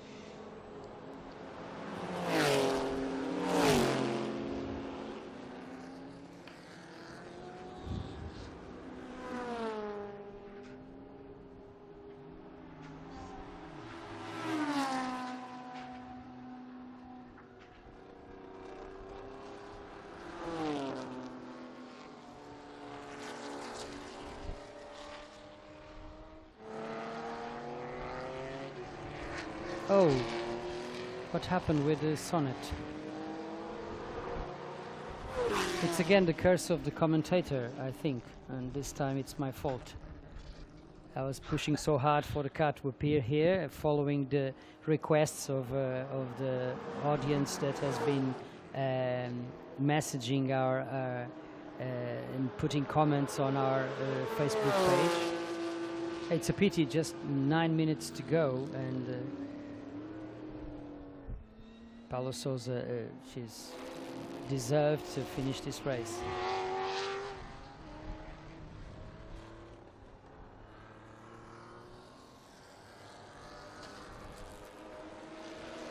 You mentioned earlier on about the Chevrolet Grand Sport, which you said was a very rare car. You're absolutely right. Only 5 were ever made, and it was supposed to be a car that could be produced for racing to compete. In 1962, the Corvette was very heavy. The Saab Sonnet has pulled up to the side of the track, and Duntov, the designer, decided to build a lightweight car, and he called it the Grand Sport. But sadly, he planned to build 125 cars, but sadly the management found out about it and put a stop to it, and only 5 were ever built. That's the car we're looking at on screen, an extremely rare version of what was supposed to be a car to beat the Shelby Cobras, which were much more competitive. Yet the Sonnet, the Sonnet came back to life. Have you seen? The car was moving again. I thought perhaps it was wishful thinking, but I thought the Saab moved a bit. Yes, I don't have the information I have from its transponder is that it's now moving again.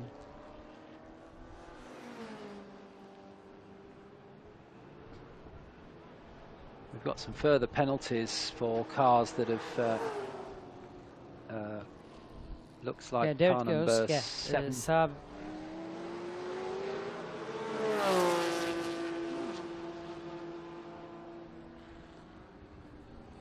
The leader comes through in you can the go, GT40. Yeah, you can go ahead with the penalties. Sorry, we have some lag here between our conversation. Go ahead, please. Yeah, we've just seen on our screen that we've got some penalties. They're not explained as to why they've got them. But car number 17, which is in 18th place, that's the Vieira Porsche 914, which is shown as having a drive-through penalty. Car number 60 is in 34th place, that's Bastos Rezende in the Porsche 911. Car number 177, that's Suso Ribeiro in what was a class-leading car some laps ago that came into the pits in the BMW 2.8 litre. And finally, car number 545 in 30th position, the BMW 1600 Ti of Guerin. They've all got penalties. We haven't been told why.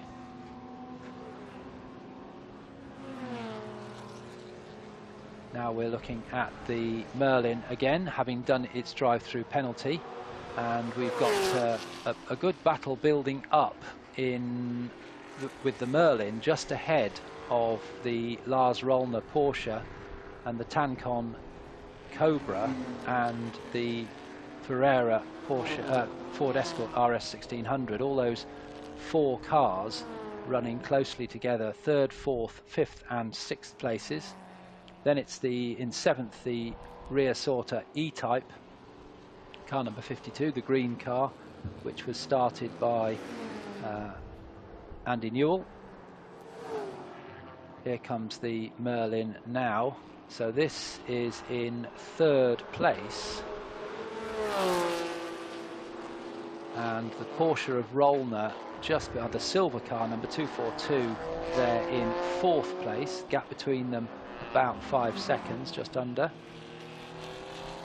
And then behind Rollner is the Daytona Cobra.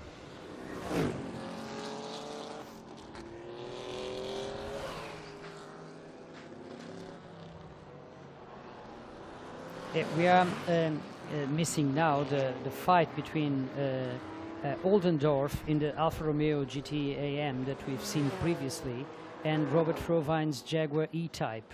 The grey, metallic grey Jaguar with the red stripe.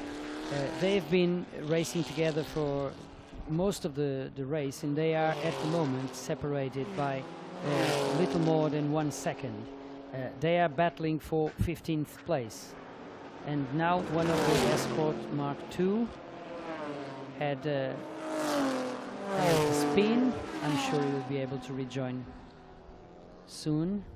Car number 518.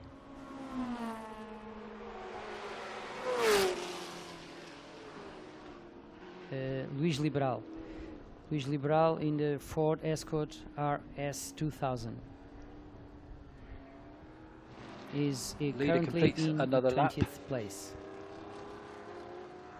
Leader completes another lap. 22 laps now by Tancon in the GT40 with just about 3 minutes remaining in the race. So another couple of laps for the red GT40. There's the second placed car, the 110 Campagne Chevrolet Grand Sport, which is running 1 minute and 5 seconds behind the leader, just coming up through the S's. And then the fastest car on track is actually the third placed car, number 227, which has had its troubles in this race. It's had a drive-through penalty, started by Carlos Barbo, number 227, but now taken over by Pedro Matos. And that car is about 23 seconds behind Campagne and going well over 3 seconds a lap quicker. But just not enough time with that drive-through penalty, pushing it back. Just not enough time to catch, as we see yet another Porsche, I'm afraid. Porsche not proving to be the most reliable car in this race. Another Porsche pulling off. As Matos goes through to complete a lap. 22 laps completed. Then it's this very close battle for 4th and 5th places. Lars Rollner And Tancon, as we see an Escort pulled up now, number 48. Yes. And that was in 7th position. It was Miguel Ferreira, Ford Escort RS 1600. It's a pity he was doing a very good race. He was lapping consistently at 2 minutes 1 second, so it was going very well. Well, the leader now onto his final lap, having just passed a Ford Escort Mark II, and there's the second placed car of Campagna in the Chevrolet Grand Sport, just coming up through the chicane. A little bit of a sideways moment there as he powers out of the corner, but there's the leader ahead and on its final lap, just about to lap the Porsche 914 again.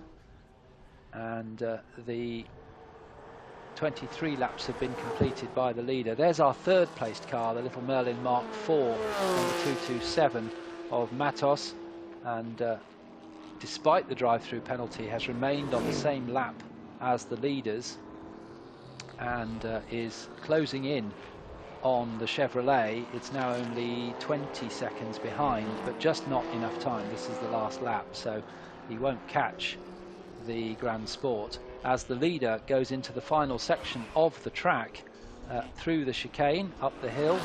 He's got the E-Type just in front of him, semi-lightweight, I think you described it as, the silver one with the red stripe, and through the S's. It now, is, yes, it's precisely, yeah. Around Parabolica Ayrton Senna for the final time, and turning onto the main straight with a BMW just pulling into the pit lane, but the leader will go across the line to take the checkered flag, which goes out now, and so a win for Olivier Tancon in the Ford GT40. Here's our second place car making his way around at the through the Parabolica interior. That's the car of Michael Campagna in the Chevrolet Grand Sport. Down now to the final section of the track, up to turn 8, and then the tight chicane up the hill.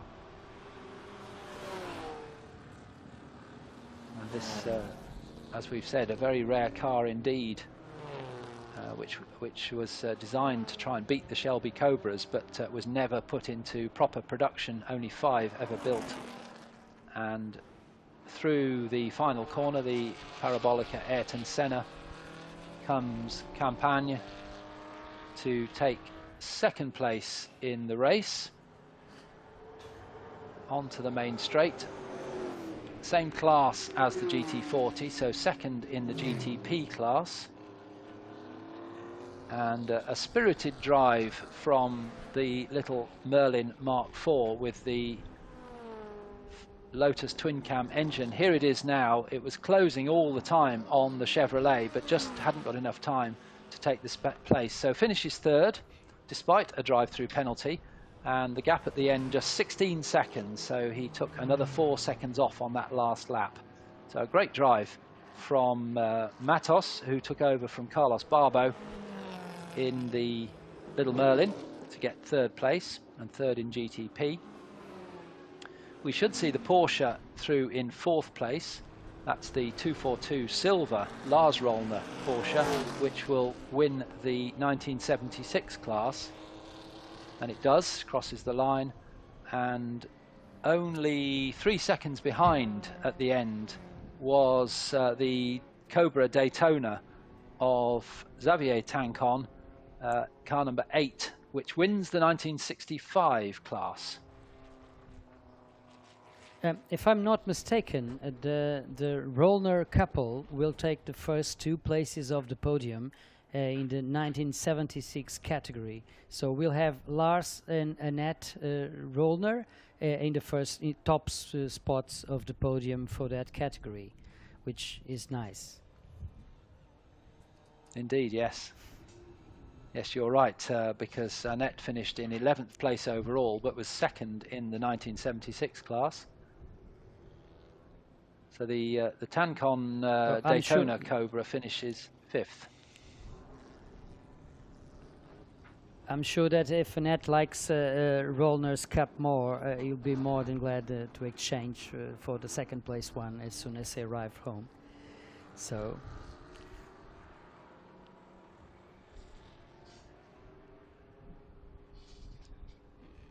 Sixth place went to a car in the invitation class. That was number 95, the BMW 323i. And the Grand Sport, despite being a very rare car, being flung around on the slowing down lap through the chicane.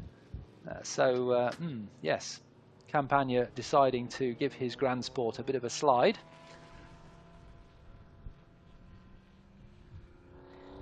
And we have Rui Belmont now with the winner. Rui, go ahead. Okay, we are here with Olivier. We saw him yesterday in the 60s race. Today he won this last race, the Iberian historic endurance. Let's see what he has to say after this fantastic race. Olivier, 2 wins this weekend, 2 great races, 1 win this weekend, but this one was amazing. Yeah, thank you. That was very nice.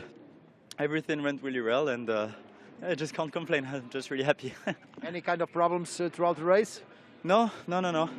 Just I saw my dad in the last few laps, and I almost caught him. So I wanted to catch him. I didn't manage. But no problems. Okay, thank you. Congratulations. Thank you.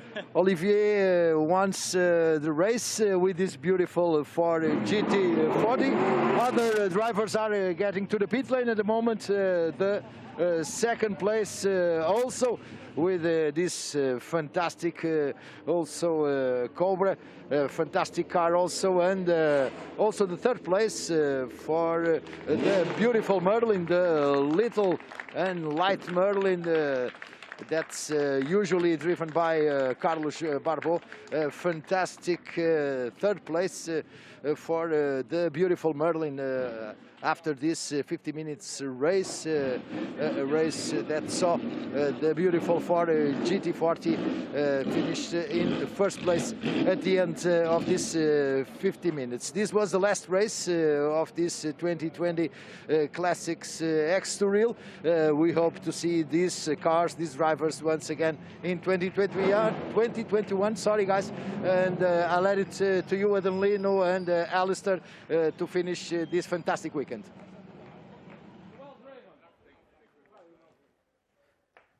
Thank you so much, Rui. You were pretty fantastic also with these interviews during the weekend. We should now see the highlights of this race, and with 41 cars at the start.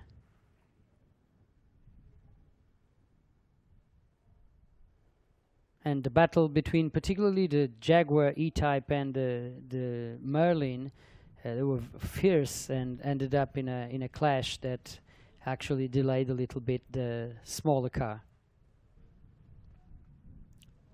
Alistair, what are your thoughts regarding this last race, the memorial of Mario Cabral, the historic endurance racing? Oh, well, it was a fascinating race. Partly because there were so many cars, but it was the variety of cars that really attracted the attention, with everything from what we see here, a Lotus 7, right through to the Porsches, Jaguars, Daytona Cobras, the little Merlin, so quick with its little 1600cc engine, and great to see those cars battling on the track together. Some very close action there we saw between the Lotus 7 and one of the Datsuns as well. Here comes our leader, the GT40, Olivier Tancon, and you heard him mention in the interview there that he was catching up with his dad, who was in the AC Cobra Daytona. He's coming up to lap him, didn't quite catch him in the end. The Xavier Tancon finished in 5th place in car number 8, and there's the spin for the Merlin after that little clash with the Jaguar. and then we saw one of the Porsches retiring, and the GT40. There's the Saab Sonnet, another view of the Saab Sonnet for our fans out there watching on the live stream. And here's the Chevrolet Grand Sport, the Ford GT40 in first and second places. And finally we're looking at the Merlin again. The Datsuns, we had a glimpse of them there battling away, which they did throughout the whole race, as Adelino told us they would. And there's the Grand Sport coming up through the tight section. Now we got the checkered flag for Olivier Tancon in the GT40. Wins the last race of the day, and there's the Campania Grand Sport finishing in second, and the Little Merlin of Barbeau and Matos finishing in third place. So that concludes our racing weekend. It's been an absolute pleasure working with the team that have been supporting us for this live stream, and thank you very much, Adelino. It's been great working with you, and I've really enjoyed the races in Estoril for the classics, and I've really enjoyed your weather. We just would like some here, please. Well, with the global warming thing happening, so perhaps in 200 years or something, you probably have the same weather as we do. Well, so, but I would like to hear from Rui Belmonte. I think he did a wonderful job complementing the information we had here on the screens. He was there talking with the drivers throughout the weekend, and I would like you, Rui, to tell me a bit about what you thought about this racing. Don't forget the motorbikes, because you're clearly a specialist, and I would like to know how you feel after this weekend. We are in the final moments of the event. Oh, it was a great weekend. Alistair was talking about the weather. This is the best month to do races here at Estoril, no doubt about it, because you have less wind than in the other months. In the summer you have also a little bit of windy moments, especially at this time of the day. After 3-4 o'clock, the wind starts to grow and grow with a larger intensity. So this is the best month. Usually October, it's not a windy month here at Estoril. We had a fantastic Saturday and Sunday with lots of sun, good weather, no rain as in other parts of Europe. So it was a perfect weekend. Lots of cars, beautiful cars, fantastic drivers also, beautiful motorcycles with a lot of history also. So I think this showed everyone that this event is building his way to be one of the most important maybe in Europe in the next few years. We had at the beginning 250 cars getting on their way to Estoril, but the COVID scene, all the restrictions turned to be impossible to have so many cars here at Estoril, but I believe that next year we'll have 250, maybe more cars at this event. It was also one of the first major events here in Portugal to have such a long period of television, of broadcast to show the world what we have here, to show everyone what's all about historic car racing. So I think some boundaries have been broke by the organization. Some new things have been put here at the table of this event. I believe that this event has it has a lot to grow from this moment with motorcycles, with cars, with several drivers from so many countries in Europe, and not only Europe. So it was a perfect weekend. I believe so. Alistair was such a good input to all of us. As you said, Adelino, I'm a motorcycle, mainly a journalist, so it was good to me to learn from two such experienced guys in this scene, to know a little bit more, a lot more, not a little bit, about this scene of historic car racing. It was a pleasure for me, and I hope to be here again next year with you guys. Thank you very much, Rui. Your contribution was invaluable, and we really thank you for that. We are waiting for the podium. We want to leave you just after we deliver the final prizes, the winners of the final race, the Iberian Historic Endurance Nisha Cabral Memorial. We continue with the highlights of this great race, very well contested, with 41 cars at the start. Not all of them reached the end, but while they were on track, they gave us enormous pleasure to see. I quite fancy this decoration and the sticker that says Sex Pistols on the top of the windscreen of the Chevrolet Corvette.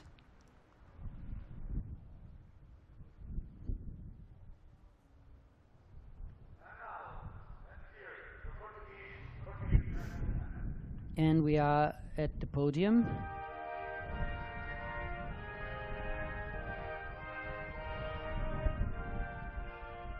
We're waiting for this should be the category for the spirit category, and that means these are the boys of the Datsun 1200. So I can see Francisco Freitas on the right. He was paired with a Spanish driver, and then you have Tomás and Antonio Pinto de Abreu, father and son. They shared the drive of the Datsun 1200. There you go with the trophies and the bottle of champagne. Yeah, why not? Go for it. The races are run, so they can call a cab later on to go home.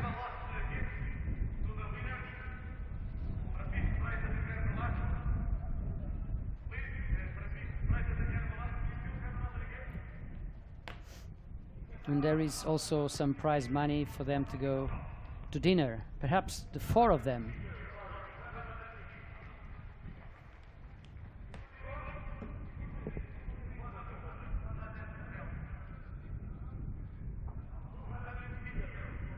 Guillermo Velasco is, of course, shared the winner car of this category with Francisco Freitas. His name was slipping from my tongue, and I didn't want to mess it up. So, Guillermo Velasco, congratulations for your win. We have several categories to award now. Let's see if I can find them all.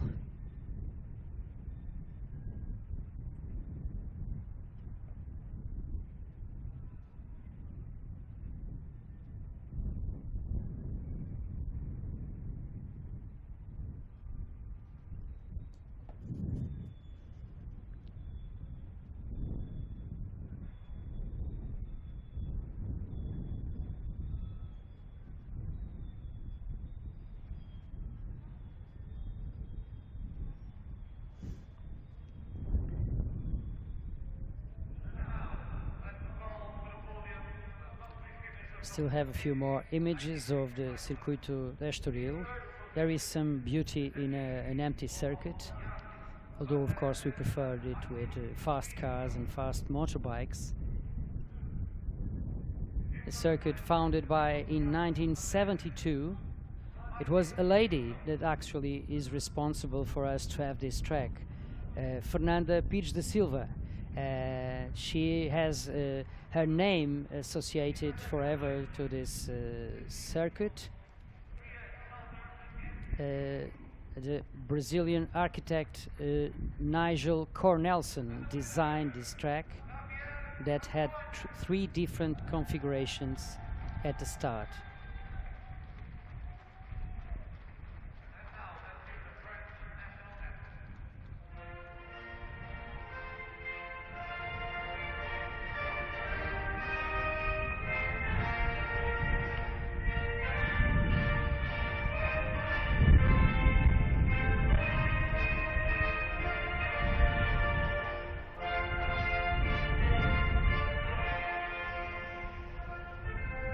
Now the podium, I think it is for the 1965 category.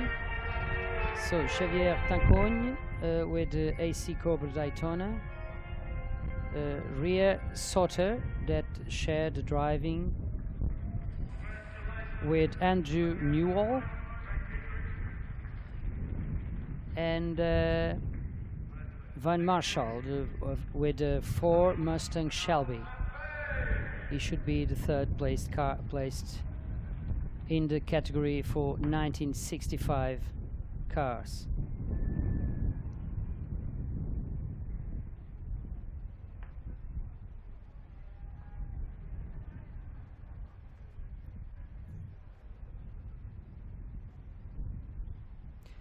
Again, returning a bit to the history of Cascais circuit while we wait a bit more. As I told you, Nigel Cornelsen was the architect of the circuit, and he designed it with three different configurations. There was an outside circuit without the middle section that we would consider to be there was a direct connection between corner number 3 and number 7. The corner we call orelha, or the ear corner. So those would not exist. There was a straight line with a small kink between corner number 2 and the older corner number 9. There was, of course, the complete section with the inside area, VIP corner, a back straight, and the parabolic interior, and there was also just an oval circuit that was very seldom used, but it was in the original project.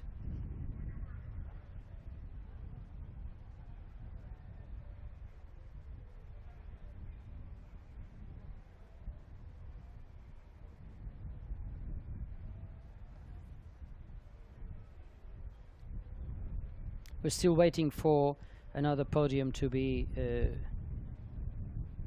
completed. I remember that this is the Iberian Historic Endurance Race, the last race of the weekend.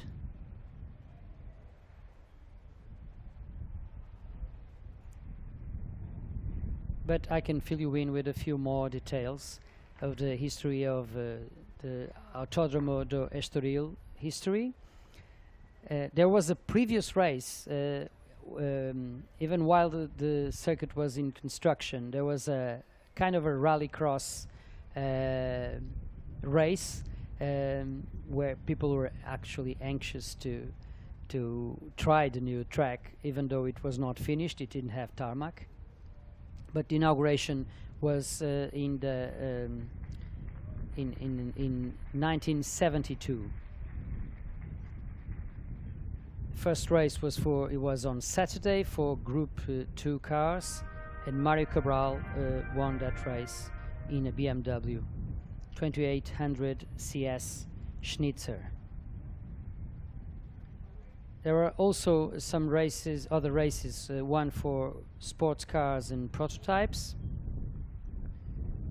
If I recall correctly, Carlos Gaspar won the race in his Lola T280. There was also a single-seater race that combined Formula Ford and Formula V, and another race for touring cars, which Mario Cabral also won in a BMW 2002 Ti.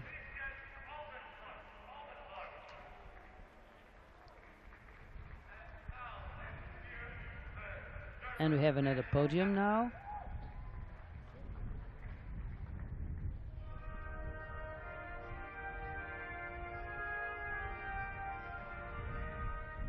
And I think it is the podium for the 1971 category, Oldendorf with Alfa Romeo GTA M. He did a good race. He had quite some struggle with Diogo Coutinho in the BMW 2800 CS, and also Piero Dalmaso in third place with a Porsche 2.5 ST.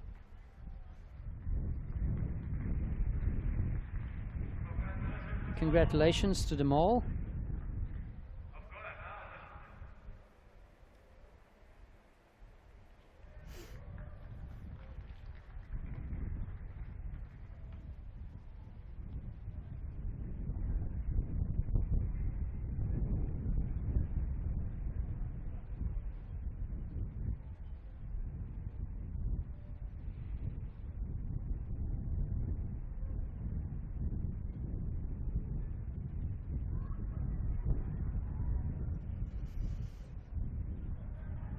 And I ask Alistair just a few final words before we say our goodbyes.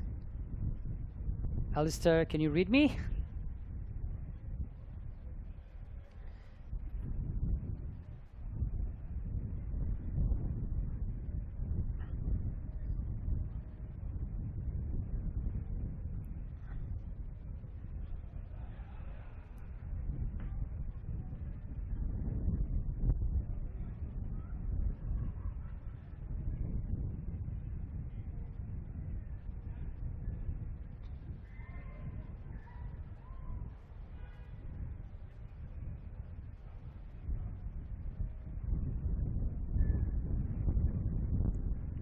Well, thank you. It was really my pleasure. I loved being your wingman in this. It was your experience was valuable, most valuable, particularly because it's the first time we're doing this in this fashion, live streaming.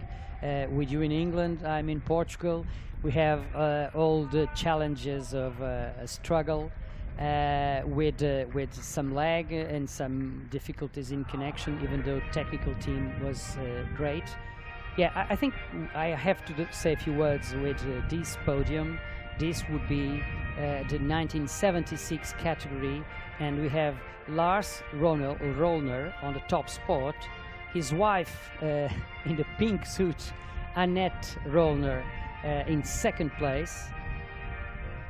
And I have also my friend Carlos Dias Pedro on the right with the white overalls, and his co-driver, whose name I will say in just a few moments, I need to confirm it, with the Ford Escort RS 2000. The first three finishers, the three best cars and teams in the 1976 category here in this race. And Carlos Dias Pedro was paired with Ricardo Pereira. They did a very good job. The Escort is a very different machine from the Porsches, and yeah, the spoils for this wonderful couple that share their motor racing passion. Yeah, you throw champagne like a little girl. But yeah, you should try that again. But it was fun actually seeing them on the podium. And Alistair, yes, it was a great pleasure to be with you. To not in person, which we will have to arrange for next year, for sure. I would love to have you by my side so that we can share coffee and grab a beer after the races. And hopefully we will be able to do this next year in Estoril Classics 2021.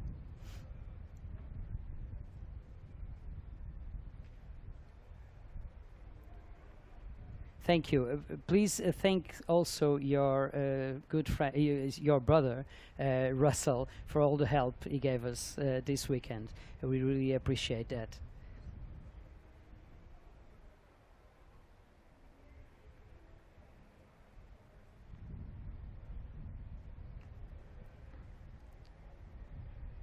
which made, I think, some of the histories of the cars more interesting as we watched them on the track. So thanks once again. Thank you very much, and I wish you now a good rest and a good recovery from this weekend's hard work. Thank you very much.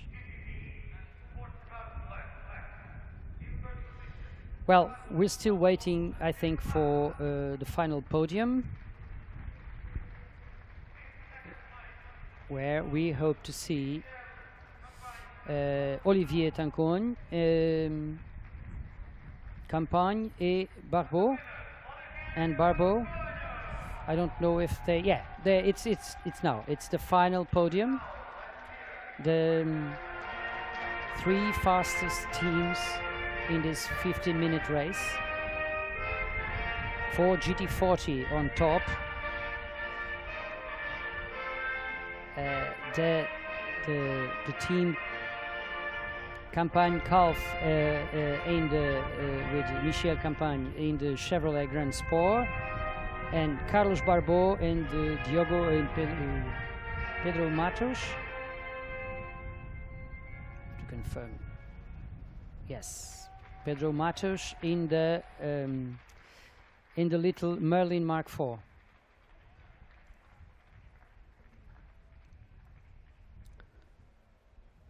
So, to the winners, the spoils of victory and champagne.